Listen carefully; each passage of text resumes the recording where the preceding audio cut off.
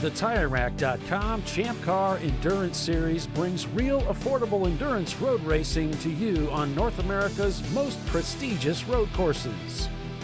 With live flag-to-flag coverage of America's best grassroots motorsports racing, AutoZone presents ChampCar.Live.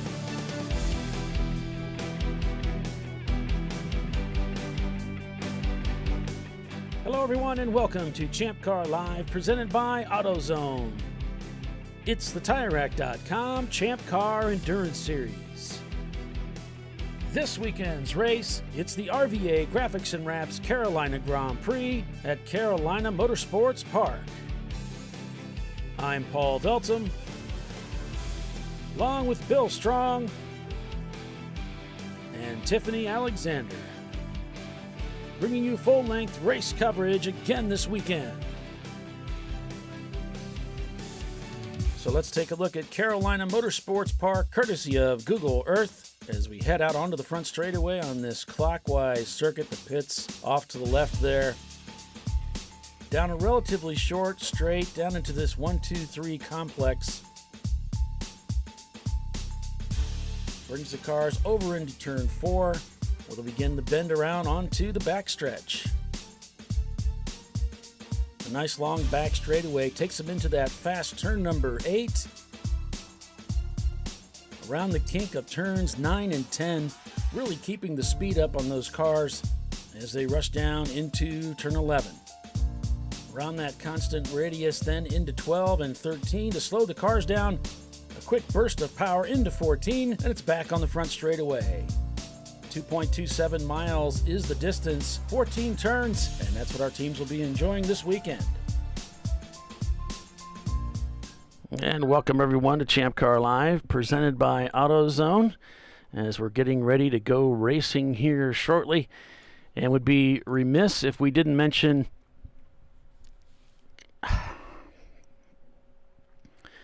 the passing of our good buddy Doc Waldrop 3 weeks ago.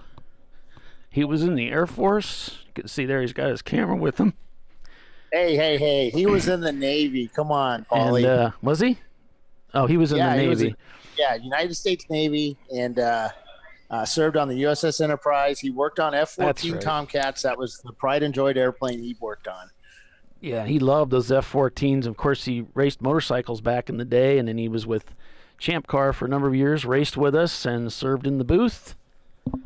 And there he is with his son, who he's very proud of, Nolan, who's also taken up photography, and he's pretty good at it. Yeah. Awesome, yeah. So his car is going to be the 860, the new car, the new Brew Crew car is here this weekend. They're going to be racing that car. So he worked with Chris Economaki back in the day, taking pictures of IMSA. So if you were an IMSA fan back in the 1980s, you probably saw some of his work. But this weekend, we're looking forward to 2 endurance races here for Champ Car. We've got an 8 today and a 7 tomorrow. Now, we're going to be green at 8:30 and checker at 4:30 both days. But tomorrow we have a quiet hour. So that's why we have 7 hours of racing tomorrow. Bill and Tiffany, good morning. How you doing there, Paul? I'm doing good. Doing good. We're lining up. It's the 163 of the Hong North Toyota Honda, or Toyonda as they call it. Toyonda. It's a Toyota Celica with or as our comrade in arms here would call it, the Celica. Celica, yeah. Oh, wait, Doc didn't call it that. No, that was you. That was you. You're not putting that on. Stop blaming him for all of your...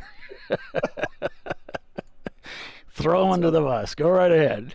We're starting with pit stall number 14. Yep. They won the raffle. Basically, all 3 Hong North cars are up front, and the Toyota Celica with the Honda engine is a pretty darn fast car, followed by the number 8, which is one of the original Champ cars or Chump cars here on the East. Hong North was pretty dominant back in the day.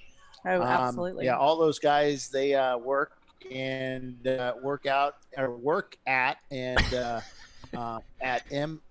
Megasquirt? The Megasquirt guys. There we go. MS Autosport. Just Track It is involved with them too, with Nabil. Yep. Yeah. If you're interested in track days, they're a great organization. And so they've been with us for a long time, followed back by the number 32, which is always a fan favorite. They are they're a 70s Chevy Nova. And That's car, a big car, but it's quick. Yeah, it used to be a circle track car. They put a frame in it and everything and got it back to Champ Car legality. And it's pretty quick. Yeah, that's awesome. Yesterday restarting. Yeah, they had some fueling issues, it looked like, or spark issues. We'll see how that works out for them. We all have issues. I was doing with the Nova guys. We all have issues. The number 60 is back out here. Simon says another dominant endurance car in the East, little Honda Integra, and that car kind of coming out of retirement. One of its last races, they took it home. I think it got crashed. And it was split. And they found that the whole rear subframe of the chassis was cracked, and they ended up having to patch it and put it back together. Cracked really bad too. It was like, whoa, this car is splitting apart. Yep. And that's one of those cars that, if you look at the VIR 24, has won more 24s than any other car in our series. Yeah, it's really crazy how and RVA Graphics and Wraps, they are sponsoring the race this weekend. Of course, we're very grateful for them. They've brought 2 cars. We do have a camera in one of those cars. As I mentioned over on the feed, there's negative bandwidth at this racetrack. So the fact that anything works at all is just going to be why this isn't just a radio show right now. I don't know. We already have a car stopped on course. Is that the RVA? Oh, okay, it looks like they've got them refired. Yeah, I think what they were doing was going through, resetting their ECUs. He was setting all the switches on the steering wheel and doing his best Lewis Hamilton, trying to set his starting position. How you get launch control, baby. Yeah, launch control. So that's what those RVA make sure that cruise control was working. Cruise control, launch control, whatever. All the nannies. Too many buttons, damn it. Jeez, let's make it simple. It probably is nannies, because I think Justin's driving that car today. Speaking of driving, Tiffany Alexander going to be racing today, girl. Yes, I am. She's not dressed to race. Not right now. I'm going in the second stint. Okay. Well, I'm surprised you don't have your driver's uniform on. You're on deck. Yeah, I'm going in second in the Trophy Wife Racing, the number 447. That's awesome. E36. Yeah, it'll be fun. Never drove that car before, but Trophy Wife Racing. Yeah. So they asked me if I wanted to change the name. They didn't know if that would be offensive, and I said, "Well, how'd y'all come up with the name?" And he said, "Well, there was a trophy presenting thing, and then a trophy wife showed up with the trophy for another group, not them, and they're like, this car is the only trophy wife we're ever getting because we spent our money on it." And I said, so they all wanted trophy wives, so they went through that. And I said, well, I always wanted to be a trophy wife, so I think I'll fit in just fine. I bet your husband says you are a trophy wife. That's right. That's right. You're his trophy wife. I'm sure he would say that. Yeah. No, that's great. Please don't change the car names. That will totally screw me up. Right? Leave them as they are. I told them, leave it be. I'm totally fine with that. All right. So we've got Rodney Earwood starting in the Stug, the Stug racing machine today as well. We don't have a camera in that car, but just for you Rodney fans, he will be starting for us. Our buddy. Yeah. Scott Elmer starting in the Cone Crushers car. Jack Woodfin starting in the RVA car. And Jimmy Ellis starting in Treasure Coast Miata. So we had 62 cars. 62 cars starting the race today. And so that's pretty exciting. We haven't been to this track since, I think, the 1990s, like before the turn of the century. It's a long time ago. It's been a long time. A lot of us have raced here in the southeast with 24 Hours of Lemons. They raced a lot here. They'd have like 180 car fields on the short course, which was basically 3 wide everywhere, all the way around the course. Right. The passing was just insane. Only in the grass, right? Yeah, pretty much. No, if you did that, you had to come in and do really stupid stuff with Lemons. So that's one of the reasons why a bunch of us came over to Champ Car, because you can pass in the grass. I'm kidding, we can't. But different stuff now. Yeah, we're running the full course. We went all in. They have a west course. They have a east course. We're running the full. Looks like we had somebody leaving some fluids going down the. Oh boy. Yeah, they're already looking at the ground there. There's a lot of commotion there at pit out. I think somebody lost their radio. So Jimmy's calling it in there. You can see him talking. He's talking to somebody there at the guardrail. No, that's Ray. Ray and Jimmy are very, very different. Don't ever confuse them. That's not a Jimmy. That's a Ray. Ray. Yeah. I think Jimmy was supposed to be working pit in though. No, Jimmy's working Black Flag. Yeah, it's more fun putting Jimmy at Black Flag. Yeah. I haven't got yelled at by Jimmy yet. Remember, we're in the South. Well, so give it time. Give it time. Right. That turn 10 right there, that's going to be a really interesting corner. Supposedly, that's the kink, and it catches a lot of drivers off big time. So the police car just joined the field? Yeah, it's very fast out there, that part of the racetrack. Yeah, that's the safety guys. They're going to go inspect the line of fluid that's out there on the track. So some of these cars haven't, with COVID, everybody's used to hearing about that now, but some of these cars haven't been out in a while. I know that the car that I'm driving, I think they did one DE earlier this year or last year, but the car hasn't raced since 2019. So we may see a high attrition with some of these cars not seeing a lot of track time recently, been sitting up, that sort of thing. That's kind of what we had happen at Willow Springs. It's been a year since we've been out there, and a lot of those guys just hadn't had the cars out, and you could tell they kind of did the track day, and we lost a couple of them because they just fuel issues. The fuel just breaks down in these cars and breaks down components. And you can't leave it sitting there for a year or two without draining that out. Mm-hmm. Yep. Also, there's these little critters around here called mice that like to get up and make little nests and things, make big old messes when the car sits for a while. I wonder who forgot to plug their oil pan.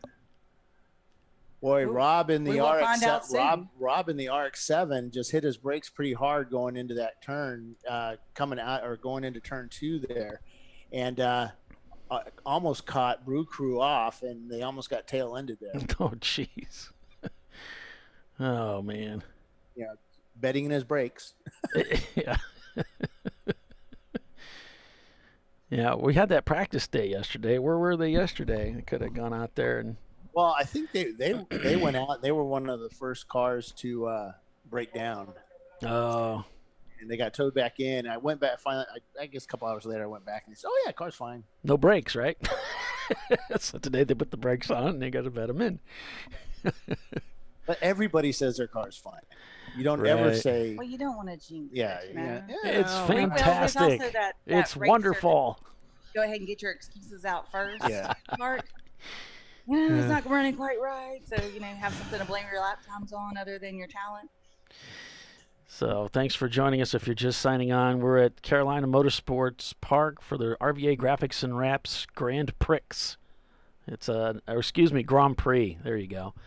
It's an 8+7 this weekend. And just getting ready to start here. Drop of the green should be at 8:30.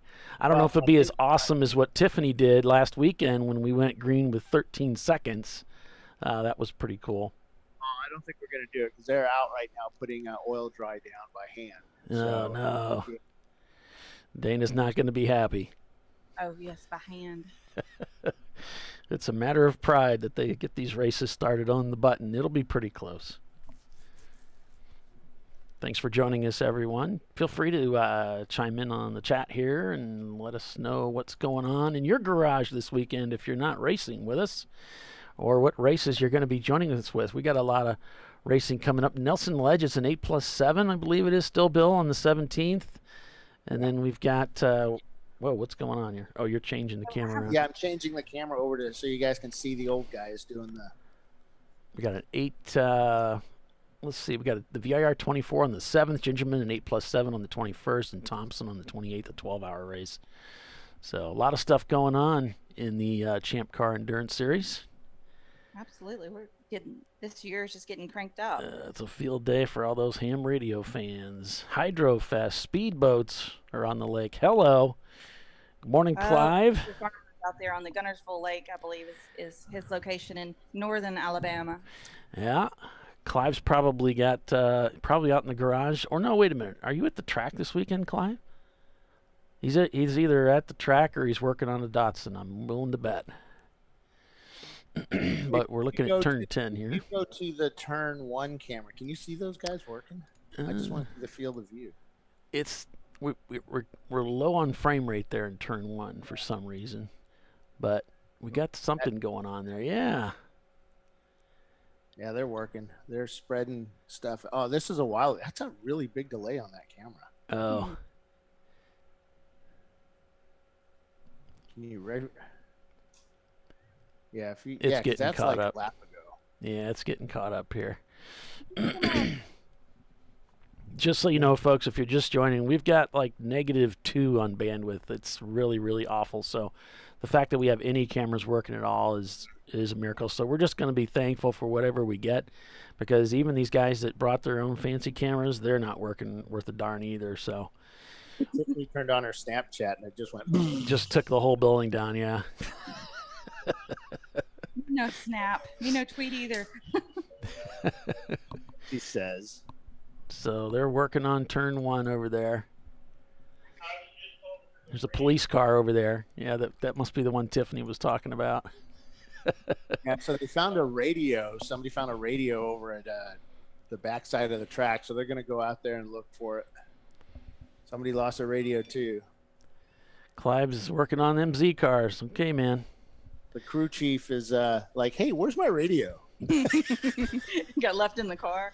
No, on top of the car. Oh, No. Yeah, usually they don't leave like it sitting you on the then. wing. Well, my favorite story is WGR. The driver pulls out onto the racetrack to start the race, and he hears this clunking going on when he's driving through the corners, and he looks over. It's the fire bottle that belongs in the pits.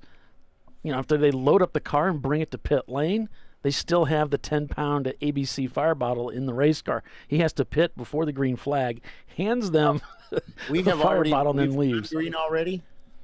We're back to full course yellow. So the race started at precisely 8:30 and 0:00. Oh, okay. Don't you love how Dana does That's that? cheating. We'll That's have none of totally this delay cheating. of the race start. I'm calling Chelsea right now. Tell him it does not count. There's been many times where we, when we're doing pace car, that we kind of accelerate a little bit or slow down a little bit just so he So doesn't you get get it it perfect. Exactly. Chelsea would have got this perfect. Yeah, I call BS on Dana today. Just making stuff up as he goes. I love it. Oh, shoot. Well, thanks for joining us, everyone, here. ChampCar.Live, presented by AutoZone. RVA Graphics and Wraps, sponsoring the race this weekend, the Carolina Grand Prix. So 2 days of racing. We will have a quiet hour tomorrow. And but boy, the temperatures, whew, the high humidity. It's going to feel like it's 94 degrees out there mid-afternoon. Chance of lightning by 3 o'clock. So we're going to get some weather here coming in, possibly later in the afternoon. Yeah, late afternoon threats of thunderstorms. Yeah, so there you can see, got this new weather thing I'm going to be throwing up. It shows you the weather patterns moving in, and this thing that's a lightning strike dealio, so you can see the distance to the closest lightning strike, and so you can see there is some lightning striking down offshore there in the water. So we'll see, but we might get some lightning a little bit later on today. Right now, the track being cleaned up. After my event, I'd be really excited about that. So here we're on board with Hong North.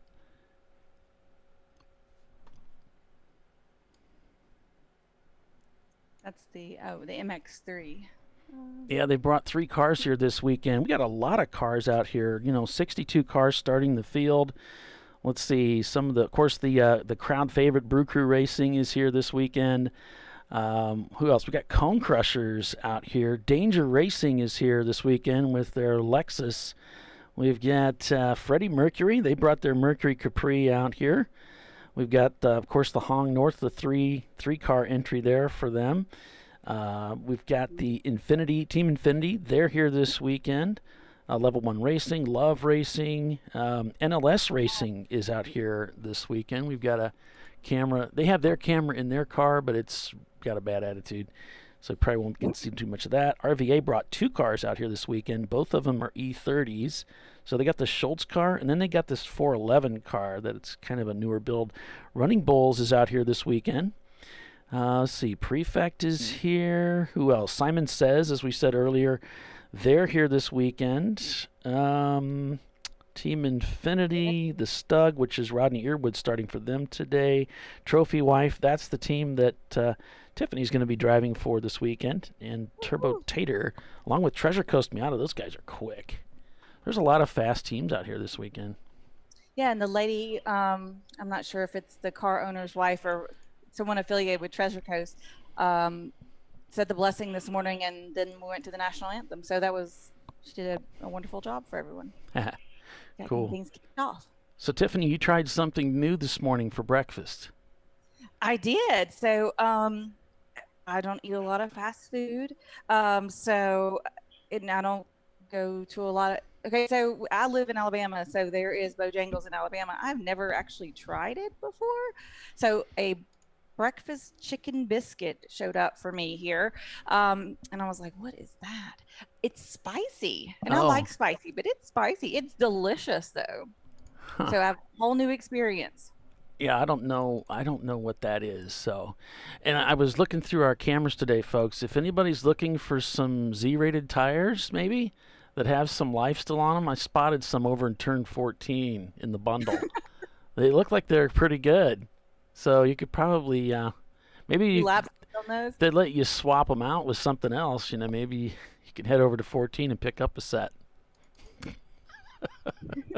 I don't know if you can run Z-rated tires in Champ Car. Probably not. I probably should read the rule book someday. I don't know. Why break tradition? Just keep changing it anyway. We got some tires here off of a Jeep, it looks like. Or maybe that's just green paint. I don't know. I think they are painting green because they're all kind of green. At first I was thinking pollen or dust. I think they're actually painted. Yeah. Or something because they all kind of look the same. Right. Due to them. Right. RVA giving us almost 30 frames a second here as they're coming down the front straightaway. So we get a little bit of the idea of the cleanup going on over there. I guess we had somebody drag some oil out onto the track. Yeah. And so we're already cleaning up. Dana's got to be thrilled. Fantastic. Let's go ahead and start building up that invoice right away, guys. Thanks. That's my guys. On the recon lap, we dropped oil on the track, and a radio, I think, was left on top of a car. So when they took off, it fell on the course. So, I think we're some of our racers may be a dash rusty. Oh, and I forgot about GMS. Sorry, you're right. GMS is out here this weekend. So Daniel's saying, hey, representing SC. There you go. Yep. So getting ready to get started here shortly. Once they get that track cleaned up, they'll take us to green. But Dana has already called the race an official start. So these laps are counting. And I'll see if they're hitting, maybe we'll get a little pylon thing going here and get some timing and scoring going. By golly, we do. Let's bring her up here. Bang. Here you go. Look at that. My work here is done. Hey, sometimes that is an accomplishment to get that to work, A big accomplishment. It still isn't. It isn't doing the little thingy where it's scrolling, but you get the idea.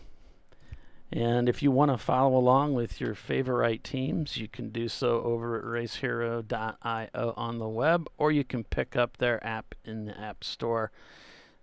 Now, let's see. That's a free app. Pine North, the GB2 Toyota Supra leads the race. Their sister cars following behind. Moe's Racing shown in fourth. Good old Prelude to the Cream, Mr. Jackson's team. They're in 5th place. Love Racing in 6th. E&J Racing in 6th. And, Hong North, the leader, has just set the fastest lap time of the day. Now taken over by car number 4, Moe's Racing. So they're taking turns setting that FTD under pace car.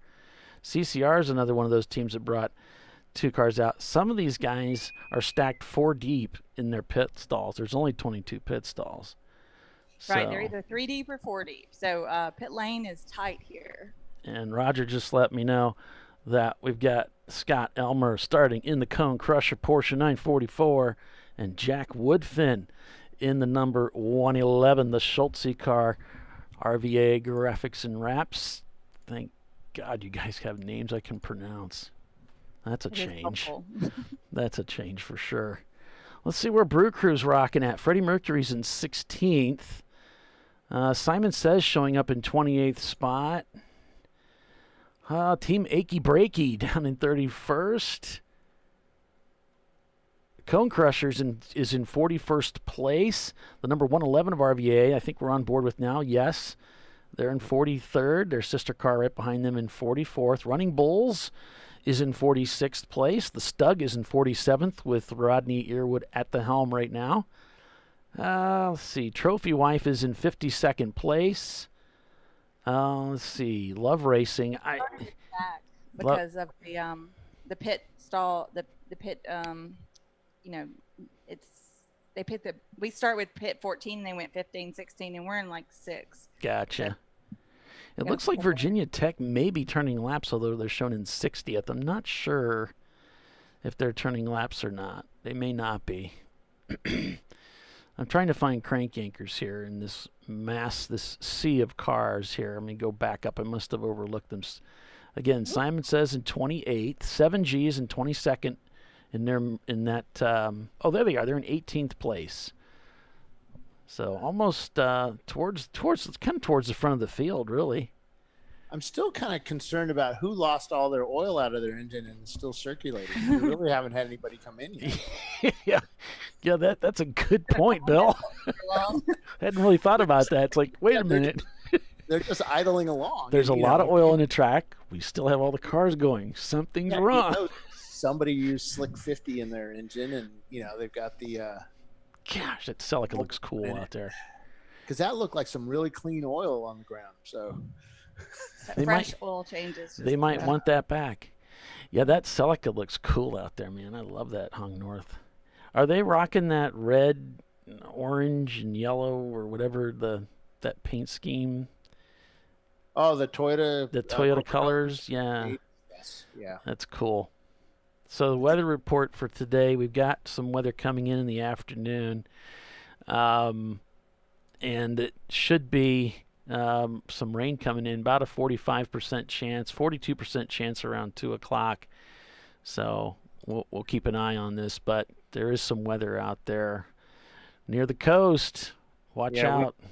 We do it's 10 miles for lightning. So if we have, because it's really? It's going to be so hot. Yeah, 10 miles for lightning. 8. We go red flag. I thought it was 8. Huh? I thought it was 8 miles. 10 miles. They're going to do 10 miles, but they're going to let us know at about 15 to 12 miles so we can prepare. Basically, we don't want to let what happened like at Daytona when 10 miles out or 12 miles out, and then all of a sudden 10 miles out instantly. And then within a matter of seconds, they said, well, we don't have any here. Let's start bringing everybody in. And as they said that, Chelsea's starting to get the pace car in place and everything. Mm-hmm. And then not enough time.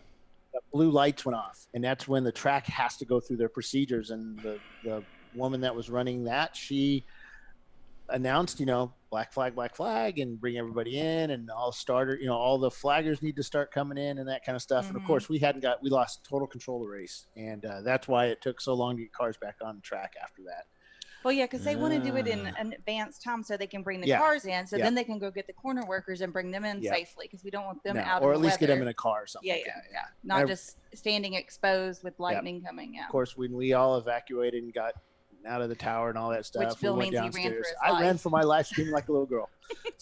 So we got down there, and then we were in a building. We could hear rain on the roof, and it was pretty intense. And then we heard this hey, your pit lane is like really screwed up, and there were easy ups everywhere. I mean, just everywhere. Easy up roll. They were tangled everywhere. I mean, it was a lot of money. And we lost an easy up at Willow Springs last weekend, one of the really expensive ones. We had some pretty high winds out there. Of course, those winds were 120 degrees. Willow Springs last weekend, you know, when you open your oven to check to see if the pizza's, you know, and you have your face right there, and it's like, you get blasted. Cheese, and you're like, oh, hot. Yeah. Well, it was like that. Pizza oven hot. 8 hours. Oh, nice. Every day. Dry heat. It was a furnace, and the wind just made it worse. And felt like you were cooking. Saturday, the wind was coming off the desert from the east to the west. Sunday, it was coming more air fryer effect. Actually, it was Sunday. It was coming from the ocean and was even hotter. Nice. It just, I mean, the air temperature was hot, but the wind was hotter. It just. That's kind of crazy. It was weird. Yeah, and it was 100. Andy said he was like about done with this after that. Oh, yeah. He was it was 120 degrees, and I'm pretty certain I'm still not over it. It was pretty bad. The wildest part, we're up in the desert when we leave on Sunday, and it was 1:14 when we left. We got down to LA. We got down into Los Angeles, and coming down off the mountains, I happened to look at the radio of the Jeep rental car, and it said 68 degrees. I don't ever hear Ray Frank cuss that much. Right? Yeah. I hear him in the back just, what the, you know. He rolls down the window, sticks his head out or sticks his arms out. And he's like, it just blew his mind. That just there is a God. A few miles up. Here's with him. There is a God. A few miles up the road, it was 114 degrees, and now it's 68 degrees and humid. And it was, you know, it was wild. It was absolutely wild. Now, Paulie, you were at Autobahn last weekend. The same time we were doing the Willow Springs race. We had 30 cars or 27 cars or something like that start the race on Saturday. We had 5 cars at the end of the event on Sunday. Oh, wow. Killer attrition rate because of, you know, it was hot, and we had one rollover. We had a car's suspension break, and he ended up rolling it over 4 times. Oh, no. Yeah, everybody was okay, but the cars was a little yellow ball of BMW M3. Oops. One of our EC cars, and driver got out. The corner worker on the radio said, driver's getting out of his car. Driver's taking off his helmet. The driver just threw his helmet at the car. There's an F word being used about every other word. Driver looks okay. just a little hot. Oh my God. Not happy. He was funny. And then, but Paulie, you guys had a pretty good race up there. Again, really hot outside. It wasn't that bad. Pants that weekend too, not your normal skivvies, you know, that you would normally wear in this. There was a track rule that was brought down. Everybody had to wear long pants, basically in the pit area. Long pants, not just pants. Right. No, that Larry Frank was just wearing pants. Everybody else had shirts on, but we were. Everybody had to wear pants. It was in the mid 80s. It wasn't that bad because it was very windy on Saturday, and on Sunday the wind had stopped, but it was kind of overcast. So it wasn't that bad really. But what you guys went through was absolute awful. That you guys must have been absolutely miserable. Well, 80 degrees up north is pretty darn good. I mean, Yeah. I mean, I lived in England, which is above the Arctic, or up by the Arctic Circle, and when it would turn 80 degrees, you'd have people passing out left and right just from the seriously. It was insane. We'd go to air shows. Acclimation. Airplane shows like Blue Angels, but they have the red arrows and stuff. I can't take it. Yeah, they would go up there, and people were just dying, literally. They're like 85. I'm having a heat stroke. Oh my God, it was hilarious. And we're out there in our beach bum shorts, and 80 degrees. Nice summer day. Yeah, I'm out here getting a tan. Mm-hmm. But yeah, we had a great race weekend. I can't remember what the counts were. We obviously had more cars, but it was a great weekend. We had a lot of fun up there. So for the most part, and Sunday we had no full course caution, so there was a lot of green flag racing out there. So you actually did a little bit of racing too with the pace car. You Saturday you had more laps, and I think you finished what, in the top 10? I said, someone give me a transponder. I'm going to be in the top 30 here. Leading this race right now in her BMW, so So yeah, I did say something about I have more laps here than Bill Strong does racing his Opel, but they thought that was funny. I don't know why I said that. Yeah. But anyways, no, it was a good time. I drove pace car, drove my Transit Connect out there with my blinky lights, and it was a lot of fun. So it's good to go working with Champ Car too. You can race, but you can go working, and you can earn race credits and some cash. It's a good idea, and they feed you. I mean, you really can't go wrong. Army travels on. Yeah, we had some folks on the web the other day. We're talking about race credits, and it was mentioned that we don't do race credits anymore. What we do not do, we do race credits, but what we don't do is give away free races anymore. What we were getting is like 1 or 2 guys that would show up as a team, and we were just giving away too much money, and it's not fair to the members. And so we will pay you guys, per person. Mm-hmm. You either get an hourly wage or we'll pay it in race credits. So I think that the entrance fee thing was based on like having a 4 or 5 person team. 7. I think it was based on 7 people because you have the crew. And then we wanted the crew and all the drivers showing up, and it started out like that, and then it kind of turned up to be like 2 guys would show up from the team, and it was we're a nonprofit, but we have to pay the bills. So we got Hong North, we got Peter in the Supra, Kevin in the blue MX-3. We got Tom, in a black MX-3 for Hong North. And then for Virginia Tech, we've got Brad Anderson starting in the number 328. All right, looks like we got a car in the pits. Going racing here in just a second. All the vehicles are off track. Yeah. We still got a yellow on start finish. Yeah, the pace car just went by, according to our cameras. So they got a little ways to go. All right. To bring everybody back around. But we should be getting ready to go green here shortly. And I thought it was funny. I was reading through the bio from the different teams that sent me their stuff, and it was Love Racing. It says, for whatever reason, we always seem to start in last place. Are they in last place? No, but I wish they were, because it would have been funny. I know how it is. It's like a perception. They're started so we've got the wrecker going out. So we have a stalled car somewhere. That may be our oil dropper. our lack of oil car. He finally figured that one out. Flatbed is headed out right now. This is an old. Yeah, that camera's way behind, but so we won't put too much stock in that. Dude. Can you refresh that to kind of update? I could try that. Yeah, because I've done that before when I would. The rollback is driving through the grass. Jumping through the grass, actually. Well, yeah. Well, he's heard about our drivers, I guess. He's like, I'm staying way clear of those idiots. Okay, so. Really driving on the outside of the course in the grass. Tiffany called you guys idiots. Hey, I included myself in that. Oh, there we got turn 1 back up. Let's see what it looks like. Yeah, there's a pace car. It's still showing like really old stuff, so I don't know what's going on. Yesterday, who knows? Sometimes when I try to explain to people that don't know anything about this, what we do for fun, and they look at me like that's what you do for fun, for relaxing, and I'm like, yeah, we get in a hot car and a full fire suit and try to go fast, go as fast as we can until we dehydrate. Yeah, Paul, that camera remember we had issues with the other camera on the other side of that. Which is that turn. Yeah. Yeah, that's the same place. Yeah, we all have issues, don't we? What are you going to do? Go home, go to sleep. Not much you can do about it. I was telling everybody, Bill, I think you stepped away for a minute, but if anybody needs some Z01 tires, I found some in the tire bundle here over in turn 14. So if you need some Z-rated tires, man, those don't look too bad. No? You can probably get some miles off them dudes, man.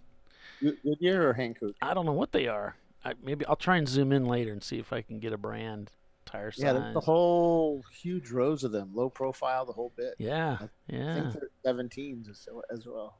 So there you go. Nice mosquito brewing breeding grounds there too. Actually, yes. Turn 14 was a lot of mosquitoes and gnats and flies. Bill's like, I got to get this camera set up and get out of here before I die. Get Eaten alive. Because, I'm sweet and all. Mhm. Yeah, that's it. That's it. You are a sweetie pie.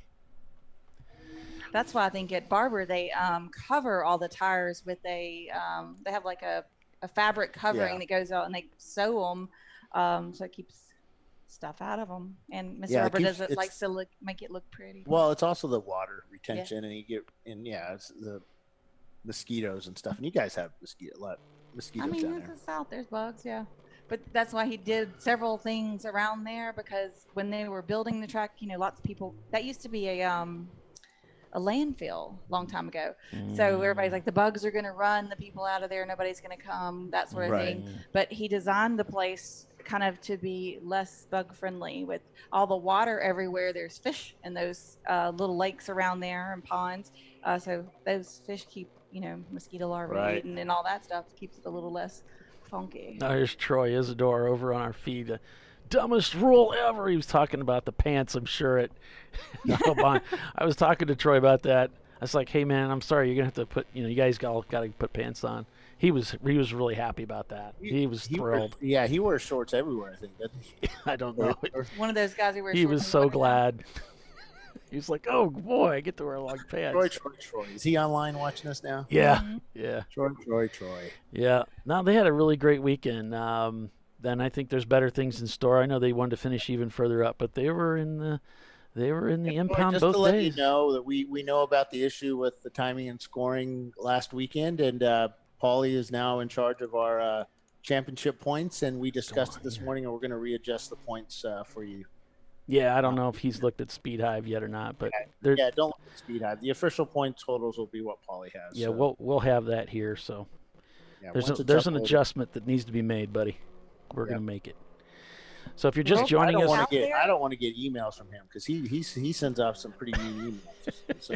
Is the big long paragraph? Oh, he's a softie. It's a lot of words. He's a teddy bear. Very articulate guy, and he you have to pick out the dictionary. I have to look them up. Yeah.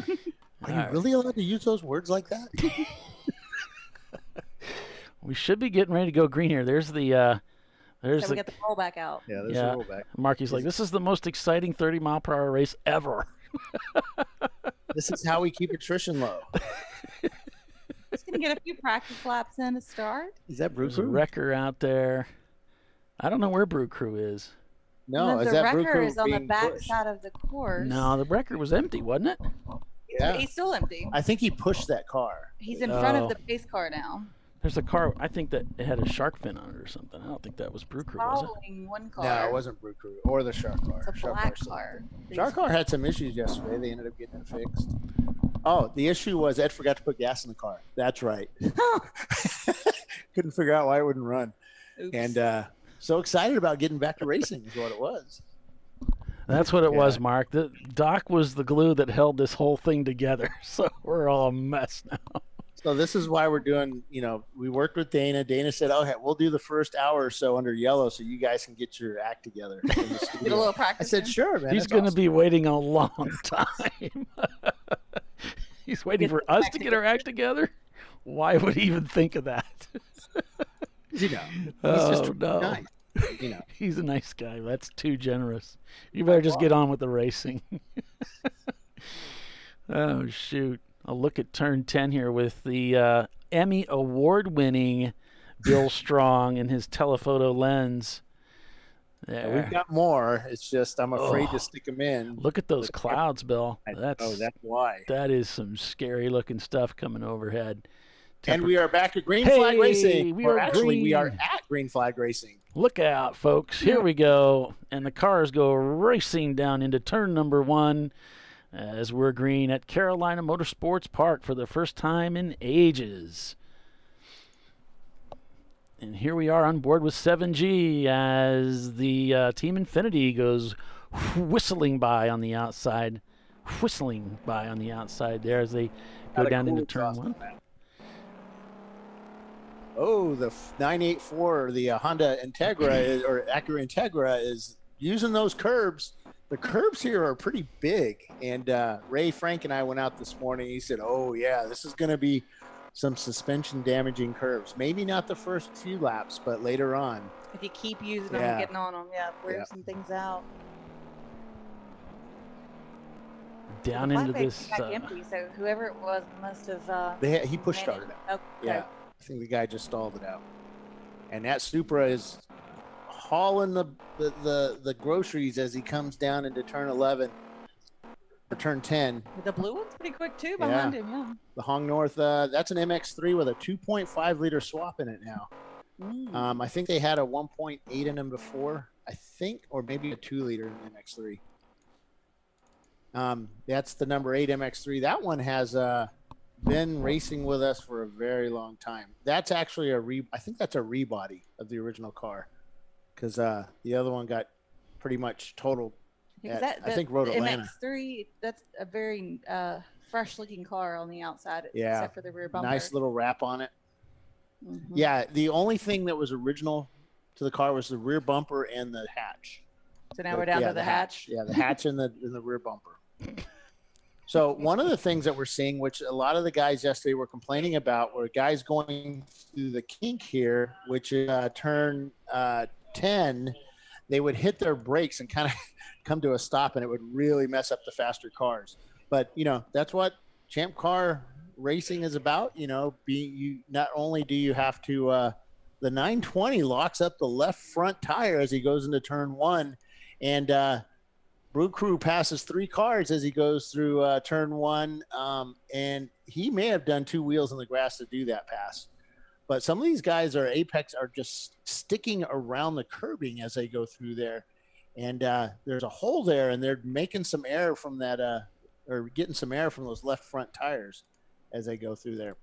But yeah, it's cars were going through that turn 10 and slowing down as they went through, and that was really messing up the momentum from some of these cars, because when you're going somewhere and all of a sudden the brake lights come on the car in front of you, that's a little disconcerting. Hey, we've got a couple of green laps now. My car's still out there. Yay. So yay. You never know. Yeah, I don't put the driver's seat on until it's time to get in the car. Just that's right. So we got Hong North up at the front of the pack here as we're rounding down the top. We got 8 laps into the race, but only a couple under green here. Well, look at our FTD so far, 155, held by the 1975 Chevy Nova. Watch out. Racing. Watch out. Here they come. You can see them heading down the back part. That car just left pit lane. So this track was developed by Mr. Alan Wilson, born in 1946 in Durban, South Africa. If that name sounds familiar, he's a famous racetrack designer. He designed and built more than 20 race courses, including Autobahn Country Club, Miller Motorsports Park, Calabogie Motorsports Park up there in Canada, Barber Motorsports Park, see, we got Hastings. We've got someplace called Nigbo International Circuit. Never heard of that one. Gingerman Raceway, Pittsburgh International Race Complex, and as well as overseeing the 2021 redesign of Circuit Mont Tremblant. That's overseas. Wilson specialized in... Huh? That's in Canada. It's not That's really in Canada? overseas. Oh, okay. All right, fine. When it's Frenchies. Yeah, it's up in... French Canada, Gotcha. Ontario. There's got to be a body of water somewhere with a bridge. The lakes, the Finger Lakes. Wilson specializes in designing courses that have wide runoff areas and few obstacles to hit. Sorry, Bill. Making them safe for novice drivers participating in track days and street cars. Sorry, Bill. I don't like his tracks. Yeah, they're too safe. Nothing to hit. Yeah, they're too safe. Wilson was also played a major role in a number of motorsports venues, including serving as the director of the Sports Car Club of America's Pro Racing Series between 2000 and 2004. Not something I would be bragging about. And chief steward of CART in 1985. Again, something I wouldn't be bragging about. And in 1982, his work as chairman of Brands Hatch Racing Club from 78 to 82 was honored by the Formula One Constructors Association Association for orchestrating the best organizing Formula One Grand Prix of the year. Now, how would he know which year it is when he served from 78 to 82? I don't know. But in 1975, he married someone named Desiree Wilson, one of 5 women to compete in Formula One World Championships series, and thus far the only woman to win a race in the F1 series, which I didn't know that. I didn't know there was a female winner. So no, there was. It was the Italian lady. What was her name? Desiree Wilson, according to the internets. So congratulations. That's pretty cool. Meanwhile, back at Carolina Motorsports Park, Hong North leads the way. NLS has slipped up into 3rd. And that Chevy Nova is in 4th place. Love Racing, who always starts in last place, is in 5th. And NLS is racing hard with that Miata. I couldn't push the number in that black one. NLS has their new configuration for their V6 engine out.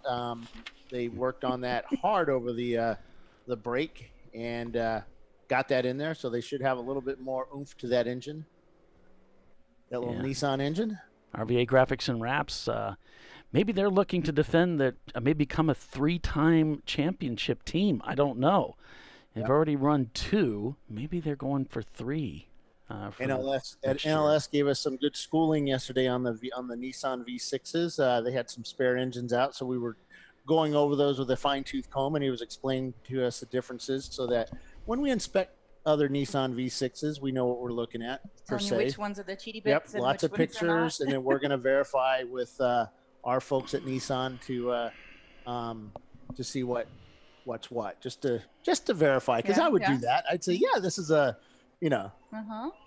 this is the right part. So that's Arjun starting in the Brew Crew car, and he is making up some ground there. Yeah, passed about 4 cars through that last section. Well, Celica really pulled away though from the field. NLS is right on the tail under braking of the Hong North number 8 Mazda MX-3 with the 32. Actually, Love Racing, they're all within a second or so of each other as they go into turn 2 and 3. Looks like we missed our break for commercials, so we'll take a quick commercial break, folks, and be back in just a few. So stay with us. You're watching ChampCar.Live, presented by AutoZone. We are at the RVA Graphics and Wraps Carolina Grand Prix, and Hong North GB2 leads the race. Back in a moment.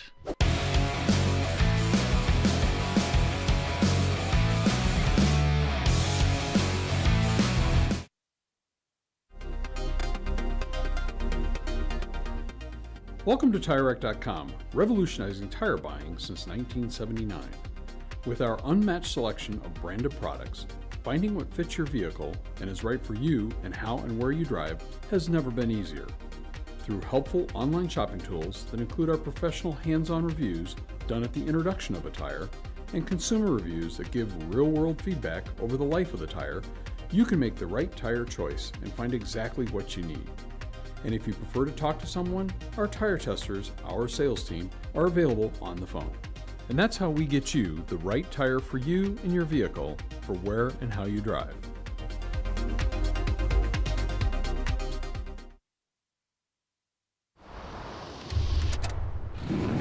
Bring on the frozen tundra, the grinding gravel, the cratered concrete, the rain-soaked streets. Come on, road. Do your worst. We'll be at our best. Reliable performance in unreliable conditions. Designed to meet or exceed original equipment performance. That's why more auto technicians choose Duralast parts. Exclusively at AutoZone.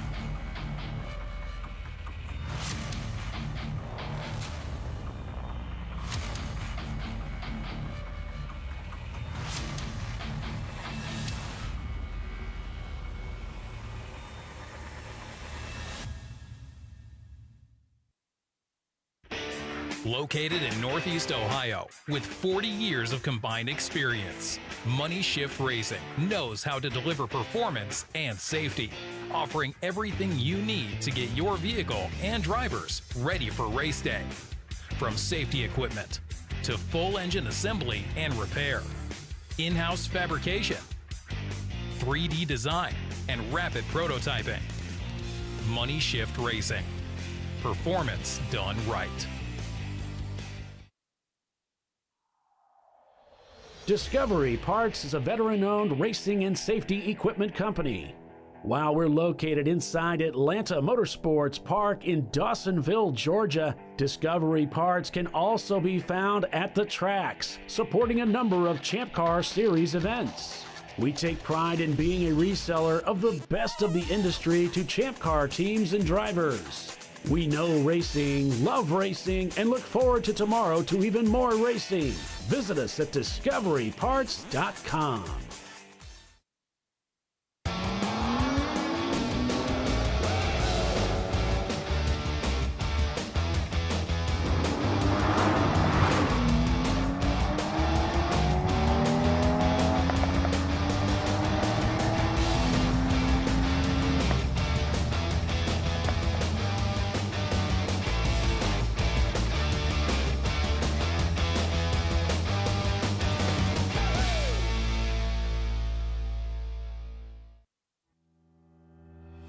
Lifeline USA is a leading manufacturer of onboard fire suppression systems. Lifeline's continuous commitment to research and development ensures that we supply the most innovative and cutting-edge products available, used by the majority of the world's motorsport championship-winning teams and constructors. Lifeline has a proven history of success. Lifeline offers a complete range of fire suppression systems for all budgets and needs, and we continue to push development and limits on both extinguishment materials and our patented delivery systems to make the race car environment almost as safe as sitting on your sofa at home.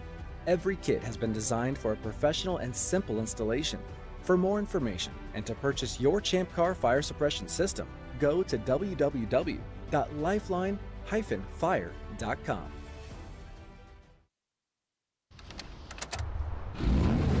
Come on, Road. Do your worst. We'll be at our best. Engineered to meet or exceed original equipment performance, exclusively at AutoZone.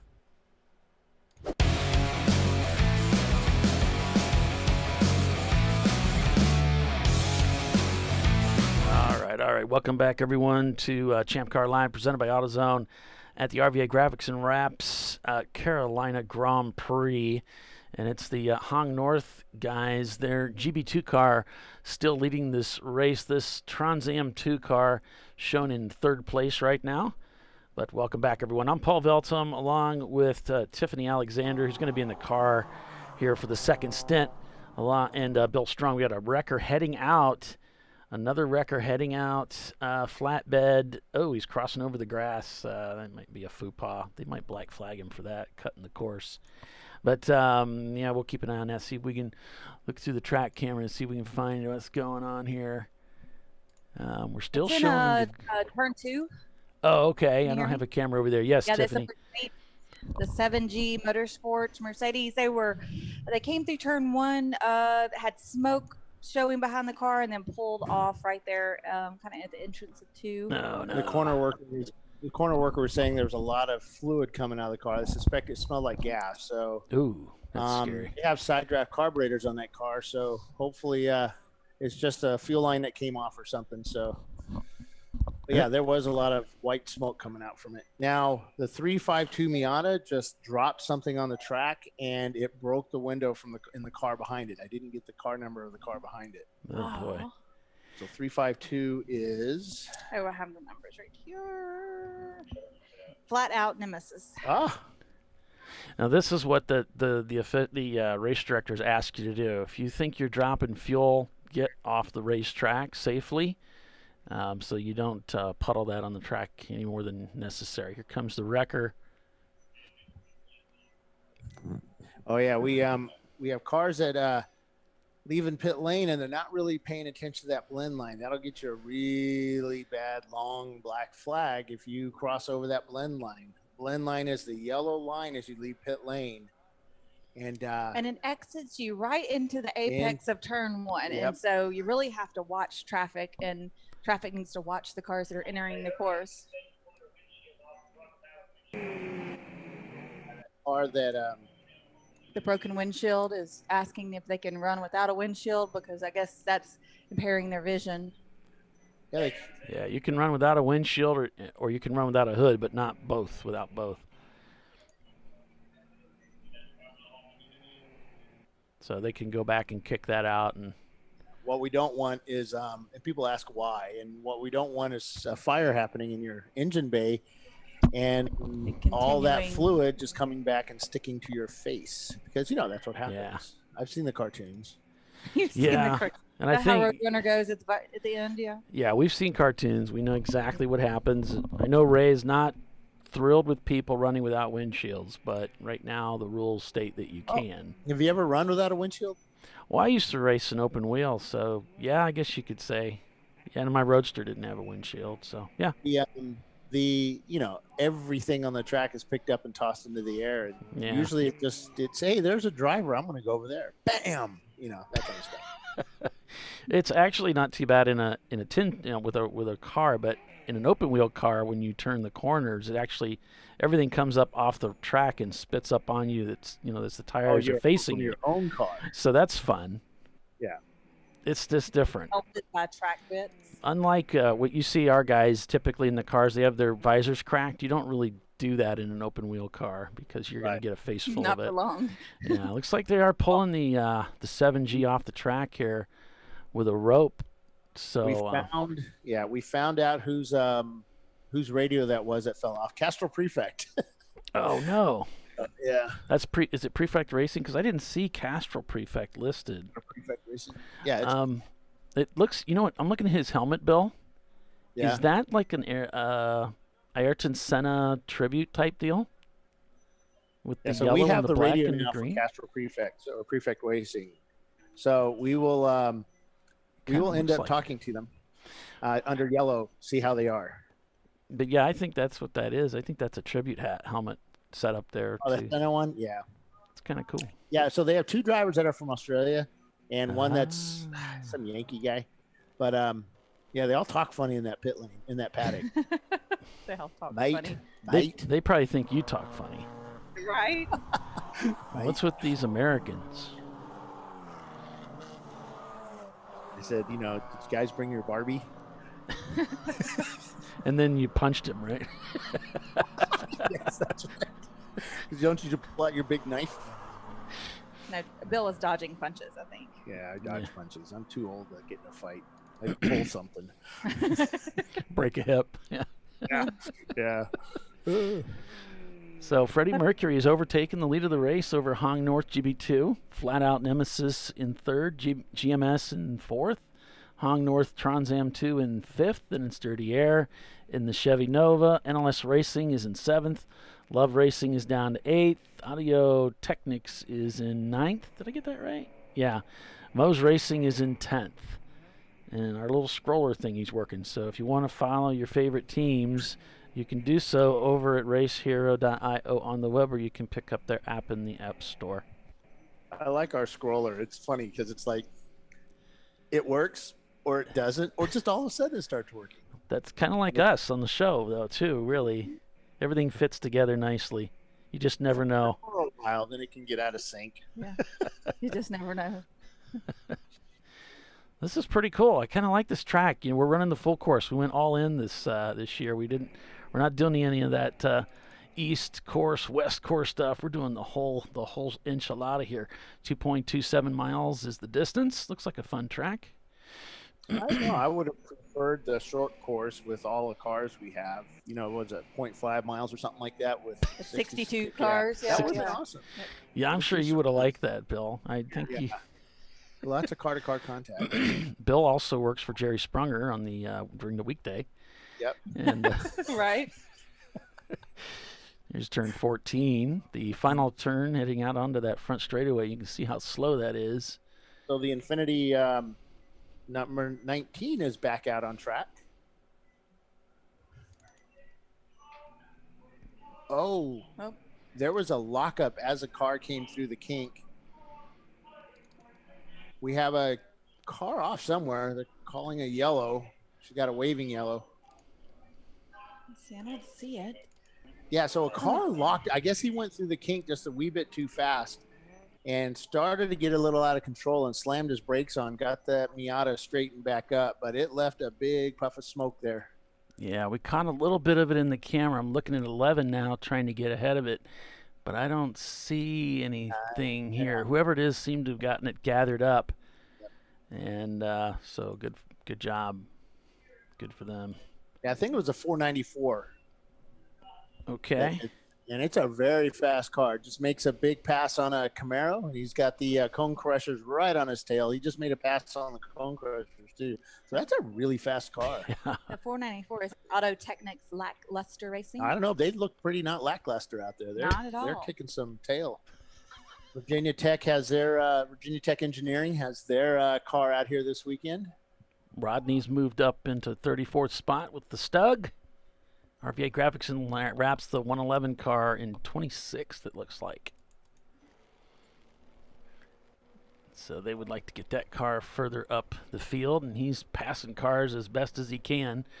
We're running the Flagtronics this weekend, so we've got Mr. Ballinger there on duty.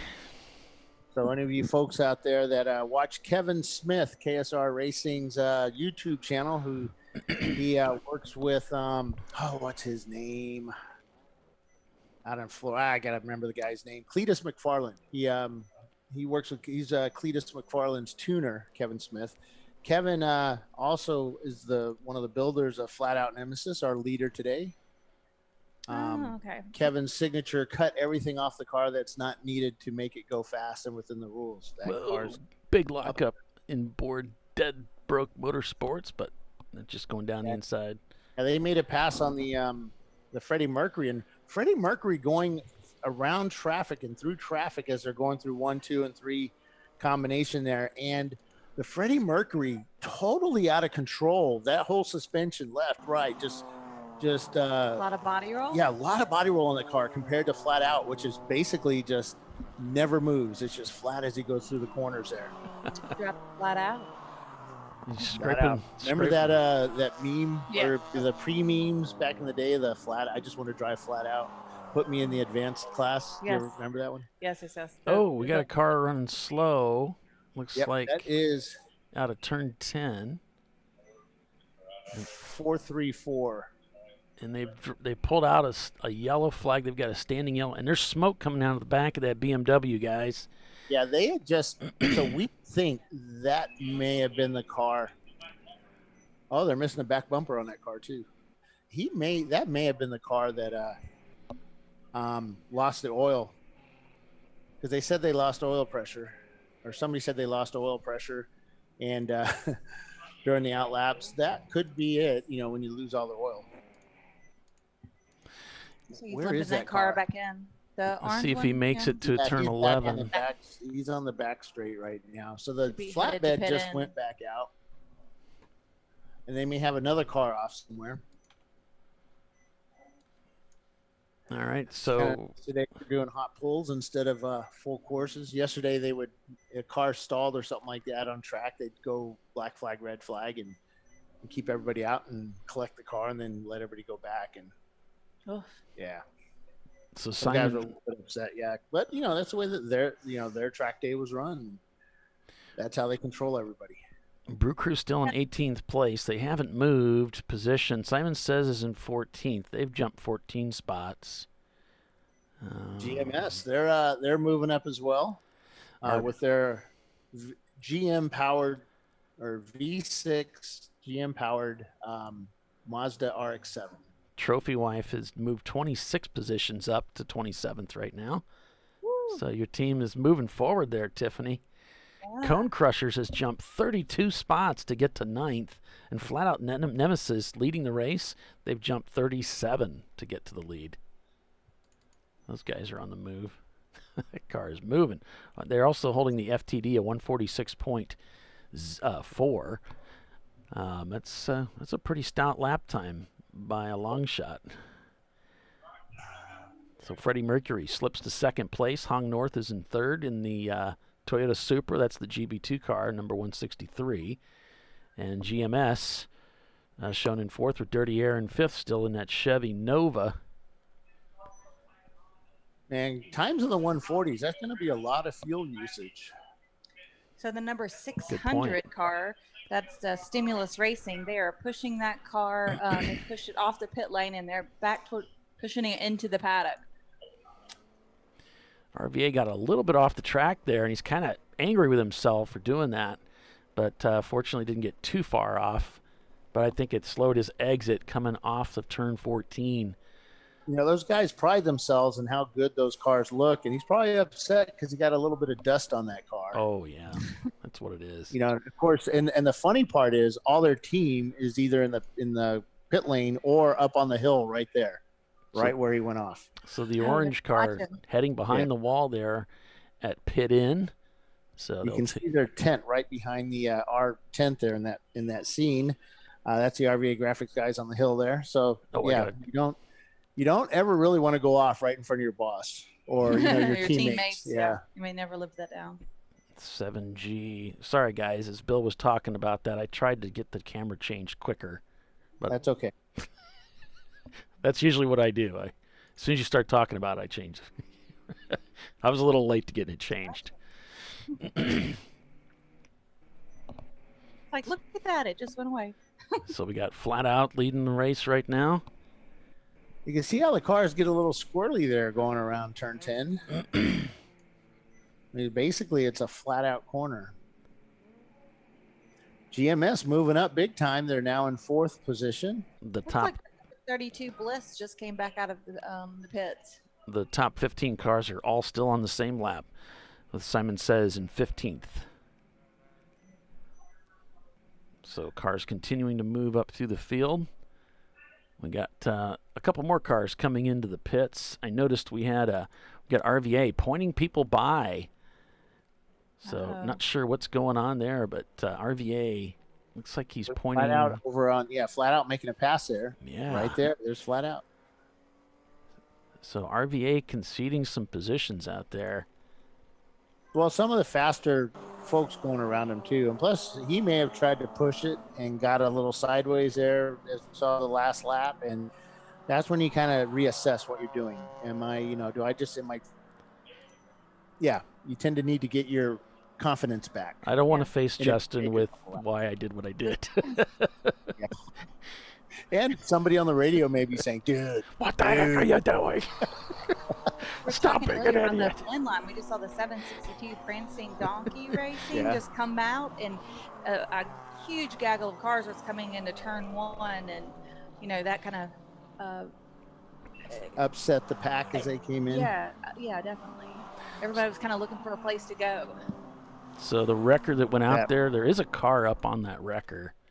I was watching on another camera. We'll see. They're in the grass, so once they get rolling, we might get a picture from one of the track cameras we have so expertly positioned around the track. We might get some idea of which car it is.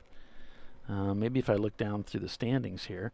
Danger Racing is not turning laps. Stedman Family is not turning laps. Hong North, one of the Hong North cars is not turning laps. 7G, we know they're behind the wall. Kirby Road, Grim Creepers, and PDQ also not turning laps. So it could be any one of those. About Danger Racing, because yesterday they were pulling some really fast laps on track. Now, Chris Huggins is actually racing with those guys this weekend and actually brought the Aero car, and they were doing testing on it yesterday at the same time. And those two cars were nose to tail during the track day. Yeah, pushing each other around that course.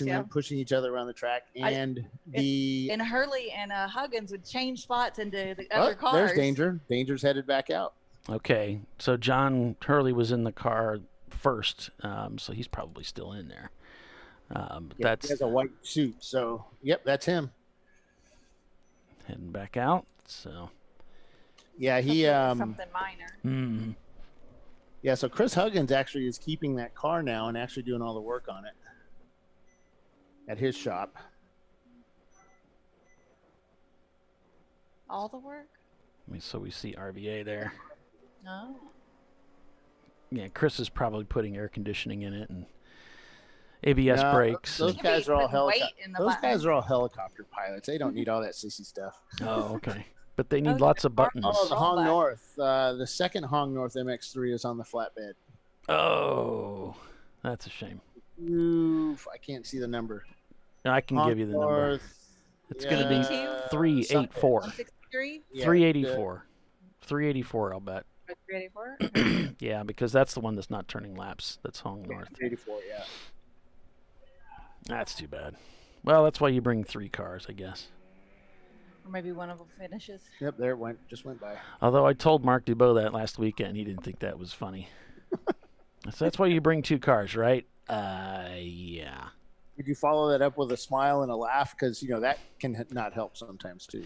No, I actually didn't do that. Oh, we got a car that lost control and slid off the racetrack as we were on the wrong camera. I just watched it happen while nobody else was looking and see if I can get it in replay. Well, he got back on track. Yeah, put a wheel off, but got it back. I think he got more than a wheel off. Or 4. Yeah, that's Kicked that up king. all They those said that dust. once these guys start picking up speed, it's going to catch, they're going to, it's one of those turns that you can do it right every single time, except for that one time you don't. You just And it right bites. over that edge. Yeah. Right. Well, it And looked it like a bites. red Mustang, which I'm just glad there weren't any people around there. He might have seen 1 or 2 people Or poles, as it shot across the track on the other side looking for a light pole. Yeah. light poles. Yeah, light pole. We're so mean. I'm just glad I'm in. Don't want to upset the Chiswick's. I'm in an undisclosed location, so they can't punch me. You're safe, Holly. They know where you guys are. They don't know where I'm at.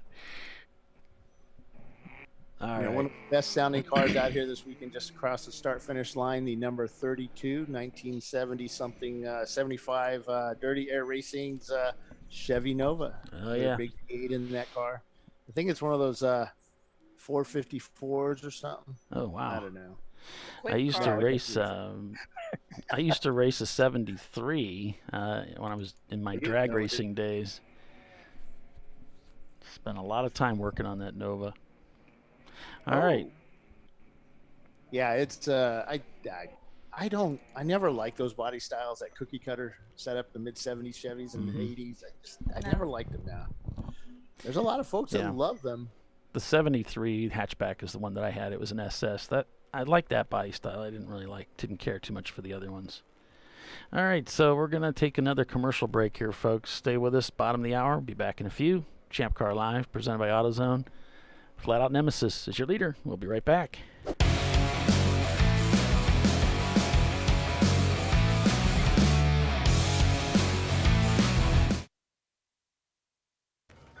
You know, I'd buy tires online, but then what? We've thought about it. We're TireRack.com. They should let you ship directly to a mechanic. Actually, we call them independent recommended installers. They should have like 1,000 mechanics. Try over 7,000 installers. Then you just make an appointment. At a time that's convenient for you. This could change tire buying forever. TireRack.com, the way tire buying should be. Come on, Road. Do your worst. We'll be at our best. Engineered to meet or exceed original equipment performance exclusively at AutoZone. Oh, that never happens last time. I'm sure it doesn't. But that explains why you're dressed like a train conductor. Nice bodysuit. When do we start jazzercising?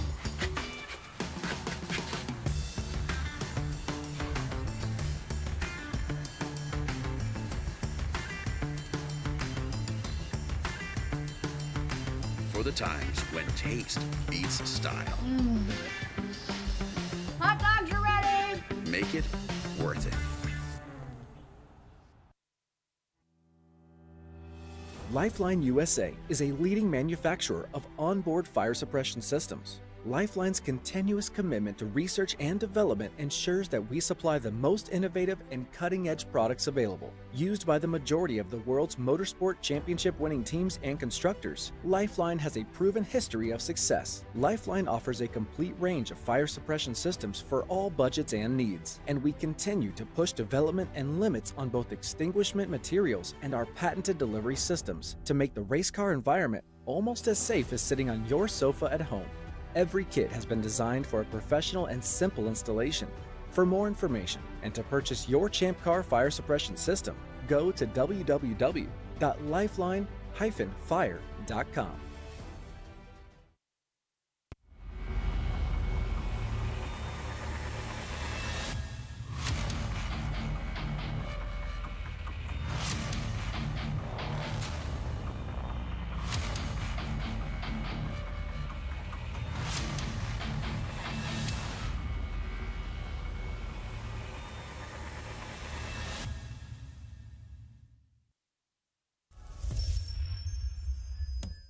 Frozen rotors from Diversified Cryogenics deliver increased performance and a higher level of safety, while significantly reducing braking system costs. So to tell you a little bit about the durability of this product.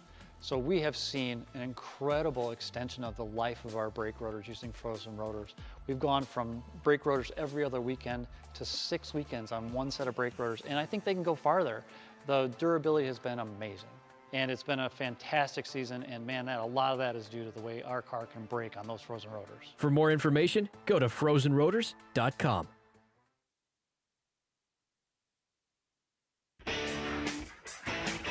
Located in Northeast Ohio with 40 years of combined experience, Money Shift Racing knows how to deliver performance and safety, offering everything you need to get your vehicle and drivers ready for race day. From safety equipment to full engine assembly and repair, in-house fabrication, 3D design, and rapid prototyping. Money Shift Racing.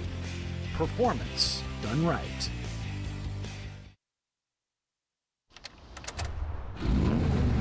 Come on, Road. Do your worst. We'll be at our best. Engineered to meet or exceed original equipment performance. Exclusively at AutoZone.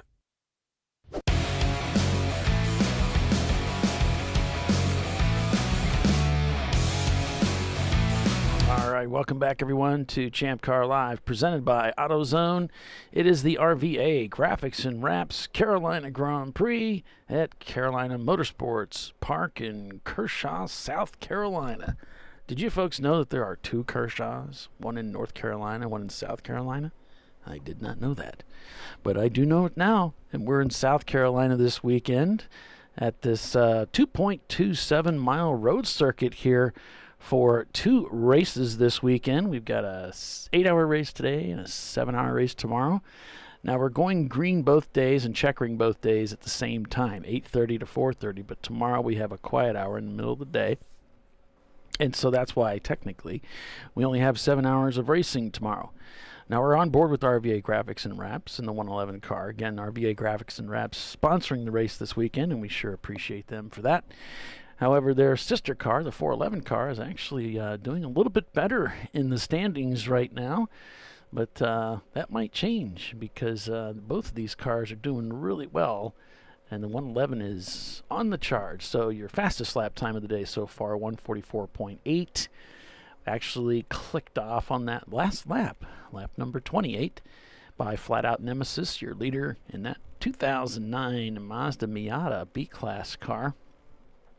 Kind of nice to see a newer car out here racing with us. As we take a look at the pits, I would imagine that's your pace car there, that dark-colored car. Doesn't look like there's a whole lot of people in the pits right now, so that's good. 7G Motorsports pulled off the track early here with something leaking. They thought it might have been fuel. They weren't sure. They cut the car off the racetrack safely, and they've been pulled back into the paddock. Started the race with 62 cars today. So weather today, look for showers coming in, possibly lightning around 2 or 3 p.m. So things are about to change, folks. Temperatures in the mid-80s by the afternoon. It's going to feel like it's 94 degrees outside. So you can imagine how those drivers inside the car are going to be feeling. That was one of the Hong North cars going by in that Toyota Celica. Sweet paint job, and things getting a little tight here. A little tight, a little wave. Thanks, man. Thanks for giving me some room there on the inside, says the driver in the RVA Graphics and Wraps 111 car as they head down that nice long backstretch. Look at that tree line. They're heading down between both of those. You can really feel the difference in temperature at Road America when you're down at the bottom of the track in Kettle Bottoms there, when you got those trees on either side of you. It's really pleasant feeling going through there on a warm day. Get a little shade action. Yeah, it's just like the air temperature is quite a bit cooler when it's around trees like that. It's a really pretty shot. It's nice. This is a pretty course, especially back through this 1, 2, 3 combo back there. You got a lot of trees. You can't see the other side of the course for the heavy tree line. And, you know, we started out this morning under slight overcast, and now the sun's out pretty bright. So I think it's going to be warming up considerably. Yeah, you can see here from this turn 4 camera how the cars emerged from that tree line out into the open area here of turn 4.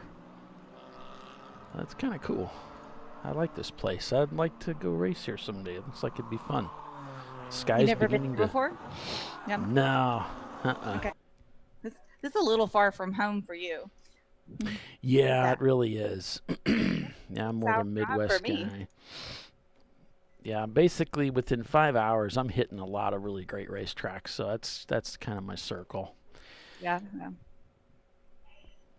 My circle's like 12 hours because I'm crazy.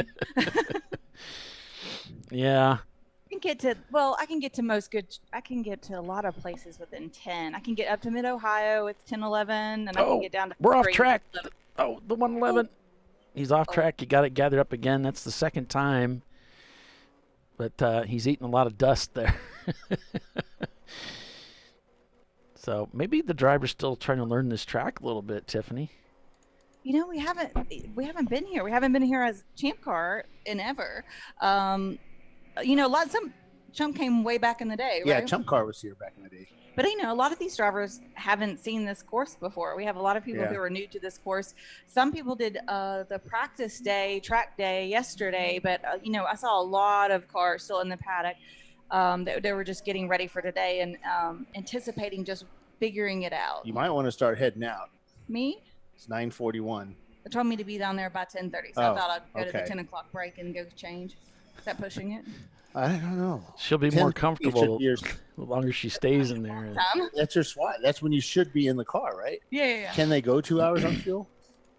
We're gonna find out. I doubt you. I think you should. I think you should head down there with trying to kick me out. Do I smell bad? No, you smell actually really good. You're not supposed to say that. Stop sniffing Tiffany, Bill. I probably do have perfume and I tend to put it on. He's creeping on so her. that I don't throw socks when I get out of the car. Stop creeping on Tiffany. Keeps pushing me away. Yeah, she does. Doc never let me do that either, and I'm really upset. You still got the touch, Bill. You still got it. I still have it. Flat Out Nemesis leads this race by a minute. No. By 21 seconds over Freddie Mercury, who's gradually falling behind. Man, they're cranking out those lap times, but like you said, Bill, how are they going to be able to stay out there for 2 hours running those lap times? Well, the Freddie Mercury car, he came up into turn 1 here with about 6 cars in front of him. He split them, locked up those front tires, was able to make the turn and kind of bounce the car around through the corner without hitting anybody. But it was a pretty scary move for the beginning of the race. Yeah.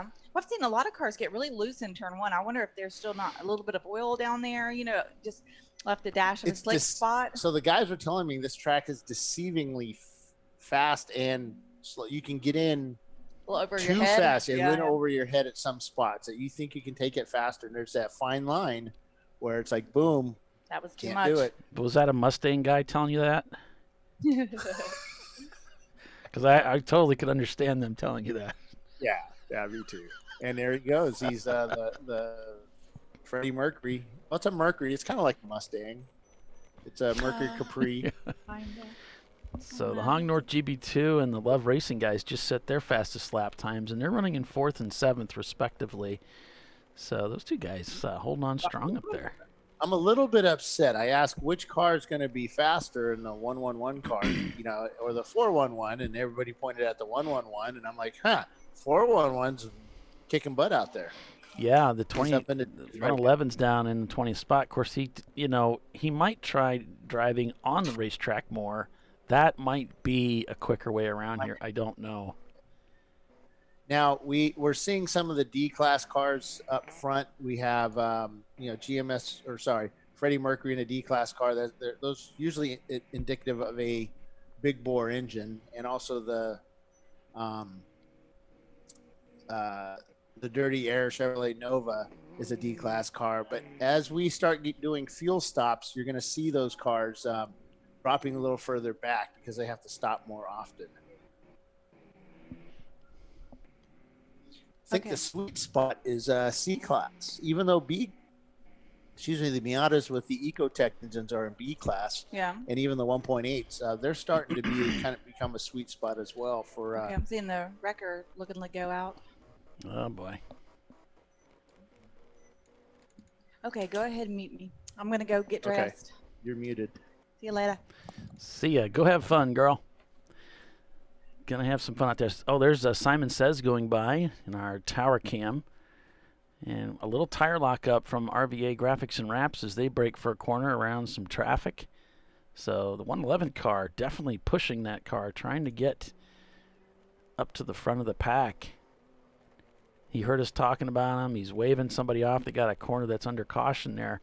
Probably why the tow truck has just rolled out. Yeah, we got a car stop track right there. We just saw from on board the RVA machine.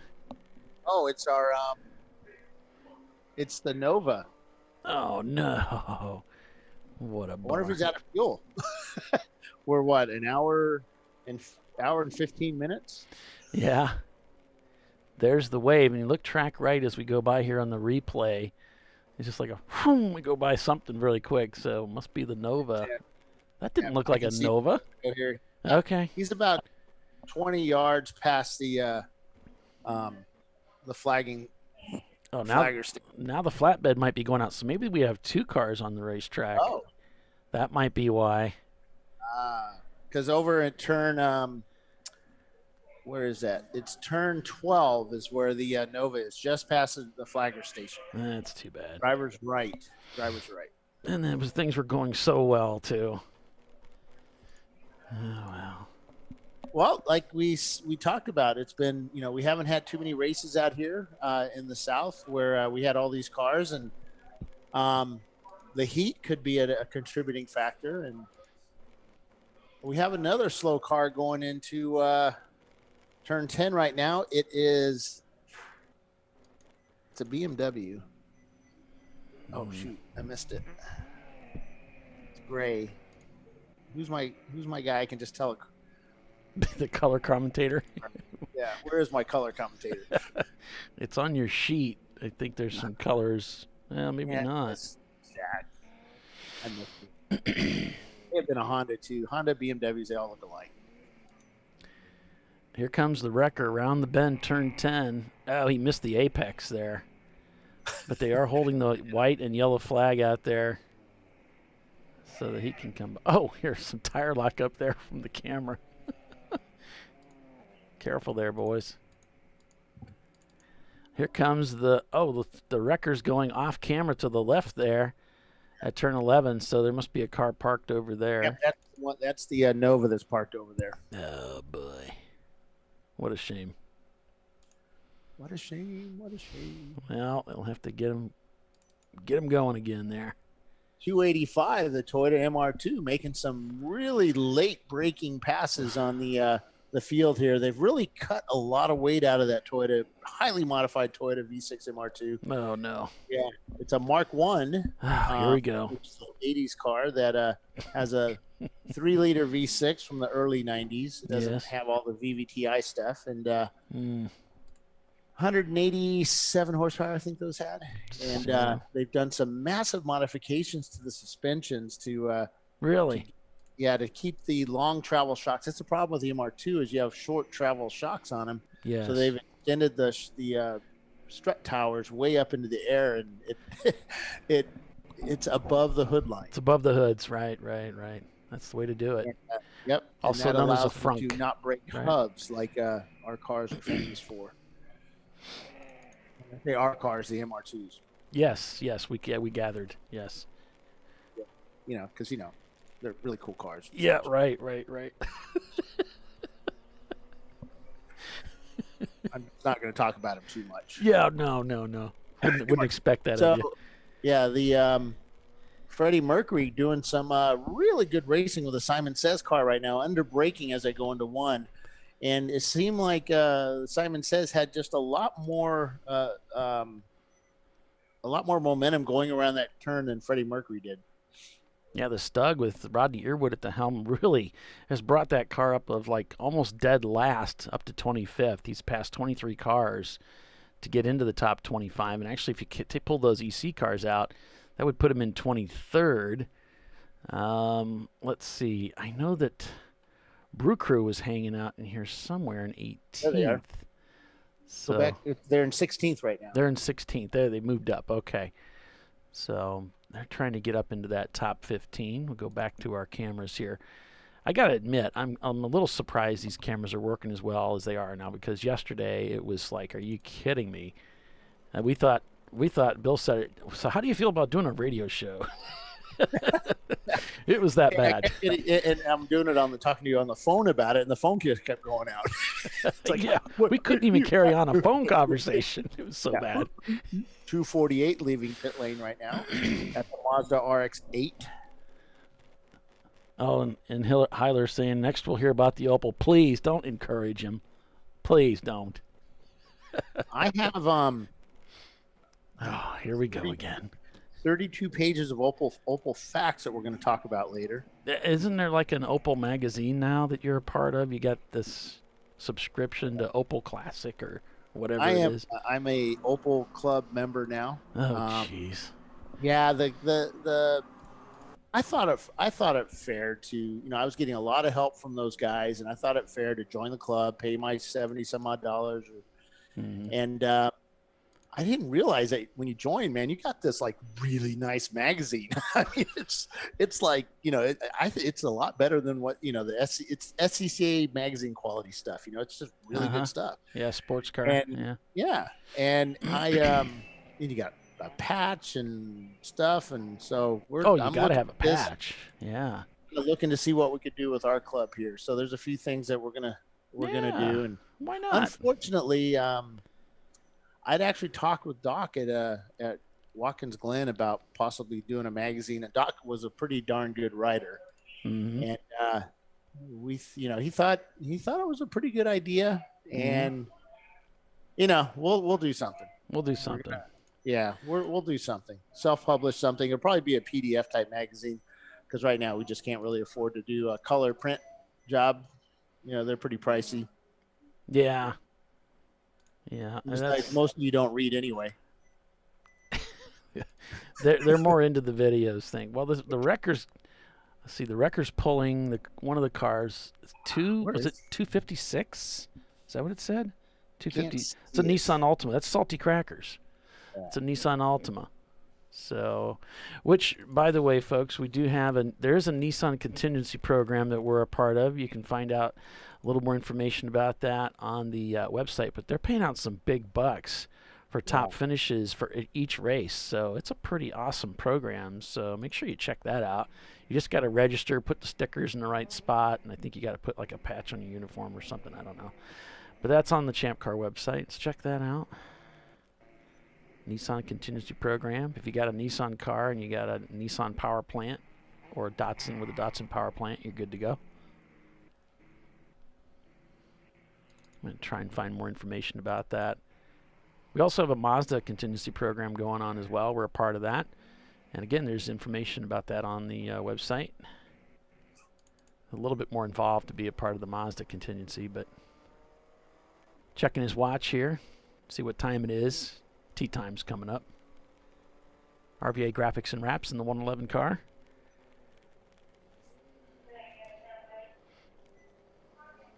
What's this about the Transit?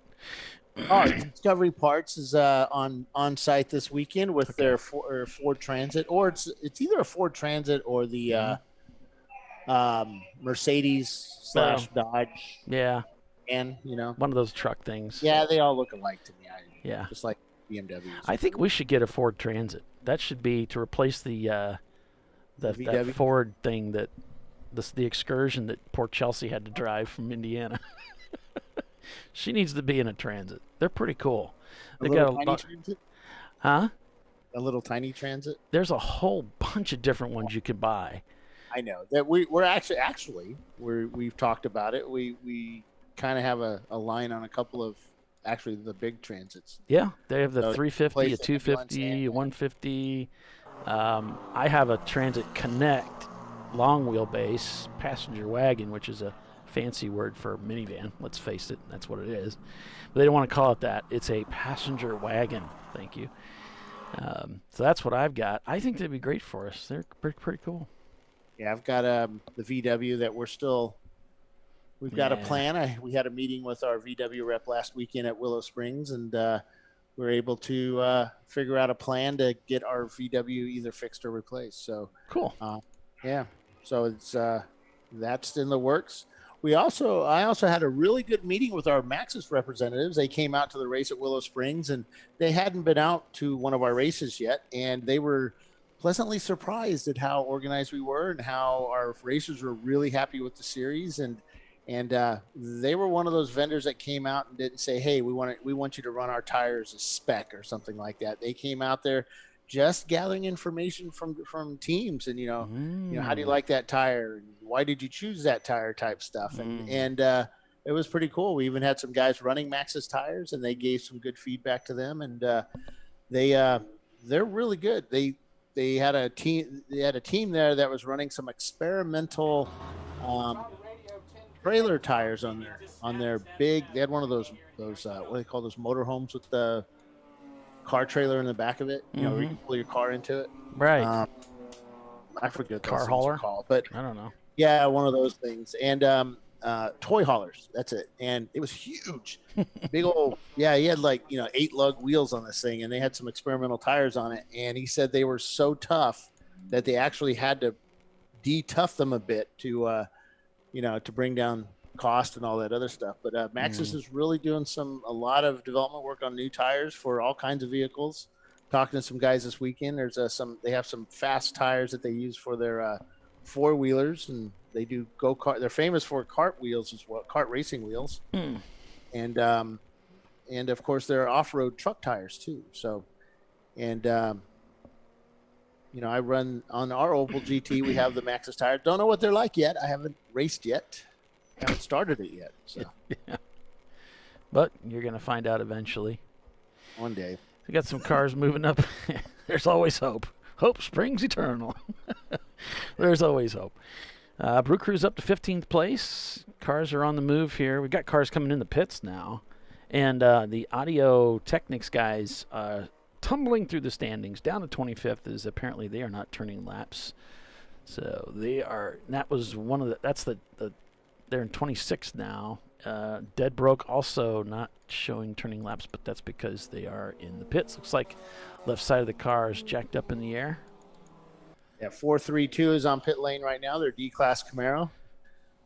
Bliss Racing, and they're doing they're just finishing up the fuel stop on that 920 Nissan 300ZX. They're just getting looked at by Jackie, confirming that the driver has all his stickers required to get on track, make sure their belts are tight. He launches that car in first gear, bouncing it up and down. It's pretty funny. A lot of these guys, they don't drive stick shifts at all until they get on the racetrack, and you can see it sometimes. But just so you guys know, when it's not Champ Car's responsibility that you are belted in tight and safe. That is on your hands. When your man leaves the pits, or woman, it's your responsibility to make sure that they are properly secured in that car. We do a cursory check, but there's no guarantees on our part. It's up to you guys to make sure that they're buckled in correctly. Yeah, a lot of times we'll do a tug on the window net because, some of these window nets are a bit iffy. Yeah. And we'll make sure that those zip ties you're holding it on with and duct tape, don't rip away. GMS just went by, and they've got something sticking up on their hood, and I can't tell. It's like an access door or something like that is up in the air right in front of the driver. Huh. Maybe it's targeting a retina. What do you call those? The kind of look like that. A HUD, heads-up display, or not the targeting cross. When you crosshairs. Yeah, crosshairs. Yeah. Red leader. Yeah. And flat out is making just people look really slow out there, including the 977 NLS Racing. He just puts them another lap down. That car is so fast out there. And that NC Miata 199 just did a fuel switch and driver switch and getting his timer taken off the car, and he is back out there in that pretty blue BMW. So Audio Technics, Frantic Antic, not turning laps right now. Those are the cars. Dead Broke also, those are your top 36. Everybody else out there in that top 36 right now.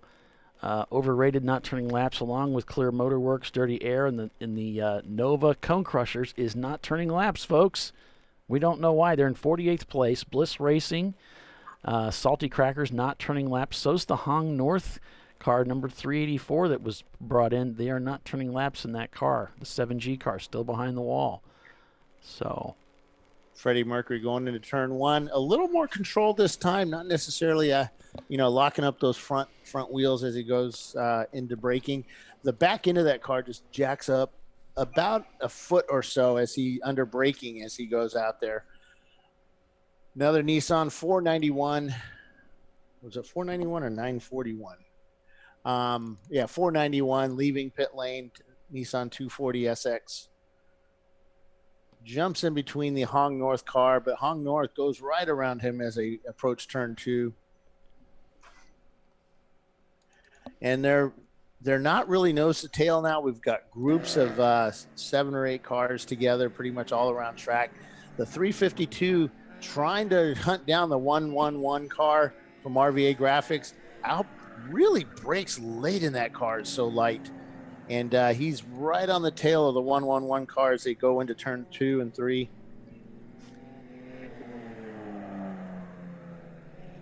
Yeah, we'll be keeping an eye on all this stuff. We've reached the top of the hour, so we'll take a commercial break here and be back in just a couple minutes, so stay with us. You're watching Champ Car Live, presented by AutoZone. We're at CMP, Carolina Motorsports Park, with Flat Out Nemesis leading the way after 41 laps. We'll be right back, everybody. Stay with us.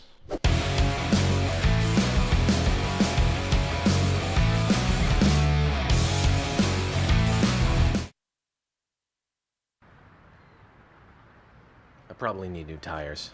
You do. What if they sold tires online? We do. We're TireRack.com. They could offer lots of tires. We have so many tires. And help you find the right tire. It's called the Tire Decision Guide. Oh, and they could ship them to a nearby mechanic. We shipped over 7,000 independent recommended installers. This is an amazing idea. Sorry. TireRack.com, the way tire buying should be. I did it. Do you see how it's... That's it. We did it. You did it. You could do it. The path to I did it starts at AutoZone. Get in the zone.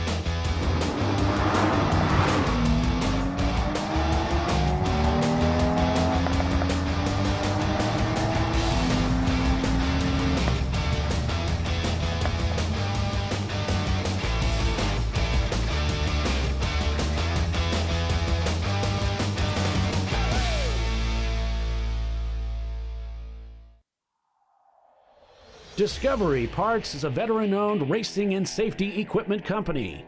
While we're located inside Atlanta Motorsports Park in Dawsonville, Georgia, Discovery Parts can also be found at the tracks, supporting a number of Champ Car Series events. We take pride in being a reseller of the best of the industry to Champ Car teams and drivers. We know racing, love racing, and look forward to tomorrow to even more racing. Visit us at discoveryparts.com.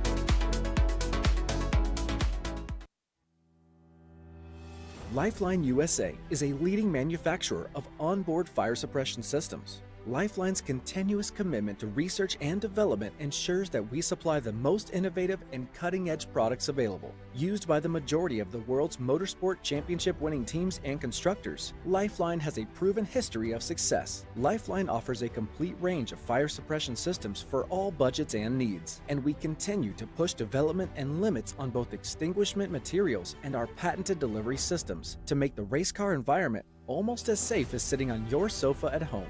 Every kit has been designed for a professional and simple installation. For more information and to purchase your Champ Car fire suppression system, go to www.lifeline-fire.com. Located in Northeast Ohio, with 40 years of combined experience, Money Shift Racing knows how to deliver performance and safety, offering everything you need to get your vehicle and drivers ready for race day. From safety equipment to full engine assembly and repair, in-house fabrication, 3D design, and rapid prototyping. Money Shift Racing. Performance done right. Frozen rotors from Diversified Cryogenics deliver increased performance and a higher level of safety, while significantly reducing braking system costs. So to tell you a little bit about the durability of this product. So we have seen an incredible extension of the life of our brake rotors using frozen rotors. We've gone from brake rotors every other weekend to 6 weekends on one set of brake rotors, and I think they can go farther. The durability has been amazing.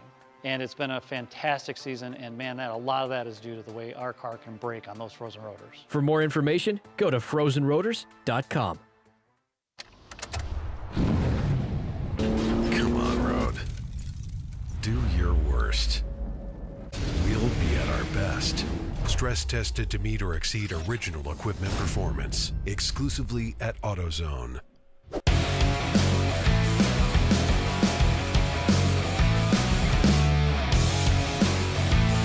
So we're back here live at CMP, Carolina Motorsports Park, here for the RVA Graphics and Wraps Carolina Grand Prix on ChampCar.Live, presented by AutoZone. Oh, getting a little loose there. RVA Graphics and Wraps in the Schultze car, but managing to hang on to it here, trying to get to the end of their stint. Welcome back, everyone. I'm Paul Veltum. We got Bill Strong, and Tiffany is... Tiffany's at the track, but she's getting ready to go out for stint number 2 for the Trophy Wife team. Yeah, she was putting her hair up in a ponytail when I looked back down there and during the break, and has her cool shirt on, getting ready to head out when the car comes in. That's going to be fun. Looks like Simon Says they're going by in the turn 10 camera. So the corner worker at 12. They were all listening to the drivers' meeting, and they said that so far everybody has been really respectful. No, no crazy antics going on out there. And Dana said thank you, but can you call back about it with an hour to go in this race, and can you confirm they're still doing that? Yeah, Bill's disappointed. You want to see some cars upside down, or it's just not a good day for Bill. No, we don't want to see them upside down. No, we don't mind them floating through the air through sand traps. So that's kind of fun to watch. No, I don't like to see any of that either. Just kidding. Brew Crew Racing out there still in the thick of it in 15th place. Just saw them go by. They're racing right now with NLS right in front of them. So the GMS Racing. I was kind of trying to figure out what was up on their hood, and it's their, the RX-7 has the pop-up headlights. Yeah. Well, they've taken out their headlights and they have just covers over it. One of those covers has bent up, so it's one of the headlight covers on the driver's side that's sticking up in the air. And it looks like the dead broke Motorsports BMW has returned to the racetrack. But as I said over on the feed, the Hong North Trans Am 2 number 8 is in the garage. They're looking at that car. 328, the Virginia Tech engineering car. They're hoodless right now on that Honda.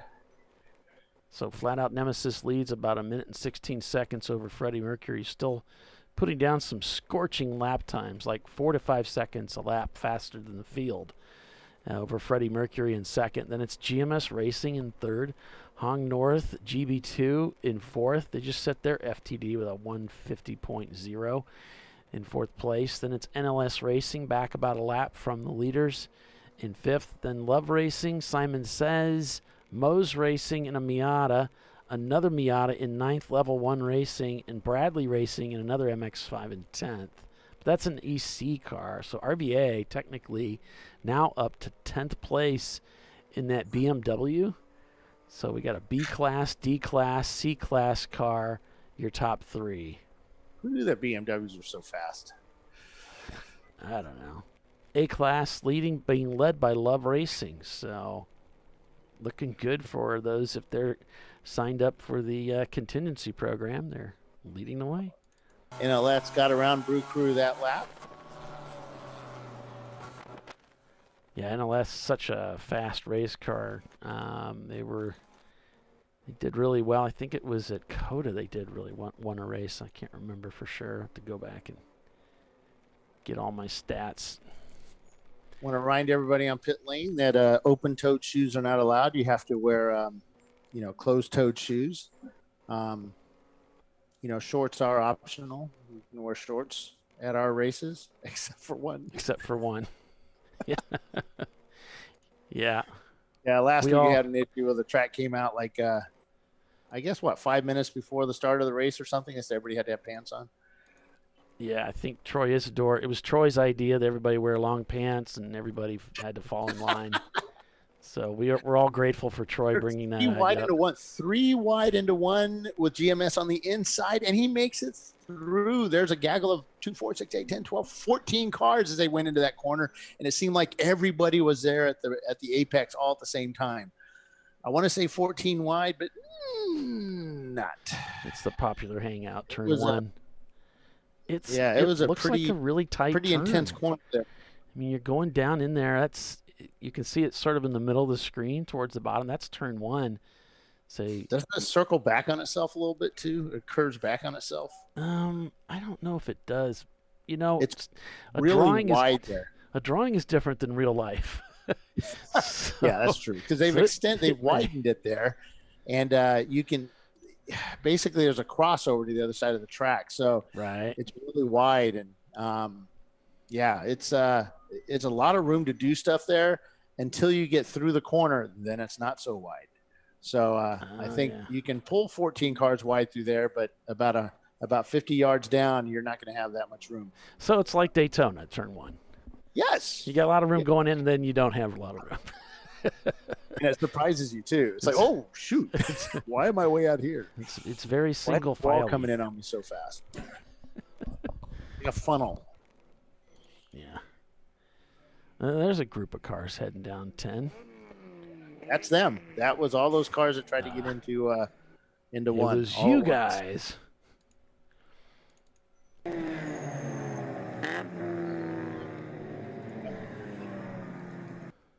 Here's turn 14. I think we can get some Adio, please. There we go.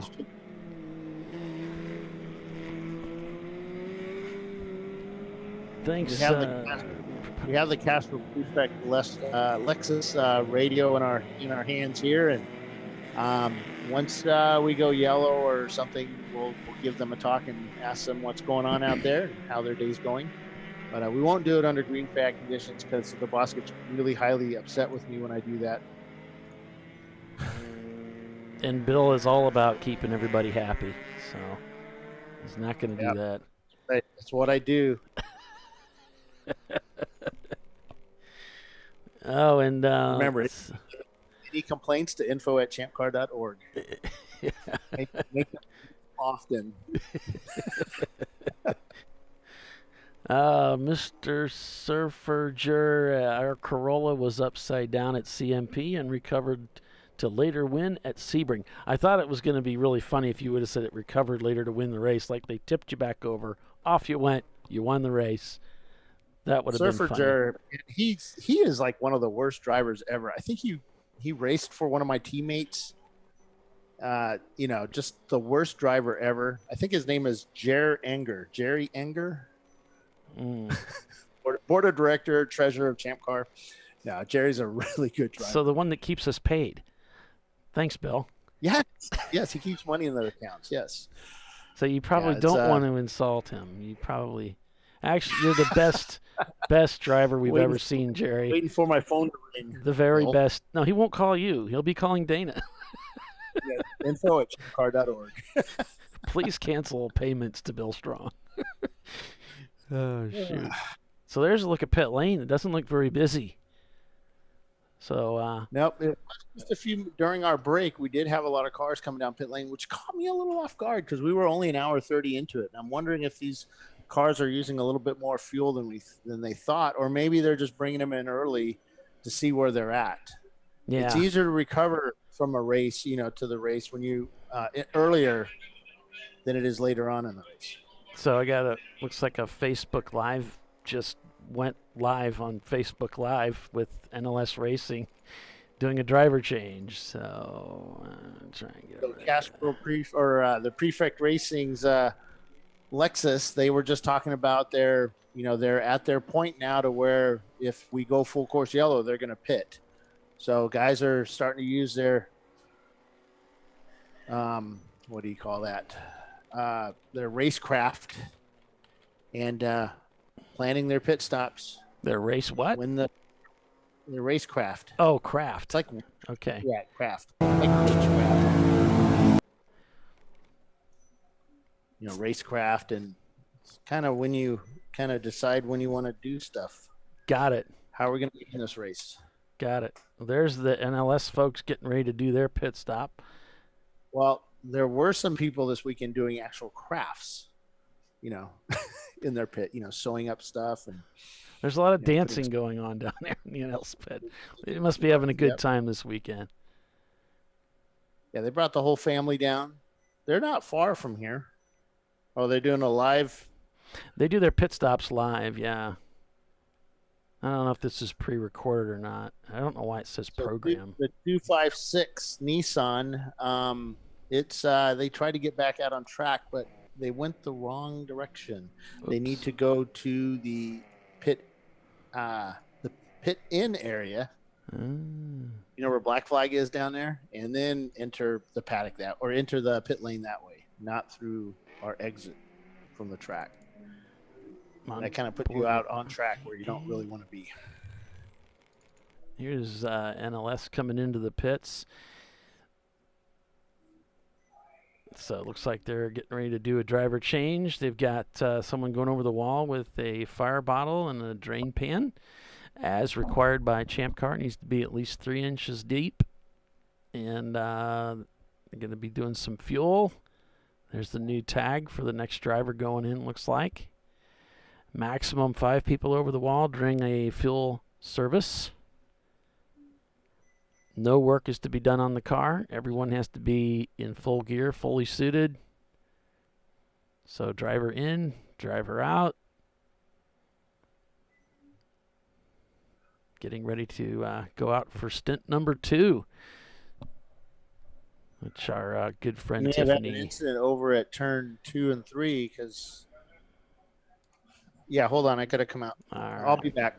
All right. Oh, we got contact here in the RVA car. Just as I saw it, I flipped over to this camera. There was contact for the RVA graphics and wraps between two other cars. He was trying to slip through there. Things got a little busy, so we may have a car disabled. Looks like he's calling into his pit saying, hey, guys, I just got into it with somebody. And so don't know if the RVA car needs to come in. There may be another car that's got some damaged. So sorry for all the spotty coverage, folks. That's just the name of the game out here at CMP this weekend. Looks like NLS has popped the hood there, and they're going to continue servicing that car.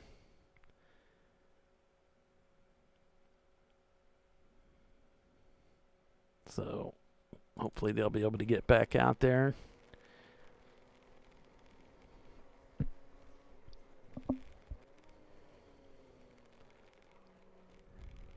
Yeah, press 1 of delete button and Bill's direct deposit number goes missing.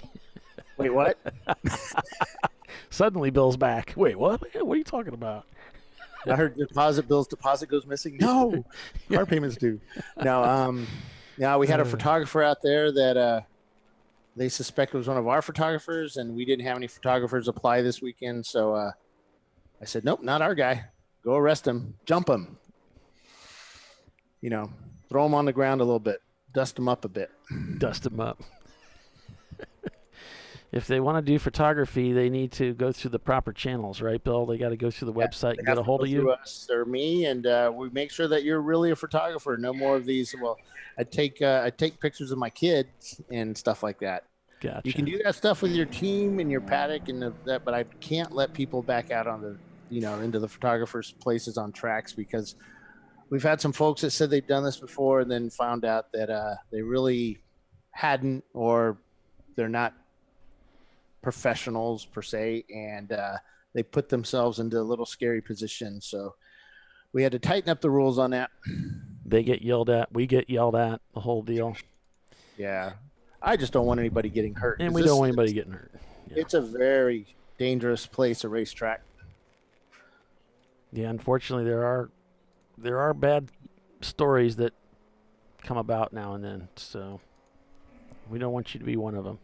Doc used to tell us stories about Daytona when back in the day when, safety was number one, but not really. And the corner worker the transition from the road course to the oval track at Daytona, the corner worker would give them a little break area, and he'd say go, and the photographers would run across the track to get to that island there where they could take pictures on both sides of the entrance and exit. Yeah. But he said you couldn't dilly-dally around. You needed to get going before you got ran over by one of those GTP cars. It's scary.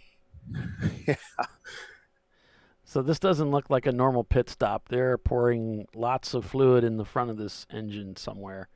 So something's not right on the NLS machine, and they've just given up on the broadcast. So, well, some of these teams, they're learning that when the cars come to a stop, they don't have fans on them. So to keep them from kind of not overheating, but flash or the cooling gets really hot, and so they just start pouring cold water onto the radiator or cool water. 488, the EC BMW heads out a pit lane after doing a fuel stop. Almost comes to a stop to allow one of the Nissan 350Zs to get around him at turn 1. GMS up into third with Hong North, the GB2 car in fourth. Love Racing in fifth. Simon Says is sixth. Level 1 is seventh. Moe's Racing is eighth. RVA Graphics and Wraps in the 111, now up to ninth place, with Turbo Tater now in 10th place in their Volkswagen. Oh, we're yellow at turn 1. The Bliss Racing Camaro has spun as he tries to go around 1. Camaro just swapped ends, and he's back under power, going the proper way around this track. Proper way is clockwise. You got a car slow going into 1. Yeah, they had to slow down because of that spun car, but they're back they're back to racing. And RVA continuing on here after contact on track. So hopefully all parties got through that unscathed. So we'll see. We got Simon Says in 6th place just set their fastest lap time of the race with that 1:51. They're a minute behind the Hong North Toyota Supra, and now I guess the Supra's not turning laps. So they may have just ducked into the pits with that Toyota in 5th place. Brew Crew shown not turning laps. You know, we're reaching the bottom of the second hour, so we're going to see a lot of cars coming in for service. That's going to shake up the whole standings. So don't be surprised if you see a lot of cars going salmon right now. But yeah, Brew Crew in the pits now, shown in 20th. The Stug in the pits. Rodney probably getting out of the car right now. And we can expect Tiffany's going to be getting in the car pretty soon for the Trophy Wife team. Cone Crushers down to 52nd place. They've turned 26 laps so far today. So this weekend, we've got Flagtronics at the track. A lot of cars running Flagtronics units in there. And I've got James Ballinger sitting with me. How you doing, James? Pretty good. How y'all doing? Pretty good. Now, the Flagtronics units, they're going to be a required item with Champ Car next year. And you've developed a pretty cool little system here. Tell us a little about it. Sure. We have a unit that goes in the car. You can actually see it on the screen right here with the RVA graphics and wraps car. They've got it in the middle there, and you can see some green color. It will show the status of the track. So it'll show the flag condition, if it's green, red, yellow, if you're being black flagged or meatball, courtesy pit. Right now in Champ Car, we're doing just full track conditions, but the units are capable of doing local yellows. The way they have it mounted is pretty good right now for the brightness adjustment. There's a little sensor on the back of it that detects how bright it is outside. So it will adjust the brightness, and it has a few different brightness curves, so you can make it brighter or dimmer with a button. Now, we've had issues with guys taking the unit, not reading the instructions, just shoving it in the ashtray or upside down mounted to their ceiling, and it doesn't to the roof, and it doesn't really work like that. Yeah, you really want it in your line of sight. It's designed to be in line of sight, and you want it up on the dash somewhere where the antenna will get good reception. And ideally, you want that light sensor to be sticking out the back so that it'll pick up the ambient light level and automatically adjust. I see. There are some drivers who really want to put it in kind of a position where they're going to block that rear light sensor, and that's fine. We're going to give users control over the light brightness curves, which are a multi-point curve. So you could set it so that there are multiple light curves. There's a 1, 2, and 3 setting. So you could have the one setting is just dim, the second setting is medium, and the last setting is full bright, and you could manually adjust it and ignore the light sensor if you want to. It's much like our staff, dim, medium, full bright. Yeah. So it's really, we're building it in so it's kind of an easy to use feature on its own, but also give people the power to make the change that they want. And it also has CAN bus on it. So Cool. we have integration. You can send the signal to an AIM dash, for example, or a MOTAC, and those dashes, they have LEDs on the side, and they also can do colors in the center, and they can do messages. So it could get a yellow flag, for example, and it can light a yellow LED on your AIM dash and concurrently put a yellow message in the middle on some of the dashes, and then say yellow flag in large text. Well, that's cool.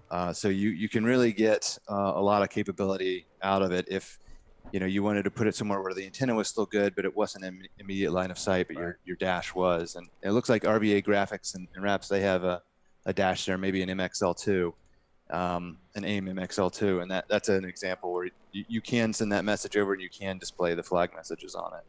It's not like the guys actually look at these dashes anyway. So yeah, we changed setting for this race, so it makes it more flashy for about 10 seconds. It really sort of pulses a little bit more strongly there and really gives the driver a stronger notification. Some drivers weren't seeing we had sort of a single sweep and it would stay there. And if they were, looking somewhere else, or they're coming down S's at a, track or something like that, they might miss it. So we made the period of time that it flashes in the, super in your face mode a little bit longer. So the Hong North car just left pit lane, and as he's going through I kind of saw like a huge amount of either fuel or smoke coming out of the right side of that car, like maybe tire smoke. I don't know, but it was it went out of sight, so it's something we're gonna have to watch. I think their sister car is stranded on the track. I was watching the Celica try to get around the track. Oh nope, there it's in turn 4, so I guess it's still motivating. But I want to go back to James. You'd said something earlier I wanted to touch on. James, this is Paulie. You'd said something about a courtesy yellow. Can you explain what that is? Courtesy pit. So there are teams that will come in and they say, hey, our radio isn't working. We put a sign out and the driver's not noticing it. We really need them to come in for their pit stop. And so we can send out a message and it will say pit on the display. So they can come to us and they can ask us to send that to the individual car. We'll put it on the dash for them, and we can act like the team's radio at that point when everything else isn't working for them. So, hey, can you do a courtesy pit to a biohazard, please? I'm guessing we make sure the person's who they say they are, right? Yeah, I think we're gonna have to do some validation there and make sure we're not randomly issuing those. Yeah, not that I would ever do that, Troy. No. Why'd you guys call me in? We didn't call you in. Get out there. That's have an angry Troy in your hands. He will not calm down for a long time for that one. He'll take that to his grave. So yes, he would. It'd be awesome, though. Yeah. So that the Flagtronics right now, it's still an option, but it will be part of our required hardware for the cars next year and probably later this year. You're going to start selling them soon, hopefully. Yeah. Well, we're looking at the release for the VIR event in August. That's the timeline here. Cool. You should definitely. We've got a bunch of cars in for their pit stops. Yeah. You should definitely send me one for Tiffany's car.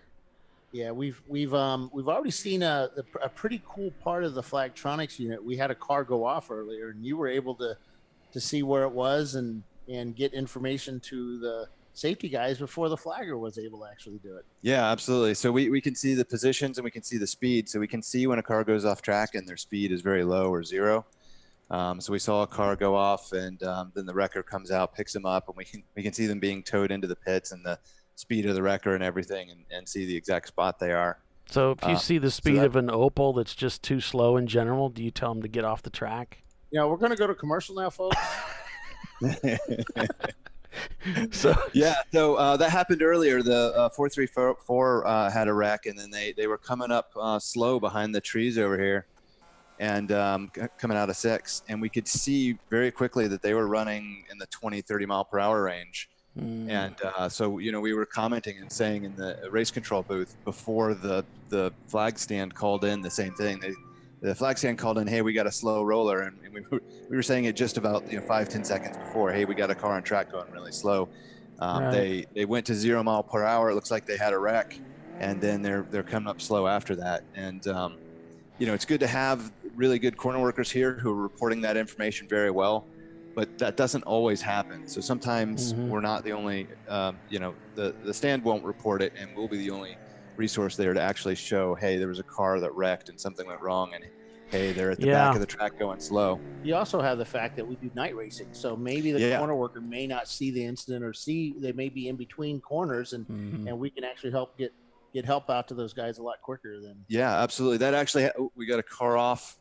Up in the Nissan 300Z. Yeah. Off driver's right after turn 1. Let me see what number he is real quick. I can't.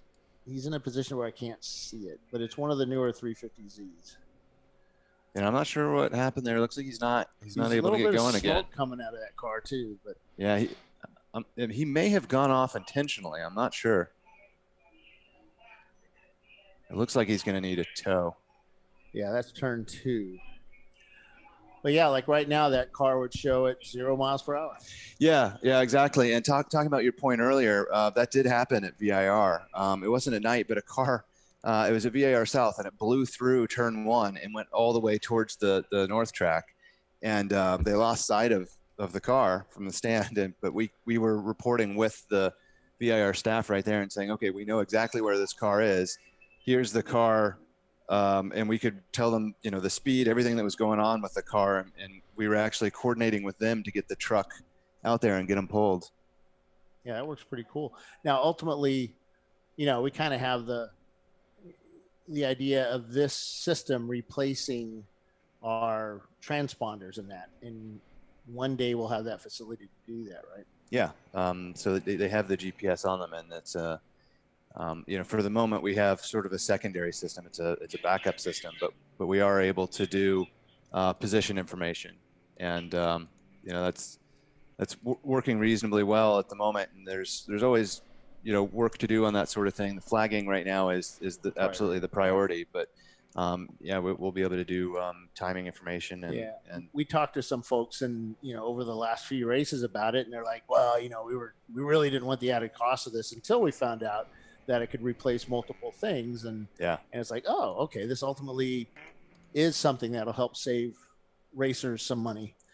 Yeah, and it has a lot of capabilities with the CAN bus features on there, and a lot of nice. sort of stuff in the box where doing that flagging, sending it to other units, can communicate with other systems, and it's a pretty full featured unit. It's quite small and compact and relatively easy to use. Now not only is it our sanctioning body that's going to use it, but we've also got other tracks interested in it as well. The tracks can do it for their track days and go karting, and I'm just not just this stuff. Absolutely. And so we have signboards too, and those signboards can be optioned by the tracks or a sanctioning body. And so sort of the ideal scenario there is that you actually have flaggers in their booth who have a handheld control unit and a signboard on the actual flag stand and the in-car units. So at that point, you've got a really cohesive system that's doing all of the things from just one controller in hand. And at that point, you've got the same information at all points, and you're doing local flagging, and it works really well at night. You can see it really well. It's basically taking this sort of high-end technology we've seen in other racing series and bringing it down to the grassroots level and making it affordable for everybody. Some of those older systems, they've existed for a while, but the cost on some of them is as much as one of the cars out here. So just budget-wise, it didn't make sense before, but technology has moved on, and now we're able to offer this at a price point that is very attractive for both the tracks themselves and for the sanctioning bodies, especially when looking at the numbers. There are systems out there when a track would look at it, their signboard package might be in the six-figure range, and we can get them something that's a tenth of that, basically. Nice. And then the actual in-car units, we're talking about $150 units right now for the ones that are in the Champ Car series, versus thousands of dollars for the high-level stuff that's been in other race series, pro series in the past. Now, real quick, we got to go to commercials here in a second, but tell us a little about Ballinger Motorsports, who runs Flagtronics. Yeah, so the parent company there has a lot of stuff. Actually, a lot of the racers here in the field have product from Ballinger Motorsports. We have air-fuel ratio meters. The AFR 500 is a very popular one. And we also have a lot of wiring supply. So we have on the website packages that are sort of dedicated to show an owner all the different parts that are on their car for the wiring information. So Miata, for example, we have almost everything on the Miata in terms of wiring. So a lot of those teams are coming to us. And then a lot of ancillary stuff too, sensors. So a lot of cars are running our sensors out in the field here. And we have fuel injectors and fuel parts. So their team's running, Walro 255, fuel pumps and that kind of thing. And a lot of the products we have are really targeted for this kind of client base, the grassroots motorsports Well, I know market. that you had used my car as an example for a lot of your products over the years, because you seem to come to my car and take a lot of pictures. Yeah, I did. That was not a showcase. That's not why I took those pictures. But they provided a lot of entertainment over the years. Yes, I think they did. Yes. So it wasn't about information; it was about entertainment. How not to wire a race car. Right. Yeah. So we have a sort of a wall of shame with pictures and that kind of thing. Bill's definitely on there. I'm up there a lot. Yeah. So James, we do have a question coming back, James, on our YouTube channel. It's kind of an interesting question. How secure is the data that's coming back off the cars into your system? Is it easily hacked that someone could gain an advantage by reading the data coming from another car? Yeah, so that's a good question. So the data is encrypted coming back. Yeah, that's perfect. So no, it's not easily hacked. There you go. So there's your answer. It's encrypted. The way that we do it, we actually have multiple channels, and there's the flagging system takes absolute priority and is very high level, and then the stuff that tells us position and speed and that kind of thing is a secondary channel. So they're separated and they're encrypted, and there are a lot of things in there to prevent someone from easily getting into it. Cool. So the password's password? It's definitely not how that works. That would be how we would set it up, but that's not how you set your stuff up. Okay. Yeah. All right. Thank you, James, for talking to us. Yeah. And since you're up here, you can come talk to us anytime you want. Sure. Yeah. Thanks. More info.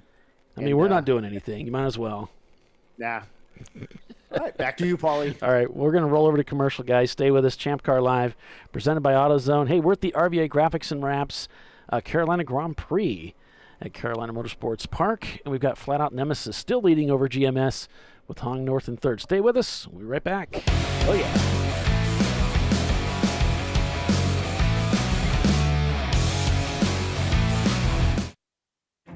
An important decision is afoot. This man is about to buy tires on TireRack.com. Tire Rack is the leading online retailer of tires in North America and a repository of advice and expert reviews. And it's done! All that's left is to arrange for safe, easy installation at one of our independent recommended installers. Well, I guess he did that too. TireRack.com, the way tire buying should be. Come on, Road. Do your worst. We'll be at our best. Engineered to meet or exceed original equipment performance exclusively at AutoZone. He shared stall space with his best friend, Norm Peterson. Who was Cliff Clavin? That is correct. The board is yours. Yes. So you don't want to hear about my sister's vacation? No, not really. What are you doing? What? What is it you kids say these days? YOLO? Dad, nobody says that. YOLO! For the times when the joke's on Dad. Make it worth it. You guys could have warned me about this stuff. Oh my God.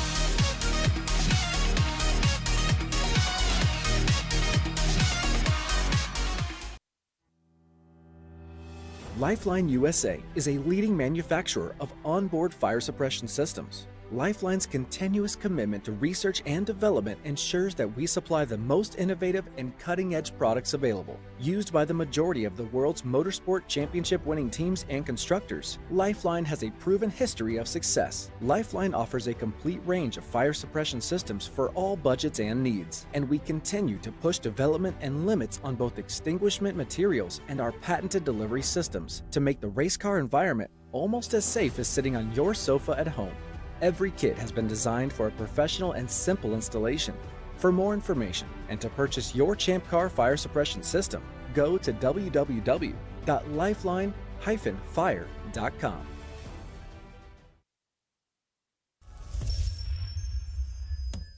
Frozen rotors from Diversified Cryogenics deliver increased performance and a higher level of safety while significantly reducing braking system costs. So to tell you a little bit about the durability of this product. So we have seen an incredible extension of the life of our brake rotors using frozen rotors. We've gone from brake rotors every other weekend to 6 weekends on one set of brake rotors, and I think they can go farther. The durability has been amazing. And it's been a fantastic season, and man, a lot of that is due to the way our car can brake on those frozen rotors. For more information, go to frozenrotors.com.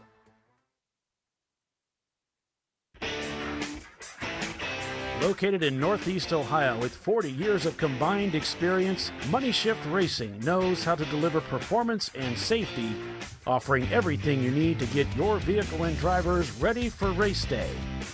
From safety equipment to full engine assembly and repair, in-house fabrication, 3D design, and rapid prototyping. Money Shift Racing. Performance done right. Come on, Road. Do your worst. We'll be at our best. Triple tested to meet or exceed original equipment performance exclusively at AutoZone.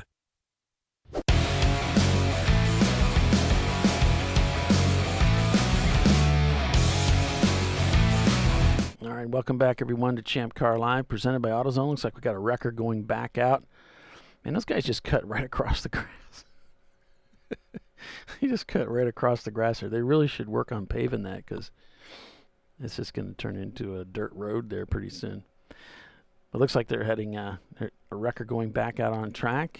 Oh, there we have a car, driver's left, parked out deep in the grass. I wonder the angle of that car. You know, they might have got into the wall over there, but they're sending a wrecker out to collect that bad boy. So take a look at our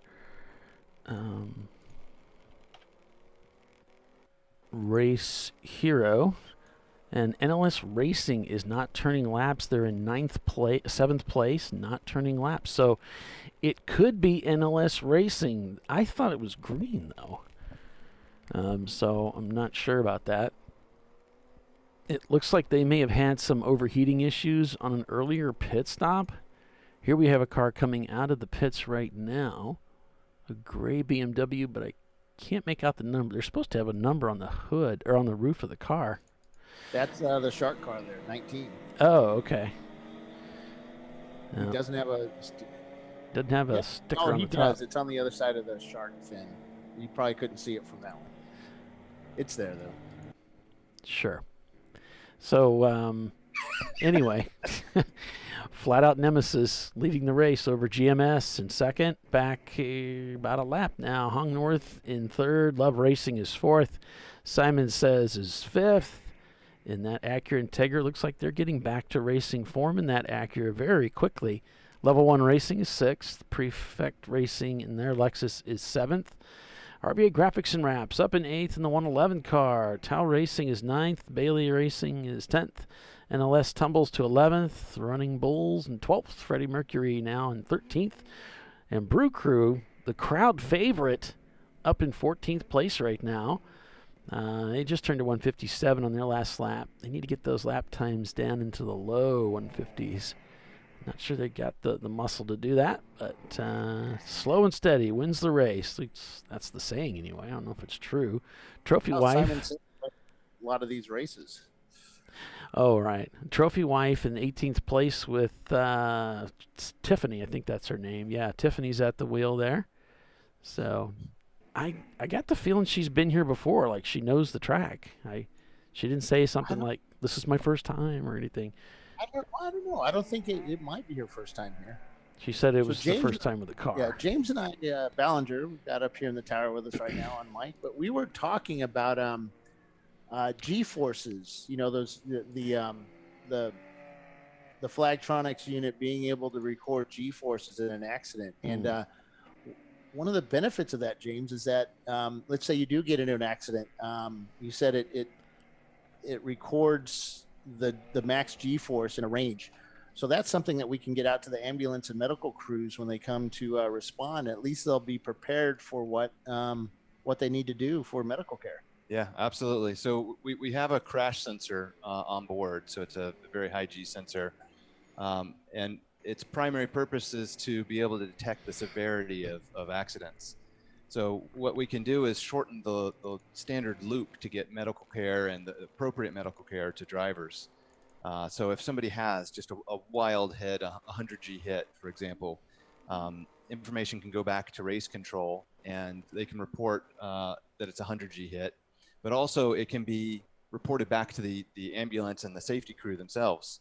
And normally, when you're in a wreck, there's a path of identification of the wreck, and then the severity of the wreck, and you have to make a few judgment calls by the time the ambulance is actually going to be sent out to a car, and this can really shorten that time and also give the safety crew, the ambulance crew, much better information about what they're about to see and what they need to be prepared for and what sort of actions they need to take.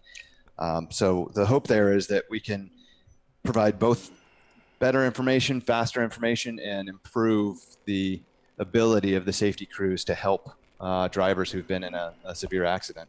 Right. And when I had my hit at VIR years ago, I ended up having a brain bleed and other things, but it was not diagnosed at the track because we just didn't have info. They basically just did the eye test, and I passed everything at that point a few minutes after the race or after the crash, but ended up not being a good situation for me. That could have ended up much worse than it did. And something like that information to the medical crew could have, nothing happened to me ultimately, but it could have, Right. and yeah, that Well, could have helped stop that. You were affected though, Bill. I mean, you were sick. You were messed up for a while, and it wasn't until later that it was. Well, it didn't checked. happen at first, and I look back, when I look back, it's just, I thought, well, it's, I'm dehydrated. I'm tired. And cause it's been all night, I've been up all, 36 hours or something. It was forever. We were working on the car up until the start of the race. So there was just a lot of factors there. And when I did wreck, it was caused by my inability to focus. And part of that was being dehydrated, and it hurt me, but I didn't realize it till the next, I think it was 2 days I was at, the record is going out really quick now. We're still green. I don't know where he is. The flatbed just headed out real fast. Well, the tow truck is pulling a car. It's on our screen here, Bill. It looks like maybe a Camaro. I'm not sure. Well, that would be the green Camaro. Yep, it's the green Bliss Racing Camaro. All right. So they're going through turn 14 now. Yeah, there's another wrecker heading out for. Yeah, there's another one headed out. Yep. So there's the green Bliss Camaro.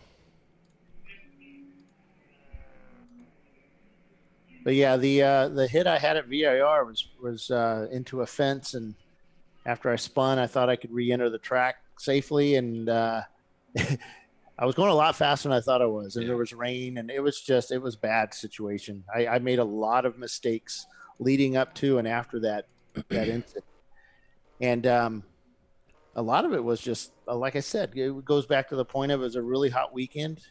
Temperatures into the 90s, high humidity. Not enough sleep, not enough drinking water or liquids, and just a lot of bad decisions made by me, which is, my life story. But, I had a similar incident. I had at a Summit Point, and I had a wreck that, looked like a pretty minor wreck, but I did get a concussion from it, and it didn't really creep in on me until the next day. And I didn't get the symptoms for it. And I did end up going in and getting a CAT scan and, getting that confirmed and everything. It was mild enough that, it definitely affected me, but certainly I wasn't at major risk for losing my life or anything like that. You did have to take some time that off, information though. on the track would have really helped the ambulance crew, because they're kind of guessing. They go up and they look, and they're trying to assess the situation, and getting direct information to them about what was the severity of the hit based on the numbers, right, really provides them with something that they don't have now. Yeah, there's nothing wrong with giving them data, regardless of how they choose to use it, because down the road that data collects, and and that's how the safety improves.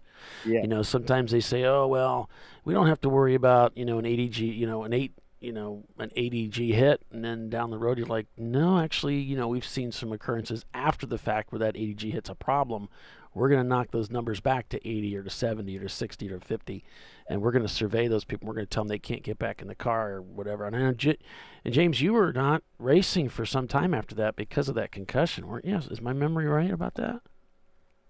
Yeah, I didn't step in the car for a while. That's absolutely true. And I've been in and out of the car. I've had some issues with that over time. I also had a bad motorcycle wreck years and years ago that kind of spun my brain quite a bit. So and your back. Yeah, I have a couple fractures in my back too. Yeah, more poor decisions through life. I'm leading up to Bill's. Welcome to the club. He's a lot younger than us too. So, so the I was going to say it was something really important with the medical side of it. Oh yeah. So, we right now with like Formula One and NASCAR and Indy cars and stuff, we get the trickle down safety stuff from them, but technology is good enough now to actually not get trickle down. We can actually start getting this information ourselves. Yeah. And using it to help make our racing safer, which is, it's fairly safe. We're not doing super high speeds. We're in cars that are basically street cars designed for, to crumble or crush and help our drivers. But there's still that danger, and we can help reduce that. Yeah, for the cars, we're talking about a $150 box that's doing all of these things, integrating in the car and providing us all this information and levels of safety, compared to systems where just one connector going up to the system on a high level car costs more than $150. Right. So we just almost had an incident here at turn 1 of GMS Racing, falling behind a Miata. The Miata got a little wide into turn 1. Kind of got off into some holes off the side of the track. Driver's right, made that Miata jump up in the air. GMS had to get on the binders really hard, lit up the tires to keep from hitting that Miata. And everybody continued on the way. The Miata, though, I think checking his shorts and checking a few other things in that car to make sure things are still secured. But yeah, we've got new drivers going into the cars now. So you got guys still learning the course out there. Yeah, this course is so much better after the repave. Yeah, you were out here before. Had you run the full course? Yeah, I ran the full course. I was out in a turbo Miata years ago, and it was a fun track. I liked it. It was really bumpy, really coarse, and the back straight there was sort of a Corvette spinner. It knocked him out pretty often, and it looks like they've really addressed all the major points, and this track has come a long way. It's looking like a really good race. We have a yellow over on turn what is that? Turn 14 or sorry, turn 11. It's a slow moving car, black and green. It looks like a Honda hatchback of some sort. It is car number 42. No, it looks like he's come to almost a stop there, Bill, on our screen. 42. Yeah. Well, he was moving slowly, but it's car 442. Yeah. Looks like he's pulled over to the side there and kind of parked it. The 442, that's the Golf of Turbo Tater. Yep. Doesn't look like a Golf from here for sure. But yeah, he's stopped right in front of our camera there. By the outhouse. There's an outhouse right there, so maybe he might have to use it. I don't know. We can only assume. Yeah, you know what happens when you assume, Bill. No.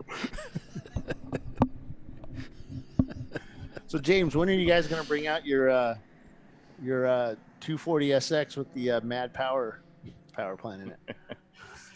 Yeah, I mean, most of what we did with that car wasn't about the power. We had a Lexus V8 in it years ago. Sorry. And the Lexus V8 made a lot more power, and we started going faster when we got the V6 in there, got the engine low, got it back, improved the vehicle dynamics, worked on drivers, got a better aero package, and it was the ancillary stuff. So we did have some teams, saying, how are you all making that much power? And we always thought it was funny because one of the teams that kept on coming up to us and talking to us about it, we were carrying at least 15 miles per hour more speed than them through a lot of key corners going onto straights. So we would get on the straight much harder than them, and then they would pass us halfway down the straight. Right. And they're coming to us asking how we're making so much power. And you're looking at them like, hey, you all got a terrible, drive out of that corner and still passed us on the straight. You're making a lot more power than we are. This is a team making 50 horse more. So you wonder where people's heads are at for that kind of thing. When we're working on the car, we actually have two of the cars right now, and myself and another engineer, we've got young kids, so time has been difficult to come by, and with COVID, a lot of the other guys just weren't making it into the shop. So we're delayed. We're still slowly, punching away at it. But between the Flagtronics work and work schedules and little kids and everything, it's been tough. So we're not where we want to be right now in terms of getting it out. But realistically, I think we're looking at a 2022 release for one of those cars, and maybe later in the year for the other. And I hope we'll come out and be competitive again with that car. Now you weren't bright enough to get into University of Virginia. You did get into Virginia Tech, obviously, but they take everybody. Yeah. So UVA didn't have a Formula SE race car program, did they? Yeah. Well, we had Baja, but yeah. So you got into Virginia Tech, who's actually out racing this weekend here with their engineering teams, and you're a little bit involved with those guys too. Yeah. So we go back for Formula SAE and we do design reviews with them. And we try to help that team out. It's training engineers to build a open wheel race car from the ground up, and that's an amazing program in the U.S. and it's internationally. It's Formula Student in Germany and Formula Student in the U.K. and in Australia and so on. And that program is just critical for engineers to get their hands on, get their hands dirty, and understand how to design a part that they have to build. There's the common complaint that engineers build these wacky parts that nobody can maintain and nobody can work on. And something like Formula SAE helps you understand how to build it and how to maintain it. Because you're the one who's going to go turn around and actually work on the thing. Right. And just in that series, you can see teams where the engineers haven't really figured that out yet. And they learn through the course of going through that program how to be better engineers and really how to build cars that are going to be good cars in the end, or it doesn't even have to be cars. Build good products in the end. Well, we've talked to a lot of actual pro level teams over the years, IMSA and IndyCar, and they say that they want their employees or mechanics to have some sort of FSAE or FSAE experience. Yeah, well, they know that the kids coming out of that program have a good work ethic, because to be able to do that program along with your full college schedule is difficult, and some people really pour themselves into it and put a ton of hours into it in addition to their school. And that's, well, you did it too, didn't you? Yeah, I did. It definitely affected my schooling. You're kind of making a choice there. Some people are able to get by and get great grades and do really well in the program, and some sacrifice one for the other. But it's a really hard to replicate experience. Race teams want students from that program.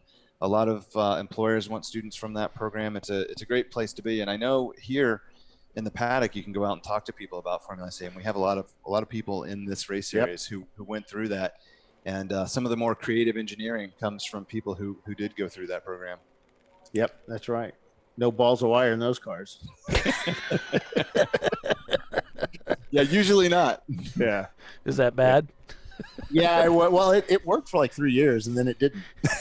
Yeah. And Troy made sure it didn't after that, because he just starts pulling shit out of it. It's like, I could have just I could have added another wire to it and fixed it, but no, he had to pull it all out. So so Formula SAE. So what they have, with the electrification of the world, there's not just Formula SAE now. You have Formula ESFE or something like that, or E Formula or something like that. It's called electric. Yeah, there is an electric car competition, and there's a hybrid also. The electric car is the one that's really coming into focus, and they have that over in Germany also.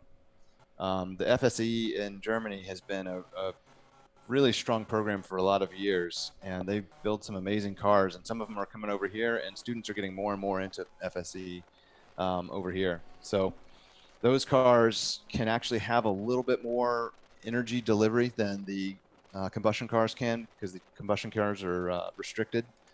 So I think 2013, maybe something around that time period, the electric cars were actually going faster and setting better times than the combustion cars. Yeah, that's insane. And they can do so much with those cars because now they can torque vector, they can do all these controls. They could do 4 hub motors, or they can do 1 main motor and do just rear wheel vectoring. The things and the freedom that they're able to achieve on those is great, and it'll be interesting. Really, when the power density problems start to get solved a little better than they are today, to start seeing cars come into endurance racing and budget racing more. Yeah, we've talked about possibly, looking at a hybrid setup, talking to some manufacturers and seeing if we could just do some small races with some hybrid stuff. And there's a lot of technical issues with it. One is like, you just don't want to start welding in roll cages because there's important stuff underneath those roll cages, like batteries or motors and stuff. And so it's, how do we protect those things? So it's something that we're looking at, and it's one day we're gonna not really gonna have a choice, here in actually the whole world. So we want to keep playing like this. And Randy Popst is up, who's a Champ Car racer as well. He's racing for me in my super fast Opel GT at Sebring later this year. Randy's up at Pikes Peak right now running a Tesla, Plaid Tesla or Tesla Plaid. He's running the unplugged Model S Plaid. Yep. And they're setting some great times. There are some other cars there. They're not the only Tesla there. So they're setting some amazing times. That is a really quick car. And right now, the energy density problem matches up perfectly for an event like that. What is the energy density? Okay, so the cars can go really fast. They are fantastic, great cars when they're dialed in, but they don't have enough energy to do a 2-hour stint at that speed. So, the energy equivalent of a 100 kilowatt hour pack compared to a 20-gallon fuel tank is very low. You just don't have the same power there, and the ability to charge it quickly is still comparatively poor. We can fill 20 gallons in less than a minute in a lot of these cars, and you just can't get that kind of energy into the car. So you're dealing with a restriction in terms of getting energy back into it, and also how much energy you have on board.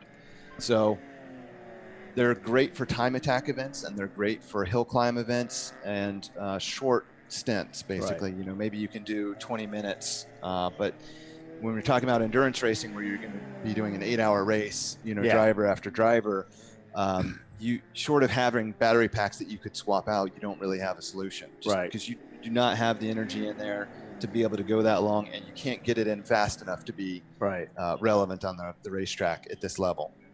So they've had the Formula E events where they've swapped cars in the past, that's open wheel, kind of like Formula One, and they have some other series that are going electric.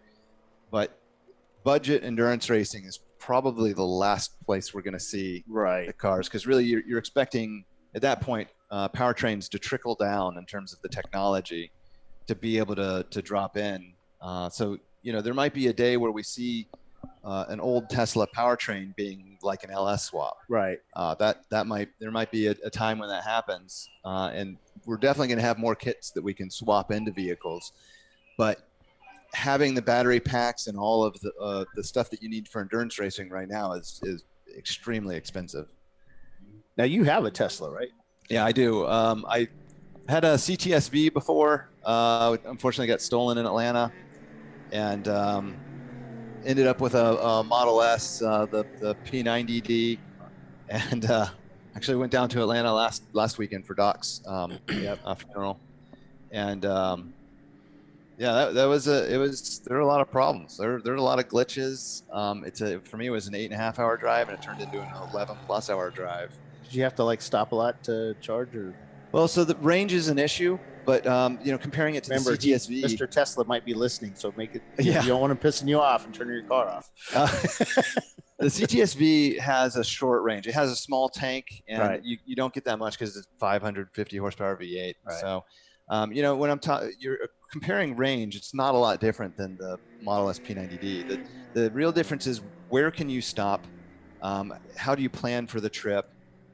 if you get to a supercharger, how much energy will it actually deliver? So, if the car is capable of 150 kilowatt charging and I go to a 150 kilowatt supercharger, I might only average 60.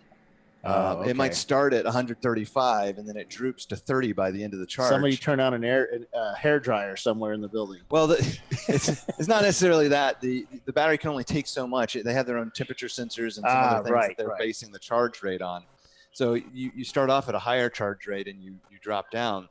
And, the numbers that people will throw out there, that's going to be based on 150 kilowatt charge rate. So, you might say, okay, we're going to charge for 20 minutes and go on my way. But the reality is you're going to be there for 50 minutes in some cases. And, it just takes a lot longer to actually get there. And then they're in weird places. You can't stop anywhere. So, driving down, you have to put it in, range mode and conserve power and everything. So you can't just play, like you would with a gas car. You can stop anywhere you want. You have to think ahead and plan it out. Do you ever find some idiot with a Ram 2500 parked in your electric parking spot? No, that was pretty good actually. More of the issue I found at the superchargers was sometimes a stand won't work, so it will not be charging correctly, or if it's a travel weekend or something like that, it might be full, and you have to queue up at that point. And you have to wait. So, there's a lot of potential there, and it's an interesting experiment. It's kind of a love-hate relationship with the thing. I know a lot of people who fall on either side of that love-hate. Right. And, it's much like a race car. Yeah. Your choice of race car. Right. Some people will fall on the I'm always combustion side of it, or electric is amazing, get rid of everything else. And I tend to take the pragmatic approach and say, okay, let's go try this, see how it looks. Yeah.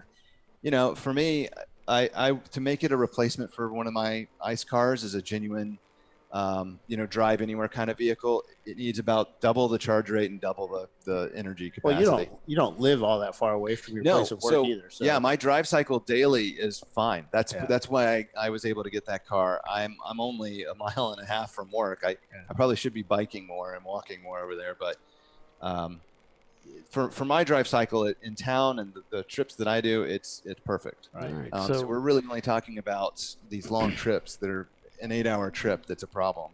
And in those scenarios, you really need to have a combustion car or rent a different car if you want to do that in a quick trip. Right. All right. So let's take a quick look at the race, and we'll break for commercial here in a moment. Folks, we got Flat Out Nemesis still leading this race over GMS Racing. Then we got Hong North in third. Love Racing is fourth. Simon Says is in fifth place. Level 1 Racing is sixth. Prefect Racing in seventh.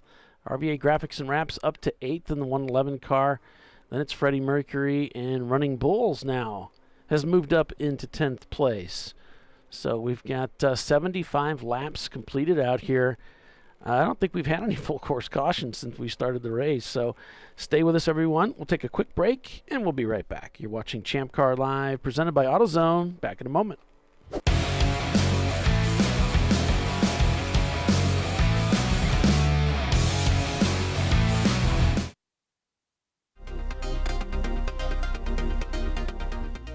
Welcome to TireRack.com, revolutionizing tire buying since 1979.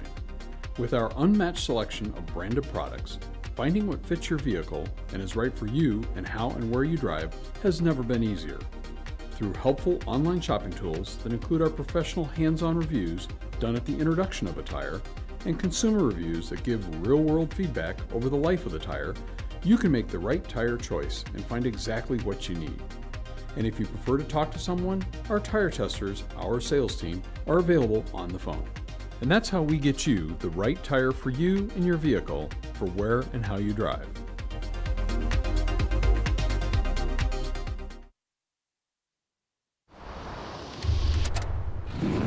Bring on the frozen tundra, the grinding gravel, the cratered concrete, the rain-soaked streets. Come on, road. Do your worst. We'll be at our best.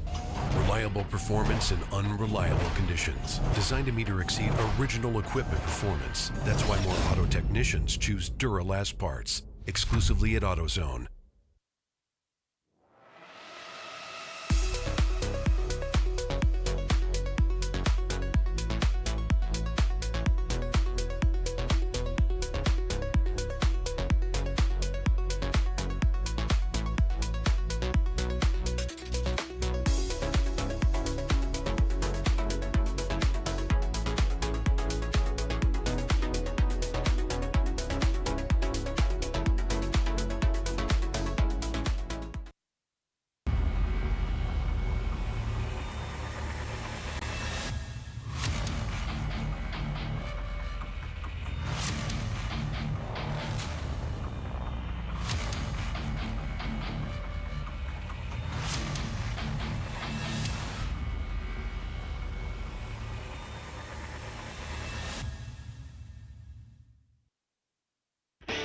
Located in Northeast Ohio with 40 years of combined experience, Money Shift Racing knows how to deliver performance and safety, offering everything you need to get your vehicle and drivers ready for race day.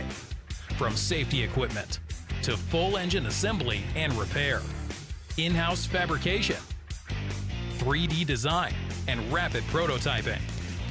Money Shift Racing. Performance done right. Discovery Parts is a veteran-owned racing and safety equipment company. While we're located inside Atlanta Motorsports Park in Dawsonville, Georgia, Discovery Parts can also be found at the tracks, supporting a number of Champ Car Series events. We take pride in being a reseller of the best of the industry to Champ Car teams and drivers. We know racing, love racing, and look forward to tomorrow to even more racing. Visit us at discoveryparts.com.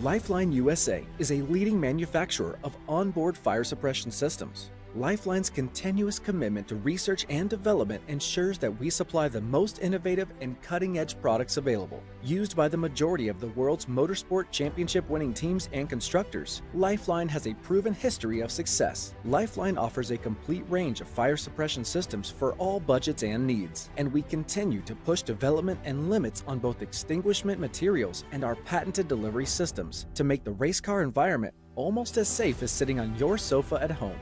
Every kit has been designed for a professional and simple installation. For more information and to purchase your Champ Car fire suppression system, go to www.lifeline-fire.com.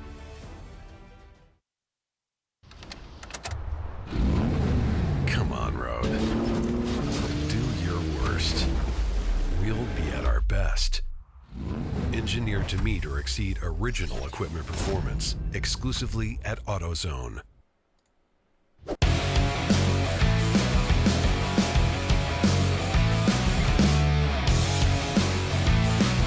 Welcome back, everyone, to Champ Car Live, presented by AutoZone.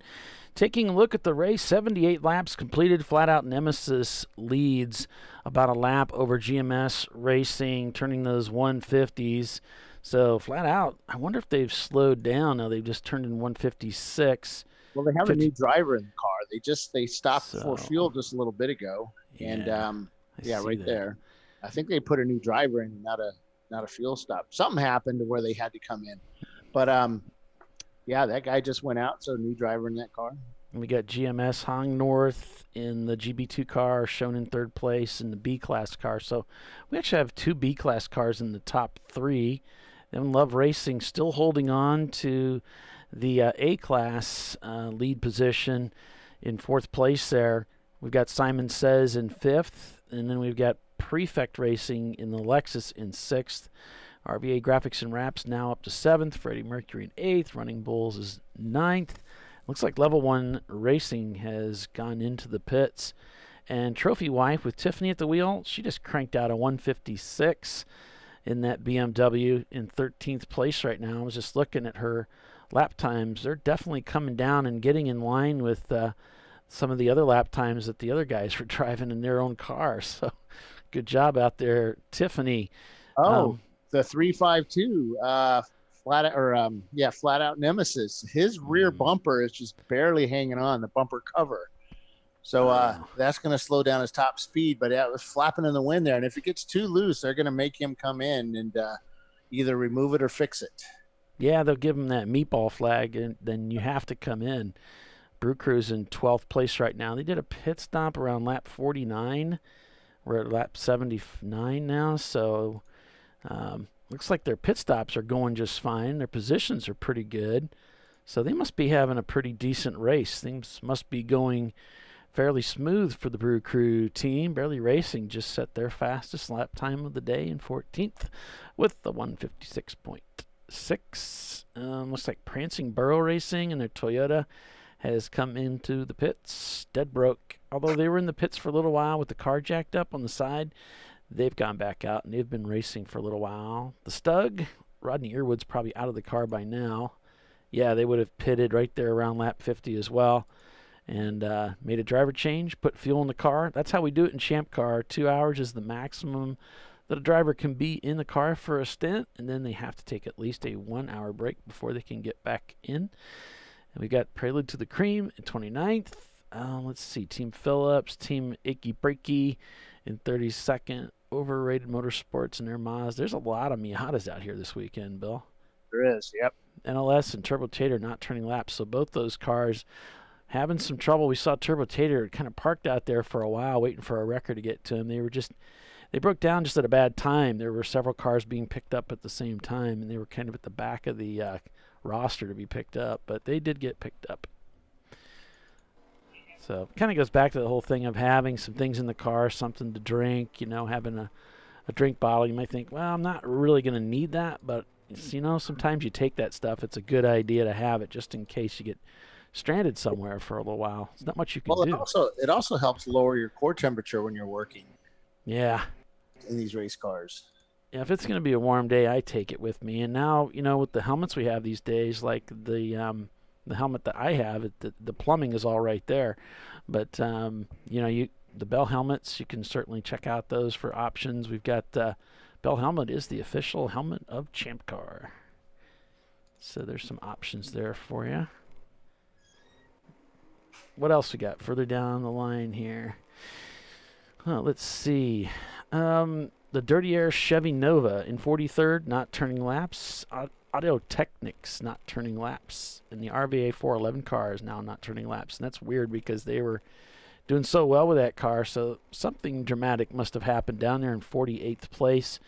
Also, Cone Crushers, not at all a good start of the day. Still not turning laps. Down in 55th place. And 7G Motorsport, they started out the day with a camera in their car.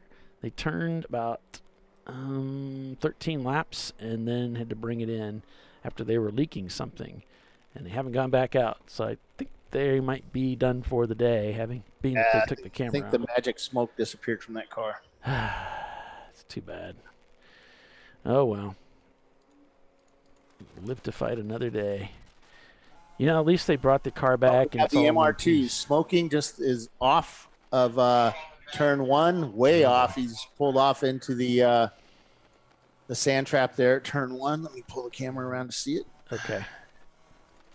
And he's smoke pouring out of that engine, that 3-liter V6. As you can see him right behind above that silver car, parked in the sand trap. He got off track. Just make it a little safer for him. But yeah, white smoke pouring out of the engine bay on that car. So it seems like we have some cars with some overheating issues. Let's see, what about 514 Grim Creepers? My car's shared number. Grim Creeper. I think Grim Creepers is the what kind of car was that? A Honda 19 is now leaving pit lane. Let me take a look. Let me see if I can see him as he comes down turn one here. Grim Creepers is an Ultima. Oh, that's the one that was pulled behind the wall on a tow strap. And we don't have Bill can't really leave the tower. They are out there. So they've got that car back out. He just came down into turn one.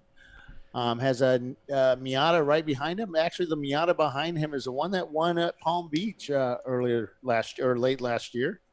What is her name? Oops.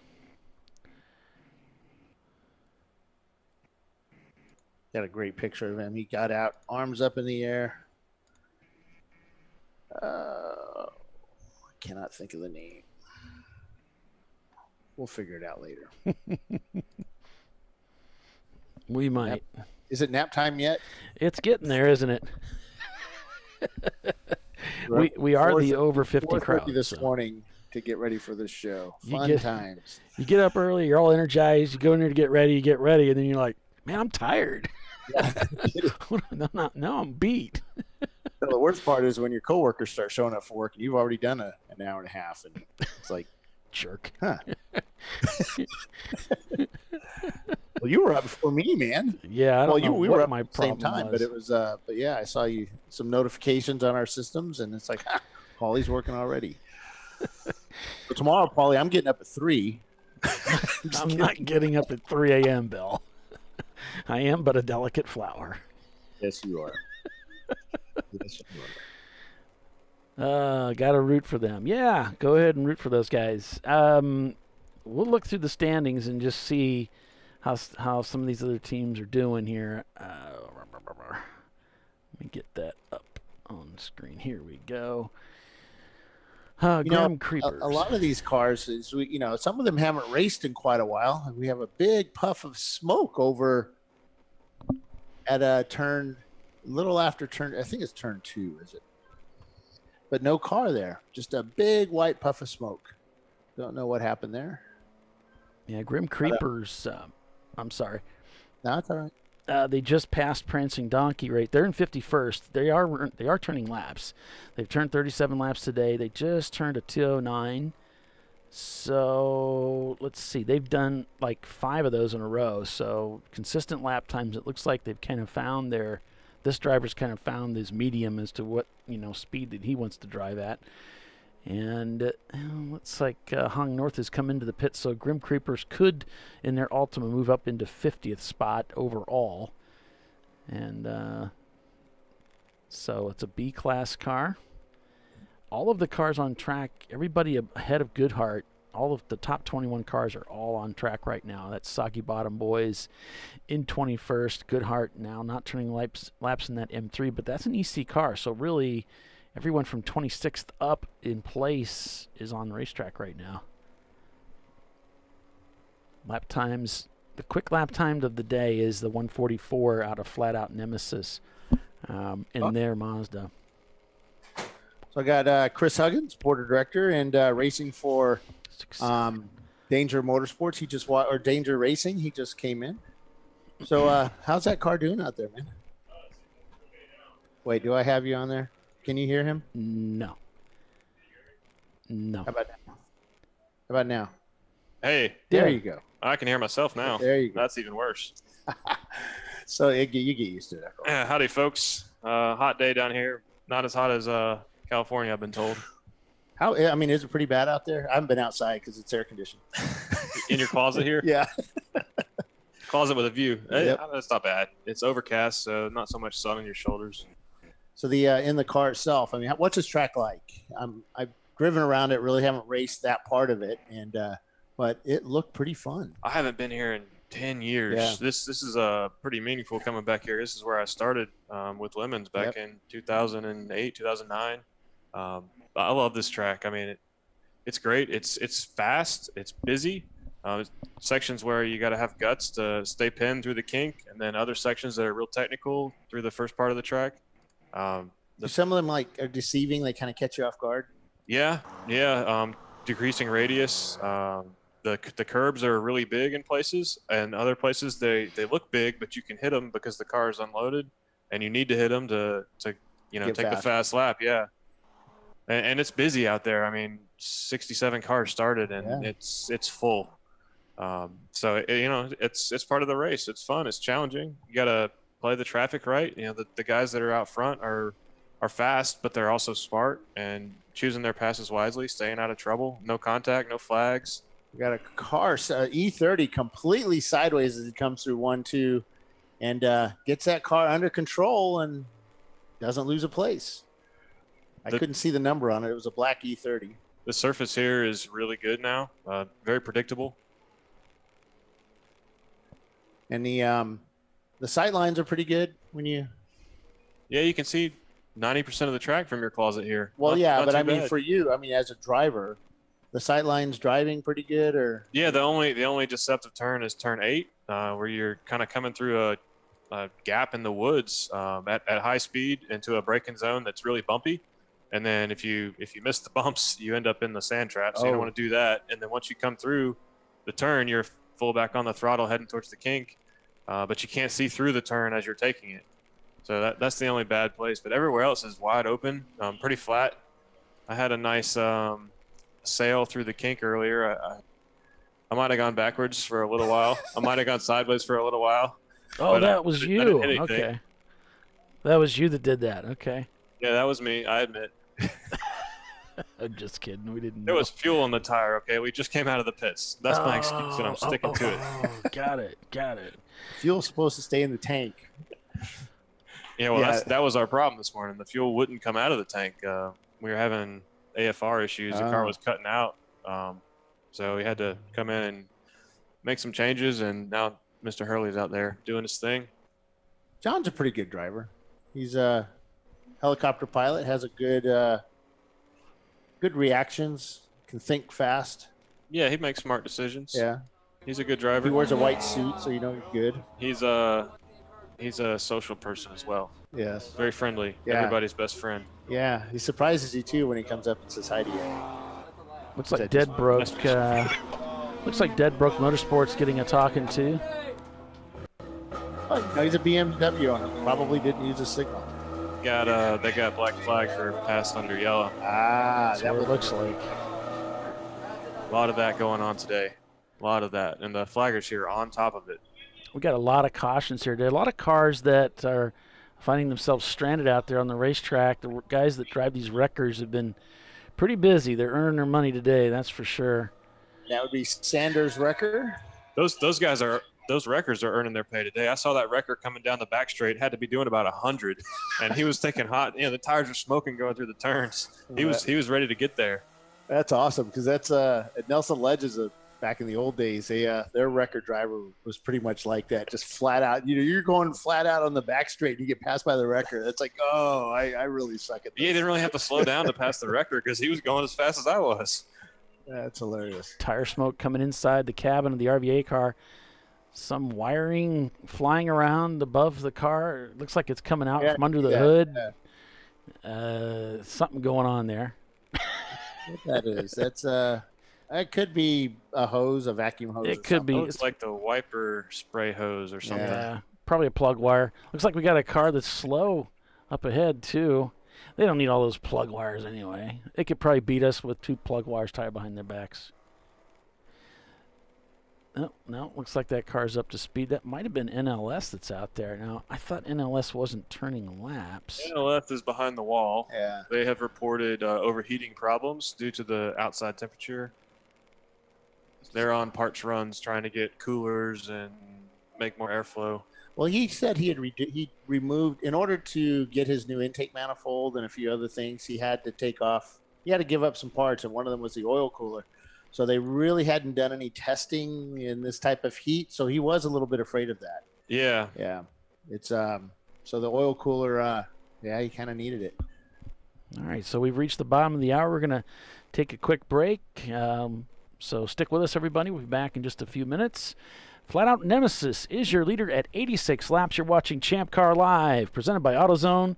We'll be right back.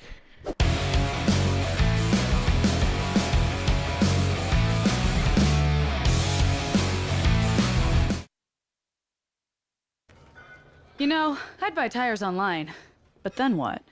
We've thought about it. We're TireRack.com. They should let you ship directly to a mechanic. Actually, we call them independent recommended installers. They should have like 1,000 mechanics. Try over 7,000 installers.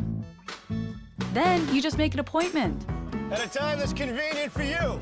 This could change tire buying forever. TireRack.com, the way tire buying should be. Come on, Road. Do your worst. We'll be at our best. Engineered to meet or exceed original equipment performance exclusively at AutoZone. Oh, that never happens last night. I'm sure it doesn't. But that explains why you're dressed like a train conductor. Nice bodysuit. When do we start jazzercising?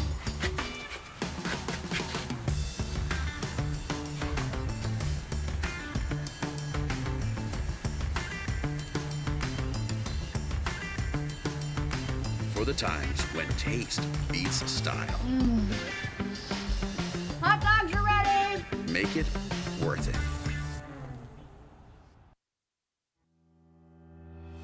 Lifeline USA is a leading manufacturer of onboard fire suppression systems. Lifeline's continuous commitment to research and development ensures that we supply the most innovative and cutting-edge products available. Used by the majority of the world's motorsport championship-winning teams and constructors, Lifeline has a proven history of success. Lifeline offers a complete range of fire suppression systems for all budgets and needs, and we continue to push development and limits on both extinguishment materials and our patented delivery systems to make the race car environment almost as safe as sitting on your sofa at home.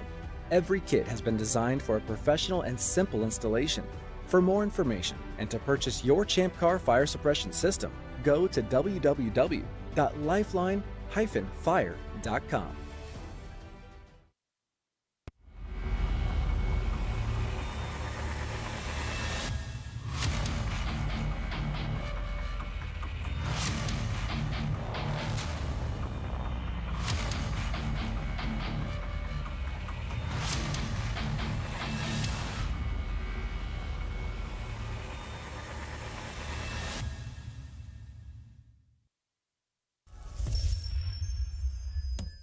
Frozen rotors from Diversified Cryogenics deliver increased performance and a higher level of safety, while significantly reducing braking system costs. So to tell you a little bit about the durability of this product.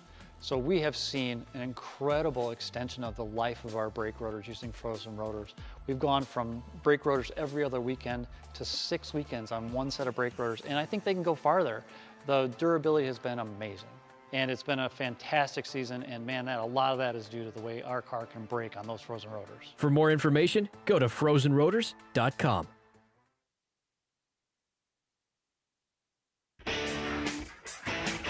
Located in Northeast Ohio with 40 years of combined experience, Money Shift Racing knows how to deliver performance and safety, offering everything you need to get your vehicle and drivers ready for race day.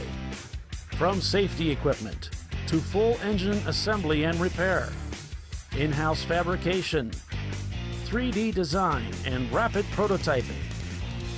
Money Shift Racing. Performance done right.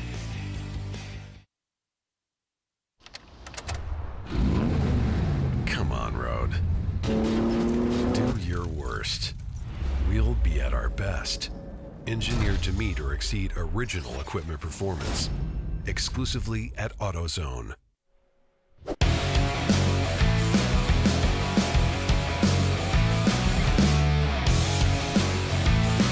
right, welcome back, everyone, to ChampCar.Live, presented by AutoZone.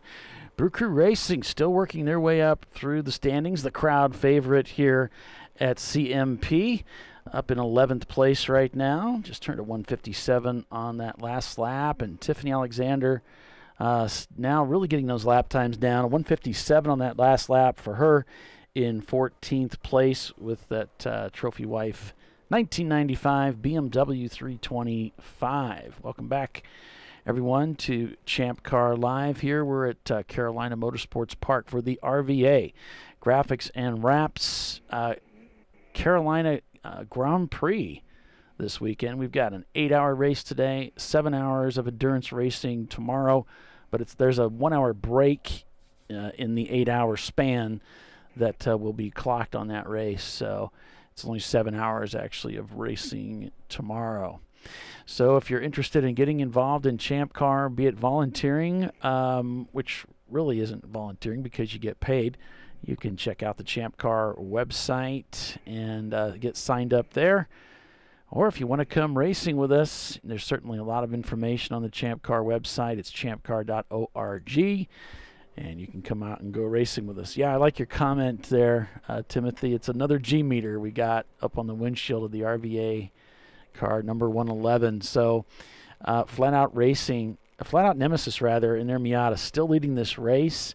145 was that last lap. They are crushing the lap times out there in that Miata. I think they were at NCM earlier this year doing the same thing, just destroying the field. They're really quick. Looks like RVA waving people off. They're coming into the pits. Let's see. It's 12:30. We start at 8:30.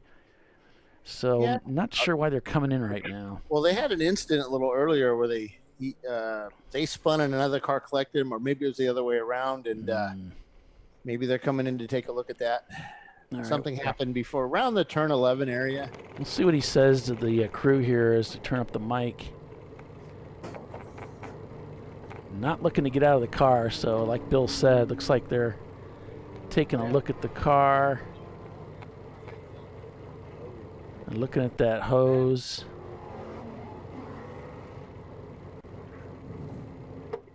We won't do it again. Looks like they're tucking that in while at the same time they're jacking up the car.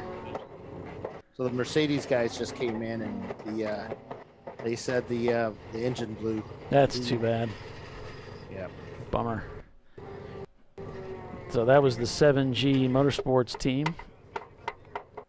They only got a few laps in before the engine let go. They blinked like the camera. The 488 is being pushed off pit lane right now by a bunch of in-shape guys. And we got a car coming into the pits here. Not sure who that is. Looks like the camera's kind of locked up a little bit. Frame rates are really poor out here at the track, so we're just getting by with whatever we have. It's the number 248.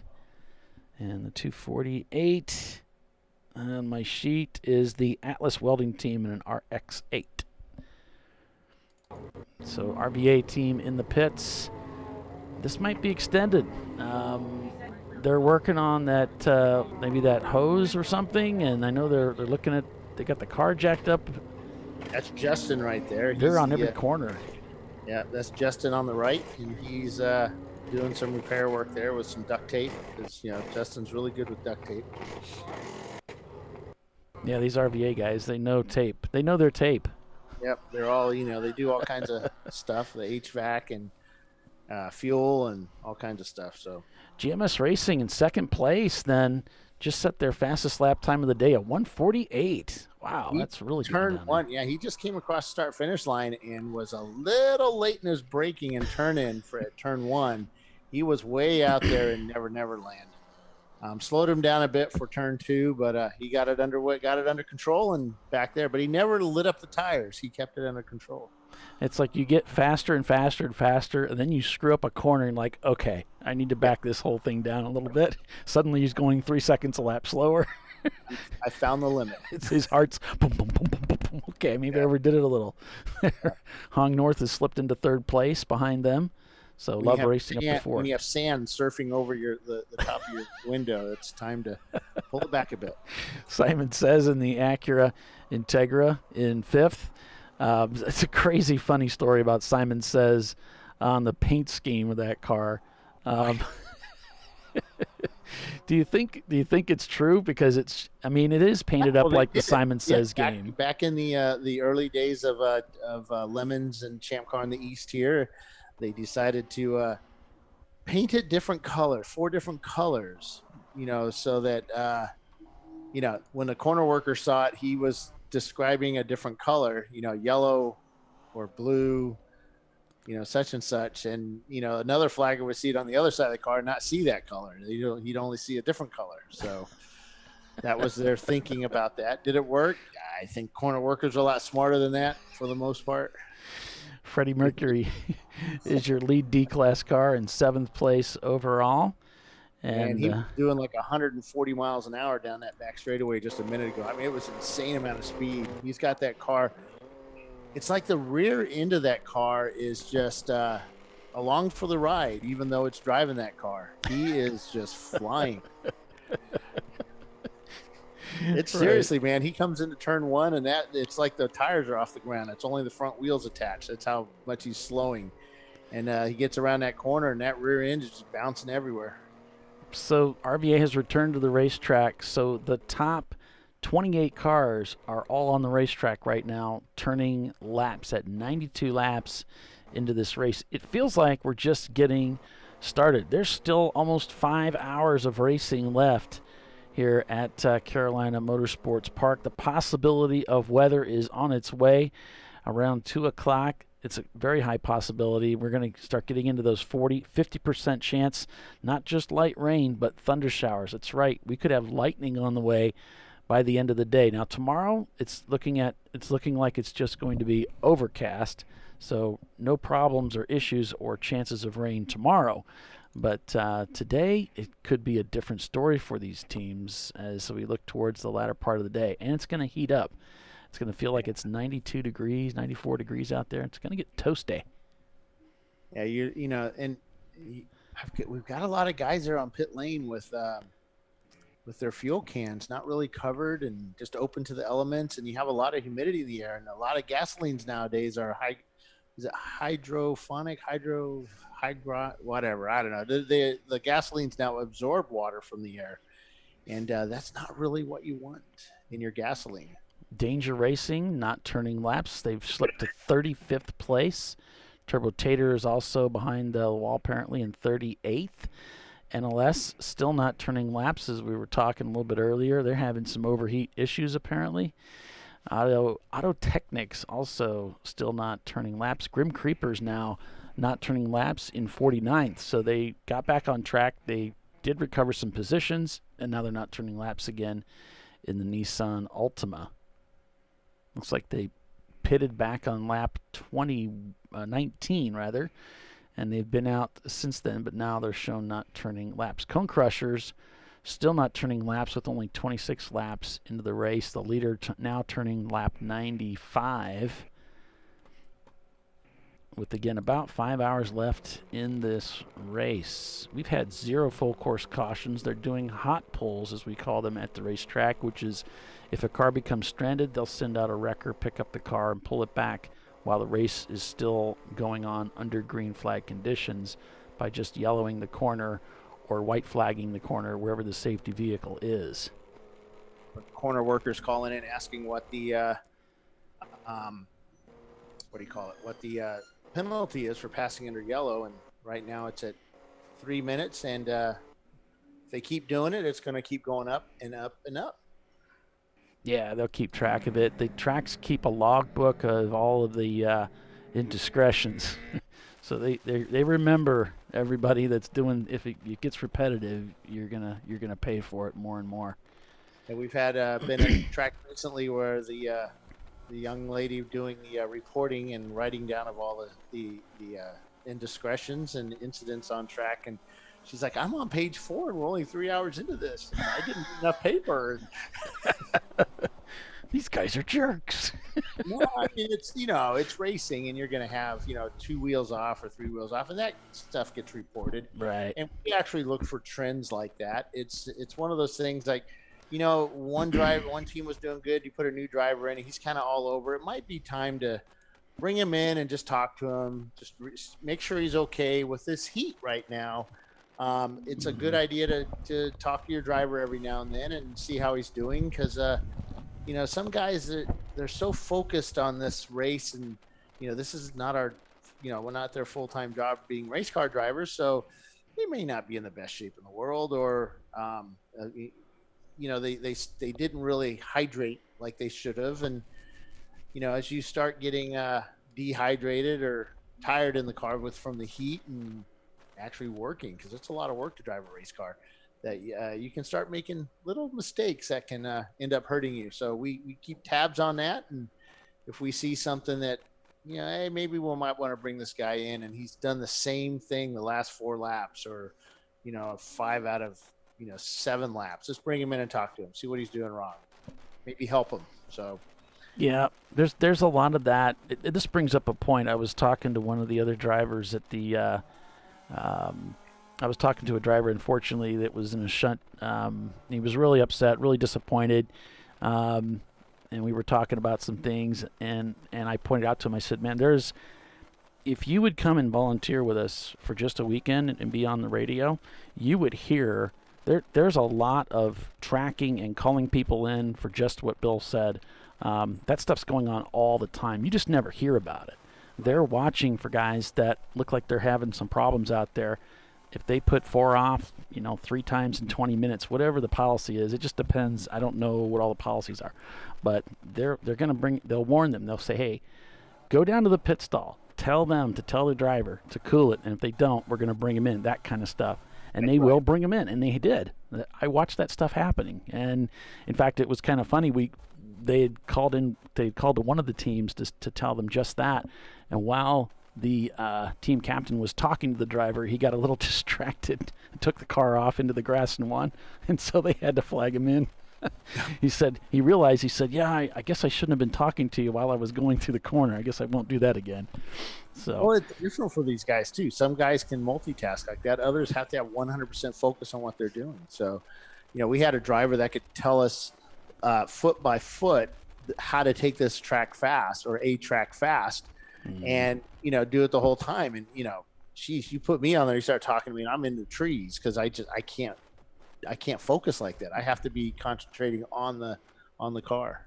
Yeah, like pick a spot to talk, and I do the same thing. If I'm going to call in, I'm going to pick a spot. It's usually the best place to do something for me is coming off the last corner onto a straightaway. There's usually a lot of time there, not much going on, and you're closest to the pit, so they're going to hear you, and that's a good time usually to check your gauges and call in.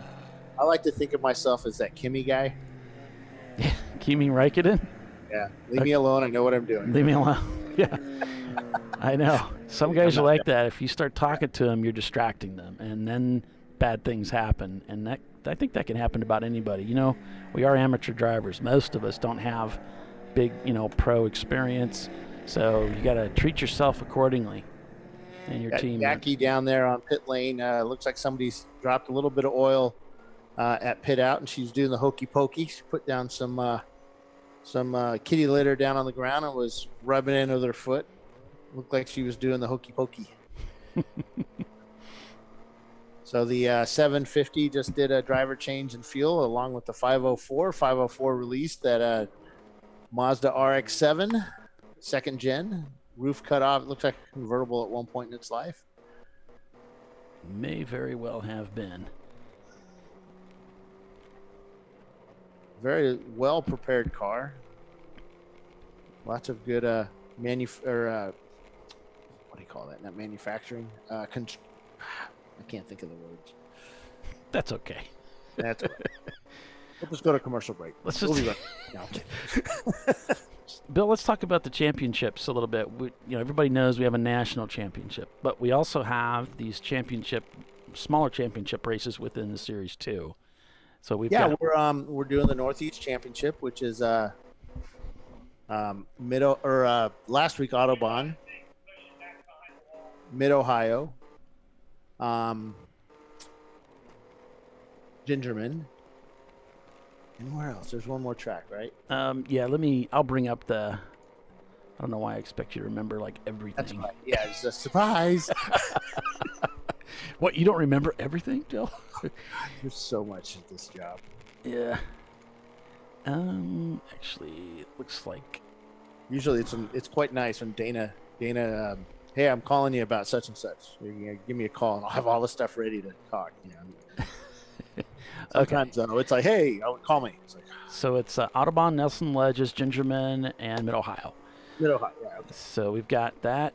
That is the Money Shift Racing Midwestern National Championship. Yep. Regional that started last week, and we'll have some of the standings up here shortly, probably next week, right? And Paulie's now working that info for us, and we're going to post that info up for this. And then we're also working on a Southeastern Championship. I hope to have it up a little quicker, but there's still some details we're working out, and hopefully next week I'll be able to get something on that one. And again, I can't really announce it because we really haven't officially announced it yet. It's all half-baked, yeah. So this is the Money Shift Racing Midwestern National, or Regional, I keep saying national, it's Regional Championship. You run all 4 weekends. The top 6 finishes count. The lowest finishing score wins, because as you know in Champ Car, it's kind of like golf. If a win is 1 point, you want low points, right? So it's Autobahn, Nelson Ledges, Gingerman, and Mid Ohio. First place trophy is 1,400 race credits. Second place trophy is 1,000 race credits, and third place trophy 800 in race credits. And you will get a trophy too. So You're getting a trophy plus the points, and that's right on the Champ Car website if you go to the event schedule portion of our website. Way out there at turn 11. Yeah. Waving yellow. I can't see who it is yet because they're facing me. All right. He is way out there. Oh, he's getting back on track now. All right. Oh, it's a Bliss Racing. Oh, it's the green Camaro. Oh, no, it's not them. Nope, sorry. Wrong car. All right. It is a 240. So 520? Is there a 520? Let me see. 920. 920. Yeah, that's a 300ZX. Stedman Family Racing. Yep, he was way out there. That's what's nice about this track. There is so much runoff that, as long as you don't do something stupid and try and correct the car in the grass, if you just keep going, you're going to get back on. And I don't mean stupid. It's if you just don't try to correct the car to try and get it on back quickly, you're not going to, flip it. Right. You're just going to ease it back on. If you find yourself off track, you learn not to make any sudden movements in the car because you're really dancing on eggshells right there. So Flat Out leads about a lap over GMS. Then you've got Hong North in third, and they just set their FTD at 149. They are shown about 2 laps down from the leader. Your leading A-class car, Love Racing, shown in fourth. Simon Says is fifth. So we've got Krispy Kreme Donuts, DiscoveryParts.com sponsoring our class sponsors this year. There's another one. There's Krispy Kreme, Discovery, and it's Money Shift Racing, also a class sponsor this year. So we appreciate those guys. RVA Graphics, even though they made that extra pit stop to come in and check the car out, they're still shown in 7th place. And the gaps between Prefect Racing and 6th and Simon Says is about 13 seconds. So those two are kind of tight, close racing. And from Simon Says up to Love Racing, the gap is 19 seconds. And Prefect Racing just turned to 149. So we're going to want to keep an eye on that team in 6th because they're cranking out, like 4 or 5, 6 seconds a lap faster than several of the teams ahead of them. So they're going to start reeling in those top, the guys in 4th and 5th and 3rd. They're going to start reeling them in. So we'll keep an eye on those for you. Tiffany just turned a 156. Man, she's really getting those lap times down in that BMW. She's actually on pace with all of the other drivers. That's a quick lap time. In 13th place, and we've got Brew Crew in 11th. They turned a 156. Wow, this guy in the car right now is incredibly consistent. 156s, 157s, 156. There's a 155 he snuck in there. Some really good driving there. Very consistent lap times in the Brew Crew machine. Now in 11th place overall. The lead EC car is in 14th. So everybody at the top of the 14th position is literally in those positions right now overall. 4, 5, 6, 7. I'm counting 8 EC cars in the field. So that means there has to be at least 5 in Champ Car for the EC cars to trophy. They are not eligible for a podium position. Their points are not counted in the championship. But they will receive a trophy for that lead car because we have at least 5 EC cars here this weekend. Sun has broken through the clouds right now, though we are surrounded by high clouds. And, we don't see any, the big puffy clouds, not the rain clouds. But it looks like it's going to add the heat on the track too. So wow, just the flat out Miata just late brakes so late compared to most of the cars out there. That car's so light. He can really put it down on its nose going into the corner. He's making most of his lap times up as just the brakes. Just an amazing stopping car. That's probably most of where it's at, not in the power, but that late braking. Being able to do that, really stuff it into the corner, and then just hammer it coming out of there. Yeah, That's well, guys. There's a lot of cars out here. We've got 1, 2, and 3 markers here. 8, 4 mark 5. There's 5 markers for the front straightaway. Thank you. 5 markers on the front straightaway. I think they're like 100-yard markers, or 50-yard markers. Mhm. And most guys are hitting their brakes at I would say the 4 mark. The slower cars are hitting at the 4 mark. Some are waiting until the 3 mark. But I swear, man, that flat out car, he's waiting until maybe the 120 mark. I Yeah. mean, that's how late he's braking. Yeah. It's pretty awesome. Yeah. I mean, even the 464 Danger Racing, I mean, he's hitting his brakes. He's coming off the throttle at the 200 mark, which is right parallel with me. And then, going straight on the brakes a little earlier than what flat out does. So, yeah, I mean, it's just an amazingly stopping car. And he should be coming down the front straightaway here to get a better view of what he's doing. I mean, it's just unbelievable. Here he comes here. Yeah, he comes off the throttle at about the 150 and then just hard on the brakes at about the 100. And he's not on those brakes for long. He's able to maintain the speed going around there. And again, these guys are the guys driving for him. I believe some of them race in some of the bigger series, and that allows them to, they're just really good drivers. Awesome.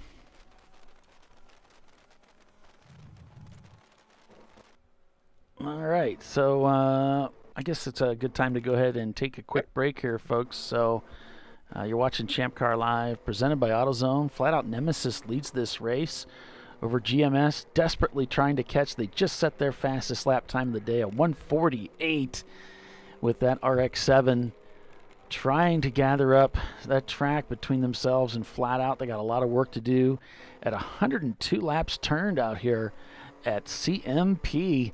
We'll be right back, folks. Stay with us. We're back in a moment.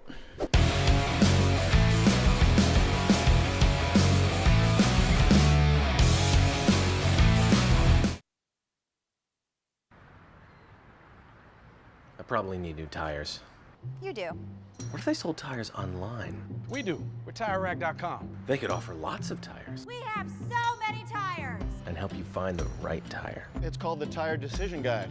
Oh, and they could ship them to a nearby mechanic. We shipped over 7,000 independent recommended installers. This is an amazing idea.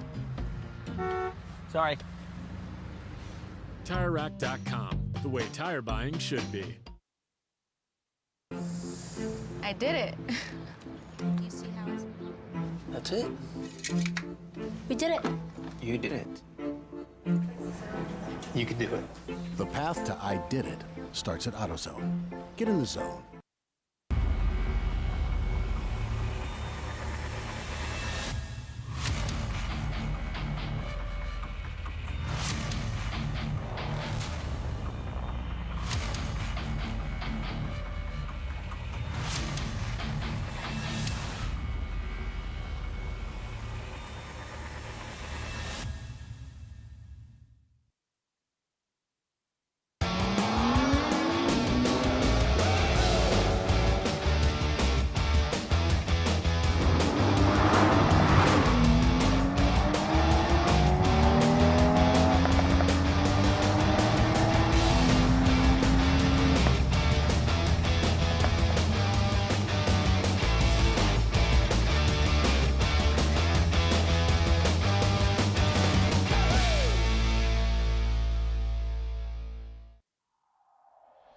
Discovery Parts is a veteran-owned racing and safety equipment company.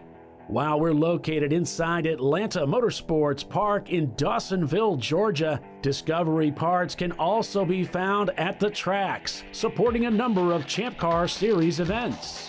We take pride in being a reseller of the best of the industry to Champ Car teams and drivers. We know racing, love racing, and look forward to tomorrow to even more racing. Visit us at discoveryparts.com.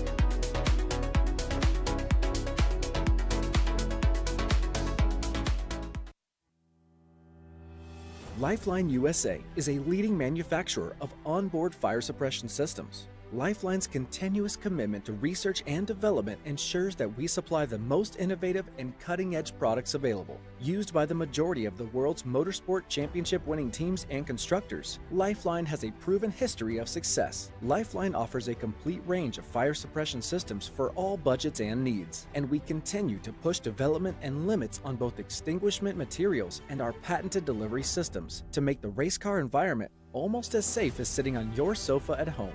Every kit has been designed for a professional and simple installation. For more information and to purchase your ChampCar fire suppression system, go to www.lifeline-fire.com. Located in Northeast Ohio, with 40 years of combined experience, Money Shift Racing knows how to deliver performance and safety, offering everything you need to get your vehicle and drivers ready for race day. From safety equipment to full engine assembly and repair, in-house fabrication, 3D design, and rapid prototyping. Money Shift Racing. Performance done right. Frozen rotors from Diversified Cryogenics deliver increased performance and a higher level of safety, while significantly reducing braking system costs. So to tell you a little bit about the durability of this product. So we have seen an incredible extension of the life of our brake rotors using frozen rotors. We've gone from brake rotors every other weekend to 6 weekends on one set of brake rotors, and I think they can go farther. The durability has been amazing. And it's been a fantastic season, and man, a lot of that is due to the way our car can brake on those frozen rotors. For more information, go to frozenrotors.com. Come on, Road. Do your worst. We'll be at our best. Stress tested to meet or exceed original equipment performance. Exclusively at AutoZone.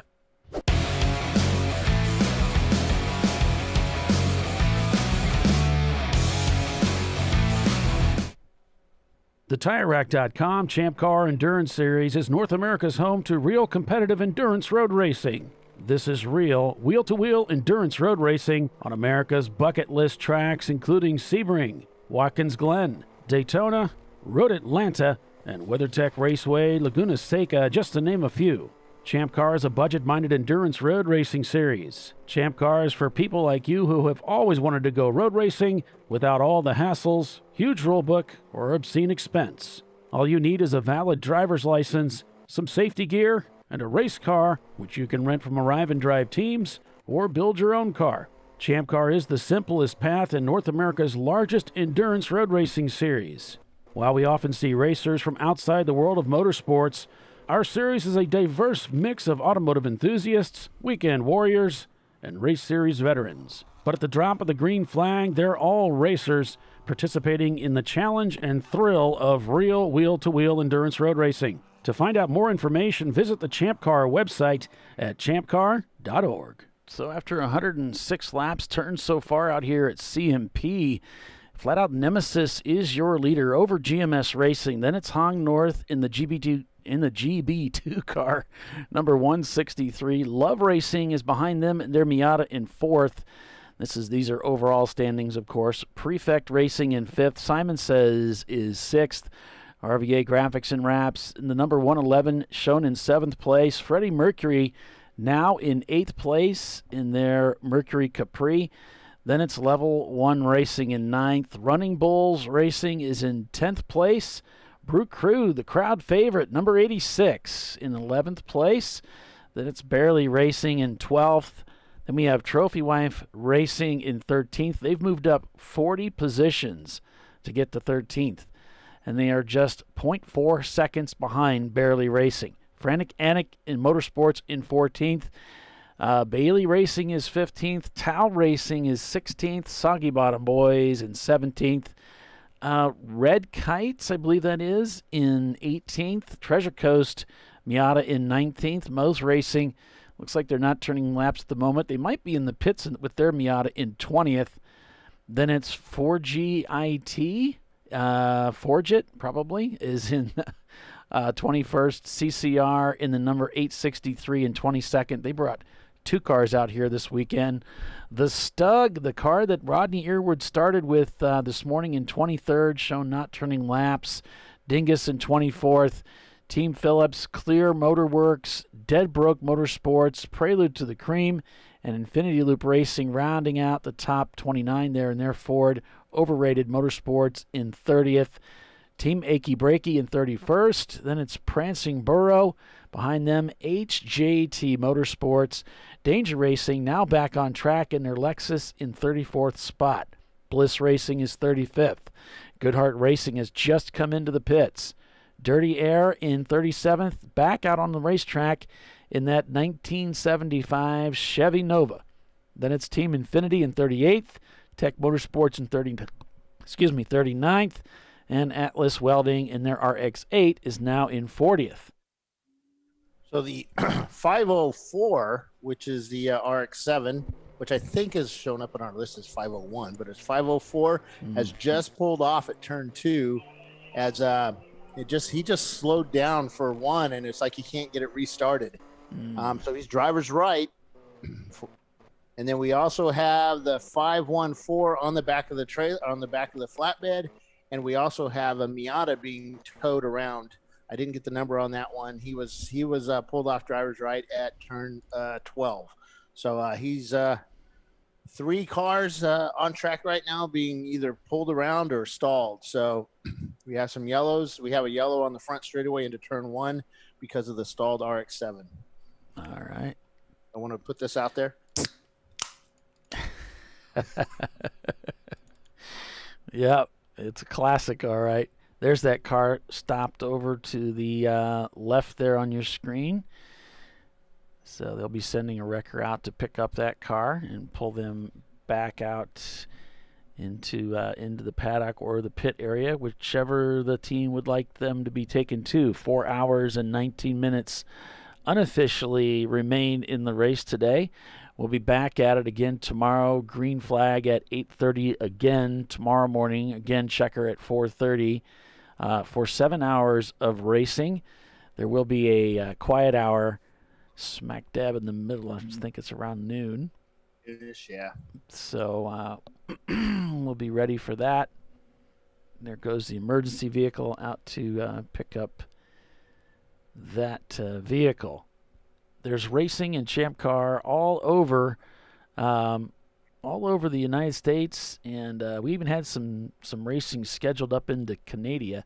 I'm not sure we're going to get there this year, though. With oh no, they're going on. Those races are going on. Oh, Excellent. We can't get there for the show because I don't have my passport. No, but as far as the actual Champ Car races happening. Oh no, yeah, they're going to happen. Those 2 races in Canada will happen. They're on.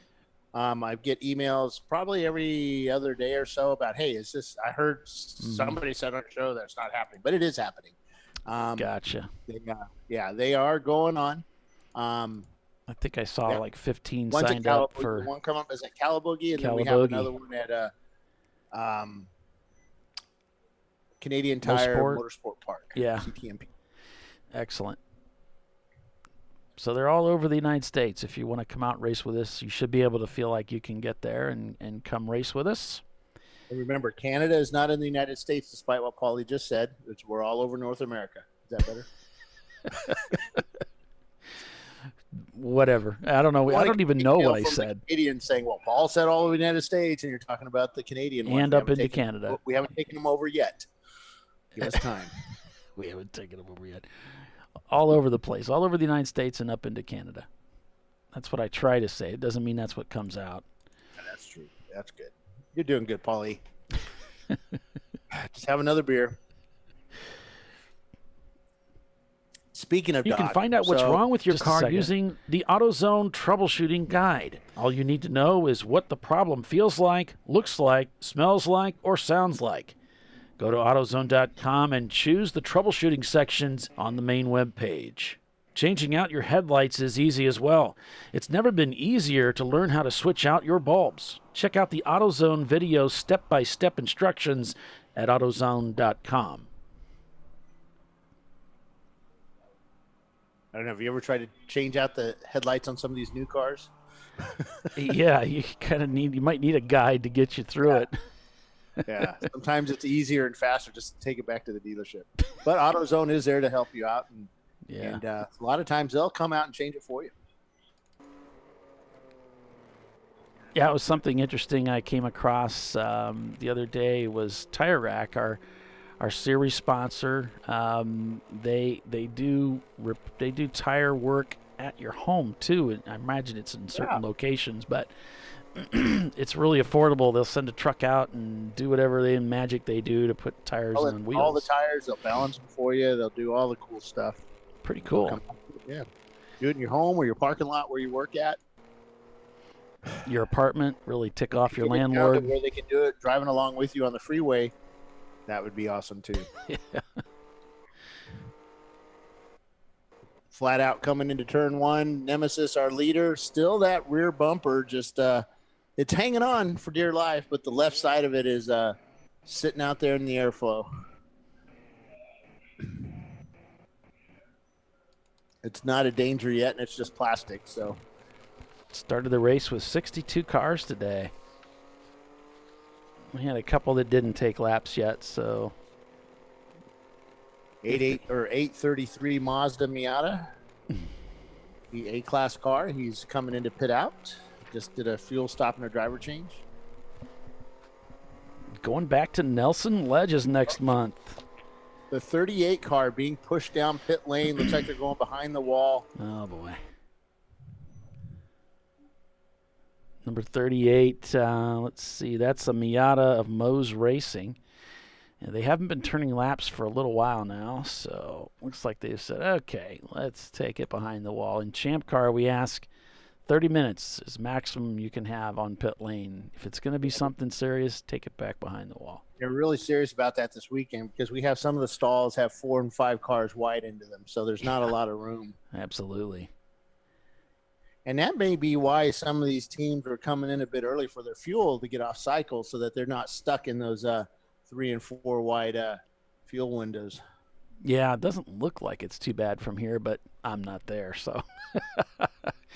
So it's Freddie Mercury in the pits right now after they're actually tumbling down pretty quickly here, so they might have something going on there. Down in 13th now. They just dropped 2 more spots. That's one of the problems with being a front runner. The spread of your lead isn't that much. So if you have a problem, you tumble in the standings very quickly. Red Kite's in 21st now, also not turning laps. Moe's shown crossing that pit loop, but as Bill said, they're being pushed behind the wall. Dingus as well, shown in the pits, and Infinity Loop Racing also shown in the pits after 111 laps. Of course, this race being sponsored by RVA. That car Graphics that just and left Reps. pit lane, he is way off turn 11. He's in the sand.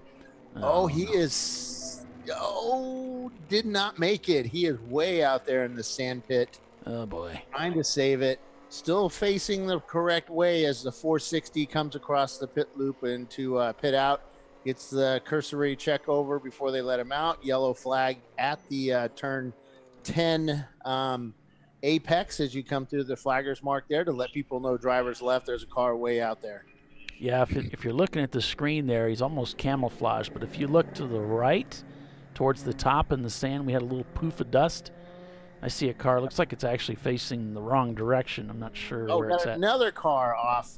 This one is Danger Racing, maybe? It's over past 11. Yeah, it's there's a lot. That's like the party hangout spot over there at 11. Got 2 cars over there. It is Danger Racing. The whole back of the car is hanging off of it. Oh, no. I think it's Danger. Or is it Tiffany? Let's see here. Danger Racing? We've got CCR, Red Kites, and Team Phillips not turning laps. We got a wrecker going out. I keep an eye on the standings here through Race Hero. That's one of the tricks we use to see if we can identify who's who. You just cut off half the course. Oh, boy. Huh? Okay, it is Danger. Yeah. Okay.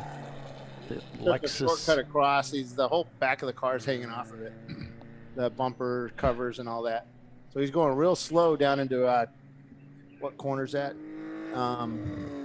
Turn 14. So we got wreckers headed out. We are Still yellow on the back straight, all the way from, where is it?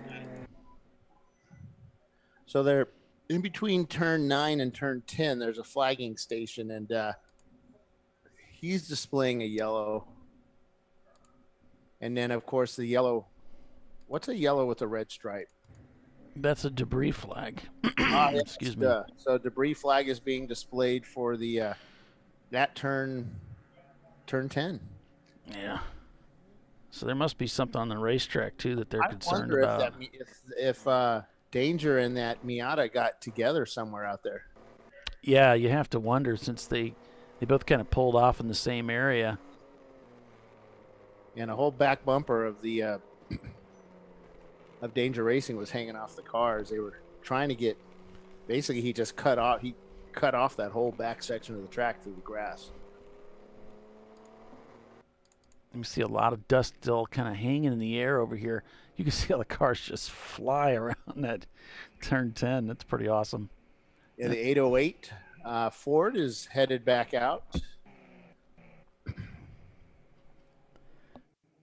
The 808. That's Ford. That's a Ford Contour.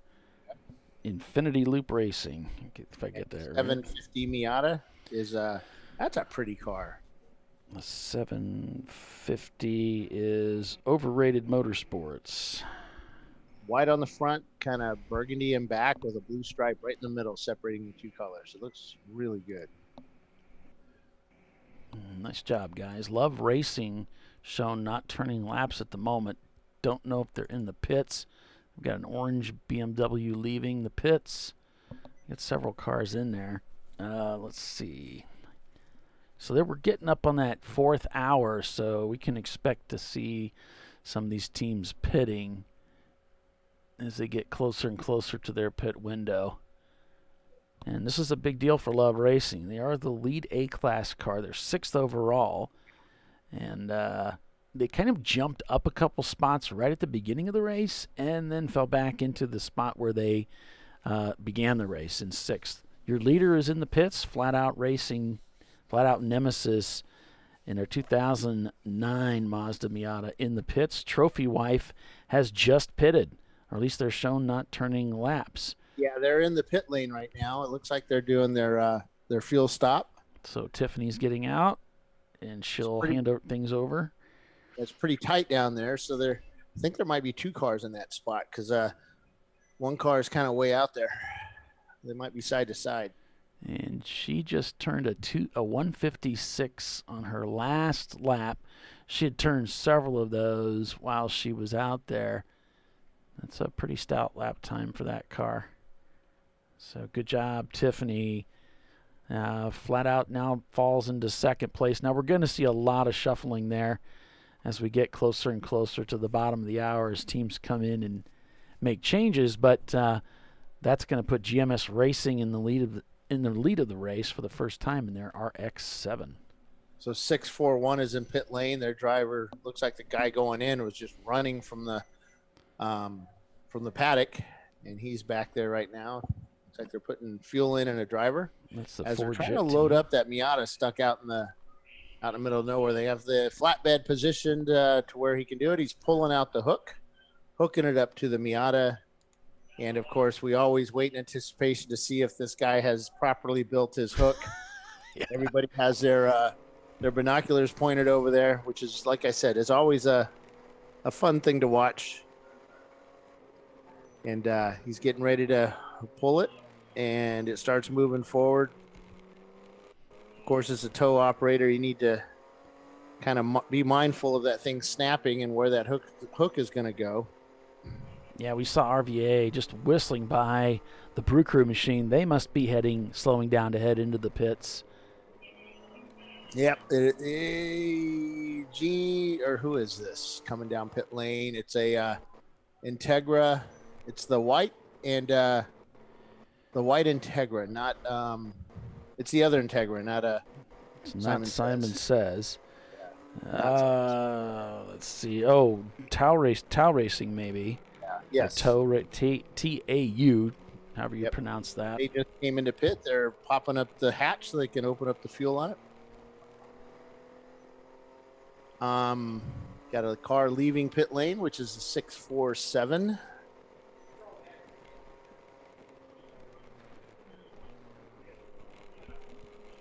Yeah, so that Miata that stuck out in the sand there, he's having a hard time getting him up there. He moved his truck a little further back to get a better bite.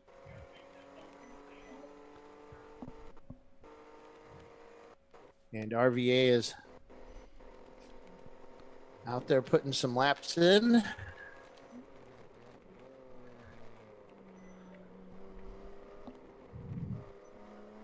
see, it still hasn't moved that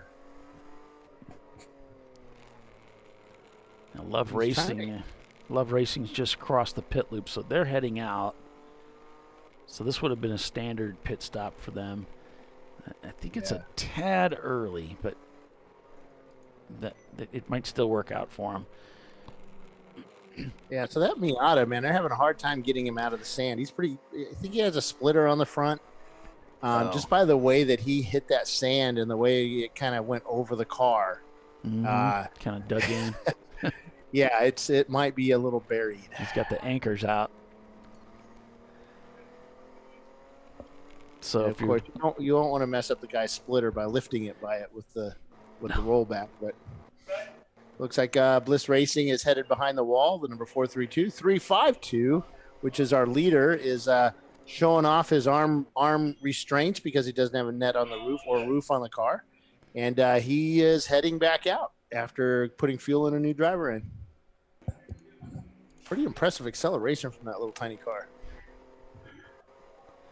That is the nice thing about a Miata. You can just floor it. It doesn't have enough power to send you around, so you just hammer it. It's fun. Then why does nobody want to drive the Opal? What's wrong with those idiots, all right? I don't know. Narrow-minded. Like a Miata. Not a lot of power, and you just floor it and go. Just go, yeah. Kind of go. It teaches patience. It's good for building character. James asked me if I had the ball of wire in the Opal. No, it's right now it has no wiring in it. Whoop, I'm still not hearing you. Flat out. So you'll be putting the ball in soon. I'm trying. Yeah, no, I don't have enough wire left after the MR2 rewired to make balls of wire anymore. So I learned a lot on that rewire. So the Hong North GB2 shown not turning laps in the Super in 5th. Brew Crew definitely in the pits right now in 11th spot. So they'll be doing their driver change. They've really been doing pretty good with that car. They got the Miata up on the lift back there. They've been turning pretty similar laps to the Trophy Wife car. These 156s and 157s. A little tire lock up there by the RVA car, trying not to get into the orange BMW. Manages not to. I wonder if that's their sister car. Let me take a quick look. Because the 411 car was not... Nope, 411 still not turning laps. We got a pretty good sized handful of cars not turning laps right now down at the bottom of the field. Danger, of course, is one of them. Yeah, that was disappointing to see Danger go out. Yeah. They threw down some quick laps and things were looking good after they had a parts change that slowed them up. Like maybe they'd be in contention tomorrow, but they just went out and the spoiler flew off and looks like they got some damage. 328, the Virginia Tech Honda. It's headed behind the wall. GMS shown in the lead, but we're expecting them to be coming into the pits here pretty soon. And we're still yellow at turn 10, and as they're trying to get that Miata out of the sand, they've got it out of the sand now. So now I think they're trying to get the flatbed out of the sand. Well, there's debris right there. I think it came from the spoiler on Danger. So they were talking about bringing the truck back onto the road so someone could go out there and get a clear spot, grab it, and get it off the track. So did they collide? I didn't see what happened. I just saw Danger dragging the spoiler behind him. So I think that they hit. It could have been from a spin that got rough or something. Yeah, because that guy just went out. He just left pit lane on his out lap, and that's when that happened. So the flatbed heading back. We had a moment there where they had no flatbeds left because they were all busy pulling cars. Yeah. Yeah, we've been keeping them busy today. The 111 of RVA Graphics and Wraps now up into 6th. Make that 5th as they've gone by Hong North, who's currently in the pits. And RVA really hasn't had the cleanest of races. They've had contact a couple of times. They've been off the track a couple of times. They're obviously pushing really hard on that BMW to get it up to the front here. Now, they have passed 38 cars for position to find themselves in 5th place right now. Their last pit stop was at 87, and we're currently working lap 116. So, it looks like they're about in a spot where they're going to want to pit here, probably at the very bottom of the hour. Yeah, I can see that debris down there. It looks like a metal bracket. It may self-clean itself. Oh, I guess they didn't pick it up with the truck. It's still there? No, it's still there. Okay. You know how that works, though, self-cleaning. Yeah. Yeah, somebody. That's why you put 5-core radiators in your car, so that you have other cores once one gets broke. Yeah, well, on the front of ours, we'd have a mesh in front of the radiator to catch all those bits. Yeah. Get a little pattern on it to catch some of the grass for our professional grass mowers. That's why you have compressed air in your pit. When you come in, you just spray it through the radiator, blow all that stuff out. Some of the guys have gone through deep enough that we need a pitchfork to pull it out. Start baling hay over there. That's Hawkins in our Mark 1 at the VAR 24 for Champ Car. Yeah, the first year we ever ran it.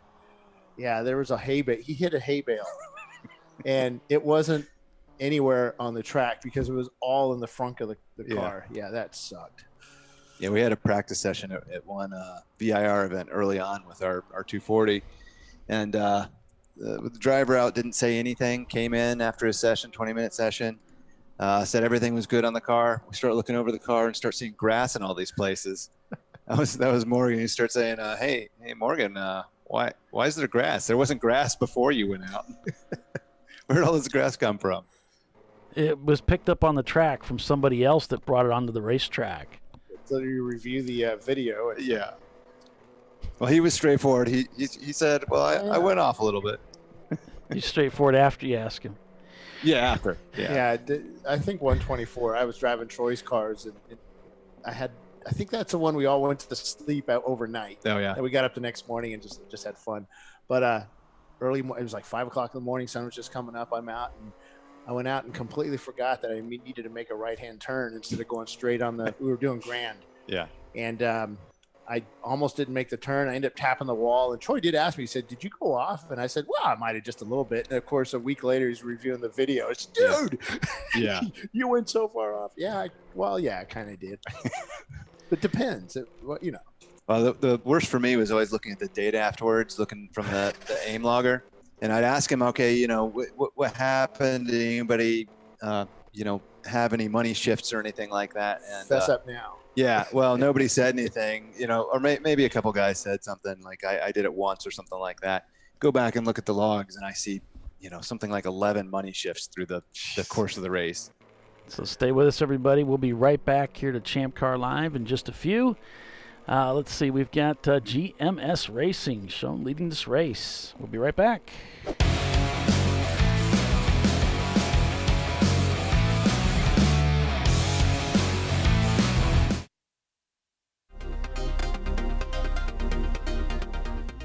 Welcome to TireRack.com, revolutionizing tire buying since 1979.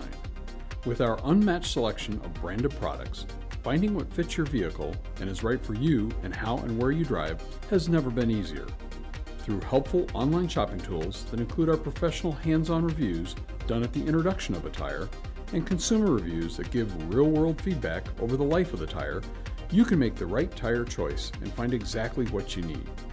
And if you prefer to talk to someone, our tire testers, our sales team, are available on the phone. And that's how we get you the right tire for you and your vehicle for where and how you drive.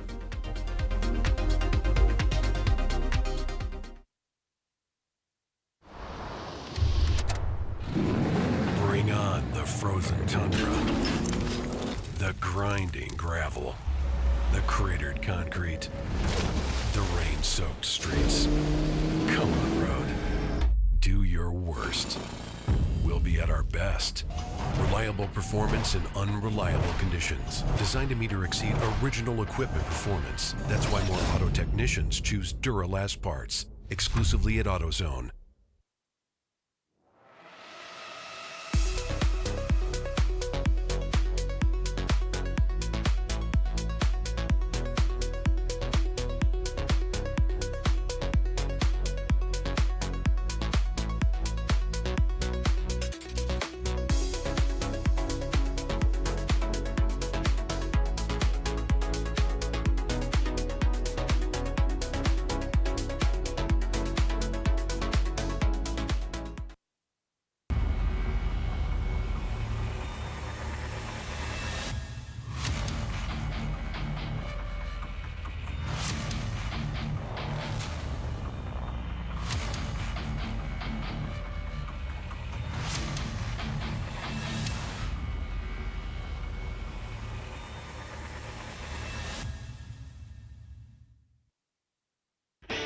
Located in Northeast Ohio with 40 years of combined experience, Money Shift Racing knows how to deliver performance and safety, offering everything you need to get your vehicle and drivers ready for race day. From safety equipment to full engine assembly and repair, in-house fabrication, 3D design, and rapid prototyping. Money Shift Racing. Performance done right. Discovery Parts is a veteran-owned racing and safety equipment company. While we're located inside Atlanta Motorsports Park in Dawsonville, Georgia, Discovery Parts can also be found at the tracks, supporting a number of Champ Car Series events. We take pride in being a reseller of the best of the industry to Champ Car teams and drivers. We know racing, love racing, and look forward to tomorrow to even more racing. Visit us at discoveryparts.com.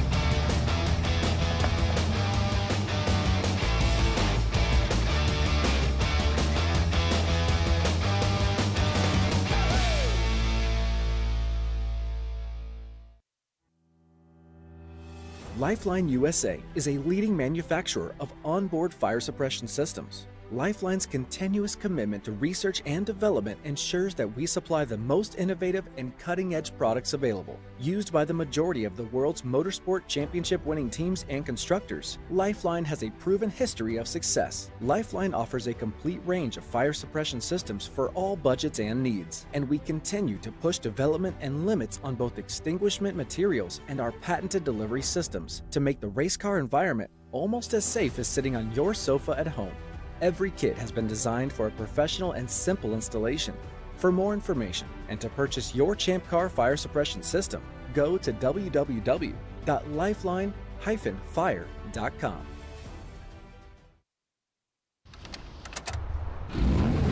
Come on, Road. Do your worst. We'll be at our best. Engineered to meet or exceed original equipment performance, exclusively at AutoZone.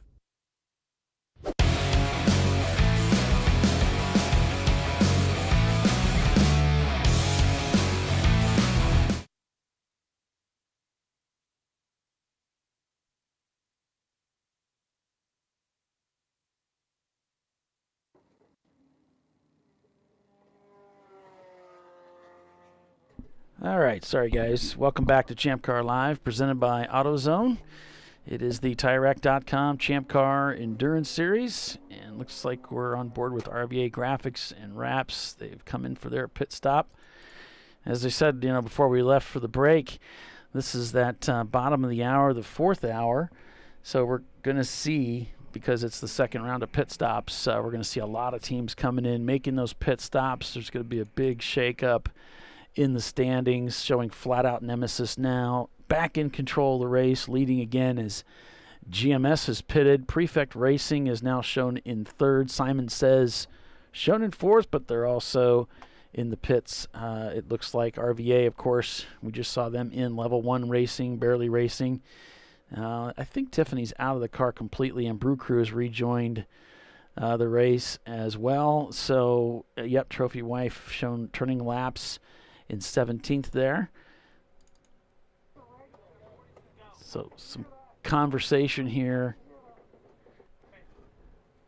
inside the RVA car. So Champ Car, I know they used to have a rule, and they probably still do. You got to disable that column lock, but you can still use the key. Going to reposition that steering wheel while he's moving on pit road. That's not scary at all. So just get himself situated here as he arrives at pit out. Quick check there, Jackie, just making sure as best she can that he's good to go. Release that driver, and out they go to the racetrack. Yeah, it's been a little trouble getting into gear here. He's looking for gears. Got it.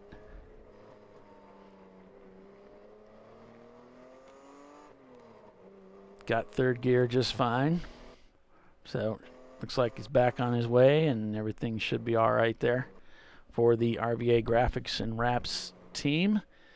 As this the standings here for this race now begin to shake out as we're past that that typical 2-hour mark where the pit stops you're required by Champ Car rules to get that driver out of the car. So the goal is these 8-hour and 7-hour races is to try to get 2 hours out. Oh, lots of smoke up in front of the RVA car. I don't see the source of it. Kind of going off everywhere here. We had a car just go off at 11, and he's just coming back on. He was way out there in Never Never Land. It was that fastback Miata that's racing with us, as the 63 Simon Says is leaving pit lane. Well, they drop a wheel here. They really kind of put up a plume of sand because it's not, it's not that packed hard dirt. Oh, the other what is he doing? So the other Honda Integra, he just pulled off right at the track crossover. We were kind of worried he was going to take a shortcut and get a really fast lap out of that one, but he just stopped. Looks like a little bit of smoke coming out the back of it. Yeah. He may have stopped there just because it's a good safe spot. That's what I'm hoping, that he's not, trying to go live here again. Yeah, because he can't. That sight line, I can't imagine he can see too well coming down the straight. The corner worker's giving him a thumbs up, like, you all right? Yeah. He's kind of rolling back a little bit. Oh yeah, the corner worker just got the approval. He's good. Yeah, they're talking to him on. Yep, they're going to display a yellow there at the crossover corner marshal. I tell you, I've been really impressed with the crew and flaggers here. There's a lot of good communication.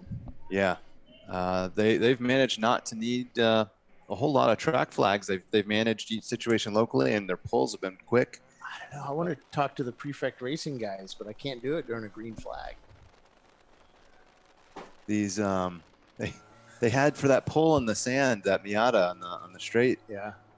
That tow truck was flying in the grass coming over. They really do hot pulls. Yeah. So after 122 laps, we'll give you a rundown here of where things are now that those pit stops are finished with. We got Flat Out Nemesis leading by about a lap over GMS. Then 3 laps back from them, it's Hong North. That's right, 3 laps back. It's Hong North in the GB2 car, the 163. Then about 20 seconds behind them is Prefect Racing. Then another 36 seconds back is Love Racing. Simon Says still shown in the pits, but they have in fact left the pits, so we'll have to wait to see where they shake out in this whole thing.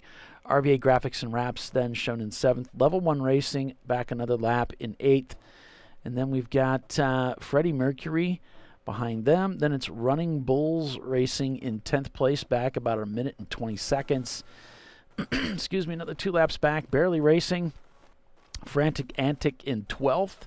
Then it's Brew Crew in 13th, Bailey Racing in 14th, and Soggy Bottom Boys in their Nissan in 15th. The Toyota MR2, the Mark 1 MR2 V6 is back out on track. He pulled off earlier today with smoke rising out of the engine bay. That's never good. Here's on board with RVA now in the 111 car. Their sister car earlier today was leading quite a bit over them, several positions up. That car has been taken off the racetrack and is not turning laps right now, so they've fallen dramatically through the standings. Danger Racing also not turning laps. Dirty Air in their Nova, again not turning laps. Tech Motorsports, Turbo Tater, NLS Racing, Virginia Tech Grand Touring, not turning laps. Deadman Family Racing in their Z not turning laps, as well as Auto Technics, RVA Graphics and Wraps, as I said, the 411, Prancing Donkey, and Cone Crushers also not turning laps. I just heard Tiffany's voice, and I heard something about a lame excuse about having to catch her breath. Apparently, she didn't get. She is. She just got out. She didn't get any cool suit water. She is. You know how Tiffany is kind of fairly not pale. What do you call that? Fair. What's fair skinned? Fair skinned. Yeah. Pale. She is red. Yeah, but it's hot out there. You know, we know the temperatures are up, and with the humidity combined with being in a race car, these drivers are going to be getting hot out there. And it depends on the car. I know some of the ones we've had temperature sensors in, they get up to 135 F in the cockpit. We always saw in the MR2 about 125, 130 in the car, always. So there we got a car on screen. Looks like they're under the hood on the number 697. 697 is Tech Motorsports. Taking a look at that car. In the one of the things we noticed, Paulie, was that when we put vents in the hood, you know, all that you get all that heat out of the engine bay. You know where it goes? Right into the car. Awesome. Some of the cars can get a little bit of CO coming back. Yeah. Also, you know, it's a little bit of an exhaust leak and some airflow through the firewall, and you might not notice it. It'll creep up on you. Yeah. Before you know it, you start feeling sick. Yeah, we've had that happen to actually a fair number of drivers, especially during the 24, where, you know, it's a very competitive race and guys tend to, you know, do stuff.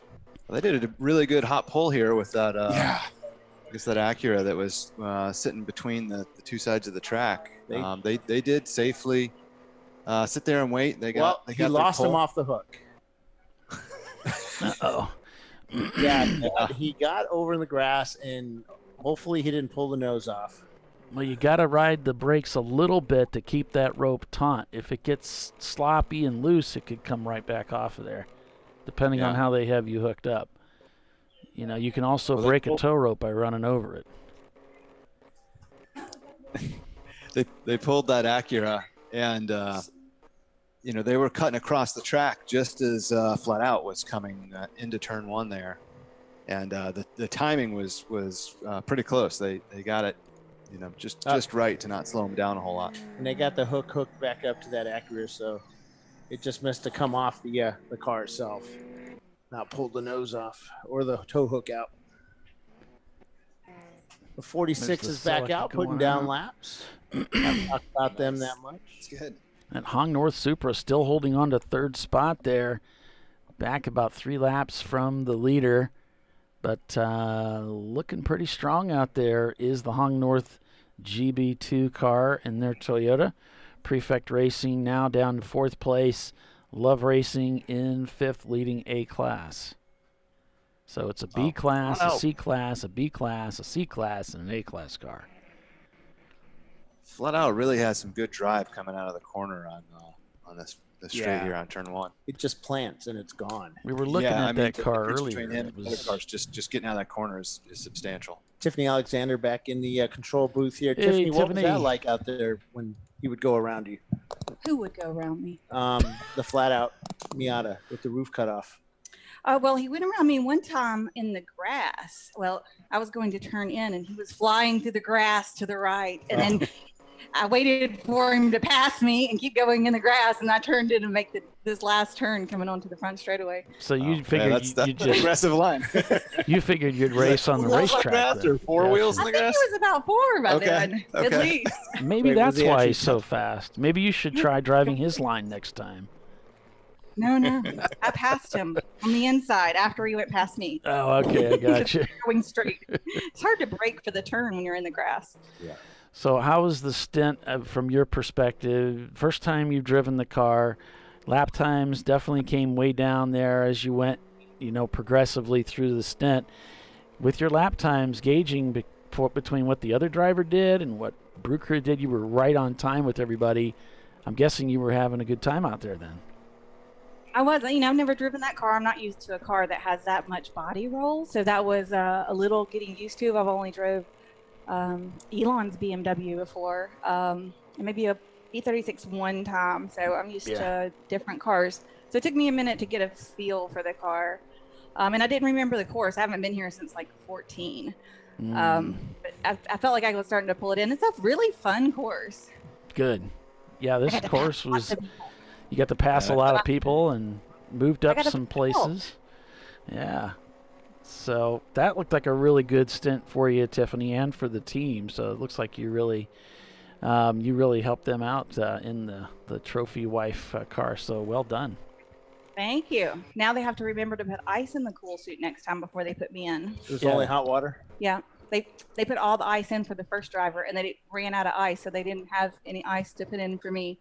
Well, they're selling ice here at the concession stand. Well, they didn't realize that until it was time to put me in. They were like, "Oh crap!" We were saying earlier that the cockpit temperatures can get up to 135 F in a lot of these cars, just depending on airflow and how it's all set up in there. It can be, was really tough. warm.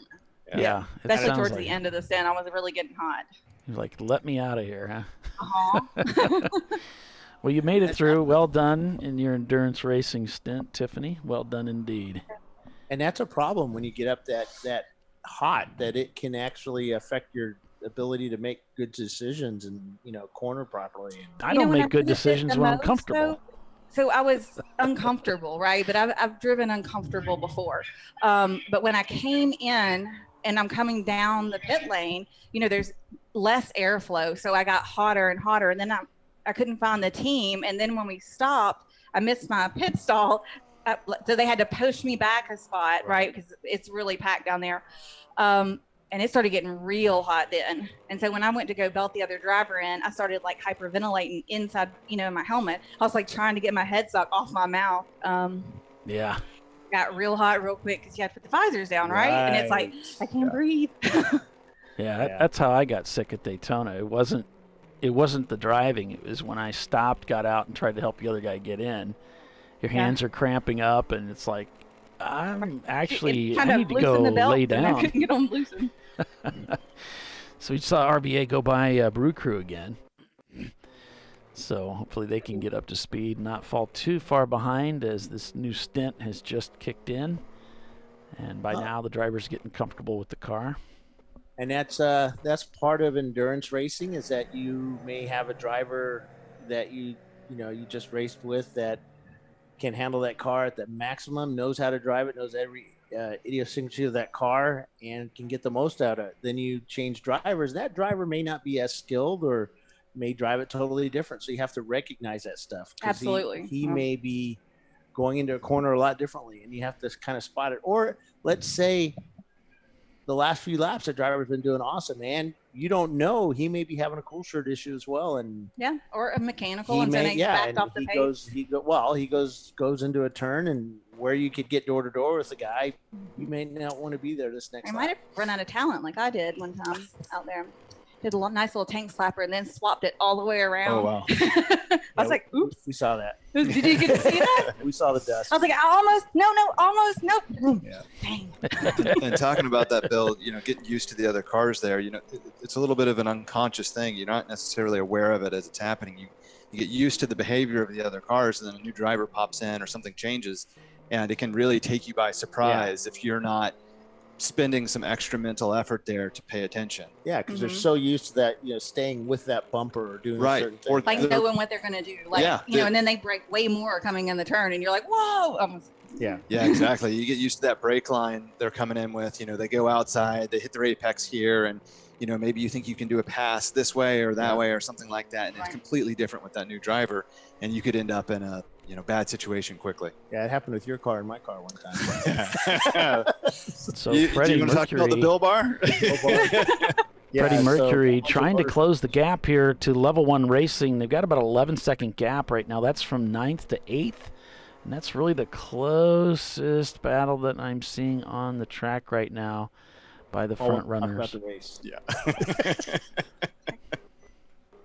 So how is the track today compared to 2014, Tiffany? Completely different. Yeah. In a way. Now, so in 14, I came and I was driving in a 1987 Honda Accord, carbureted. My buddy calls it the triple 87 because So it's pretty quick. 87 horsepower, top speed of 87. He was born in 1987. That car, you do not use the brakes at all. Yes, you see, you probably didn't brake too much. If you did, you had to put your foot out and start like pedaling to get back up to speed. It'd probably take a lap or so. But I did remember as I was coming through, what is the sweeper back here? 6 and 7 or 6 and 9 or 8 and 9. Who knows? Let's see. 8, 9, and 10 is where you get those kinks. Yeah, So 8 and 9. That was so much fun. I love that turn. And I was like, hey, this is where I lost the brakes in the Accord. And I'm flying off. But it was fun.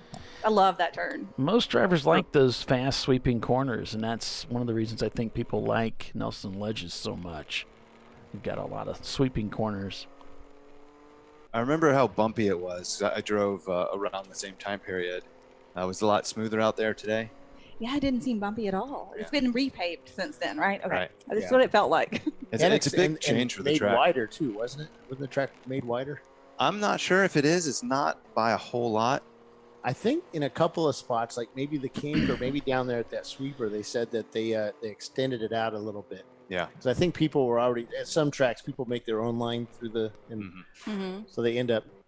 Oh, we got a Miata way off into turn big 1. smoke tire there. Yeah, but he looks like he kept it on the track. No, he was way off. Yeah, he was And, in the grass. now he's back on the track, but he was out in the grass. Doing That was some turn agricultural one. work. Turn 1 is tricky. Like it took me a while to get turn 1 down. I had a hard time seeing. They put a really big window net in there, and turn 1 is just trickier than it looks. Yeah. I've seen a few different lines from different cars going through there, and braking points.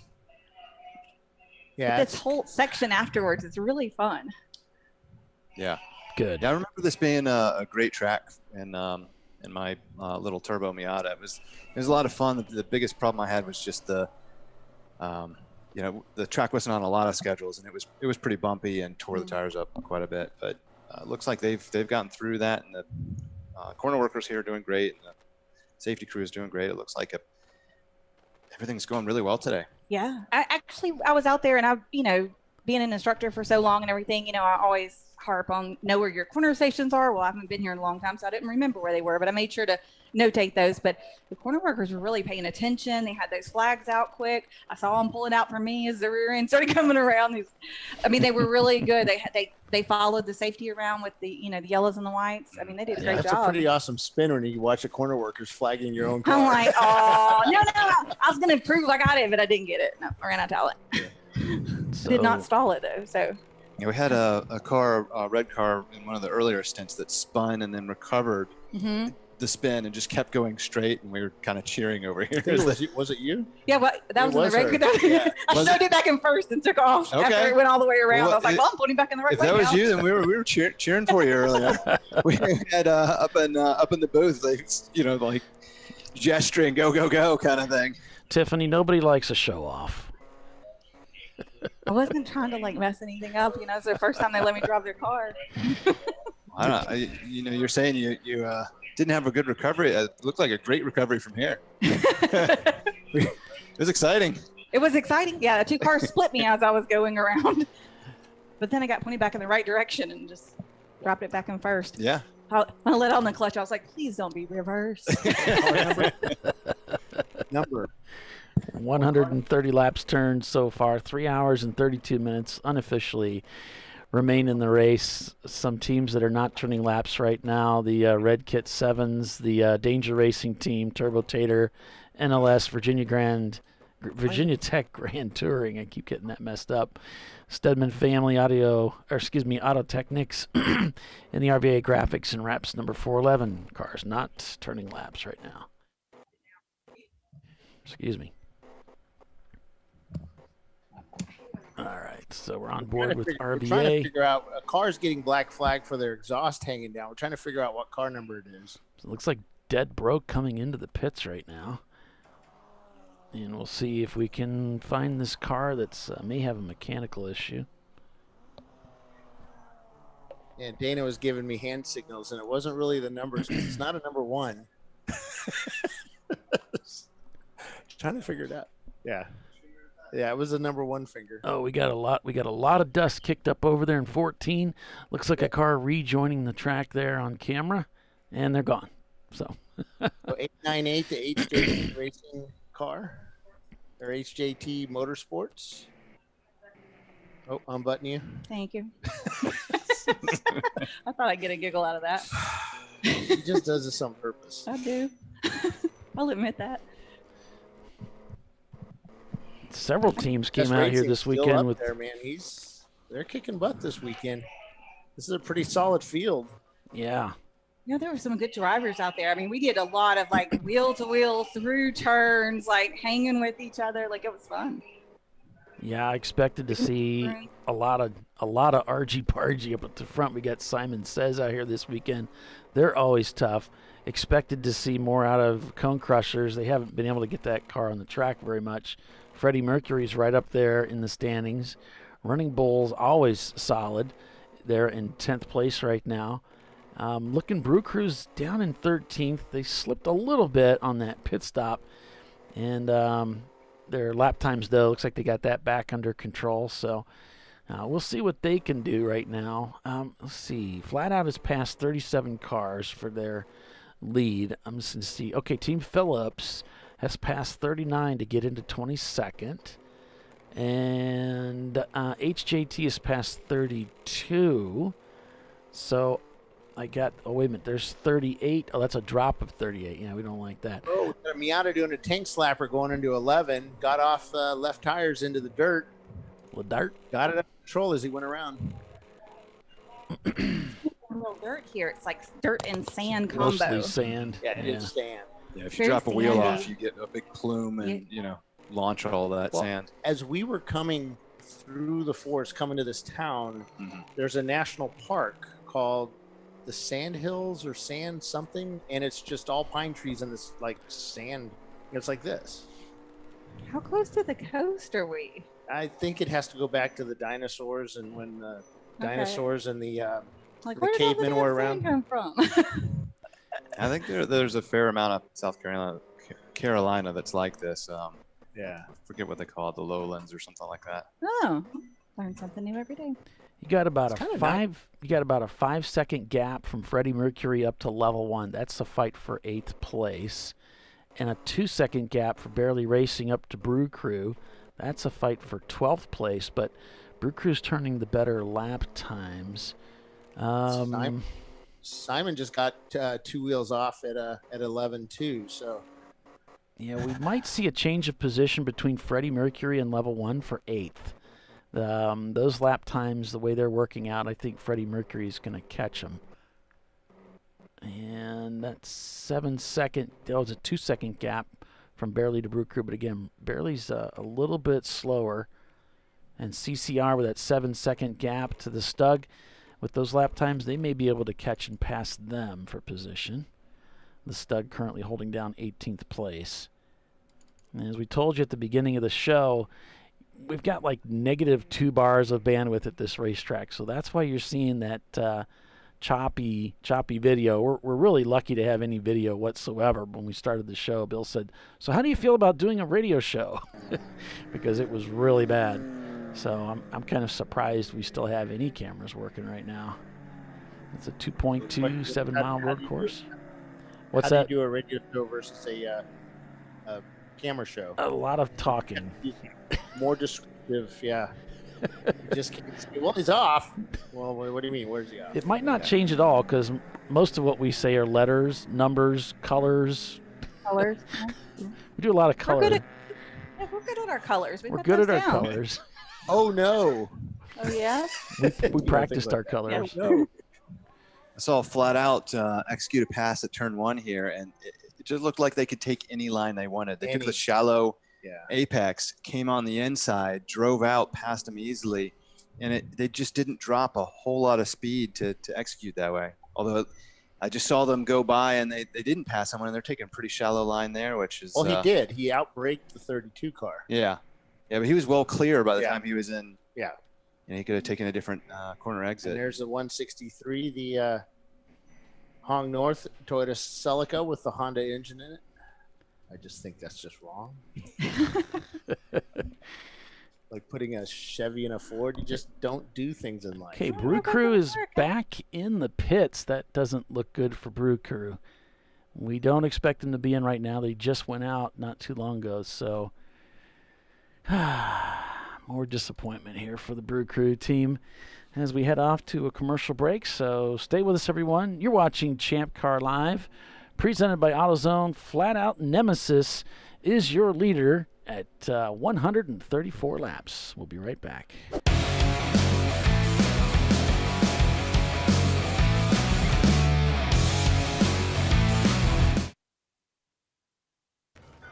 You know, I'd buy tires online, but then what? We've thought about it. We're TireRack.com. They should let you ship directly to a mechanic. Actually, we call them independent recommended installers. They should have like 1,000 mechanics. Try over 7,000 installers. Then you just make an appointment. At a time that's convenient for you. This could change tire buying forever. TireRack.com, the way tire buying should be. Come on, Road. Do your worst. We'll be at our best. Engineered to meet or exceed original equipment performance exclusively at AutoZone. Oh, that never happens last time. I'm sure it doesn't. But that explains why you're dressed like a train conductor. Nice bodysuit. When do we start jazzercising?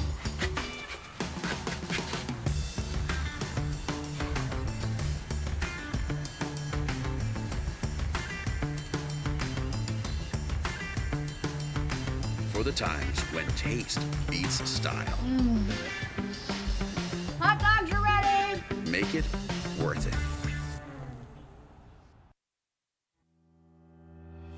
Lifeline USA is a leading manufacturer of onboard fire suppression systems. Lifeline's continuous commitment to research and development ensures that we supply the most innovative and cutting-edge products available. Used by the majority of the world's motorsport championship-winning teams and constructors, Lifeline has a proven history of success. Lifeline offers a complete range of fire suppression systems for all budgets and needs, and we continue to push development and limits on both extinguishment materials and our patented delivery systems to make the race car environment almost as safe as sitting on your sofa at home.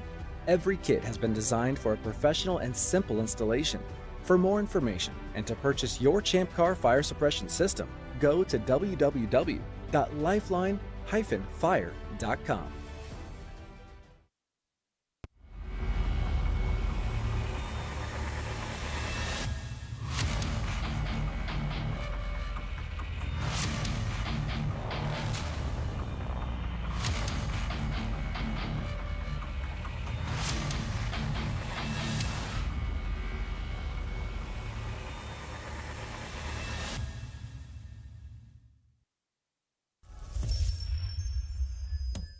Frozen rotors from Diversified Cryogenics deliver increased performance and a higher level of safety, while significantly reducing braking system costs. So to tell you a little bit about the durability of this product. So we have seen an incredible extension of the life of our brake rotors using frozen rotors. We've gone from brake rotors every other weekend to 6 weekends on one set of brake rotors, and I think they can go farther. The durability has been amazing. And it's been a fantastic season, and man, a lot of that is due to the way our car can brake on those frozen rotors. For more information, go to frozenrotors.com.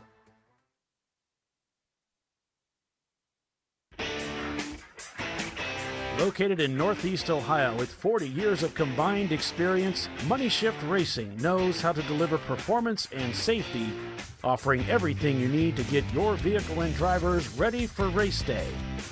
From safety equipment to full engine assembly and repair, in-house fabrication, 3D design, and rapid prototyping.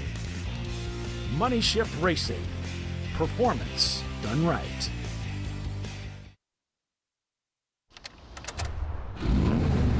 Come on, Road. Do your worst. We'll be at our best. Engineered to meet or exceed original equipment performance. Exclusively at AutoZone.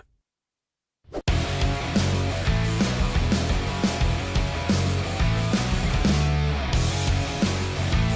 we're back to ChampCar.Live, presented by AutoZone. We got to thank those AutoZone guys for supporting this broadcast. So, thank you. We appreciate you. We have 137 laps turned so far. We've got Flat Out Nemesis leading over GMS. Let's see, that's about a 2-lap gap right now. I just found out my buddy Kip Mitchell running with the GMS team this weekend. Hong North GB2 still in 3rd place, holding strong in that Toyota Supra. Prefect Racing in 4th. Love Racing currently in 5th place in their Miata. So we got a Miata, an RX-7, a Supra, a Lexus, and another Miata, and an Integra. That's the top 6. And then a BMW in 7th. So a nice grab bag, a nice mix there of cars up racing here this weekend. Your lead D-Class car in 9th place overall, Freddie Mercury. We can take a look at these cars by class here. According to Race Hero, which is, of course, not official. Class A, sponsored by Krispy Kreme Donuts, Love Racing leading over Level 1. And then CCR, B-Class being led by Flat Out Nemesis, Hong North, GB2. And then Simon Says, C-Class being led by GMS. Prefect Racing, RVA Graphics and Wraps in the number 111. D-Class being led by Freddie Mercury over Team Infinity and Dirty Air. Not a lot of D-Class cars here this weekend. We actually have more EC cars running here this weekend than D-Class. Bailey Racing leading EC, and that class will be trophied this weekend because they have at least 5 cars in the field. If you'd like to follow along with your favorite teams, you can do so over at racehero.io on the web, or you can pick up their app in the App Store. Their app is free. Or you can follow along that way. Definitely a wide variety of cars out there. Yeah, as usual, especially as the fields get larger, we get to see a lot of really a nice broad, spectrum of cars from a 1973 Nova all the way up to a 2009 Mazda Miata. So pretty interesting spectrum out there of cars, and different performance of cars. And Champ Car is kind of set up to try to equal out the cars a little bit with the way that it's structured, their point system. But as far as your experience out there, Tiffany, did you sense a lot of big speed difference, or did it all seem to be pretty much within reach? I mean, I'm sure there's drivers that are new to this, and so they might have been a little bit off the pace, but I mean, not very much. I mean, a lot of the field was, I would say, very similarly matched, Right. Like Simon Says, I ran with them for I don't even know how many laps.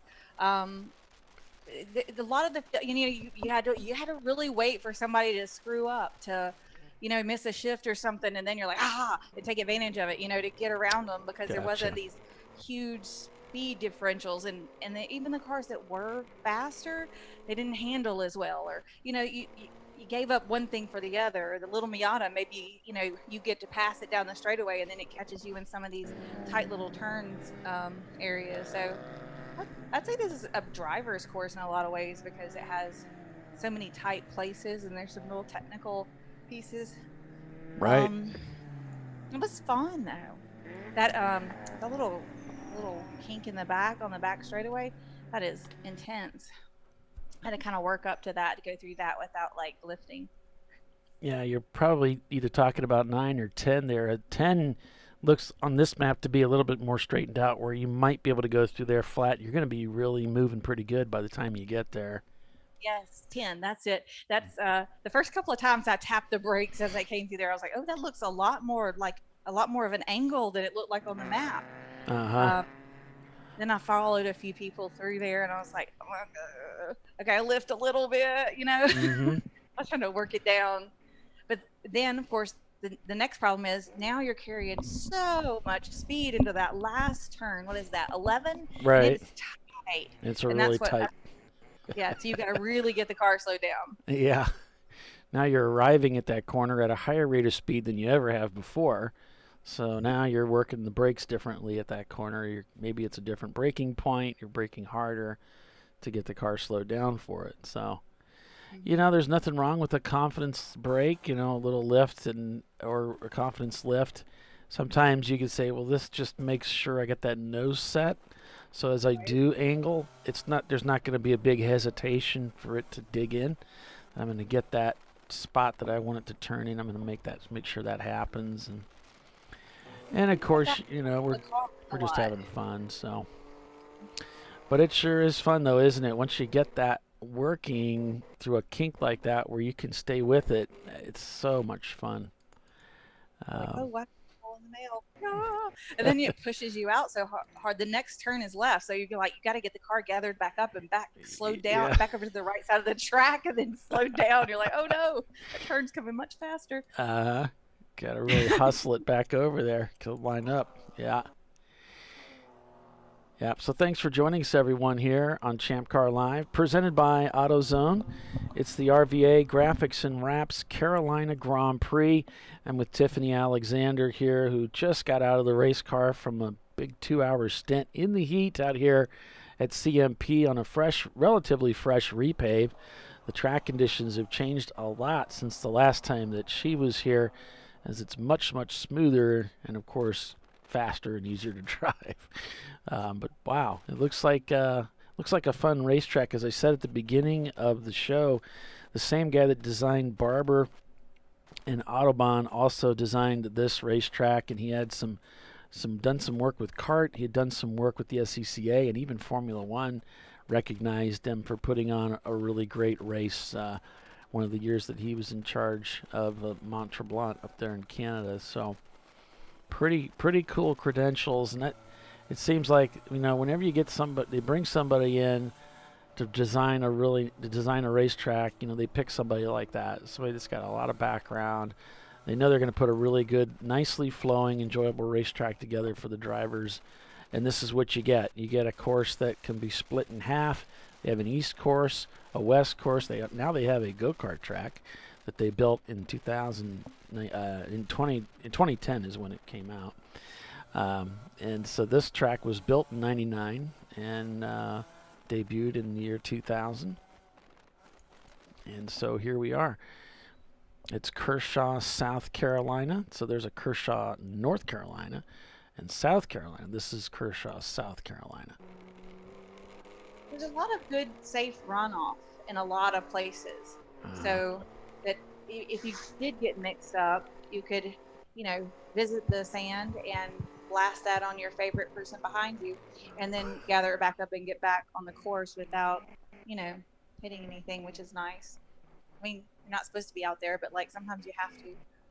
So I got some updates. So the 411 broke a rocker arm, the RVA graphics, on their engine. I guess that's the thing that activates the off the camshaft, activates the valve. Yeah, I can't say that anymore. I said that one time. Got a person really upset with me when I said cheating parts. Oh, are they up here? So the prefect guys they got running lights, but they don't know if they have brake lights. They're getting reports. So the 833, the Dingus Miata, they got into it with another car, and I'm finding out that they're done for the day now. They been an let's say a tie rod and I don't know what that means. An upper A arm. Yeah, the upper A arm. Okay, I'm not a mechanic. Never claimed to be. But that doesn't sound like something they want to bend. Oh, we got a slow car, the Honda or the Acura Integra, the white and red one, off driver's right, turn 2 or 3. Where is that? That is turn 3. Just past the flagger station. He's sitting driver's right. Another slow car coming into. Well, now okay. I think he was coming. He came out of pit lane. Okay. That what is that? Like an bronze. Yes, it's a metallic kind of brownish orange. It says like Tech or something on the side, TEK. Yeah. I was running around with that car while I was out there.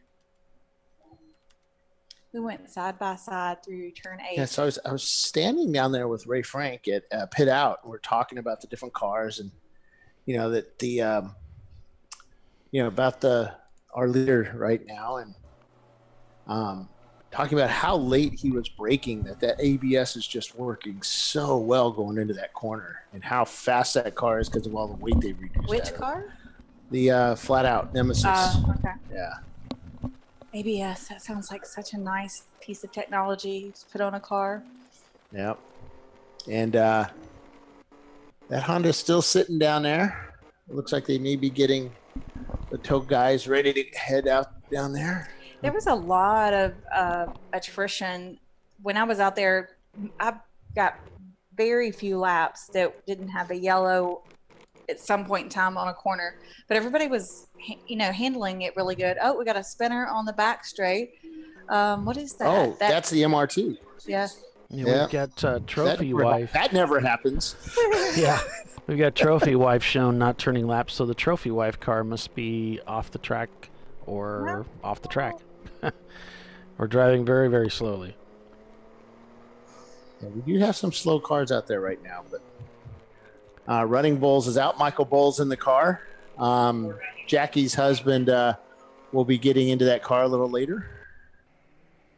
I'm trying to look down at the pits and see if I saw the car. Oh, it may be in the paddock, the Trophy Wife. See a red car. Could be. Oh, we got a spinner right there in front of us. That's the MR2 spinning that we saw, that you guys saw earlier. Gosh, of a delay on that. Got a bit of a delay, yeah.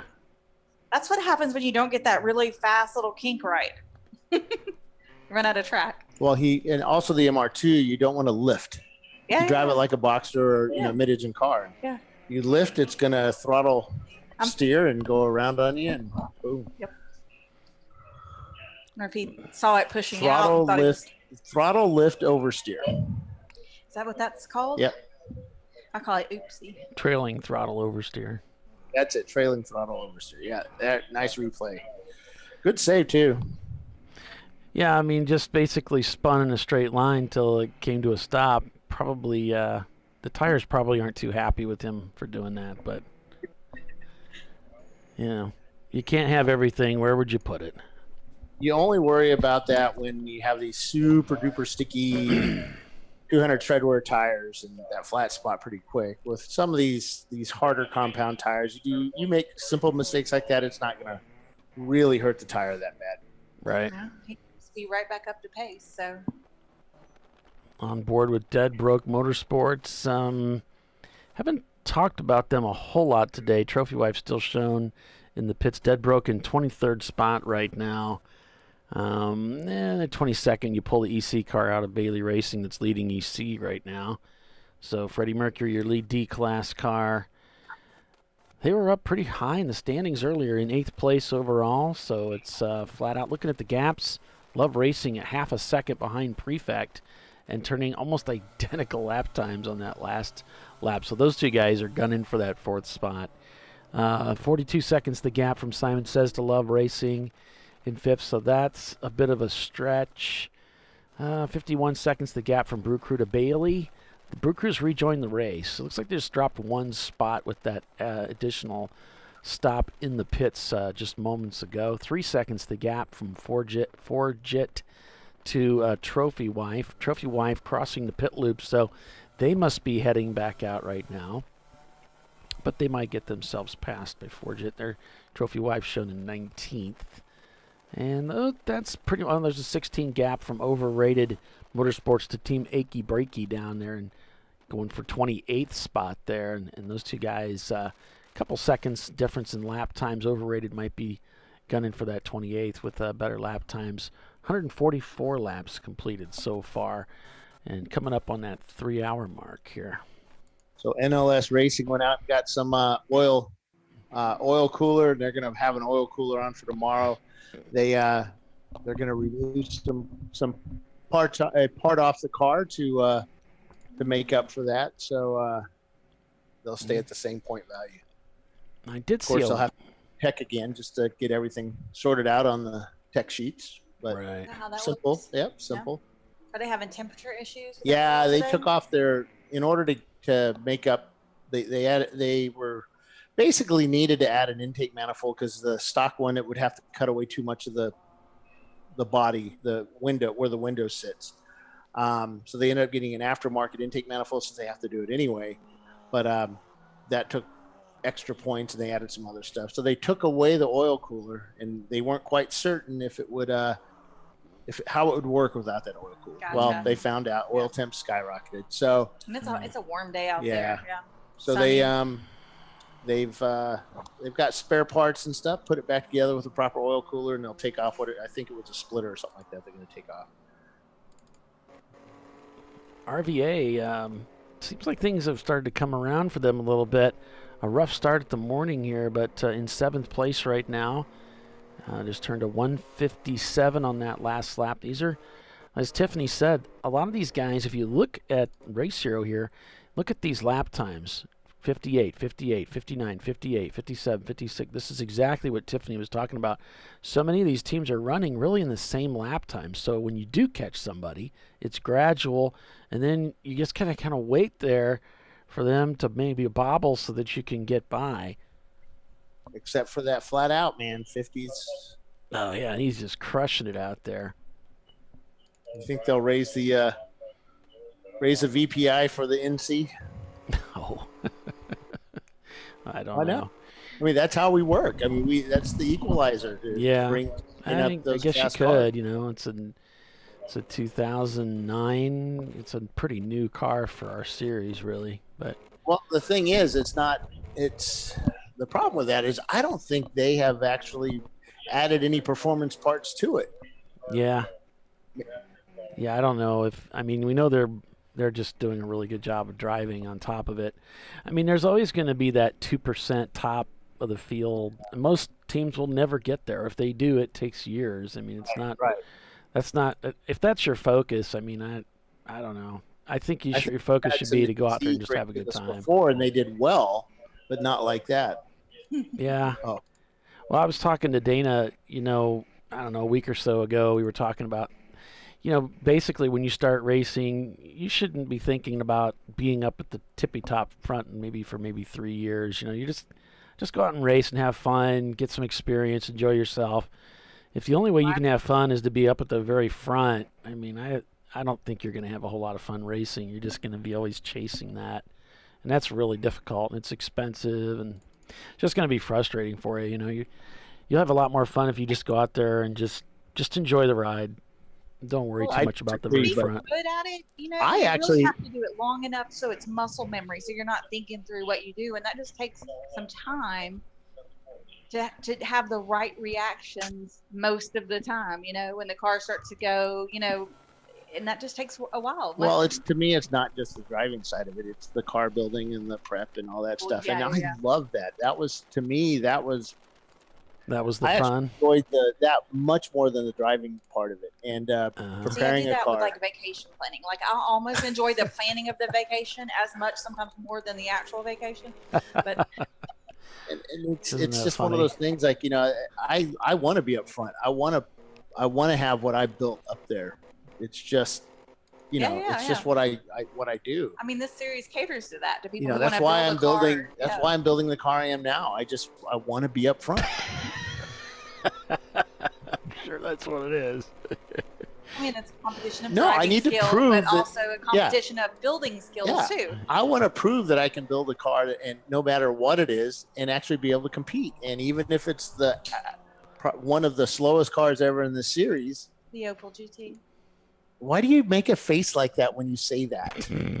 Because it might be slower than my Accord. I wish I had a camera on you when you said that. You grimaced in the Opel GT. But I mean, it's kind of like the Hondas, right? Like they have a lot of extra points you can use. Yeah, I have I have a them up. million points I could use. Yeah. I was even given the choice of you can put whatever you want in that car. It doesn't matter what, LS whatever. No, but it they didn't. But it had to. No, I didn't. Had to be on the VIP But it had list. to. No, I could put whatever I wanted in that car, but it had to win. If I I've never didn't seen win, that in the rule book. no. This is from my boss. He said you could do whatever you want, except it had to win. And I'm thinking, I got all excited for that millisecond. Then it went through my head like, wait a second, this is a trick. Yeah. This is one of those things. I'm going to be so far ahead. They're going to black flag me to say, hey, you're Come see us. Hey, Let's come come see get us. some Let's ice talk. cream. And talk to me about my driving, or why'd you get that tire out? You picked up a rock. And then next thing I know, I'm not winning and I never get to race again. So, that's what they do. See, I was trying to talk Mike to their back in the day employees. and talk him into letting me race the Cayenne one day. I was like, now a day like this, probably not competitive. On some of when we have these weather events, because we race through whatever, I think it could be awesome. The Cayenne's the same as a VW Touareg, right? Kind of. It's all-wheel drive. Yeah, it's the same thing. It's the same drivetrain, it's just the body's a little different. And you that- have a V8 though, don't you? I do. Yeah, that's your limitation because you still only have a 50-liter tank, right? I don't know. 30 It cost gallon me tank. about $70 or $80. Yeah. To So fill it it's same tank. So you have the same tank as mine. The VR6, I think, would be a better choice. Yeah, the 6-cylinder. Yeah, It really would. That's for what we this. have in the VW. So, and it might be a 25-liter tank or a 50-liter. I don't know. It takes a lot of liters.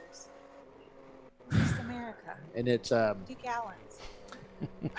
30-gallon tank. I can go like 600 miles on a tank. So Mine usually says about 400, 350, 400. yeah, it goes the same I saw distance. a wheel lock up down at the back section, but it looks like so gaggle kind of together, but they got it together. The Touareg's not on the VPI list. Surprise. They said the Cayenne's not because it's too heavy. It's And I'm like, yes, it's very heavy. that's why I was like, I'm sure if I gutted it, I could get it way below the But they weight, don't. But they right? don't do that. They do go the by curb the weight. Yeah. Slightly overweight for curb weight. Yeah. So I tell my wife. I'm sure I could get it down to 6,000 pounds. My curb weight's slightly heavy. That's what I told Mike. I was like, it's got tons of things that can come out. I'd keep the AC in. Heck yeah. All right, you guys. We're going to break for commercial. We'll be back here in a couple of minutes, so stay with us. You're watching Champ Car Live. Flat out nemesis and that pesky Miata leads the race. We'll be right back. Stay with us.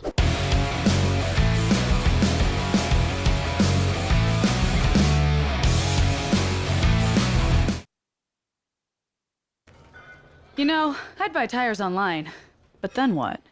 We've thought about it. We're TireRack.com. They should let you ship directly to a mechanic. Actually, we call them independent recommended installers. They should have like 1,000 mechanics. Try over 7,000 installers. Then you just make an appointment. At a time that's convenient for you. This could change tire buying forever. TireRack.com, the way tire buying should be. Come on, Road. Do your worst. We'll be at our best. Engineered to meet or exceed original equipment performance exclusively at AutoZone. Oh, that never happens last night. I'm sure it doesn't. But that explains why you're dressed like a train conductor. Nice bodysuit. When do we start jazzercising?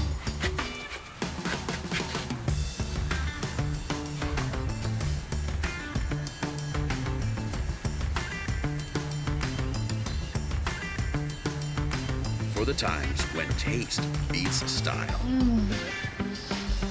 Hot dogs are ready! Make it worth it.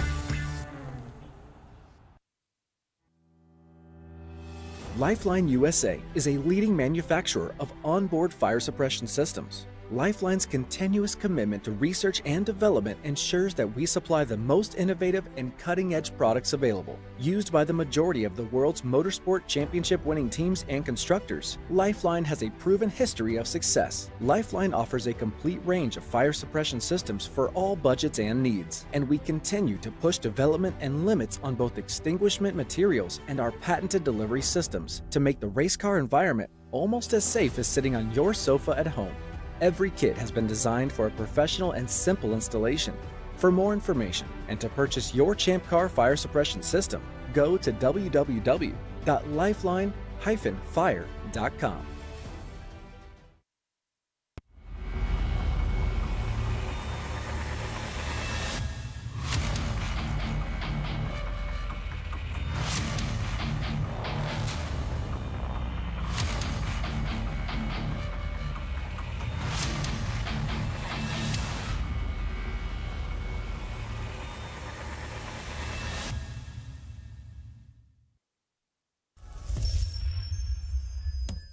Frozen rotors from Diversified Cryogenics deliver increased performance and a higher level of safety, while significantly reducing braking system costs. So to tell you a little bit about the durability of this product.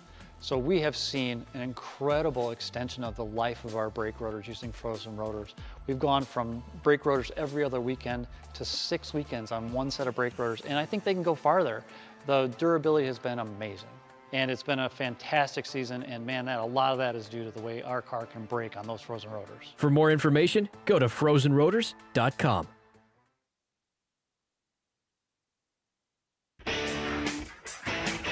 Located in Northeast Ohio with 40 years of combined experience, Money Shift Racing knows how to deliver performance and safety, offering everything you need to get your vehicle and drivers ready for race day.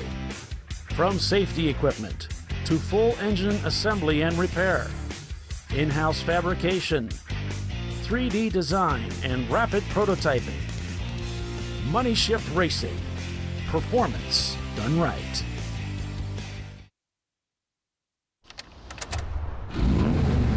Come on, Road. Do your worst. We'll be at our best. Engineered to meet or exceed original equipment performance. Exclusively at AutoZone.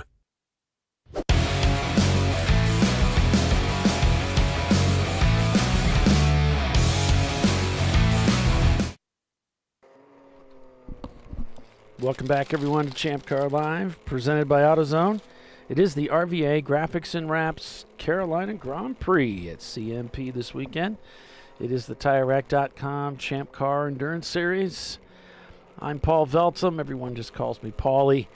We've got Tiffany Alexander and Bill Strong, and I don't think that's really a car strain. It's probably our camera just acting up again, but I thought I'd show it just in case.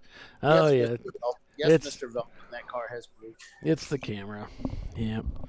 So welcome, everyone. Thanks for joining us today. We appreciate you. You want to give that stream a like for us? We'd appreciate that, too. Thanks for joining us. Or the lack of stream. Yeah. Or the lack of stream, as the case may be. So, Mr. Veltum, where are you racing with us next? Because you're up next to race, right? I'm up next to race, and if the stars align, I'll be racing at Mid-Ohio Sports Car Course in September with the Art Bank Racing Team. And we're going to do a special deal on that weekend. We're going to make that into a memoriam type thing. If you want to participate, don't have to, of course, but if you want to, I'm going to be racing for my dad, who I lost last year. And if you want to be racing for someone that you'd like to honor at that race, I'll be sending out just an email. I'll put together a short video that's kind of got a collage of pictures that will run maybe at the beginning of the radio. I'll talk at the show, rather. I'll talk to Bill about that, where we want to do it. And just, bring your buttons, bring your stickers, whatever. And, it's going to be a fun event, but we just want to remember, maybe honor some folks that we lost that we're thinking about as we get together as a family and go racing. That'll be fun. That's awesome. So Mid-Ohio is where I'm going to be next. How about you, Tiffany? You got anything else on the schedule for this year? I think the team is kicking around the idea of doing the VIR 24 possibly. Oh boy, yeah. Maybe. I don't know. I don't like to race at night. I can't see very well. So I'm not sure yet.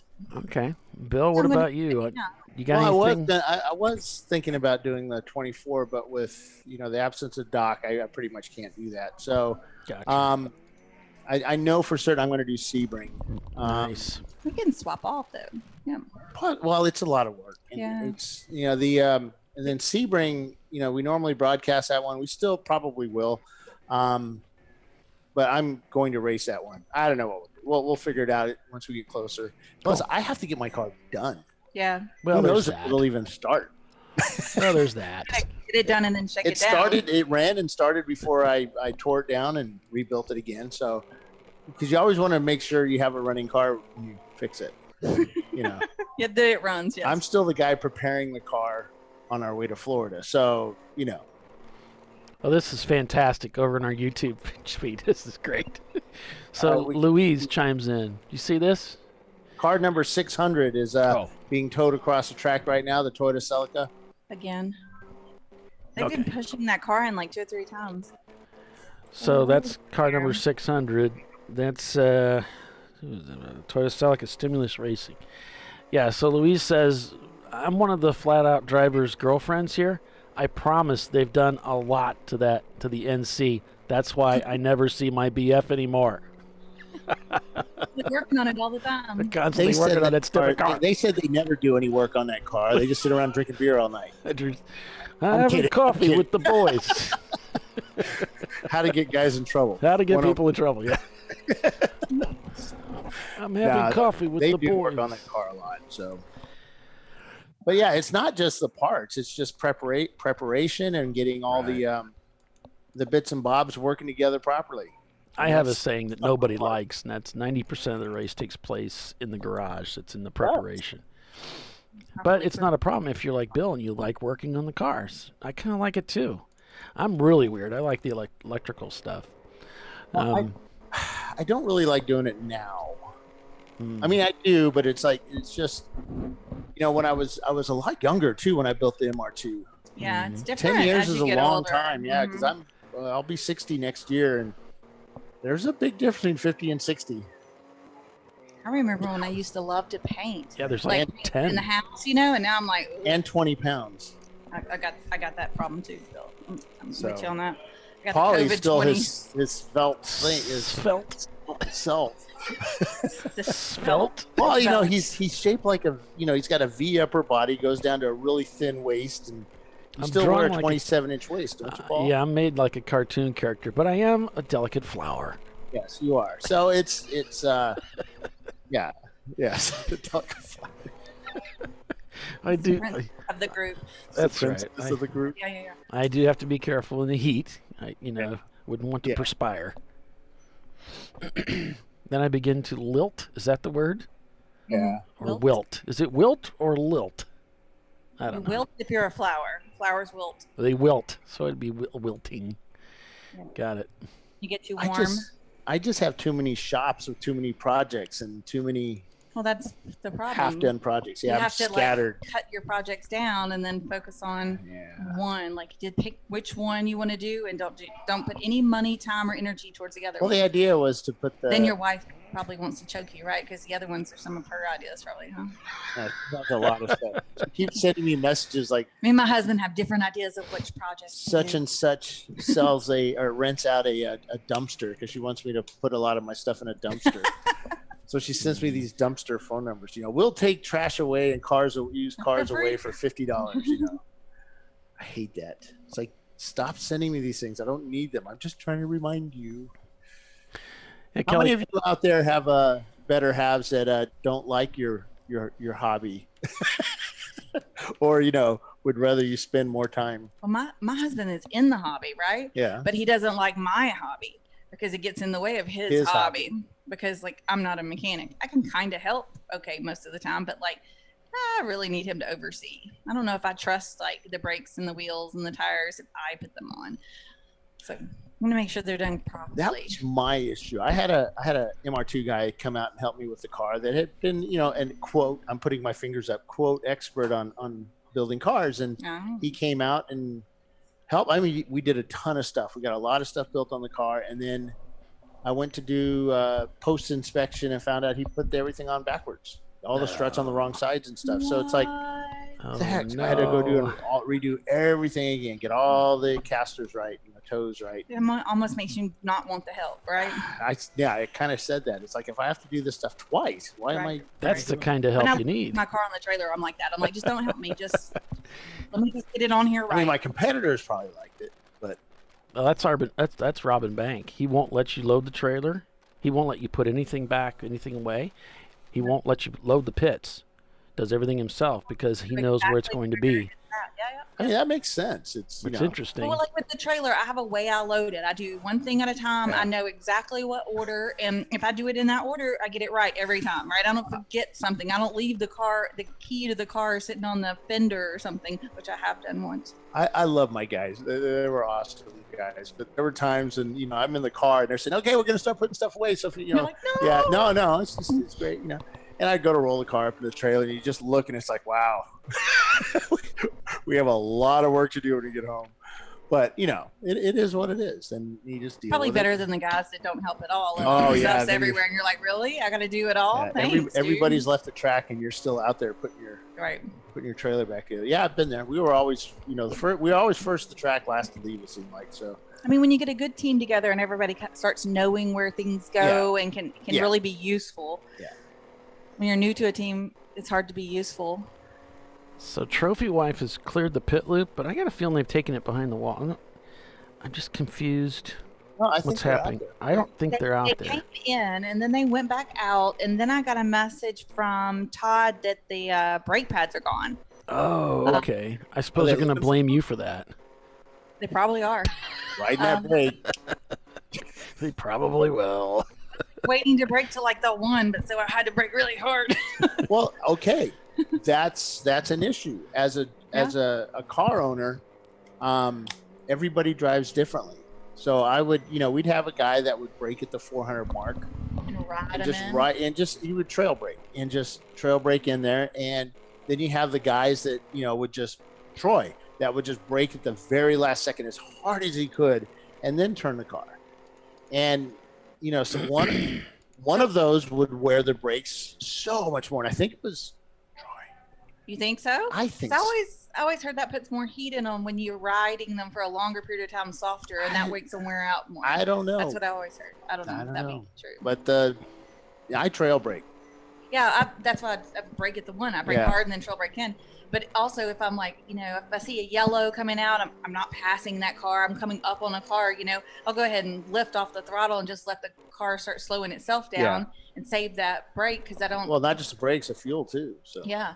And lets everything cool off. If I know I'm going into the next 2 or 3 corner stations are yellow, might as well give the equipment How about you, Paul? a break. Sorry, what? What now? What kind of braker are you? Oh, I love trail braking. It just depends though on the corner. But I love trail braking. I had to really slap my hand when I was driving the Porsche. It's like, stop trail braking, Paul. It's like, I can't help it. I just like doing it so much. Yeah, that's one of the problems with being an old racer is you get into these habits, and then when you need to brake those quickly, it's hard to do it.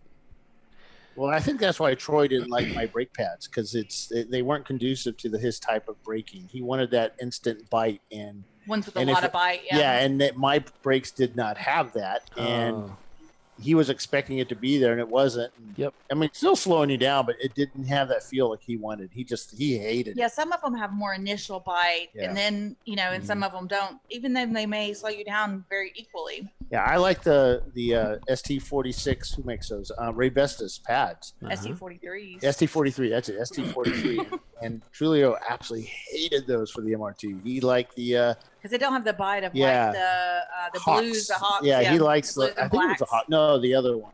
The DTs. They're out of whatever. Charlotte. Loctite, not Loctite. Paget's? No. They're noisy. I do like the Padgett's, but they are noisy. I got a free set one time and I played around with them, but I ended up going to the ST because they just lasted so long. I could buy $7,000 worth of brakes and they last me a whole year. So, and you don't in endurance racing, you don't want to be replacing your pads during the race, No. right? You want something that's going to last all. And it'd be even nicer if it lasts the whole weekend, right? If it So could you're last- not doing it Saturday night. well, no, working our on the pads. car, So you yeah, know? I'd buy enough pads for one pad set for every race because we could go 24 hours. Well, we could go about 28 hours on a set of pads. So, and that was pretty awesome. Now, some people don't get that, but you have to have a lot of cooling to your brakes, which is free now. At one point, you had to pay for that stuff. I think I forget. Did we have to pay for brake cooling at one point? I don't remember. Where's our Ducting doesn't maybe material. Flat out still putting in some good times. He's a 148 that last lap. Yeah, looks While like everybody Prefect else just- is in the 153s, 152s. Looks like Prefect just pitted. And Yeah, sorry, they folks.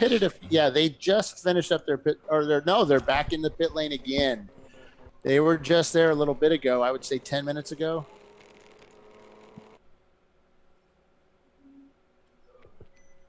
And they're just walking around the car, no urgency being shown. The window net's down, no driver in it. Yeah, so your standings at 158 laps so far. You got Flat Out Nemesis leading over GMS by 2 laps, and then there's another 2-lap gap to Hong North in third, and then there's another 2 laps of gap to Love Racing in fourth. Then you got 28 seconds to Simon Says, who's in fifth. Then you got RVA Graphics and Wraps, Level 1, Freddie Mercury, Running Bulls, and Prefect Racing, which again, as we just told you, has gone into the pits. So Frantic Antic only 9 seconds back. They got a chance to move into 10th place here with what would appear to be an ill-timed pit stop. I don't know. They last pitted on lap 117, so it has been a while since they pitted. That gap is a little early, though, for them. They shouldn't need to come in just yet. Because today's an 8-hour race, so you want to be competitive. You really want to stretch those out to 2-hour stints.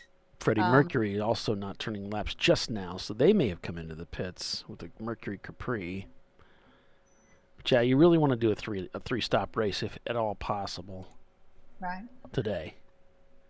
Same for tomorrow. Our placement lets us see pit out and turn 1 really great, turn 1, 2, but we can't see down the pit lane so awesomely. So it's hard to see. I know that 742 is in. Which one is that? Prefect, yeah, they're sitting on the pit lane right now. Yeah, we got some cameras that are not too happy with me right now, so I'm trying to bring them back up. But Bill Strong to Castro Prefect. The cameras are kind of locking down here. Got a little bit of movement now. There we go.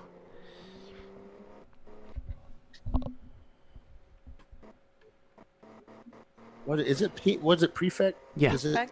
They're showing that they just crossed the pit loop. It's not Castro Prefect. It's Prefect Racing. Yeah. Yeah, this is a Lexus Bill Strong to SC300. Prefect Racing. They're going over. So Kelly says, I was thrilled when my husband got involved with ChampCar. It's something Hey, we this could is do Bill together. Strong up in the studio. We're just wondering what's up with the car. The brake light switch not working. Brake. Yeah, they won't let you hold your hand out the window to signal that you're stopping. They prefer it that way, I guess. No, they won't allow it. All right, you guys will get that fixed, and we'll see you back out there. How is the track out there for you guys? Oh, they're working on the car, so he just left. Looks like they've got the switch in, so they're looking at the brake lights. Well, that sucks because they were doing pretty well. Mm-hmm. So I'll go back to What what were I you was saying, Tiffany? Kelly says she and her husband, she was thrilled when her husband got involved in ChampCar, so they do it together. She just likes to come and cheer the guys on, and they do it together, and they enjoy it. So there's a lot of wives that come. Some drive, some don't. Some really enjoy like kind of running the pits. You can make a sandwich. You can hang out. You can cheer them on. It's a really social sport, especially endurance racing, because we race in teams. So you have 2-hour stints. So you have several drivers and whoever comes with them, and you have, a barbecue and a beer afterwards. And it's a very social kind of thing. And you work on the car together and that sort of thing. Well, it was one of the best times we've had is when we ran the Opal. Was it no, it was the MR2 at Sebring. My wife and daughter and son came down all together. We got a suite in the hotel, and it was really awesome. My wife was actually amazing. Yeah, my wife was our, basically kept us fed and watered all weekend, and it was something that we job. Oh my God, it made it so much better. My yeah, and some might say she the most had fun. We got a trophy at the end, so that was really cool. Yeah, she's just not one to go out.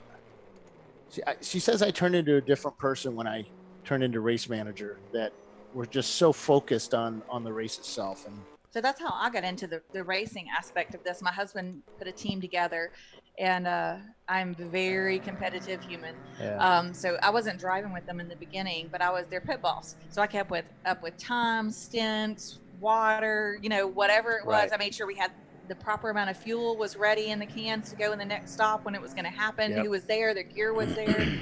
Just kept things organized and kind of running. And I had a great time with that, actually. I liked that sort of thing. Yeah. Efficiency and, right. Organization. Yeah, I have to get a big hotel and make a big deal about it if she comes down. So if we have the money, we'll do it. But, yeah. We should all buy her a cupcake or something for having to put up with you. No cupcakes. No cupcakes? No. I do that. Nobody else can. I buy her, I'm on a diet. I'll buy her like candy and stuff for her diet. Yeah, she doesn't like me. You do like your candy, don't you? Yeah. Camaro coming back in.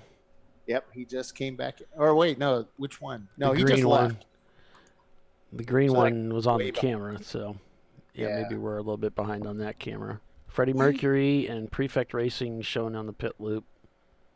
So that blue and yellow BMW, it says, I swear it said 541, but that's not on our list. Y'all, and it's not the Grim Creepers that are 541 is 514. Did they switch that's it? That car out there. No, it's like 81 or something like that. There's not an 81 514. on the list. Yeah, 514 it shows up as 581 or something like that. And this car is a different car. The Grim Creepers is not the car. That is not the blue and yellow. This one has the Grim Creepers has like a beer tap or something on the top. Something top of their car. Yeah. I have words for those, but Doc would get mad at me. Prefect Racing. I'm not allowed to take any luster away from his memories. No. He, him and I used to have fun with his little trinket on his roof. I think trinket. When we said trinket, that really got him. He would have slapped you. Oh no, he was really upset with Troy calling it trinkets. So in the petition, it's a fish. So Brew Crew's moved up into 12th place, getting by Prefect Racing, who are in the pits working on that machine. So maybe the durability for Brew Crew beginning to shine a little bit for that team. Wait, Dana's going to tell me I have to go home early now. Yes? Oh, darn. What would you do? I mean, this is where all the fun is. Oh, I know. It is a racetrack. There's no place better to be than a racetrack. Yeah. Actually, this week it was somebody had posted up on Facebook about how he's counting down. That's 541, isn't it? Yeah, he's counting down the hours until. What is 541? Who is that? The Strangler Racing, Strangler Wrangler Jeans or whatever. So yeah, Rodney Earwood had posted up on Facebook about how he's just counting down the hours, and I was doing the same thing. It's like, should I just go now and just get a hotel halfway down or something? And waiting to time to go. Yes. I had my car packed last weekend. Yeah. I know a lot of people did. I watched them packing their trailers up last weekend. I was at Barber the weekend before, so there was a bunch of stuff, and I was like, I'm not taking that out of the car. I'm just going to be putting it back next week. So, 541? You don't see that? See, that's maybe it. It's 6. Okay, I'll look when I come back. Maybe I'm looking at the wrong number then. But yeah, we just tend to get really excited about heading out to the track and doing the show because we hadn't done a show in a couple of weeks. So No. yeah, There is a Ford. There is a 641, Tiffany. Okay, let's see if that's it's it. the Strangler jeans. I put my car. glasses on, so It's painted up like the old Wrangler jeans. Is that NASCAR cars? It's blue in the front, yellow in the middle, and blue in the back. Yeah, like the Wrangler NASCAR car. Oh, Except it I don't says watch Strangler. NASCAR. It says Strangler jeans. Strangler instead of Wrangler. Yeah. That's funny. There he is over there. Yeah. He's quick. We were playing for a while.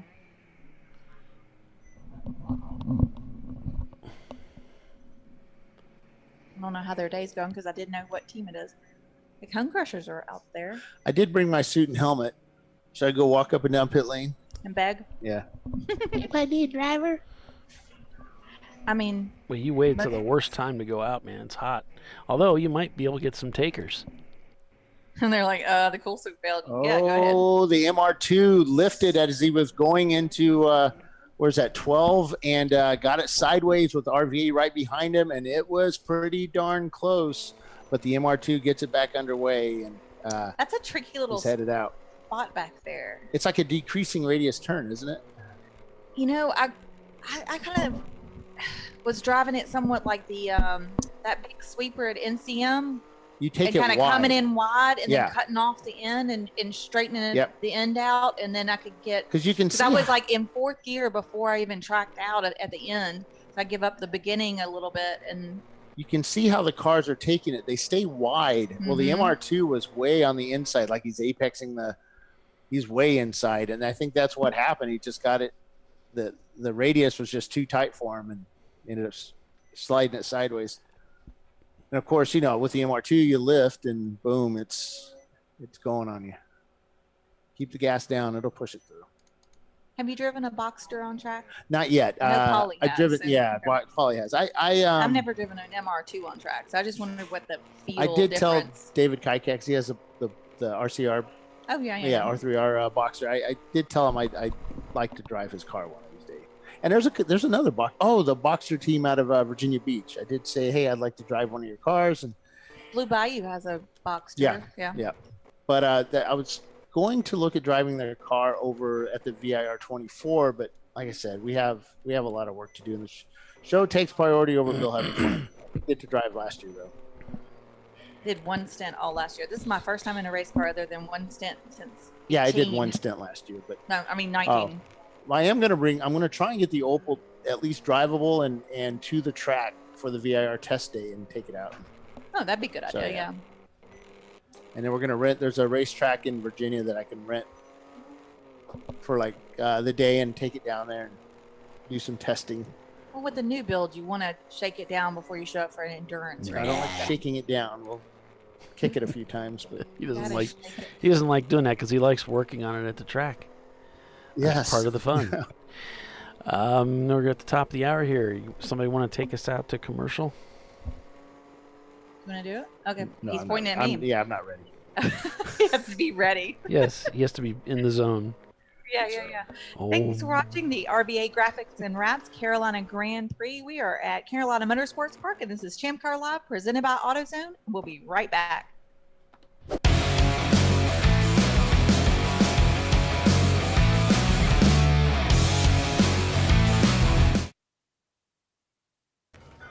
You know, I'd buy tires online, but then what? We've thought about it. We're TireRack.com. They should let you ship directly to a mechanic. Actually, we call them independent recommended installers. They should have like 1,000 mechanics. Try over 7,000 installers. Then you just make an appointment. At a time that's convenient for you. This could change tire buying forever. TireRack.com, the way tire buying should be. Come on, Road. Do your worst. We'll be at our best.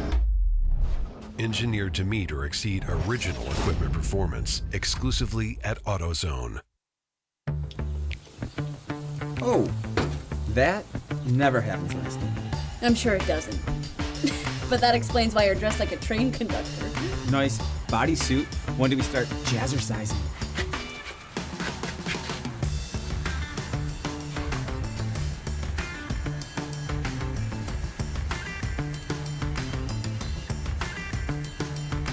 For the times when taste beats style.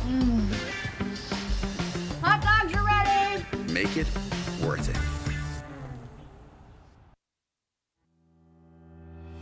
Lifeline USA is a leading manufacturer of onboard fire suppression systems. Lifeline's continuous commitment to research and development ensures that we supply the most innovative and cutting-edge products available. Used by the majority of the world's motorsport championship-winning teams and constructors, Lifeline has a proven history of success. Lifeline offers a complete range of fire suppression systems for all budgets and needs, and we continue to push development and limits on both extinguishment materials and our patented delivery systems to make the race car environment almost as safe as sitting on your sofa at home. Every kit has been designed for a professional and simple installation. For more information and to purchase your ChampCar fire suppression system, go to www.lifeline-fire.com.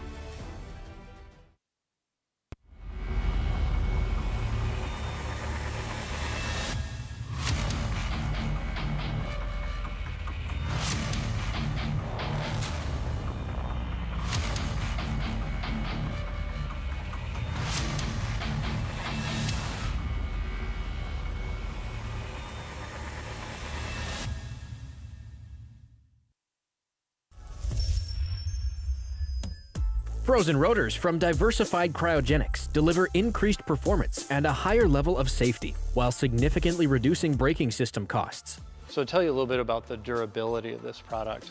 So we have seen an incredible extension of the life of our brake rotors using frozen rotors. We've gone from brake rotors every other weekend to 6 weekends on one set of brake rotors, and I think they can go farther. The durability has been amazing. And it's been a fantastic season, and man, a lot of that is due to the way our car can brake on those frozen rotors. For more information, go to frozenrotors.com.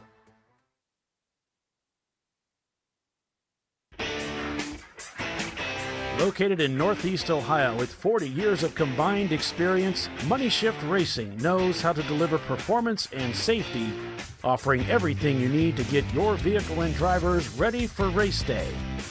From safety equipment to full engine assembly and repair, in-house fabrication, 3D design, and rapid prototyping.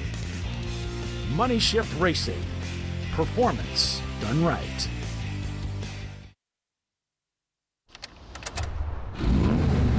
Come on, Road. Do your worst. We'll be at our best. Engineered to meet or exceed original equipment performance. Exclusively at AutoZone.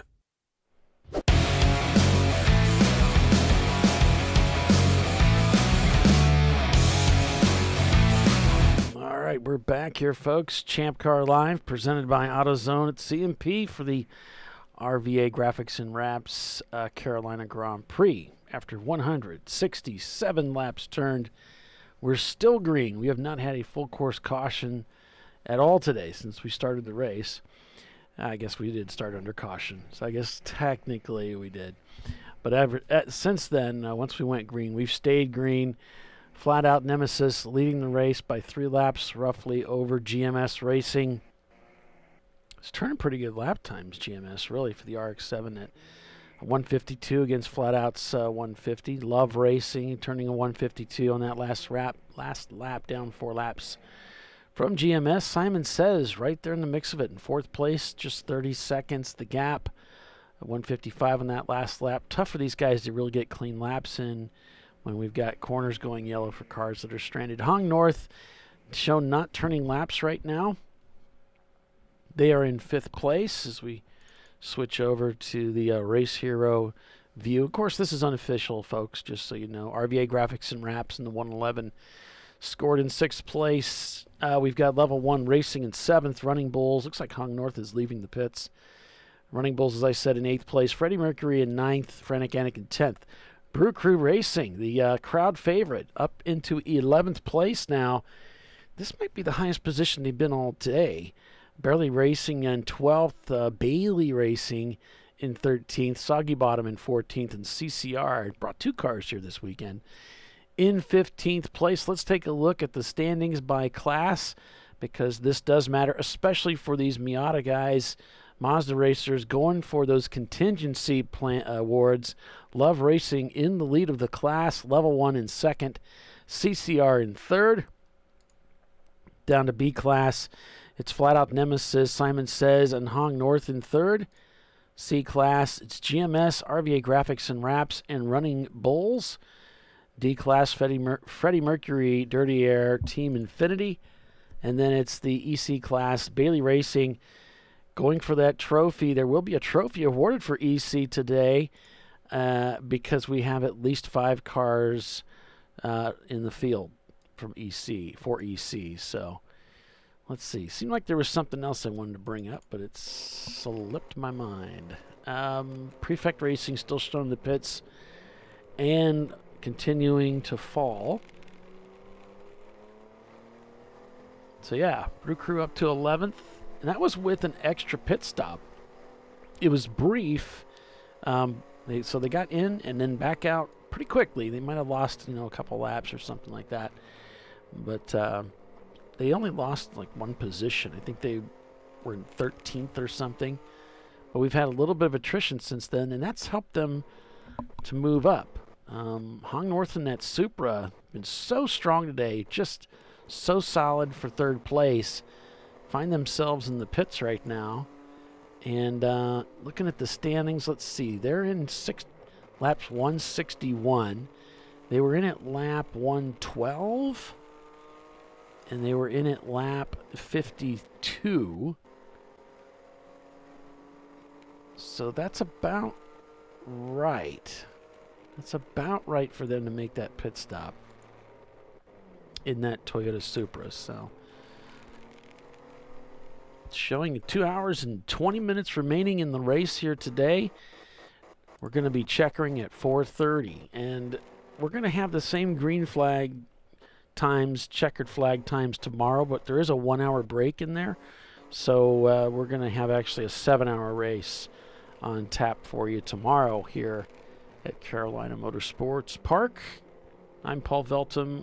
Got Bill Strong and Tiffany Alexander hanging out in the tower at the track, calling the race. And they got a pretty good perspective on the track from their viewpoint there up in the tower on this somewhat freshly repaved surface. It's been a couple of years. Well, the track was built back in 1999 and opened in 2000. And then they built the go-kart track 10 years later and opened that up. It's got 2 sections. It's got a west course and an east course. We're running the full course this weekend, which looks like a lot of fun, and we got some confirmation from Tiffany on that. Yeah, it's a fun track. It's a fun racetrack. This track was built by Mr. Alan Wilson. Now, this is the same guy that built Autobahn, Miller Motorsports Park, Calabogie, Barber Motorsports Park, Hastings, Motorsports Park Hastings, someplace called Nigbo International Circuit, Gingerman Raceway, Pittsburgh International Race Complex. This guy was just involved in all kinds of things, from kart to SCCA to F1. So pretty cool that we get to race on these tracks built by these people that have so much experience in racing. And bucket list tracks all over the place, all over the United States, and even some tracks up into Canada. We get to Daytona, Watkins Glen, we go to Sebring, Laguna Seca. NCM is a lot of fun. There's so many of these great racetracks, so we get to go there. Check out the schedule at ChampCar.org for more information on that. Like all over the U.S. We're coming to a racetrack near you. That's right. That is true. Frantic Antic Motorsports in 10th place, shown not turning laps. Let's see. They pitted on lap 52 and 106. So at we were 160 roughly, 171. So yeah, they're probably just a scheduled pit stop for Frantic Antic Motorsports.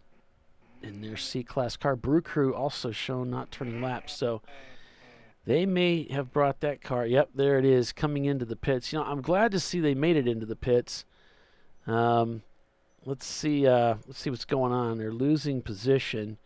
They had that extra pit stop, so they first pitted at lap 49, then they pitted at lap 107. So this is, that's about right. I don't know.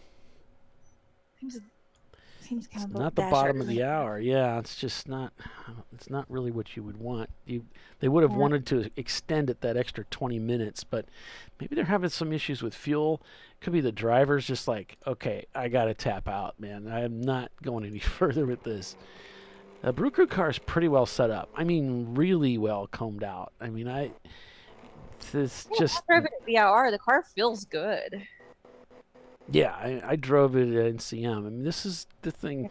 That cool suit's working, the cool shirt's working, and all that stuff. So I don't know. That's not, sometimes a cool shirt's great, but it doesn't do all of it. It just kind of helps take the edge off. Right. And you'll still sweat. Your headstock will still be soaking wet, and it just keeps you from really getting exhaustion in the car, which is really easy to do in a race car when it's warm outside. You're in a full fireproof suit, it just kind of holds in the temp. I used to be just bulletproof when it came to heat, and then I got overheated once at Mid-Ohio, and I found out it actually does a little bit of damage to your brainstem, and from that time on, you're more susceptible to it.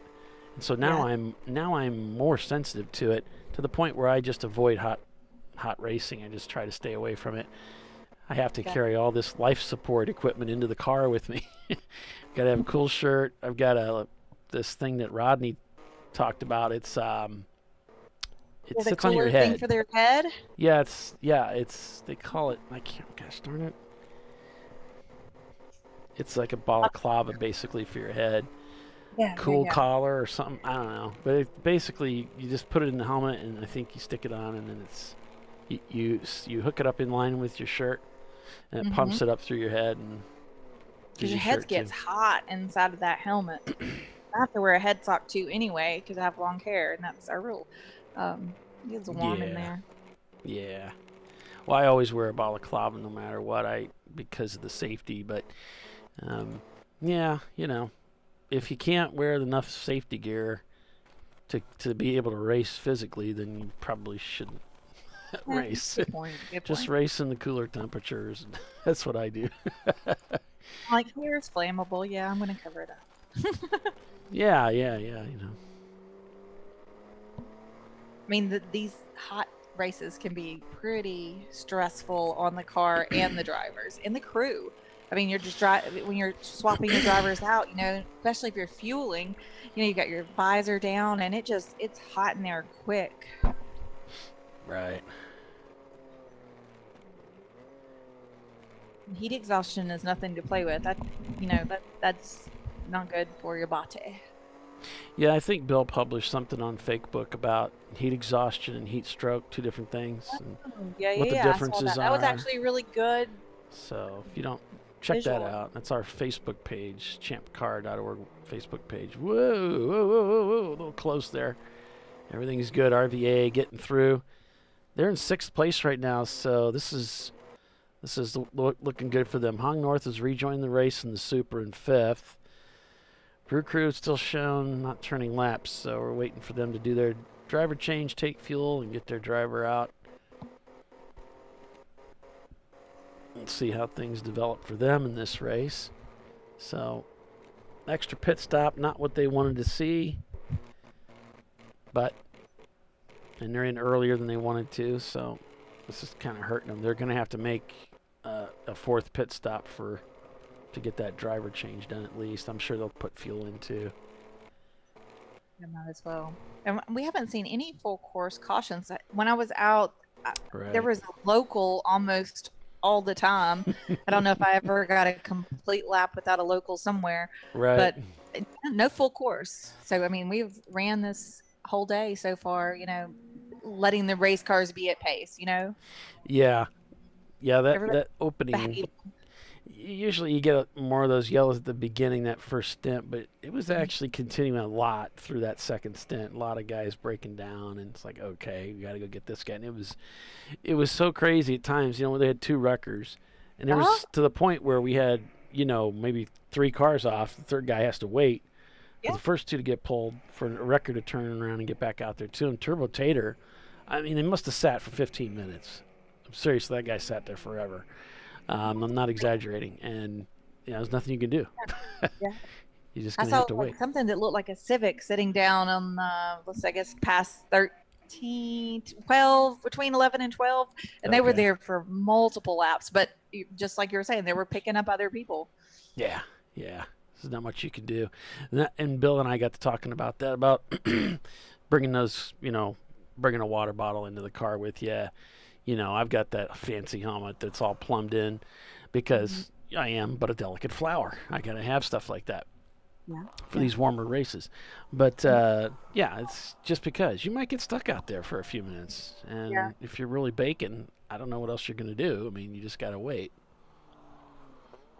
Yeah, I mean, you could be sitting out like that, or if, you know, something happens and we get a red condition, you can be stuck out on the track for a while trying to handle a safety thing. It can get quite warm too. Yep, that happened to me twice. It happened to me once at Watkins Glen. It was rather warm out. I got stuck out there. Fortunately, I had a cool shirt working at the time, and I had the water bottle too. So I was just milking that dude the whole time I was sitting out there until they got it cleared up and got us going again. It was really helpful. Like I said, you just want something to take the edge off. Now, they do have some really nice systems out there, Tiffany. They got these newer ones out that are kind of catching on in popularity. Yes, they are expensive. It's essentially like a little refrigeration system, like a small air conditioning system where it cools the water for you. Instead of using ice, it uses a refrigeration system. They're not terribly heavy, and they're a lot less hassle. And you're going to get the same temperature all the time. So it's definitely a superior technology, a superior way to go. And from every team owner I've talked to about it, they're always like, that seems like that'd be worth it. You know, if you've ever cooked in a car, you were like, yeah, whatever. Yeah. I would really like the helmet blower. I would like to get some fresh air in there. That would, I mean, you know, sometimes when I came out of the car, I was trying to strap the other driver in, and I was sweating so profusely, you know, with my visor down and everything while they were fueling, trying to get the other driver in, that the sweat ran down in my eyes, and I got sweat all in one of my eyes, and like, you know, that like starts stinging because it's quite salty. Yeah, right. Then you can't see, and can't see. I'm like, got one eye closed and one open. I'm like, oh.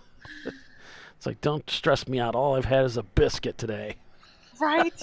Now, it was a good biscuit. It was a good biscuit. It was a good biscuit. I'll give you that. But that's all I've had. I need some cold water right now. I just poured it down my suit. I couldn't get any like wet. Like I was already soaked, right? So it's not going to matter. Yeah. Doesn't matter. Exactly. On Saturday, I had one Champ Car shirt. So on Saturday at Autobahn, it was just, you know, you're all sweat at the end of the day. And I'm like, all right, I'm just going to clean this dude up in the sink and then hang it up. And I thought, if there's any chance it might be wet tomorrow, it's like, so what? I'm going to be sweating immediately anyway. You know, it doesn't really make any difference. But it's the cooling effect when you first put it on. So what I did was I took the shirt off, I put it in the sink with some water, and you know how they give you those shampoos at the hotel? I just emptied the one little bottle into the sink with that, and I just kind of worked it into the fabric with the water, and then rinsed it out real good. Sure. And then I rolled it up in a towel. You know, I was by myself. I had all these towels. So I just rolled it up in a towel, set it on the floor, and walked on it, rolled up, and then I put it in a second towel and did it again, and then I just hung it up for the night. And it was totally dry the next day. It's one of those, it's kind of wicking, you know? It doesn't hold a lot of water. So that's what I did. It worked really good. So I've got the track owner in here with me. And so I'm going to, you good? Wonderful. He's got to handle a situation. Then we'll get him mic'd right. up. And looks like our leader's in the pits too. Our leader, Flat Out Nemesis, has pitted. What color is that car? Oh, let's see. I don't think we have colors on the sheet. See if Bill was in here. He would know the color. But he's off probably getting ice cream. See if I have my other system up here, and I got to get to the point where I got it all on tap, because I do have colors. Really? On the it's in the. For the point system. Yeah, I have the car colors that they submit. It just doesn't show up on our rosters or anything like that. Okay, let's see if I got you. You want to introduce yourself? Sure. Can you hear him? No. Wait, let me do this one. Okay. There we go. How's that? we go. Thank you. No, I'm Michael Cummings, and as of 13 months ago, my family are the new owners of the new proud owners of Carolina Motorsports Park. So. Well, exciting. Well, thank you. We think so. Always thought so. Like I say, we got through our first year, so they say that's the hard one. That's huge, right?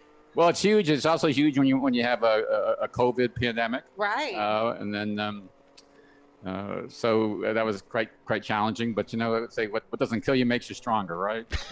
I mean, you would hope that you would never have to deal with something like that again. So if you made it through that, you can probably make it through anything, right? We think so. Yes. So what made you decide to buy a racetrack? I mean, it was the furthest thing from my mind. Really? I was in the, I had a financial consulting business. Racetracks were my client. I was talking to CMP about maybe helping them, and they said, "Well, we don't need help. We're for sale." And I just thought it was had a lot of potential. Yeah. I'm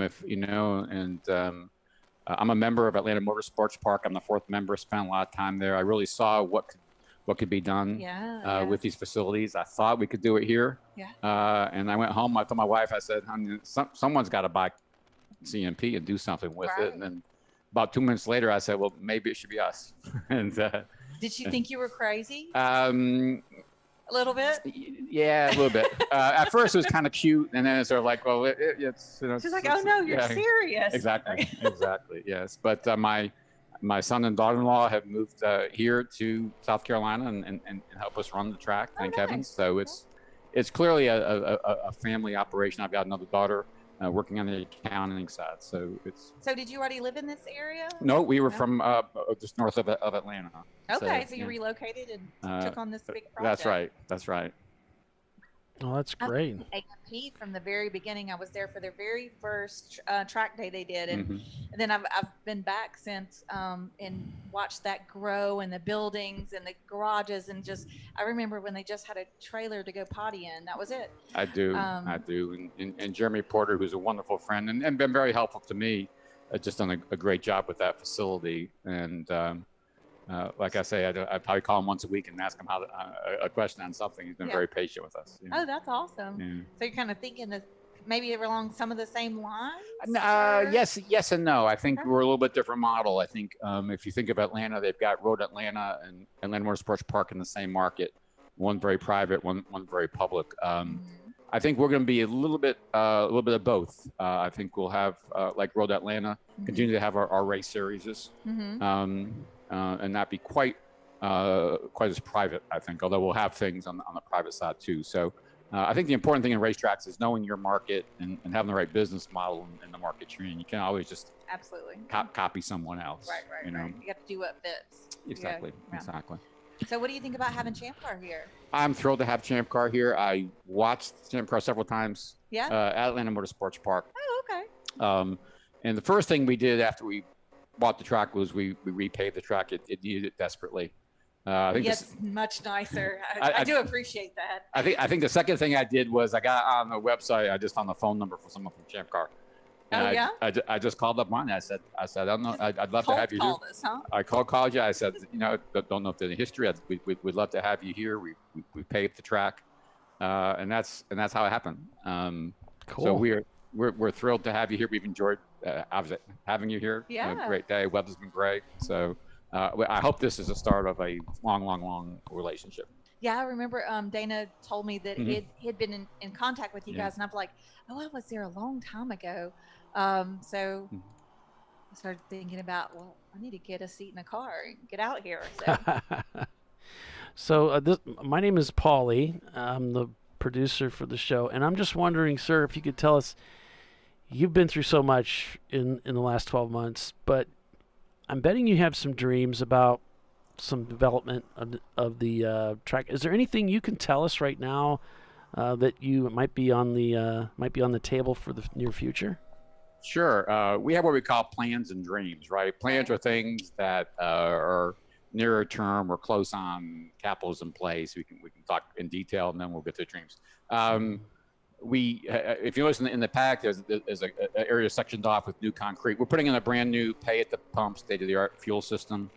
We have which you haven't announced. It was the first time we're announced it. We have signed a 10-year deal with Sunoco Race Fuels to be our exclusive supplier. Oh, cool. We're going to carry two grades of race fuel plus 93 non-ethanol in a credit card pay at the pump system with a canopy. It's going to be as good as possible. That's in process. We are actually 90% done putting lights on our go-kart track, which we think will be fun for even your participants to do on Saturday night once they get out of the car. Let the crew members drive for a little while. We recently finished a new PA system here on the road course, so I hope you're appreciating. We're going to put a similar one in on the go-kart track. Beyond that, we have plans next week to start laying out to add some 50 amp outlets for campers. Nice. You know, the big change in motorhomes the last 20 years is how many people now stay at the track. Right. It used to be a few, and now it's almost half kind of thing. And the motorhomes get bigger every year. So they need that plug-in. Yeah, right? 30 amp used to be great. Now everybody needs 50. So we're going to start next week putting some 50 amp outlets in to accommodate our friends who want to stay. I love staying at the track. It's so nice to wake up in the morning and you're there. Yep, and then I think after that we're going to move to putting some garages up so people can leave their cars. Sure, not everybody wants to haul a car home. Not everyone can leave a car or a trailer home. The HOA may do it, and so that's one thing we want to do. Again, those are kind of near-term things. I think you'll see in the next 12 months. Switching to the dreams beyond that, we do own over 100 acres of property alongside the racetrack that we've recently acquired. So we do have the option someday to actually expand the facility. So I don't want to get into a lot of detail about that. I want to underpromise and over-deliver. Sure. But we do have plans to beyond what you see here today. That's awesome. That's great. Well, that's really exciting. You know, I mean, it's just great to see that someone such as yourself with all the skill and knowledge and understanding and the resources to invest in a facility like this. It seems like everyone's just having the time of their lives out here. So we sure appreciate your investment and obviously the partnership that we have with you. So thank you, sir. Great. Well, thank you for having me. Absolutely. Thanks for asking us out, because this has been a great race. And I think tomorrow will be just as good. Oh, sure. Absolutely. Thanks again. Oh, thank you.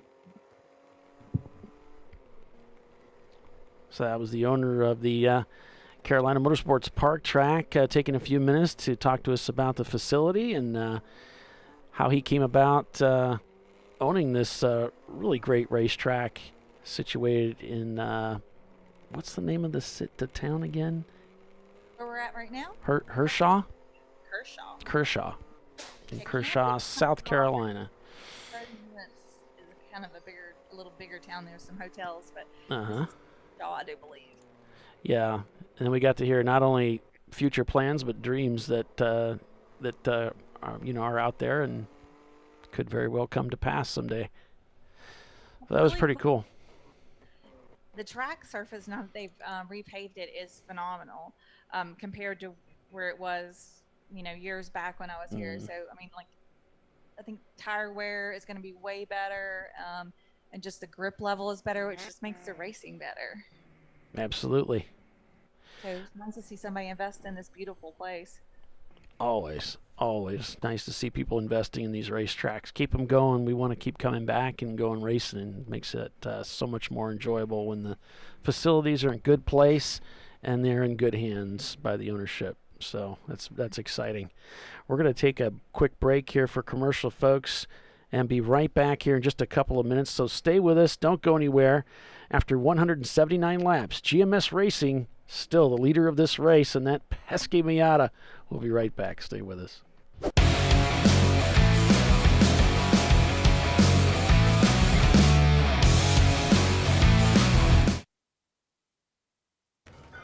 You know, I'd buy tires online, but then what? We've thought about it. We're TireRack.com. They should let you ship directly to a mechanic. Actually, we call them independent recommended installers. They should have like 1,000 mechanics. Try over 7,000 installers.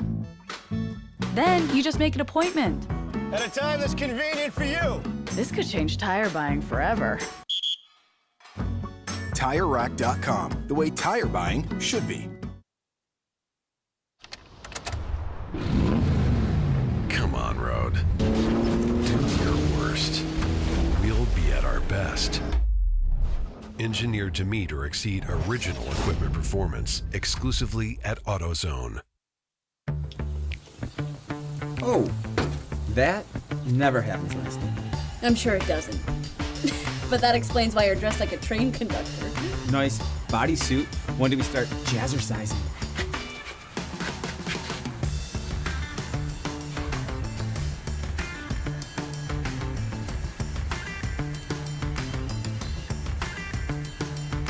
For the times when taste beats style. Hot dogs are ready! Make it worth it.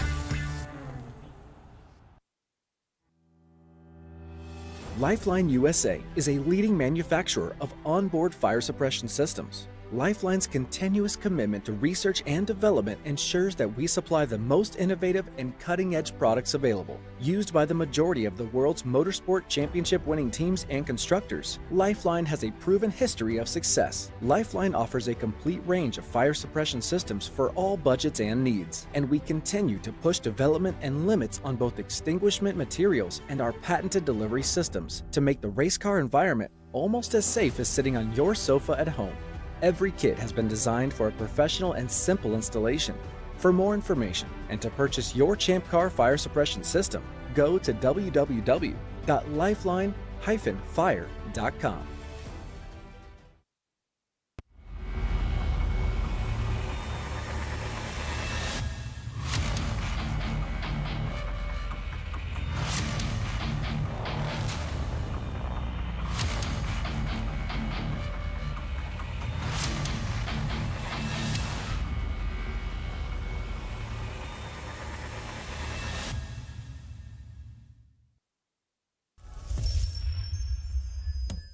Frozen rotors from Diversified Cryogenics deliver increased performance and a higher level of safety, while significantly reducing braking system costs. So to tell you a little bit about the durability of this product. So we have seen an incredible extension of the life of our brake rotors using frozen rotors. We've gone from brake rotors every other weekend to 6 weekends on one set of brake rotors, and I think they can go farther. The durability has been amazing. And it's been a fantastic season, and man, a lot of that is due to the way our car can brake on those frozen rotors. For more information, go to frozenrotors.com.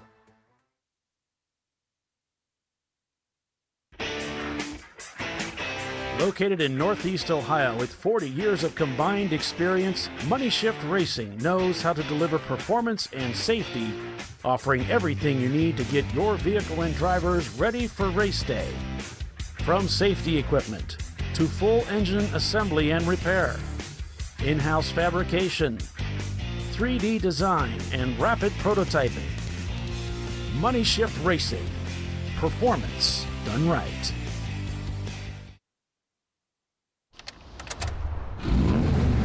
Come on, Road. Do your worst.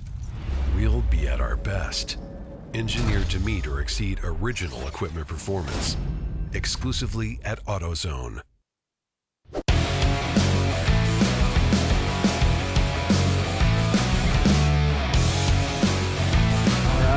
All right, here we go. Back at CMP for the RVA Graphics and Wraps Carolina Grand Prix. This weekend, 2021, day one. That's right, we got another day of racing yet tomorrow. Getting close to the close of this race, an hour and 53 minutes unofficially. And, GMS Racing, looks like they've ducked into the pits. They might be coming out here shortly. You know, we're at the bottom of that every other hour rotation when people need to come into the pits to do their driver changes and take fuel. So Flat Out shown in the lead here with GMS in second. Simon Says in third. Hong North in fourth. RVA Graphics and Wraps in fifth. Love Racing is in sixth. Level 1 Racing shown in seventh. Freddie Mercury in eighth, leading D-Class.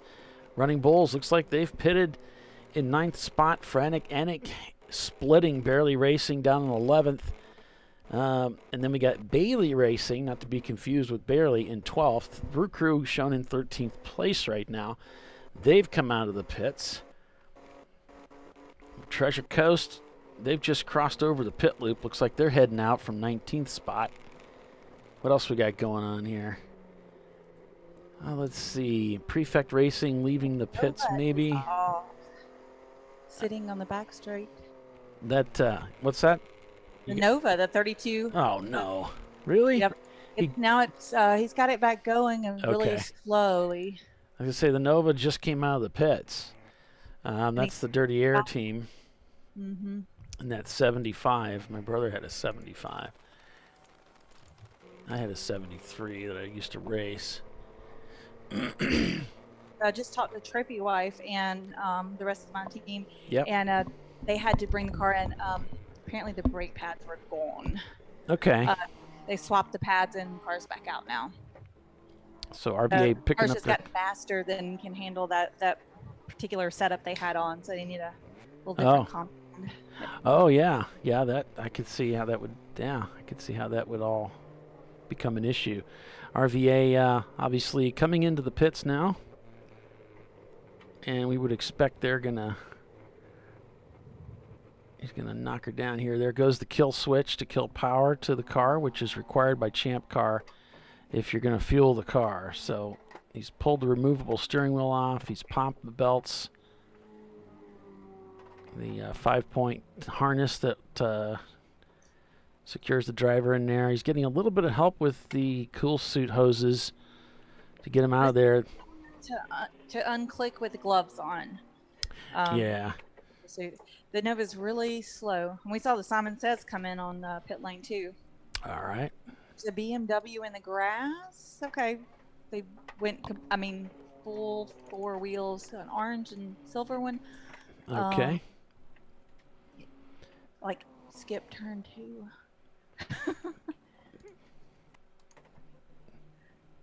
They just said no thanks, we're not doing that turn again. Yeah. Forget that. Forget that this lap. There's that rumble strips in the grass. I was going to, and then I was like, nah.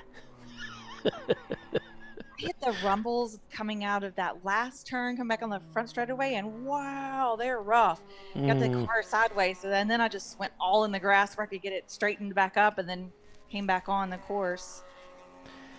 Yeah, some cars really just do not respond well to these gators, or if they're like shark's teeth or whatever they call them, where they really upset the suspension.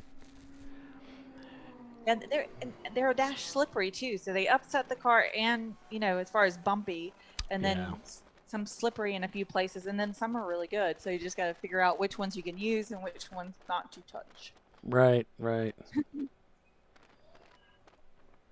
See that vibration that you get if the tire is hopping on them, that sends a lot of shock through the drive line, and so when you do get over on them, and you're in that situation where you're like, I don't want to be over here, you really need to let up on the throttle, because if you're trying to put power down on top of that, the shock loads that go into the driveline can really do a lot of damage. That's how you break differentials. So you just want to ease off the throttle, get off those rumbles, and then you can go back to power.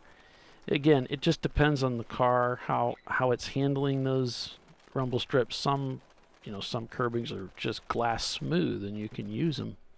Mm-hmm. But that's something to keep in mind. Trust me. Once I got on them and they got real, they were real aggressive. And the car kind of started turning. I just opened up the steering wheel and went over them in the grass, and then, and that worked. Yeah. And came back onto the pit in lane and then back onto the track. I'm not pitting, but nobody was right there with me, so it was okay. Excellent. I think we talked about that a little bit when you were out there in your stint about how to handle the car when you do put a wheel off, and that is to to open up that steering wheel. You want to take some of that side load off, and if you do find yourself way off, like 4 off or almost 4 off, you just got to ease it back on. You don't want to jerk the steering wheel if you're up at good speed. Normally you are. That's how you set yourself up for a really nasty loss of control if you don't do that. Right. And sometimes just intentionally to drive, when you start to lose the car, drive off and get it straightened back up, and then you can gather it versus fighting it. Yeah. And making it worse. Yeah. So it looks like RVA heading back out of the pits in the 111 car. The 411 car, I think that's the one Bill said they broke a rocker arm. It's kind of a typical E30 curse right there. Is that the E30 curse? Should we call it that, guys? You tell me out there in La La Land if you think we should call it that. Because it is kind of the E30 curse, isn't it? Simon says in the pits. So it's level 1 racing. That's your out of that top 8 there, right there. Brew Crew shown not turning laps again. So, shoot. I thought they came out of the pits already. That was before the break. They came in, so dang it, they might be having trouble with that car.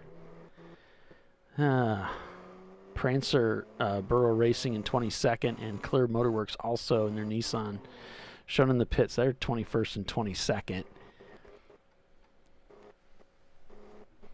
So we got some guys, somebody said, probably won't be racing till next year. I'm like the only guy on the team that has gear. You probably knew this already, but I went ahead and typed it in. You can rent gear. If you have somebody that's a straggler, I imagine they don't want to rent gear, but you can rent it, so you can, and it's not terribly expensive either.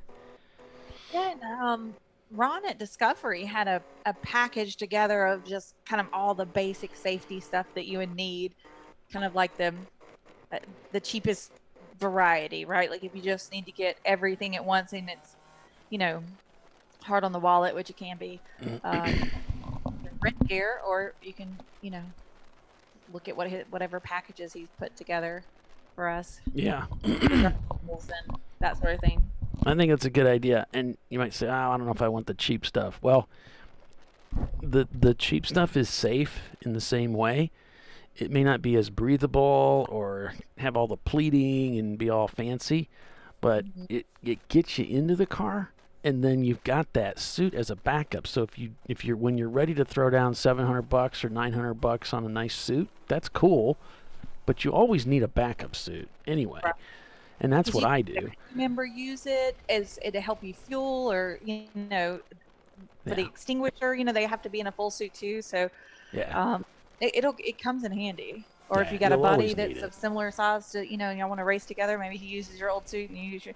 Actually, one of my friends had got sides for a new suit, but it hadn't come in yet. So he went and grabbed my old suit. It's a little too snug, and used it.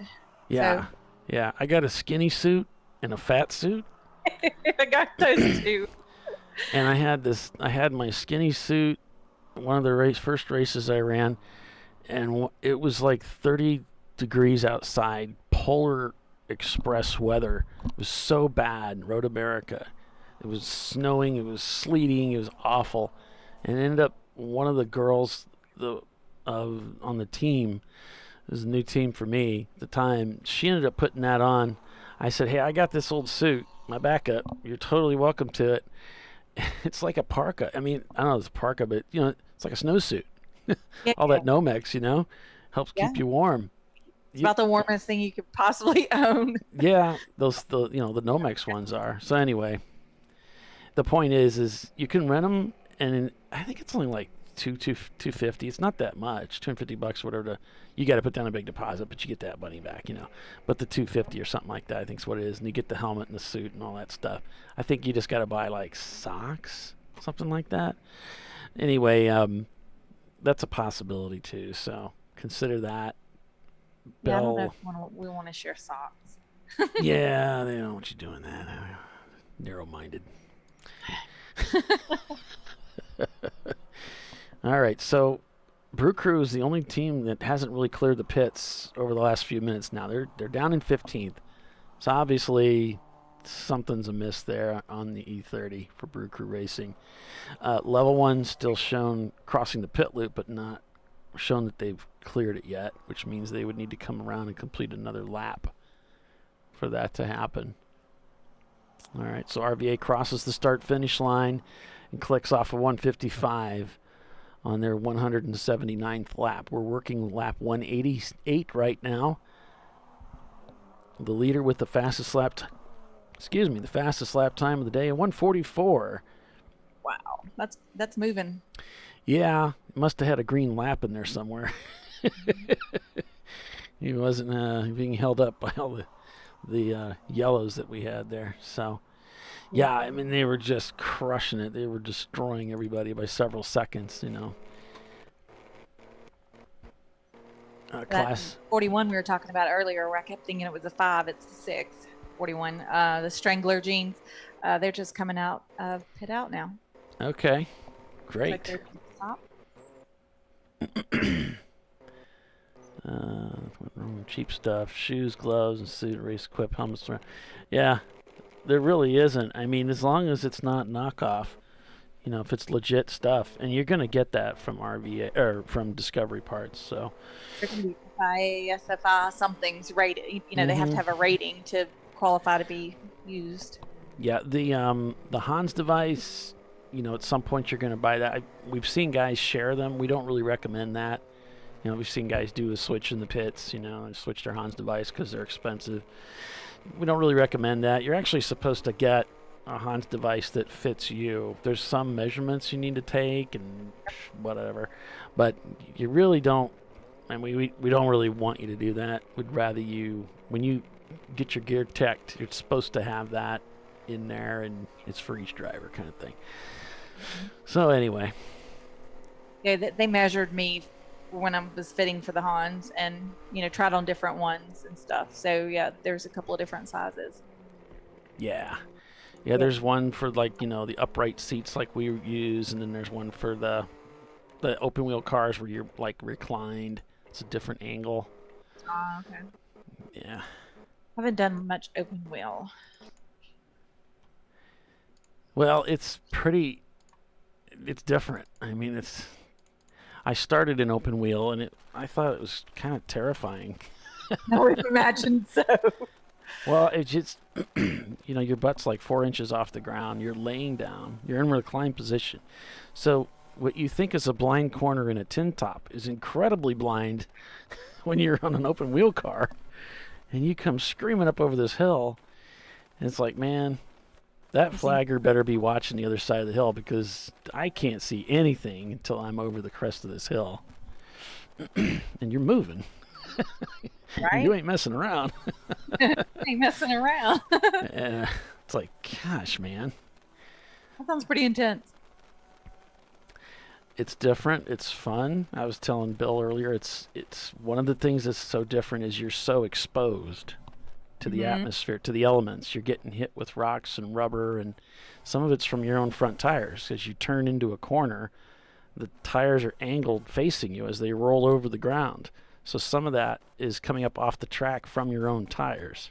Or your tires are picking it up and throwing it at you. Gotcha. Yeah.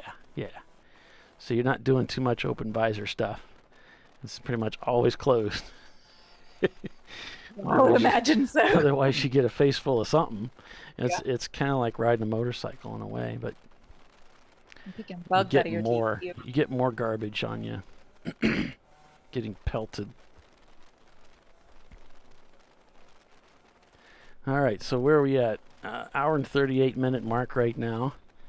We're on board with Dead Broke Motorsports. There's a little bit of tire lock up there.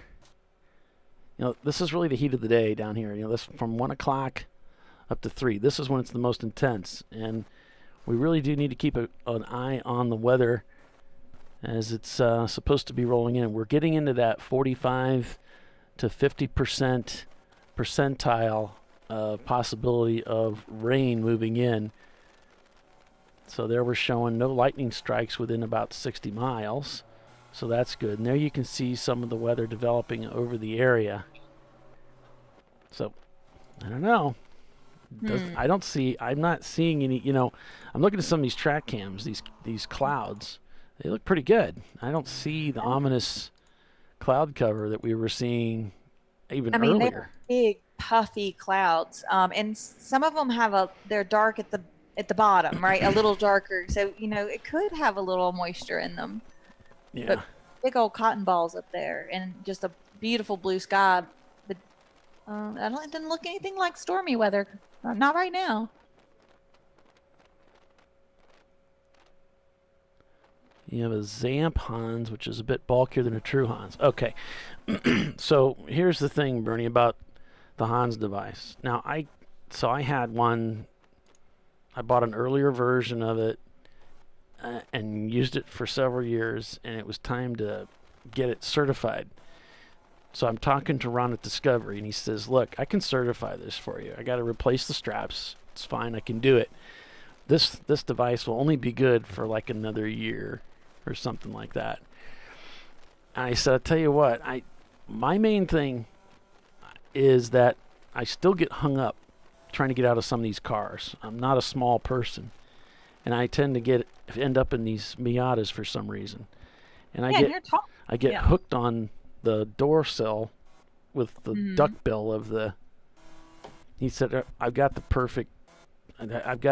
Hans devices we have now have a shorter duckbill. They're narrower. It'll make it easier for you to get in and out of the car. I said, I'll buy it. Just give me that. And so that's what I ended up going with. And different people have different preferences. Some of them like that next gen, whatever that stuff is. You know, they like all the other stuff that you put on differently. So I'm not going to say that the Hans is the end all be all for all drivers. Some people don't like them. Maybe they cut into their shoulders a little bit or some of their neck or something. I don't know. There's some comfort issues there. That one was way more uncomfortable. I feel like my Hans takes some of that pressure and moves it, you know, disperses it better. Wait, what? I missed the first part. You got drowned out. What was the first part you said? I think it disperses the pressure more. I've driven with belts without a Hans before, and I feel like that digs in your skin way more. Oh, okay. You're saying putting the belts on the Hans device. It's way more comfortable. Is more comfortable for you than without the Hans. Way back in ChampCar, we used to allow just a neck roll. Yeah. You didn't have to wear a Hans. So I did a couple of races like that, and then I went ahead and invested in the Hans. And I was afraid that, I'd heard people say you can't see as well and different things. So I kind of had a negative view in my head, but I knew it was safer, so I wanted to do it. And then I was like, wow, I wish I would have done this from the very beginning, because it was so much more comfortable, way more comfortable in that neck roll. Yeah. I love it. Yeah. I never knew any different because I've been racing since I was 18. That's all I ever knew. I mean, you get little, bruising or soreness or whatever from the belts. That's just part of it. Yeah, I thought about it. It's like, gosh, when you put a Hans on, the belts over the Hans, that should make a huge difference. A huge difference. And it does. So it works for me. Let's see. I was going to say, I don't know. Let's just say that Ron at Discovery is really good with helping getting you fitted and set up. I don't know if they do any returns on something like that. No clue. But I know he's probably the best to go with when it comes to trying to get things like that sorted out, gloves and suits and all that. I mean, I showed up, I was talking to him, I think it was at, I was out there in Charlotte, and I talked to him, and I was talking about getting a new suit, and he said, you look like a 56, 57 could tell just by looking at me what size suit I should go with. You can do that. He said, just remember 57 Chevy. I said, okay, I can do that. And they bring their trailer out to a lot of our races, so you can pick up something here or try it on at the race, and maybe they'll bring both sizes of things. They definitely have multiple, all the Hans and things like that. You could try them on, and they can measure you and get you just straight up. Hey, right Paul. there. Yeah, bud. Bill Strong here. Yeah, I figured. I got some news along pit lane. I walked it and got all kinds of updates. You ready? Real quick. Let's have it. All right. Prefect, brake light switch. The Toyota brake light switch has this little tiny donut in it. It fell apart after so many hundreds of thousands of miles. They fall apart. Unfortunately, his was fairly new. Fell apart, and that keeps the brakes from activating. And basically, your brake lights go on all the time, and that's what was happening. So they got called in to try and fix it. So, Bliss Racing, their air filter, the stud that comes up and holds it all together on the carburetor, that actually broke. Really? And they can't find the stud for it. And I'm like, well, do you think it fell in the yeah, it fell in the carburetor? They said, no, everything's working right. We didn't see it in there, but they were able to find one of the other teams on site here had a proper stud, and they were able to get it all fixed and back out there. But they're still looking for the stud. Okay. Is it Barely Racing? Is it Barely Racing? Well, there's a Barely and a Bailey. Yeah, Barely and Bailey. It's one of those. Yeah, I forget what there's. I can't read my writing. Always have. It's either an MX-5 or a BMW. Something like that. Yeah. Virginia Tech guys, they've had a few issues, but they're doing pretty good out there. They're having fun. And Brew Crew overheating. They're back on pit lane. Okay. The MR2 has pitted a few times. They're also having some overheating issues. They're just basically they were going to go fill up something in back of the pit lane, but they ended up just going back out. So, guys are having fun. Awesome. Big complaint was how fast that MX-5 is, or whatever they call those. The flat out racing MX-5. And the silver one. Yeah, I was standing next to them talking to them, and their guy came over the radio and said, "Dude, we." Fuel, whatever. And he says, we need to pit now. And the guy's like, no, dude, you got 10 more minutes. You cannot come in now. 10 more minutes. And he said, no, we're out. And then one of the guys said, I knew only putting 11 gallons in was going to hurt us, or something to that effect. And or I heard something like that. I don't know how true that was, but they had to come in and pit, and they went back out, and they're going to have to stop one more time. Oh, so, yeah. It's that's one of those things. And will they have enough fuel? That's 5 minutes. Yeah. Right. So are they going to have to pit a little early on each stint, and then? Well, they're going to have to come back in because that's their 2 hour. The 2 hours from when they left. So, and timing is watching that too. So, but yeah, everybody's having fun along pit lane. Cool. Some not so much with how their car's performing, but learning. There's a lot of guys out there testing. Right. Yep. Cool. Well, thanks for doing that. Is it like baking hot out there? Is it stinking hot? Everybody's complaining about the heat, and I'm like, guys, this is nothing. Nice. It's like you're not in a driver's suit and a helmet. No, it's also not 120 degrees. Well, outside. There's that too. Yeah. That's funny. All right. Well, thanks for making the walk there, Bill. That's awesome to hear. We were wondering about some of these teams. It seems like they're not the only ones that are having to make these extra stops for fuel. Not sure what's going on with that, but and then Brew Crew. So you're going to use more fuel. Oh no, is that cold when you're going to use more fuel? Yeah. Okay. Some of the teams complained about running lean out there too. So, interesting. And well, not right here. Infinity lost their lift pump, so that's why he's really upset about that. Some aftermarket lift pump. It's the same pump I bought for my car a couple of weeks ago. We talked about his was a few years old, but new, old stock, and he's not happy right now. They're still out there though. Oh yeah, they're out there. They fixed it, but it took them out of the race. So and then Justin from RVA Graphics put about a 8-inch piece of duct tape on my hairy arm. That's going to be painful to remove. Yeah. I will get Justin back, even though he's like 3 times bigger than me. I'm going to watch. So yeah, I'm not happy about it. He really does have a huge piece of duct tape stuck to his hairy arm. Yeah, I don't know what to do. Come here, let me show you. Rip it off. Do it. Ready? Yeah. Rip! Don't slow-mo it. I got some hair on You that. did. Thank you. God, she started like in slow motion. No, fast. Ow. You can help. You can actually hurt Bill and tell him you're helping him at the same time. This is therapeutic. This is a priceless moment for you, Tiffany. Take full advantage of it. What? He changed his mind. So funny. Dead Broke Motorsports. Yeah, Dead Broke was struggling a little bit to get their cool suit hooked up, but they got that done, I guess. So, little wave of thank you there. There's a few guys that are complaining about their cool shirts not working right. Whoa! Now see, the wave I think distracted him and took him off the racetrack. I think sometimes that wave, you know, you want to be polite, but sometimes it's better just to focus on what you're doing. Well, I think he waved and it threw off his timing on where he needed to brake. Yep. Wave. I mean race. Waving is for track days. Don't worry about that. Just focus on racing. Yep. You know, you get by the guy, you got by him. And he's just learned that lesson, you know, and it's like, okay, I'm not doing that again. No. Next time I'm going to focus on what I'm doing. Yeah, once I got past the car I was trying to get around, I focus on the next car ahead. Mm-hmm. Tracking them down one at a time. Yep. Especially now since we have these these window nets that pretty much cover the front wheel.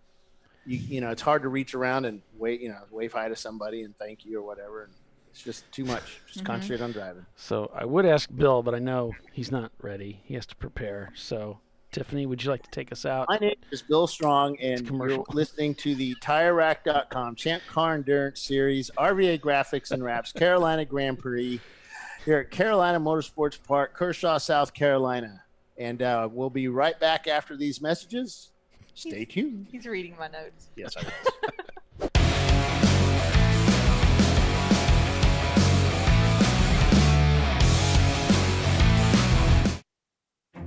An important decision is afoot. This man is about to buy tires on TireRack.com. Tire Rack is the leading online retailer of tires in North America and a repository of advice and expert reviews. And it's done! All that's left is to arrange for safe, easy installation at one of our independent recommended installers.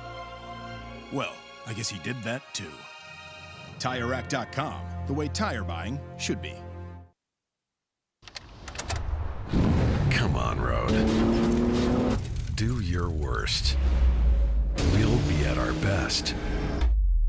Engineered to meet or exceed original equipment performance exclusively at AutoZone. He shared school space with his best friend, Norm Peterson. Who was Cliff Clavin? That is correct. The board is yours. Yes. So you don't want to hear about my sister's vacation? No, not really. What are you doing? What? What is it you kids say these days? YOLO? Dad, nobody says that. YOLO! For the times when the joke's on Dad. Make it worth it. You guys could have warned me about this stuff. Oh my God.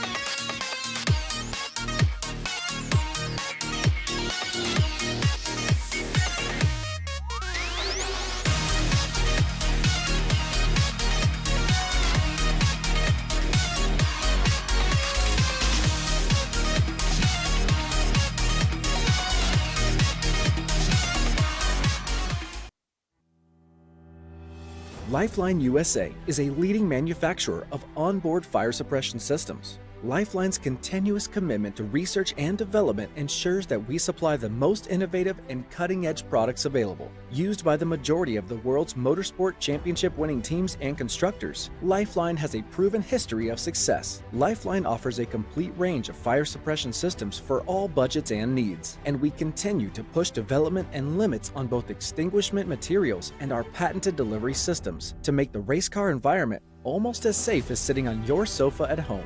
Every kit has been designed for a professional and simple installation. For more information and to purchase your ChampCar fire suppression system, go to www.lifeline-fire.com.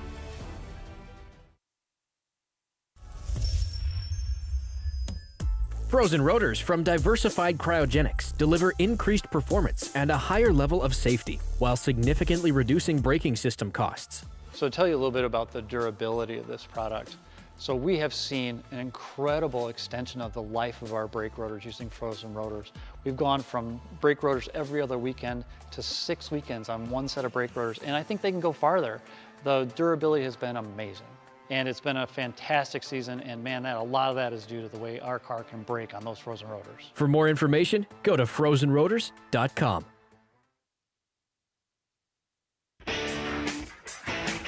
Located in Northeast Ohio with 40 years of combined experience, Money Shift Racing knows how to deliver performance and safety, offering everything you need to get your vehicle and drivers ready for race day.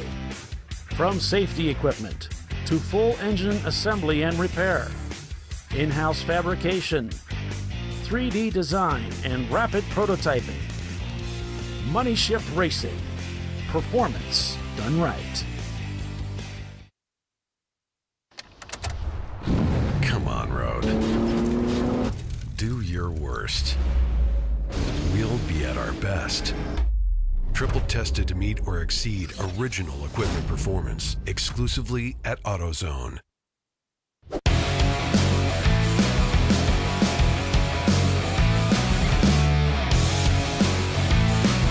All right, welcome back, everyone, to ChampCar.Live, presented by AutoZone. Kelly, I want to thank you for your words.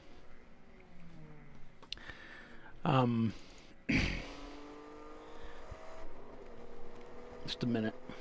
You're riding along with RVA Graphics and Wraps with Flat Out Nemesis, their 2009 Mazda Miata, leading this race by about 3 laps or 2 laps? 2 laps. Yeah. 198 laps. GMS Racing following behind him. I asked GMS if they thought they could catch them. They didn't think so, but they're going to keep trying because Nemesis has to pit one more time. And Rob, I think, can go pretty much the whole way because they only came 2 laps apart, so that could be the difference all day long. Yep. Because they'll have to fuel, which means that 5 minutes. Yep, 5 minutes, and so that's 2.5. 2.5 laps. But then in the last 10 minutes of this race, can they catch him? Anything's possible. It looks like. What do you think about pitting? What do you think about pitting now instead of waiting till later? No. I'd string it out as long as you could, just in case you get a bunch of, A yellow? Well, yeah. If you get a yellow, then you dive. Like, then you dive in. But we have had 0 full course yellows today. So, it's at the beginning, but after the beginning, Yeah. I don't know. I had guys that were much smarter than me on doing these decisions. But like earlier when we had 3 cars off, so at one time, it's not the same as a full course yellow, but it is slowing the field down considerably because you've got multiple corner stations under yellow where you can't take it full throttle. Right. Can't pass, can't take it full throttle. In multiple places where you do that, and the Infiniti car is super slow. I saw him leaving pit lane. He was leaving his pit box, but maybe that's all it was. Well, they have a hard because they have to stay on that blend line, and guys are coming in so fast that all of a sudden they're there. So you have to basically stay left and slow as much as you can. Slow so people let can them get around. Go and, turn in and do their thing. Yeah. Some of the stuttering that we see on the camera, I mean, I think to a degree, I kind of like seeing it because it does slow down some of these maneuvers a little bit to where you can see what's happening. Like that, there was a maneuver back there where RVA started to come in down the inside of that car, and you could see everything kind of get narrow, and you could see the competitor's car starting to twist a little bit as he was bending into the corner. RVA backs out of it, brakes a little extra to make sure they don't get together. I mean, there's some aspects of, if you're a new driver, you can see some things here that help you to know what to expect when you get in the car. And that's one of the nice things about the Champ Car iRacing series, which is available to all competitors, to everybody. You can get out there and get some seat time, what it's like to drive with other drivers with a lot of experience, and get some tips and learn some tracks while you're out there. So hope you'll check that out. All right, so where are we at here, folks? An hour and 18 minutes unofficially in the remainder of the race. We'll go checkered flag here at 4:30. Yeah, this looks like it's going to be another one of those races like we had Sunday at Autobahn, where there's no full course cautions to slow the race down. They're just green the whole time. We'll see what happens. A lot of these teams didn't know their fuel strategy to begin with, and then the first stint, with the long yellow to start the race, they didn't get a full line on that, so it was the second stint before they were really seeing if they can make it the whole stint on fuel. So yeah, just doing another weather check here, and I'm gonna check on the hourlies because that may have changed as well.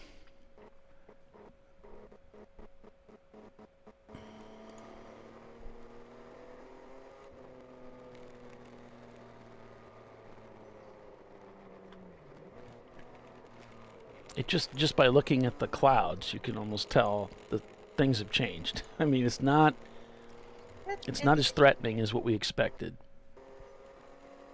Yeah. Am I right? That doesn't look like it's gonna rain.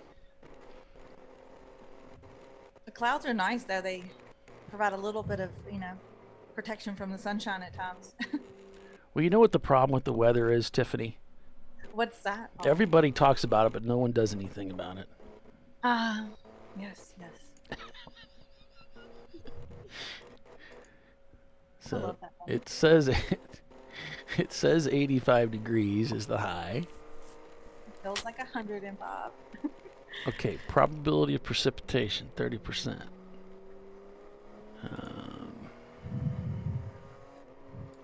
Let's get out on that radar.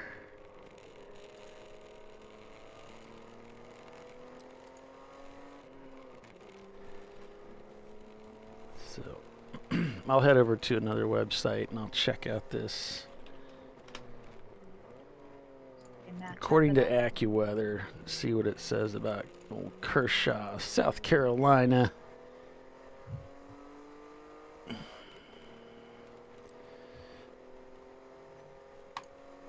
Click on the hourly here and see what we got.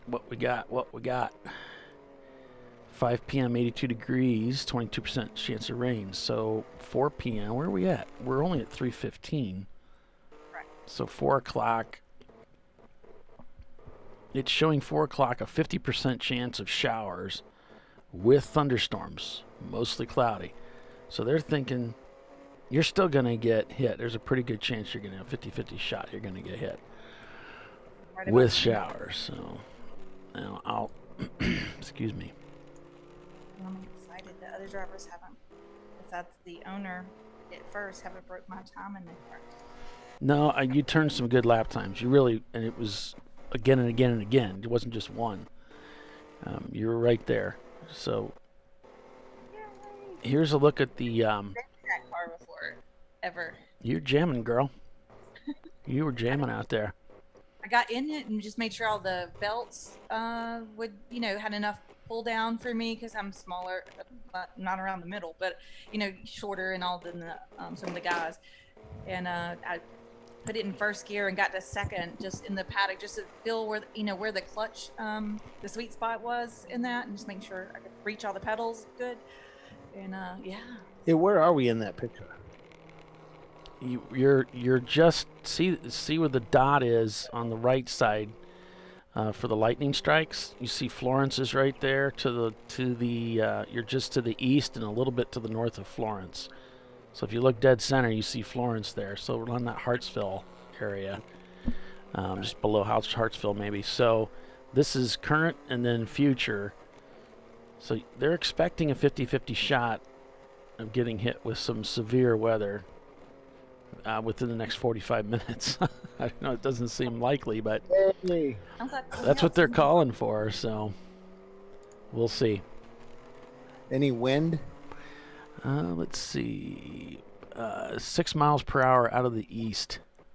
Yeah, but it's not going to explode when these storms hit, is it? It doesn't look that way. Got to tighten down their hatches, Yeah.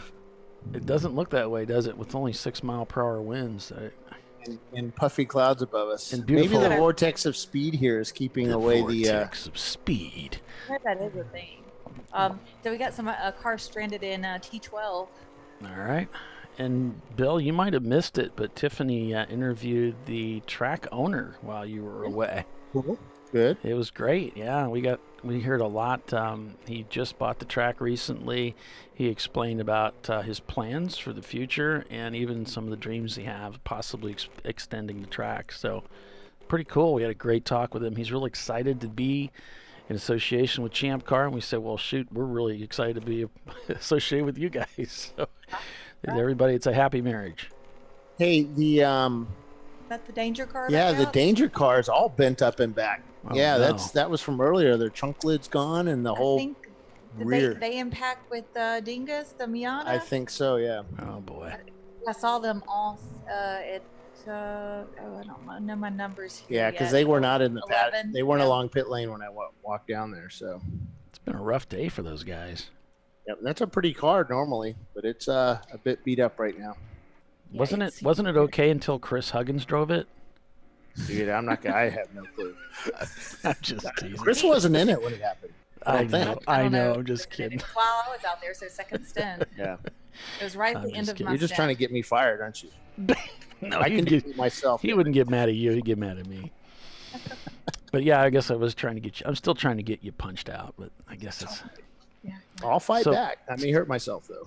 There's a car slow on the driver's right here on this out of 10 back section. Yeah, I was just looking at that, but they're moving. They're still going. Oh, no, he's off track at 12. Driver's right. He pulled in at the access road there on the inside. Well, the shark car's pulled back in. Yeah, it's a red car of some sort, and the tow truck is headed out. All right. It looks like the Nova's getting pushed by a cart, or they're pushing. Oh, it's our Honda. It's the Honda Integra or the Acura Integra, Oh. the orange and white one. Okay. Not the not the Simon Says with the other guys. Gotcha. The Tau, whatever Yeah, it is. Okay. Even about asking about his morning commute to work. Oh, I just see RVA Graphics fighting with that water jug tube. He went to shift gears. Yeah. Unfortunately, Brew Crew fighting with overheating. Freddie Mercury's shown not turning laps in 7th, so they might be in the pits. So 204 laps flat out, leading a couple laps over GMS. Hong Kong North back up to 3rd. Simon Says 4th. Love Racing holding strong in 5th. I gotta stop saying that. RVA Graphics and Wraps at 6th. Bill's like, what? Huh? 7th is Freddie Mercury. Reading Bulls 8th. Frantic Annick 9th. Bailey Racing 10th. Barely Racing 11th. Team Phillips behind them. CCR, The Stug, and Dead Broke. And then finally, Treasure Coast Miata, rounding out the top 15. Bailey Racing. Yes, I wasn't Lucy listening. I was checking my my Bitcoin prices. I was going to say it's best that you don't. I mean, no one else does. Why should you start a trend? watching me lose my millions in Bitcoin. Oh no, it's dropped 32 cents. Oh, 32%. 32%, which is like 0.00 cents. Wish. Oh, for Bitcoin itself. For Bitcoin. Yeah. Looks like the tow truck has arrived at the car that's trended in Yep. 12. So They're going to get them hook hooked him up. Yeah. We know his front bumper was pretty good because they towed him up through the grass earlier. But you can hear these car tires just peeling through this corner. Turn 4. Yep. Yeah, we can't, but it's all right. Yeah. That's a really fun corner too. It's great. Well, it's right there. The corner stand is just on the other side of those tires. Yeah, I mean, it's that right close. there. Yeah. Bill's like looking at that yesterday, like, this is scary. Yeah, this is like really close, man. This is like really close. I mean, it's like 10 yards. I can almost walk right All over it takes is 2 cars to get together and one car gets shoved over. be there. wiped But, out. momentum would actually keep them outwards. But you just think about, Right. That's That's pretty the close. impossible happens. After a few laps, I figured out I can take that in 4th. So Yeah. you're moving through there. You got to figure out very quickly how to get back to 3rd. I could probably do that in 5th. Mm-hmm. Wait, that was my wife does that one. That's because they both have you figured out, Bill. Mm-hmm. Yeah. One-upmanship. I could do it. And she listened to me. I mean, she doesn't Yeah, really. well, I could do it in 6th. So what now? You Troy don't and have- I. You're not doing that in 6th? You don't have 6 speeds, dummy. Yeah, well, I Well, could my do it. drivers try and 7th. find that 6th gear. Let me tell you. Hang on a minute. Yeah, one day I'll have my Spider fixed and I'll have 6 gears. RVA graphics and wraps. RVA graphics and wraps. Carolina Grand Prix. Well, they're still flat out still doing 150s.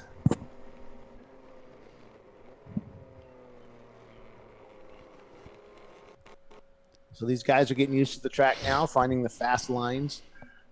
We're not seeing as much smoke into the braking zone into 1. Yeah. Sand dust up. So right now, just coming down the back straight, flat out is being followed by the RVA graphics and wraps and GMS. Simon Says, and they were just absolutely flying down that straightaway. Oh, RVA graphic goes off the course, goes wide, He got driver's hit. left. He got hit from behind. It turned him around. He's trying to get it sorted. It looks like the car stalled. Uh-oh. I'll turn up the audio here. It looked to me like he got hit because of how suddenly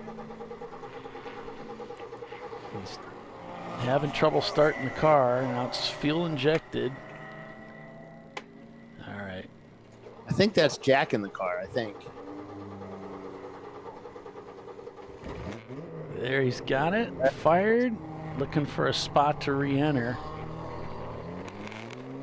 And there, he's going to be back up to speed. Obviously costly, but let's see if he's going to be all right. Now I'll hit that replay. I think we got a replay of that spin here. You can see it down below. I think you'll see a shudder right when the car breaks loose. Yeah, they've got to go. It was a pretty good race going down the front straightaway here. They were really kicking it. There it is. You can see he tried to recover it. Oh, yeah. He was did. GMS hit him. He was definitely hit. So, and Bill, if there's a way to turn that camera in the tower there to more towards turn 1 so we can we're looking over the ambulances, maybe we can get it. And then later, maybe we can get the, that's perfect. That's perfect. There we can see the back part of the track too as the cars come through as I switch cameras to nothing.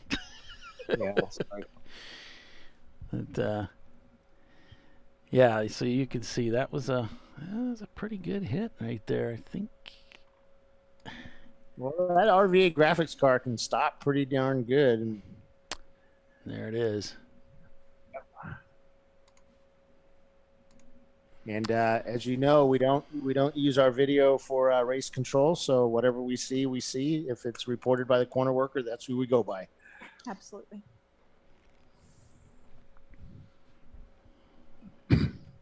They are the boots on the ground.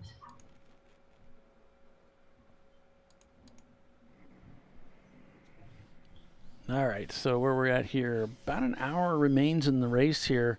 Weather reported to be coming in, but so far we're not seeing it. So far, so good. So far, so good. That is for the rear-wheel drive characters. Maybe not. My concern is the lightning. In Champ Car, we do shut down things if the lightning gets within 10 miles, I'm told. So we'll see. Right now, lightning strikes 44 miles out. So far, so good. Looks like we might make it to the end here without having to bring anybody in. Yeah. So we'll go through the standings here, because this is what Bob Varsha told me I'm supposed to do. I did something right, and he said, yeah, you're supposed to do that. So at 207 laps, we got Flat Out Nemesis leading B class and overall over GMS Racing, who's leading C class in second place overall. Love Racing leading A class is third. So how about that? You got a B, C, and A class cars leading the top three overall. Then you got Hong North GB2 in fourth place, shown not turning laps in their Supra, so they may have come into the pits. Simon Says in fifth place, rather. Then we got RVA Graphics and Wraps in sixth. Freddie Mercury seventh. Running Bulls is eighth. Frantic Antic Motorsports ninth. Bailey Racing in 10th. That's the lead EC car. So actually, Barely Racing is in 10th place in their BMW. And then it's Team Phillips rounding out your top 10. I guess that'd be 11. All right. So that's your quick rundown there, folks. If you want to follow along with your favorite teams, you can do so by going out to the Race Hero website, racehero.io, or pick up their app in the App Store, and you can follow along that way. Just look for the Champ Car Endurance Series race at Carolina Motorsports Park, otherwise abbreviated as CMP, and you can find your favorite teams there. By the way, our class sponsors this year, Krispy Kreme Donuts, DiscoveryParts.com, and Money Shift Racing. And we sure appreciate them for supporting the series in that way. This makes it fun. Yeah. Somebody got some dirt and sand kicked up, but like on the back loopy section, did not go off, or did not stay off the track. It looks like there's a lot of sand in some of these shots. Like you said, that if you put a tire off, you're going to kick up a bunch of sand. Yeah, it's more sand than dirt here. Interesting.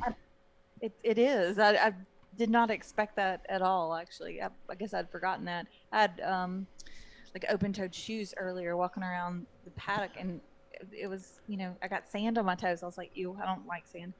So I went and put my tennis shoes on. No. I mean, maybe if I'm at the beach and I've got the water to rinse my toes back off, but otherwise. Right. Negatory Ghost Rider. I like it. All right. So we'll take a quick break here, folks, and be back in just a couple minutes. So stay with us. You're watching Champ Car Live, presented by AutoZone.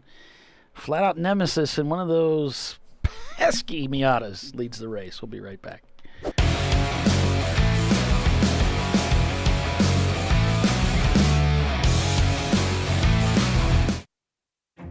An important decision is afoot. This man is about to buy tires on TireRack.com. Tire Rack is the leading online retailer of tires in North America and a repository of advice and expert reviews. And it's done! All that's left is to arrange for safe, easy installation at one of our independent recommended installers. Well, I guess he did that too. TireRack.com, the way tire buying should be. Come on, Road. Do your worst. We'll be at our best. Engineered to meet or exceed original equipment performance exclusively at AutoZone. He shared school space with his best friend, Norm Peterson. Who was Cliff Clavin? That is correct. The board is yours. Yes. So you don't want to hear about my sister's vacation? No, not really. What are you doing? What? What is it you kids say these days? YOLO? Dad, nobody says that. YOLO! For the times when the joke's on Dad. Make it worth it. You guys could have warned me about this stuff. Oh my God.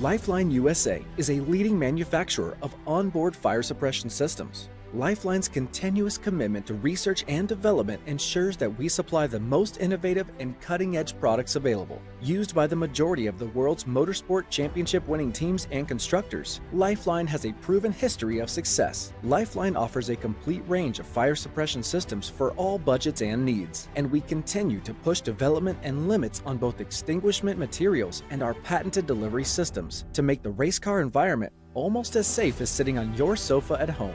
Every kit has been designed for a professional and simple installation. For more information and to purchase your ChampCar fire suppression system, go to www.lifeline-fire.com.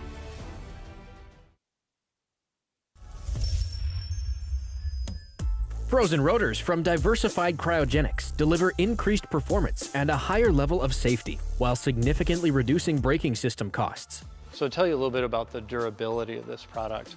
So we have seen an incredible extension of the life of our brake rotors using frozen rotors. We've gone from brake rotors every other weekend to 6 weekends on one set of brake rotors, and I think they can go farther. The durability has been amazing, and it's been a fantastic season, and man, a lot of that is due to the way our car can brake on those frozen rotors. For more information, go to frozenrotors.com.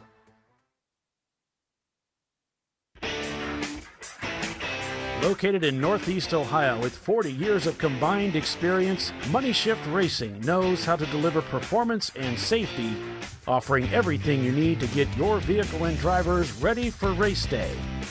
From safety equipment to full engine assembly and repair, in-house fabrication, 3D design, and rapid prototyping.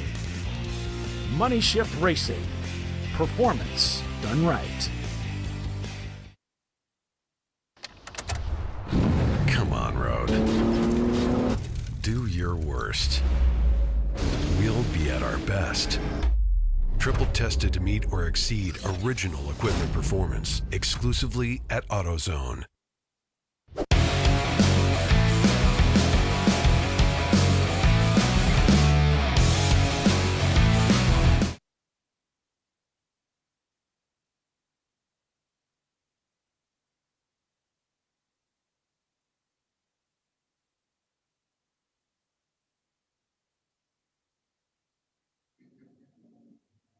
Hey, welcome back. Are we back? Yeah, we are back. Welcome back to TireRack.com, Champ Car Endurance Series, RVA Graphics and Wraps, Carolina Grand Prix, where we're watching blue. Blue is my favorite color, though. Flat Out Nemesis leading this race with their 2009 Mazda Miata with GMS hot on their tail, trying to catch them. We think that Flat Out needs to, well, we know that Flat Out needs to pit one more time because they'll come up to the end of their driver stint right at the end. So they're going to have to pit. But are they trying to extend out their lead so they can stay ahead of GMS when they I mean, that's what you'd want to do. Come in, yeah. Right? Make up enough time that when you come in, they don't, lap you. So what, or pass you in 4 laps difference. So that's they might be able to do it. 4 laps would you do 8 minutes? Yeah. Would you do it now? Pit now to You wouldn't? Not unless I was approaching my 2-hour. I'd wait till the last minute, kind of watching for any kind of incident. Well, you can get out in this time, right? Just do it. Still trying to maximize it. Just get more. Yeah. The more wiggle room, the better. Right. Sorry, folks. You never know. You come back and you can't get the car started or something. So I mean, it's always better to have more lead than less. Simon Says down in 4th place, just ahead of, just behind Love Racing, and that's a race right there. Simon Says, they haven't raced with us much lately because of work and family commitments, but those guys always end up at the top towards the end of the race. They do. It's just uncanny. They're so tough. Yeah. They're so reliable. That car is just so. I mean, it's fast. It has everything going for it. We don't really see that many Acura Integras out there anymore. We used to see them a lot. Yeah, it might not win a beauty contest or anything, but well, it still looks good after all these years. Yeah, I mean, giving it a fresh paint job and polished it up a little, or dusted it off, one of the two. Yeah. 798. I think that is a Ford Escort. Yeah, the GT. Yeah. We do have one out here this weekend. It's Team Achy Breaky. Yep, they're. I love it. They what do they call it? CIH, the 1.9 CIH engine from Ford. That thing has this unique sound to it as they come down the front straightaway and downshift. Cool. Into turn 1. Yeah, there was something where I'm not seeing. I haven't seen the Simon Says car taking the curbs like he is right now. Yeah, he's really using the curbs out there, unlike before. Probably different driver. Maybe. Yeah. As the 464 comes down, that's the Danger Racing. It's a little bent up right now in the back of the car, but those cars, you only need the front to look good. I mean, as long as it's running, you can race it, right? So. Oh yeah. The sky has cleared up. We have some puffy clouds and lots of blue sky looking out the window. Now behind us, it's probably some other color, but it's not looking bad out there right now. I don't know which way is north, south, east, and west. Yeah, I don't know either. One way has smaller clouds, and one way has much larger, puffier clouds. Cars leaving pit lane after getting fuel and driver changes. 514 is the latest. I have a compass on my phone. Yeah, I thought I do too. So I think Edimus is north. Bo's asking a question about GMS showing 5.5 minute lap and didn't lose a lap to the leader. How?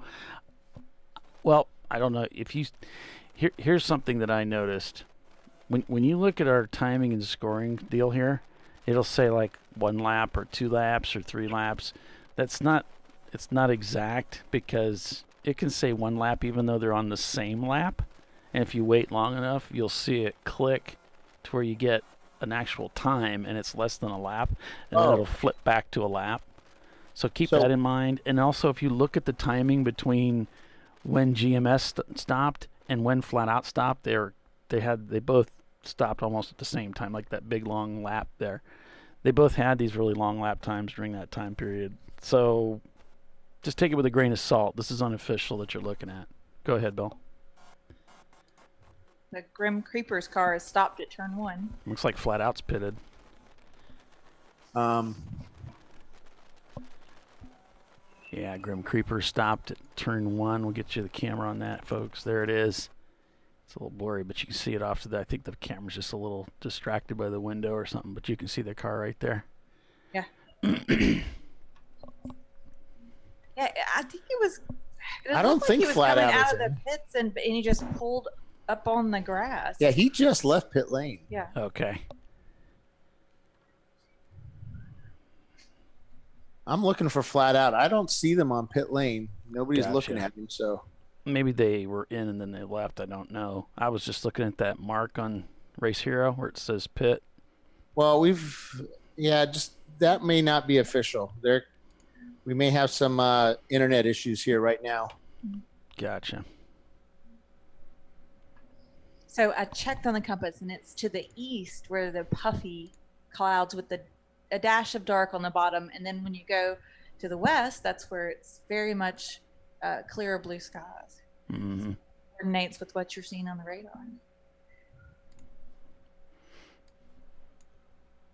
Yeah, I can bring that up again right there. And like Bill, I'm having a little trouble finding, but it looks like according to the pin on the lightning strike, it's to the east and a little to the north of where Florence is marked. It's right about about that section between Florence and Hartsville. Well, we're looking out here and we see nothing but blue sky, puffy clouds. Right. You're actually there, so. Airplanes, little flying kites, some hang gliders going on. Pretty birds. It's yeah, free bird being played in the background because we are in the South. And good stuff, man. Good stuff. As the flatbed goes to pick up the 514. Yeah, look at my Race Hero settings right now. Everything is salmon. It's just totally screwed up right now. So yeah, we've got some internet issues here. Don't give that any stock. Yeah. Whoa. RVA avoiding some contact there. Well, they're under yellow, so. Oh, they are. Sorry. It's a one. white. I don't see a yellow flag, but I see a white flag for certain. Oh, I see. They're in one there. Okay, gotcha. It might be a yellow out there. There should be a local yellow, I would think, because they're not moving. They're stopped.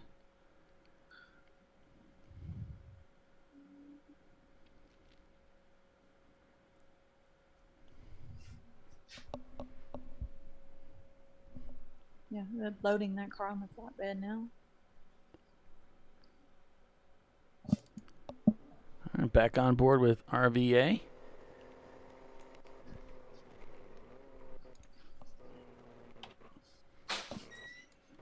And we're just going to give this timing and scoring system a minute to reset, folks. So I know what you're seeing on the pylon. It's not a bad reference point because, there's not a lot of passing going on right now, but you don't want to die on that hill. No. And, they run tandem systems. So they'll have one, then they run a backup, and then this picks up. This is third party that we're looking at.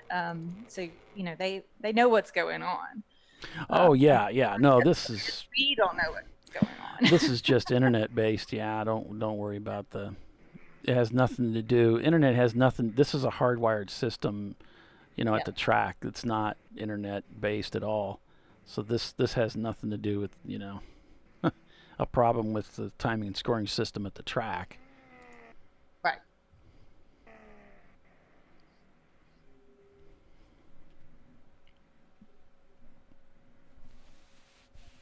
We're winding this one down. Yeah, we are winding it down. We got about 45 minutes remaining in the race here. Mm-hmm. And we'll just have to wait and see how this whole thing is going to play out. We're knocking them off here. Yeah. We're pretty much at that spot where you've got what you got, go out and finish the race kind of thing, right? Like most of those pit stops, those final pit stops are done.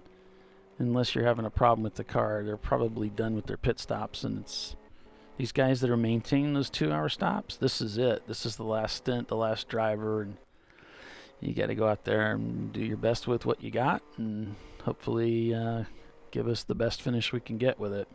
Yeah. Unless you got off sequence somewhere and now you have one more itty-bitty stop that you have to make. Right. And this is where that will show up. This is one of the most enjoyable stints for me. I love finishing. Yeah? Yeah. That's your favorite stint? Yeah.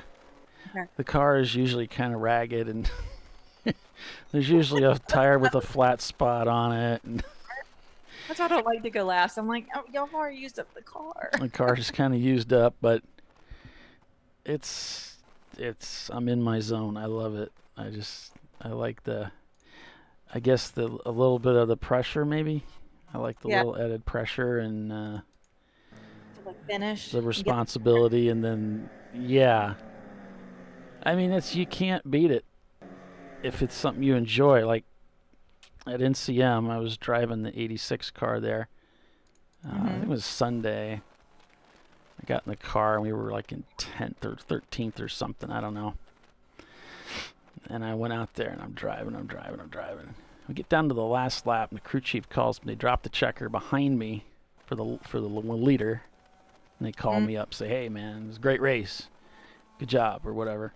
And I'm thinking, I'm still racing. I'm in turn 5, you know. I got a long ways to get around NCM.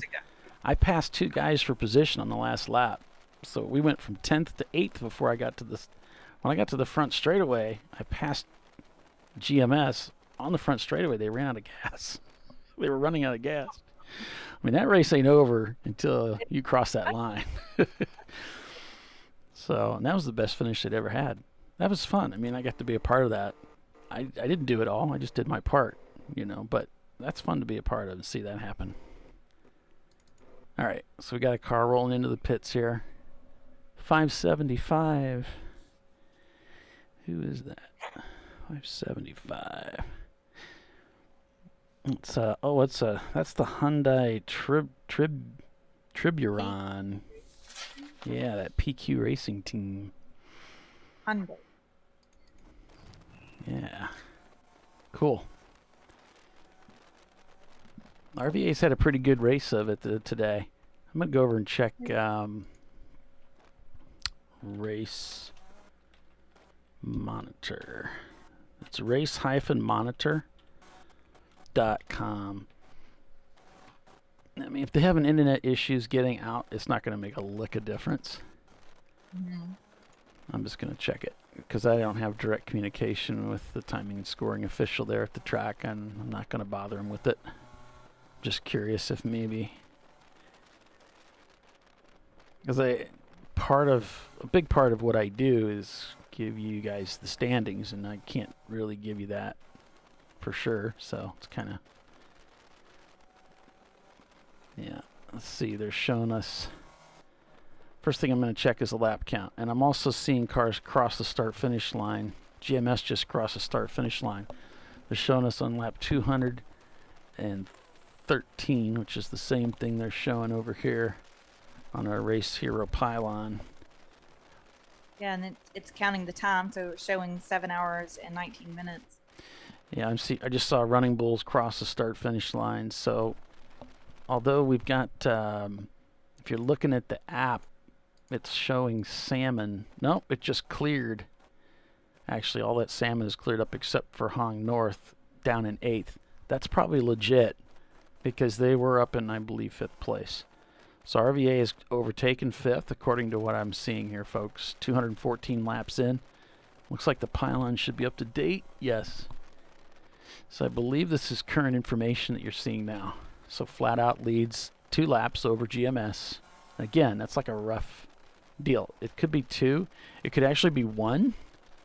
If you watch that long enough, you might see it flip down to 1 and then back to 2 as they cross the start-finish line, you know? They're like that gap. Think about the gap. So Flat Out crosses the start-finish line. It could flip to 3 until GMS crosses behind them, right? And then it jumps back down to 2. It could also go the other way. Could say 2 right now because you're looking at it in between the gap, and then when GMS crosses, it goes down to 1. That's why I said when you look at those lap gaps, grain of salt, it doesn't really tell you that much. What you really want to see is the time difference. That's what you really want to know. But anyway,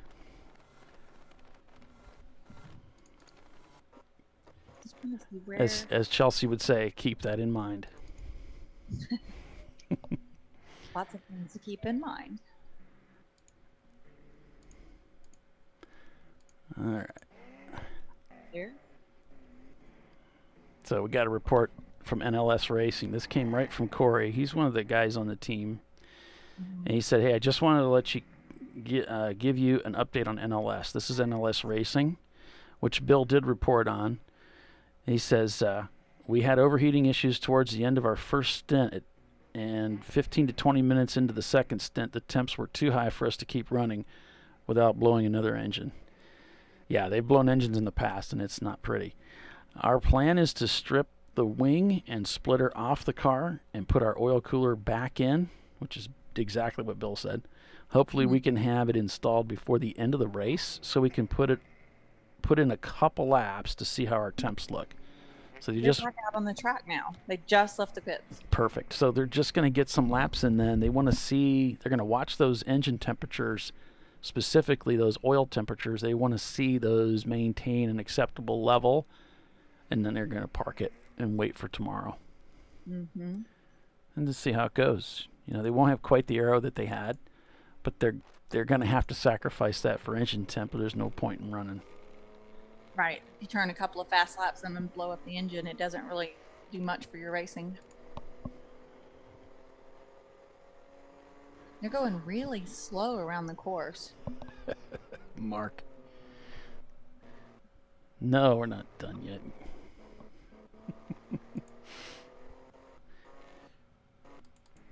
Are we done yet?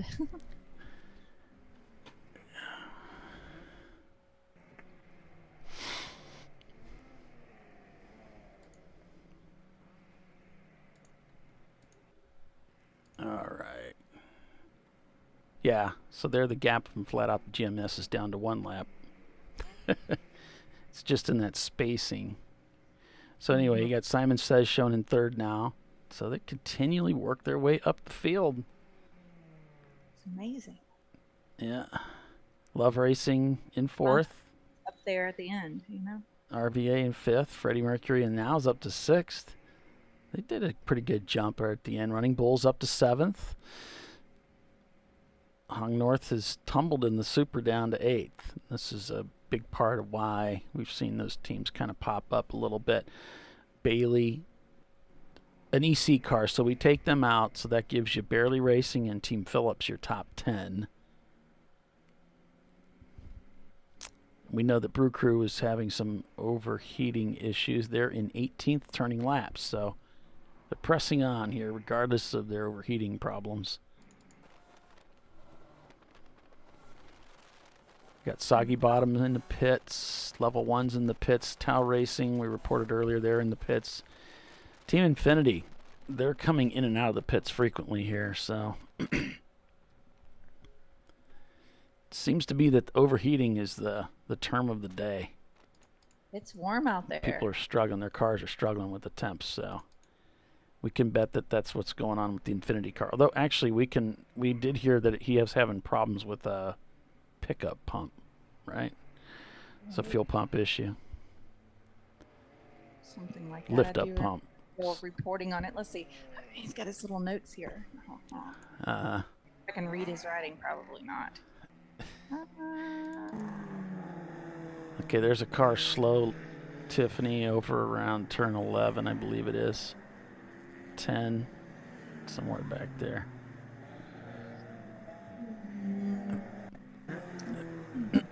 No, there was one crawling around the outside there. Might have been you're on a little bit of a delay from what we see here live. Sometimes an NLS was going really slowly through there. All right. So I'm wondering if that didn't work out as they had hoped. Yeah, that may have been NLS. I'm not sure. Just a little while ago that I saw them. All right. And haven't seen them come back through. Oh, we've got a red car going really slow. Maybe they were just trying to let that pack go by. It called out. A whole pack of like 6 cars went by him. Hate it when that happens. Yeah, it looks like we avoided the weather somehow, but thanks, Mark. Oh, hate it when it happens to me, but like I love it when I can hop in behind somebody or with somebody and go with them. Right? Sure. Yeah. Super nice. Oh, he created a nice little gap for us both to go through. Appreciate that. All in all, a pretty good day for RVA. Really, I mean, disappointed with the 411 car. It did lead the 111 car there for quite a while, but the 111 car not bad for having some contact a couple times, making an extra pit stop. They had to get the car sorted so they could get back out there, and still brought that car up into 5th place. And they're kind of in a weird gap situation. They've got like a lap between themselves and Freddie Mercury behind them, so they'd be difficult to reel in anybody else, and it's not going to be easy for anybody to really catch them. This goes back to what you said what you saw in the race car. If you look at their times right now, fourth place just turned to 154. RVA turned to 153 in fifth place, and Freddie Mercury turned to 153. So they're kind of stagnant. It's going to be difficult for anybody to really make a move on anybody else. Now it's the attrition game. It's the game of let's keep the car on pace. We're not going to likely catch anybody in 30 minutes, so we're just going to, unless something happens to somebody up ahead, we're just going to keep pounding out those laps and bring this thing home. Get it to the end. It's a good finish for RVA. The fifth place is good points, so that's good.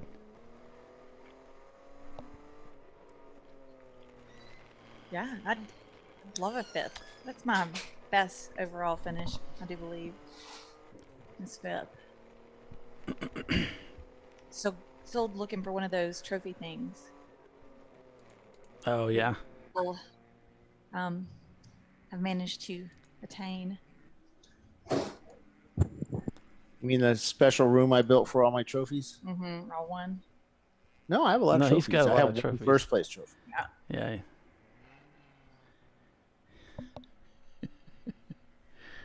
It's got its own section in the room, right?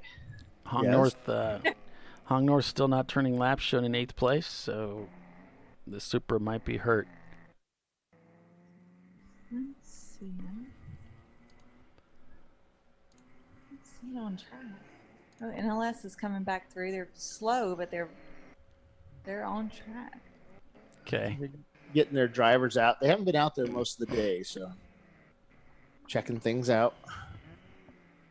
There's the Schultz car going by.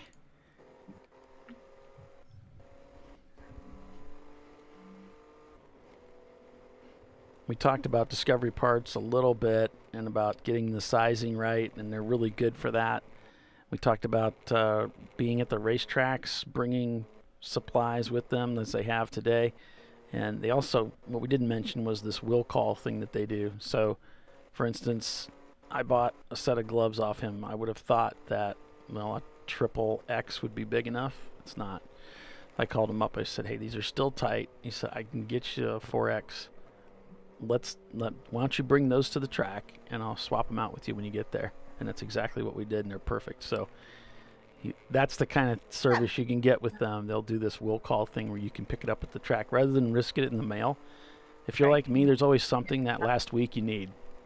A valve for your cool shirt or something. I don't know, nipple for the for the shirt or whatever. Rather than take a chance of it getting lost in the mail, just to pick it up at the track. You don't want to be sitting there and you're like, okay, we got to leave and it's not here yet, but it says it's supposed to be delivered today. And yeah. It's always something. If it's not one thing, it's something else. Okay, Tiffany, top of the hour. You want to take us out? So we've got 7.5 hours into this 8-hour enduro. We're at Carolina Motorsports Park and doing the RVA graphics and wraps Carolina. I can't get it all the way out. Carolina Grand Prix. Mm-hmm. Oh my goodness. Okay, we'll be right back.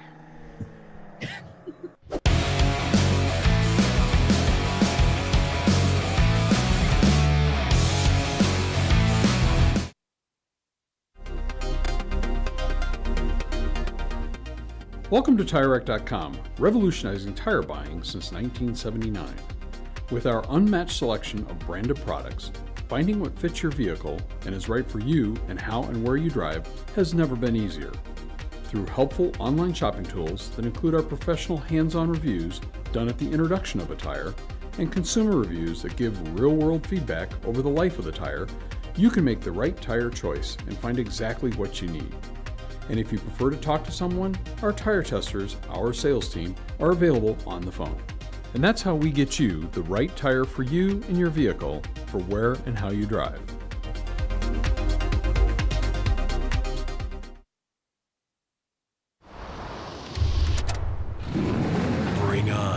frozen tundra, the grinding gravel, the cratered concrete, the rain-soaked streets.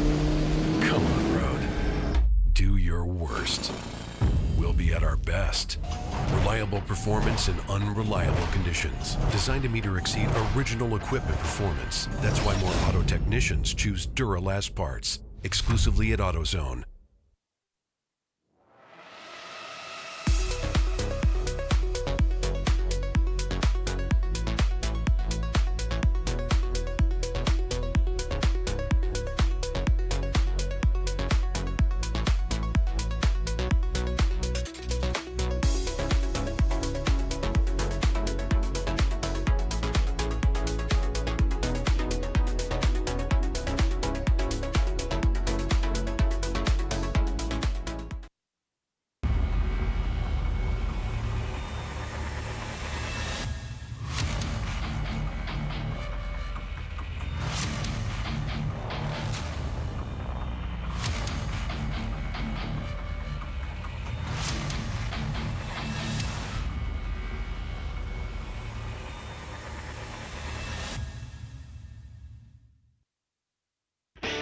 Located in Northeast Ohio with 40 years of combined experience, Money Shift Racing knows how to deliver performance and safety, offering everything you need to get your vehicle and drivers ready for race day. From safety equipment to full engine assembly and repair, in-house fabrication, 3D design, and rapid prototyping. Money Shift Racing. Performance done right. Discovery Parts is a veteran-owned racing and safety equipment company. While we're located inside Atlanta Motorsports Park in Dawsonville, Georgia, Discovery Parts can also be found at the tracks, supporting a number of Champ Car Series events. We take pride in being a reseller of the best of the industry to Champ Car teams and drivers. We know racing, love racing, and look forward to tomorrow to even more racing. Visit us at discoveryparts.com.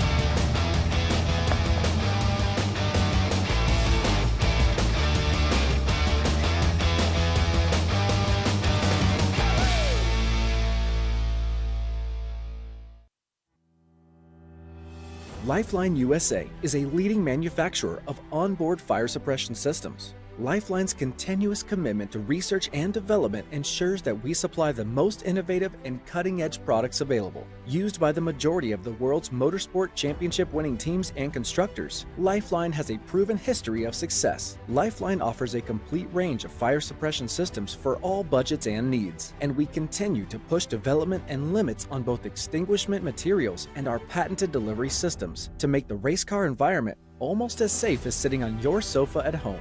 Every kit has been designed for a professional and simple installation. For more information and to purchase your Champ Car fire suppression system, go to www.lifeline-fire.com.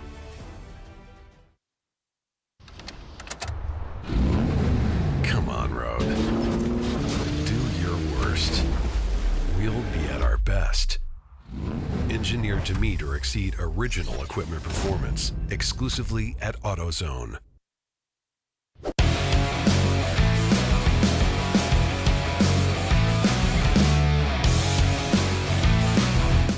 All right, welcome back, everyone, to ChampCar.Live, presented by AutoZone.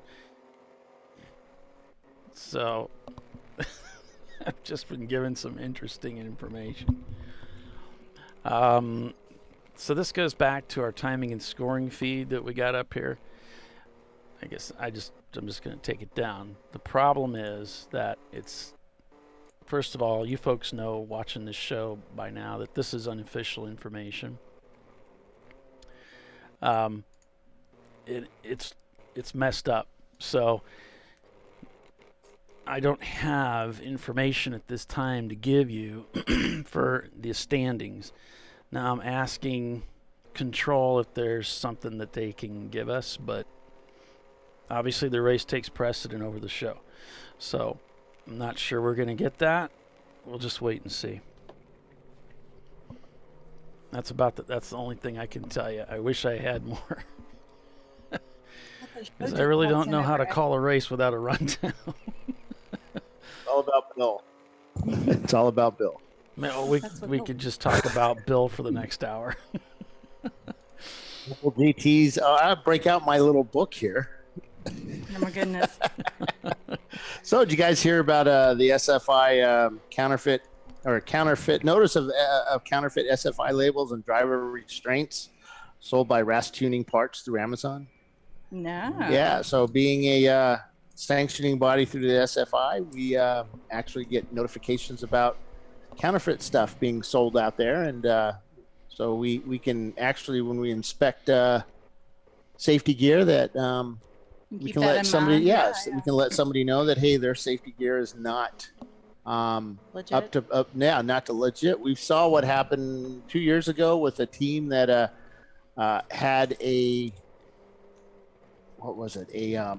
seatbelt system that was counterfeit, and the driver went off track and ran into a wall that otherwise would have been okay at the end of it, but the seatbelt failed instantly. The clasps were not hardened, and he impacted the steering wheel and sternum and a whole bunch of other stuff. It was really bad, and all because not legit stuff. So that's one of the benefits of our crews kind of looking at your stuff. A lot of guys out there just don't know what they have. I mean, we still have teams showing up with karting suits and 1990s helmets, and it worked back when they were racing with the ABCDEs back then, but they just don't know.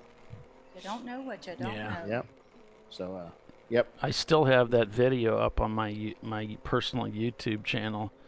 But the point's been made. I mean, it's just about it goes back to this was like a couple years ago, I think, wasn't it? Maybe 3 years ago. But it's the point. This stuff it's not just a once in a lifetime problem. This is something that happens, so make sure you're careful who you're buying from, that it's a reputable dealer. Don't do some cheap fly-by-night, flaky, scary thing. You don't know what you're getting, and it can look legit to you, but it may not be legit.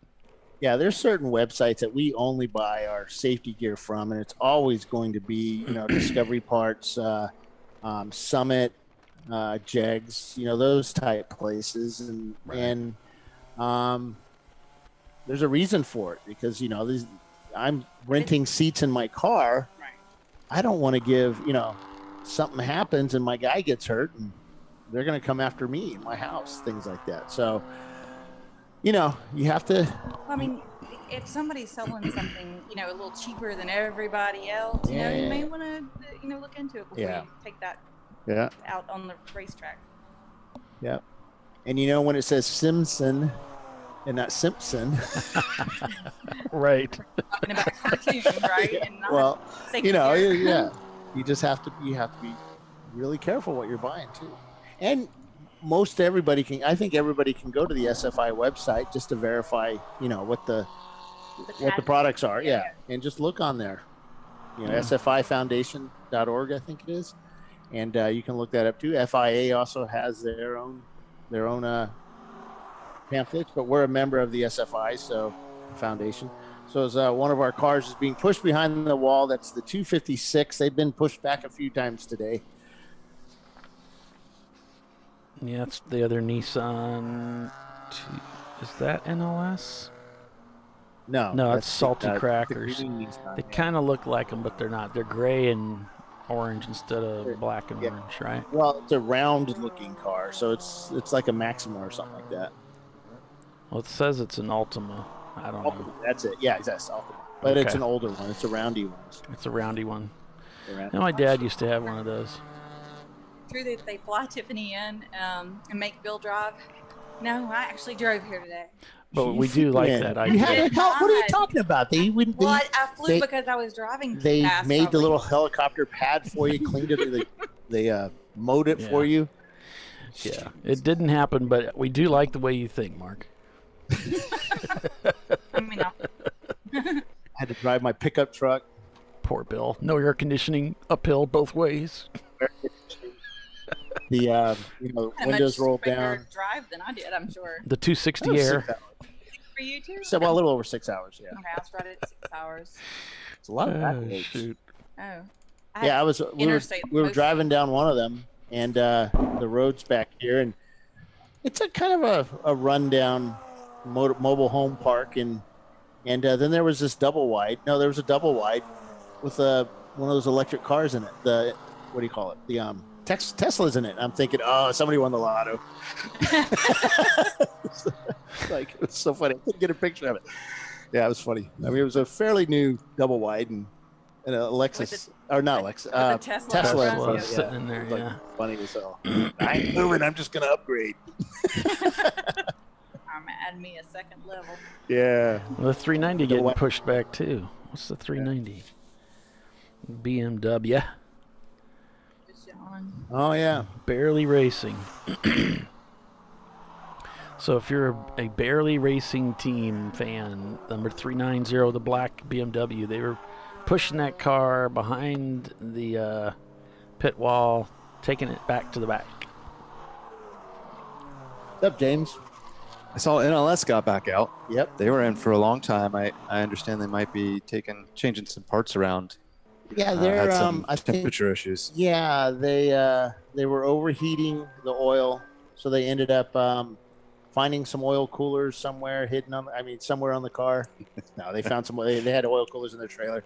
They put them back on, and they fixed they removed the front of the splitter. They removed all that so they can get their points back for the oil cooler or something. And so they're doing testing laps right now, I think. I saw Fat Boy Racing is another 240 that was in for a while for some repairs, and they got back out again too. They had some electrical gremlins to work through. Right. That's kind of the curse of any swap cars. You have to take the stock components and start doing your own work, and it can be a high burden there. A lot of extra stuff. You know, they say that. It seems like the wiring stuff is usually we don't know anything about that, Polly, do we? Nah, it's wiring on these swap. It's easy. You just take, I'm on like my third wiring harness for that car. You just take everything that's red and wire plus to that. Take everything black and wire minus to that. Easy. Make a big ball about it. Easy. Yeah. Fun stuff. Smoke comes out. Mm-hmm. Yeah. You do like rye wire. You make a tuck-in type of harness, then all the wires are the same color. So then you don't know if you got it right or not, and you don't worry about it. That was another thing they used to make fun of me for, because I only had red, white, and black wiring in the car. Yeah. Nothing labeled as to what it did. There honestly are some people who abide by all the wires should be white method. Some people do all white and force you to trace it. Some people do all white and put a tracer on a color tracer on it. Yeah. And so why do you do that? Why do you run all white? Is that just an international thing?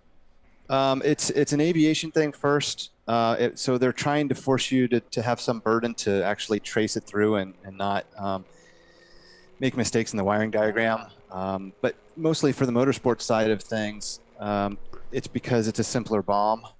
People don't want to buy a lot of different colored wires, and it's expensive.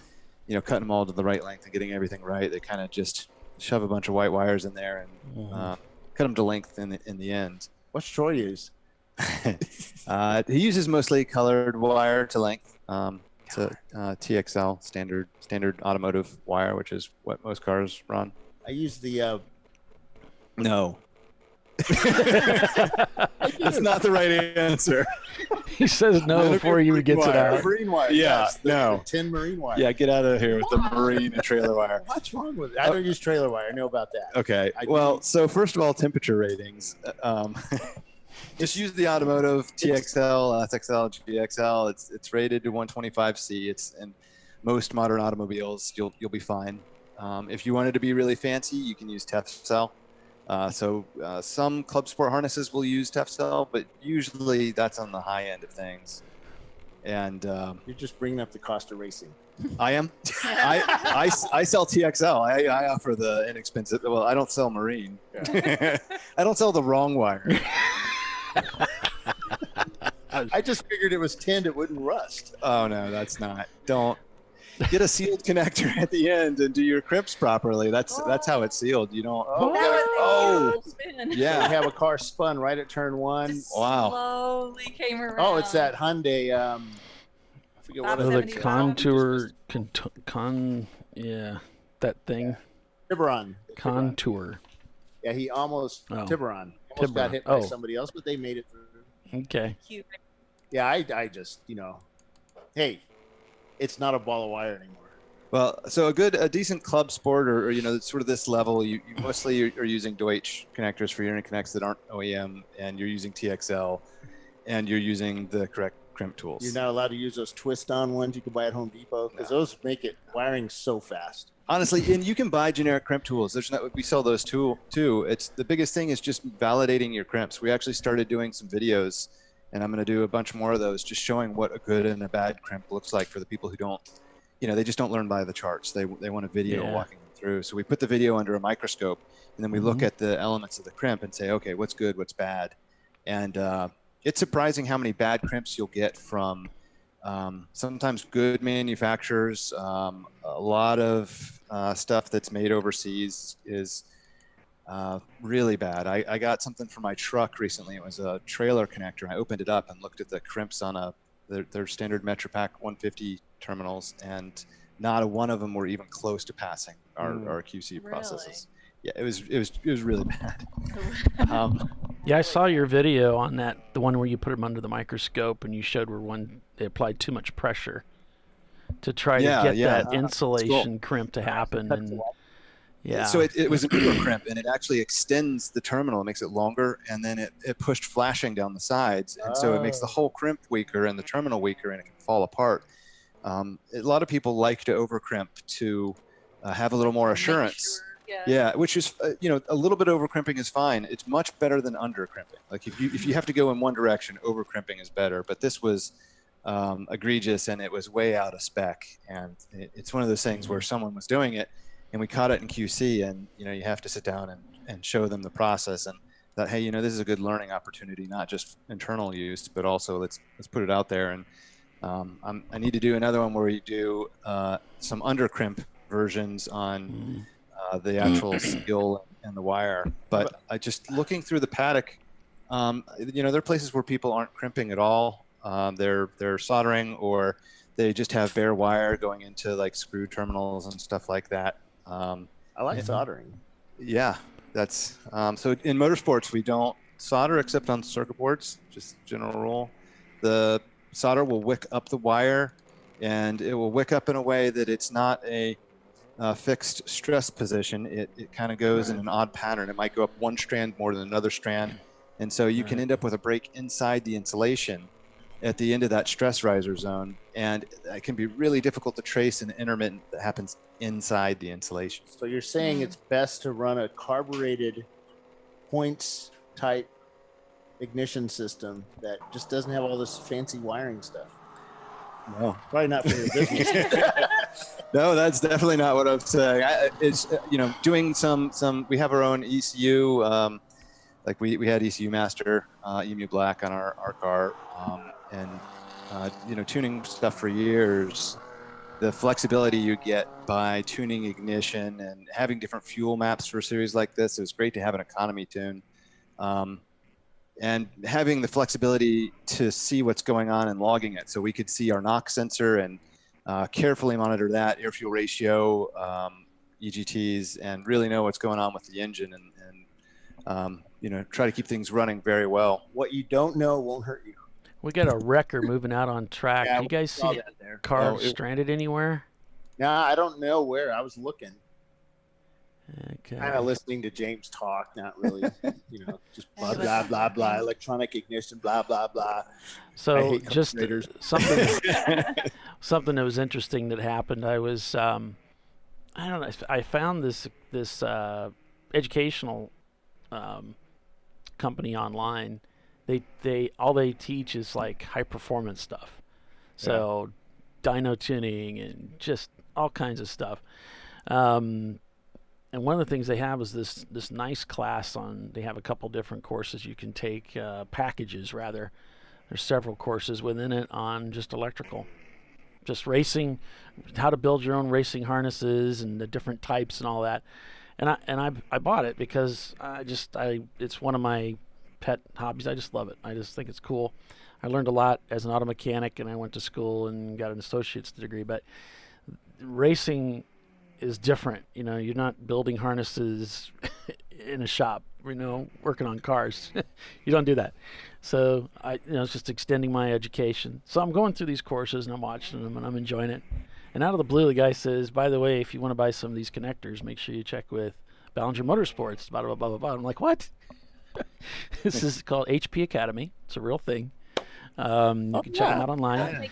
And HP Academy referenced James Ballinger Motorsports for supplies. And so I think I messaged you about that, James, at some point. Say, hey, man, just so you know, these guys are these. And he's like, oh, yeah, I know those guys. It was cool.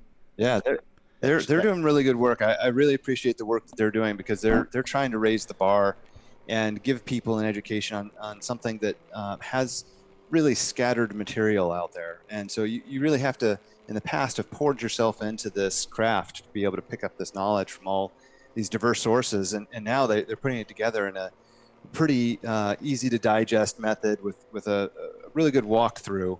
Mm-hmm. And they're doing another series called Racecraft, which is actually really nice too. And it's kind of the same learning environment. And they show you how to set up your suspension, how to set the car up, and they're going to have driver sessions on there showing how to set up passing and that kind of thing. This is an overseas organization, right? They all have accents. Well, they all have this European accents. These guys aren't in the United States. Right? Oh, they're in New Zealand. They're based out of Queensland. It looks like they're towing the Brew Crew. Yeah, they are. Oh, yeah, there it is. Yeah, Brew Crew's being towed back. It's always something. Okay. Well, they were having overheating issues earlier, so or getting hot issues, I should say. Yeah. Camber caster tow one that's coming up. Yeah, the Racecraft one. Yeah. Yeah. And that's really poorly understood. When we were going to the track with the Not Banned Yet car, we were actually tracking individual tires with temperature, and we were setting camber caster per corner for each track, and we developed a database of different tracks. And so, some of the stuff where, teams would be saying, how are you going so fast? How are you doing this? How are your tires living longer? Mm-hmm. And that kind of thing. And it goes just to set up, and more time spent on that than a lot of other teams were using. Mm-hmm. What we found was most teams would ask us, what pressure, and for us, most of that was, well, that's a variable, but mostly we're driving by temperature, and we're looking at the temperature of the tires and what the splits are across it, and here are our camber numbers. You can come over and see them on the car because we write them on the corner. That's how clean not clean the car is. You have to use different colors and just keep writing on top of the old part. So it seems like if you're asking somebody what tire pressures they're running, it's like you're asking for such a small piece of the puzzle. Yeah. It's like, well, dude, I mean, there's corner weight, there's so many things that go into this.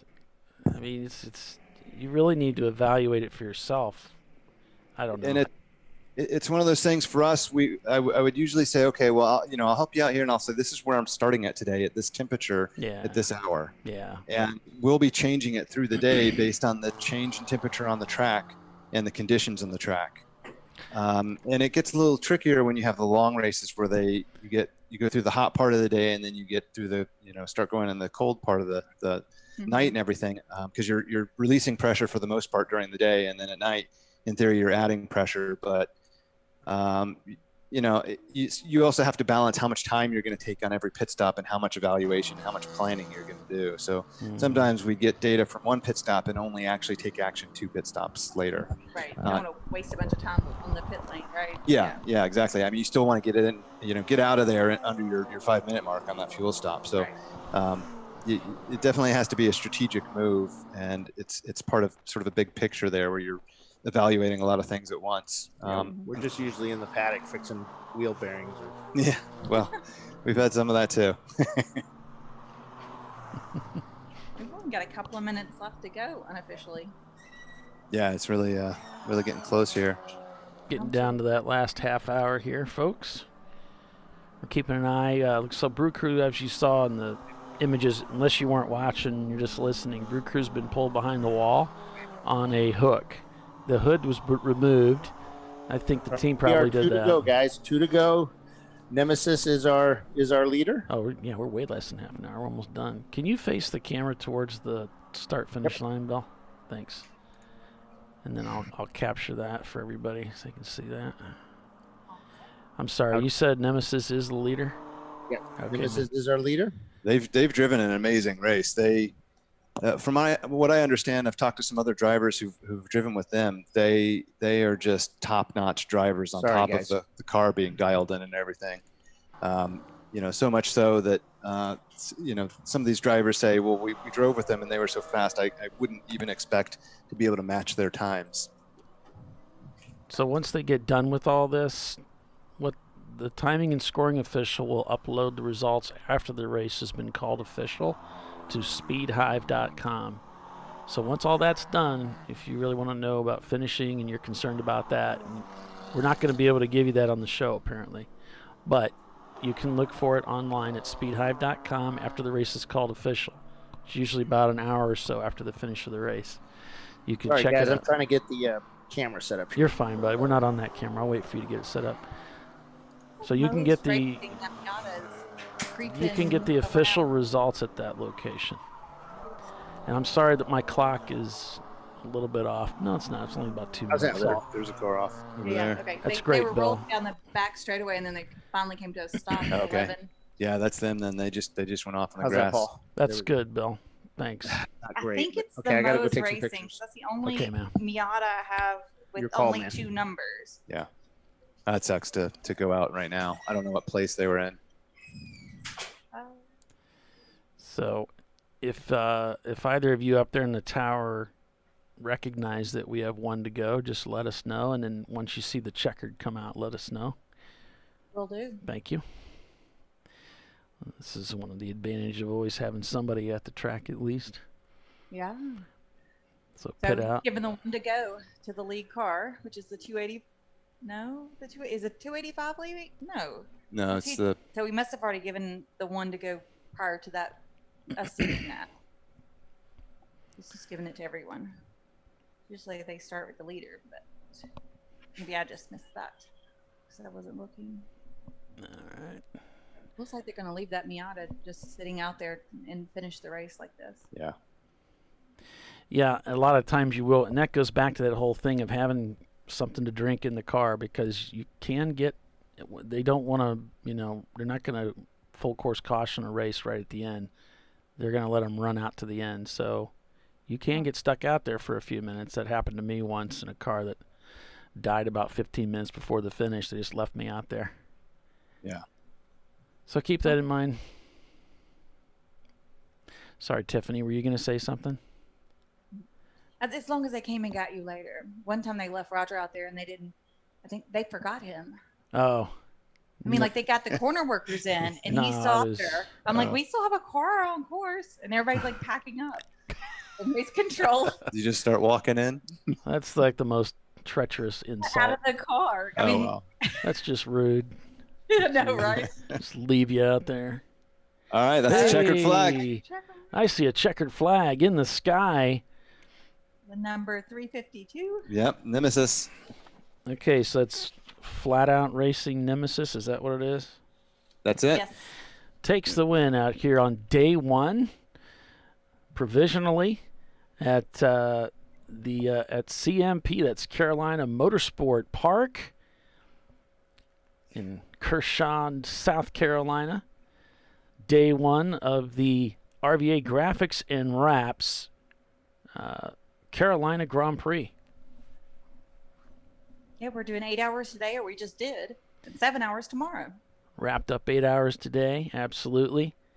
So if you're just tuning in to find the finish here, what's happened is the internet connection between the third-party app that we use here on the show to keep tabs with the timing and scoring went down here a little while ago. So we don't have anything official. Well, we don't have anything official anyway. We don't even have anything to go by. So we've taken down the pylon and just said this, that if I'm sure you want to check this out after a while, give it about an hour, hour and a half. Once the race is called official, the timing and scoring steward will enter the finishing results into SpeedHive and upload them if they can from here. There's a lot of internet issues, problems at the track, okay? Once that gets uploaded and published to the web, to speedhive.com, then you can go look at it and you can see what the official results are. So that only gets published after the race is called official. So the winning cars come in, they go through impound. It usually takes a half hour to 45 minutes, and they'll call it official. That's assuming there aren't protests, which can drag things out for some time. So you can check back at that website occasionally. You get the results, and tomorrow morning when we restart the show, I'll bring those up and we can discuss them so that you folks know what the finishing results were based on what we have there. Hopefully tomorrow the system will be up and going again, and we'll be able to give you the information. All right? But be patient. Well, give them time. Good race, y'all. Doc would be proud. Yeah, thanks. Yeah, Doc would be proud but disappointed because his car's behind the wall. But unfortunately, we're hoping for a better result for them. Actually, you know, other than with this temperature issue that they had with the car, they did pretty good. I mean, they were knocking on the door of the top 10. They were up in 11th place at one point. I think that might have been out of sequence with their pit stops, and that might be, so it might have been kind of a false number. 13th might have been more solid for them. That's pretty good. I think they had, when they started having the temperature problems, they had an extra stop in there, and that kind of started slowing them down. But yeah, so maybe tomorrow we'll tune in and get a little bit better result. Excuse me. Tomorrow, it's supposed to be mostly overcast, so we'll see what we get. We were expecting to get totally blasted by weather. Thunder showers, lightning, you know, all the works today. Didn't happen. So they avoided that. We'll see what happens tomorrow. Fingers crossed. Tiffany had a good day today. You think, is your car going to be okay for tomorrow, Tiffany? Yeah, they just swapped the brake pads. We had just a brake pad issue. Okay. Yeah, so we just swapped those out, and the car stayed out the rest of the time. So, and Cool. he was turning really good time. So, the last driver, Rick. So, I'm thinking it's going to be. I'll go check with them afterwards. Be awesome for tomorrow then. Yeah. Cool. So they're bringing the cars in, and what they're going to do is separate them. Usually what you get is 6 cars. Sorry, I've got kind of a frog in my throat, but you get 6 cars that they'll pull into impound. Those cars will be separated, and it's the top finishers, basically the top class finishers, the top finishers overall. And they put them up in the air. They take off their wheels, and then the other teams are allowed to kind of look at them, but not really get under them. The officials will look carefully at them, and then compare that to their tech sheets, and then they will, if there are no protests, they'll call the race official. So that's the process we're going to right now. This view you see here, what they're doing is they're peeling off those top 6 from the rest of the field. The rest of the field just goes into the paddock area. We'll get the top 5 and the class winner all in there in impound. Yeah. Here's RVA. You can see they're lining up. Looks like they're in the tech area. Yep. I'm gonna go check it out. Okay. In the morning. So that's gonna do it for us, folks. We'll go ahead and close out from here, And then we'll catch up with you tomorrow morning at 8:10 Eastern Standard Time and local time. And we'll pick up from there to pick up day 2 of the RVA Graphics and Wraps Carolina Grand Prix. So make sure you join us then. We look forward to seeing you at that time. And so for Bill Strong and Tiffany Alexander, I'm Paul Veltsum, and we'll see you next time, folks. Bye. Bye.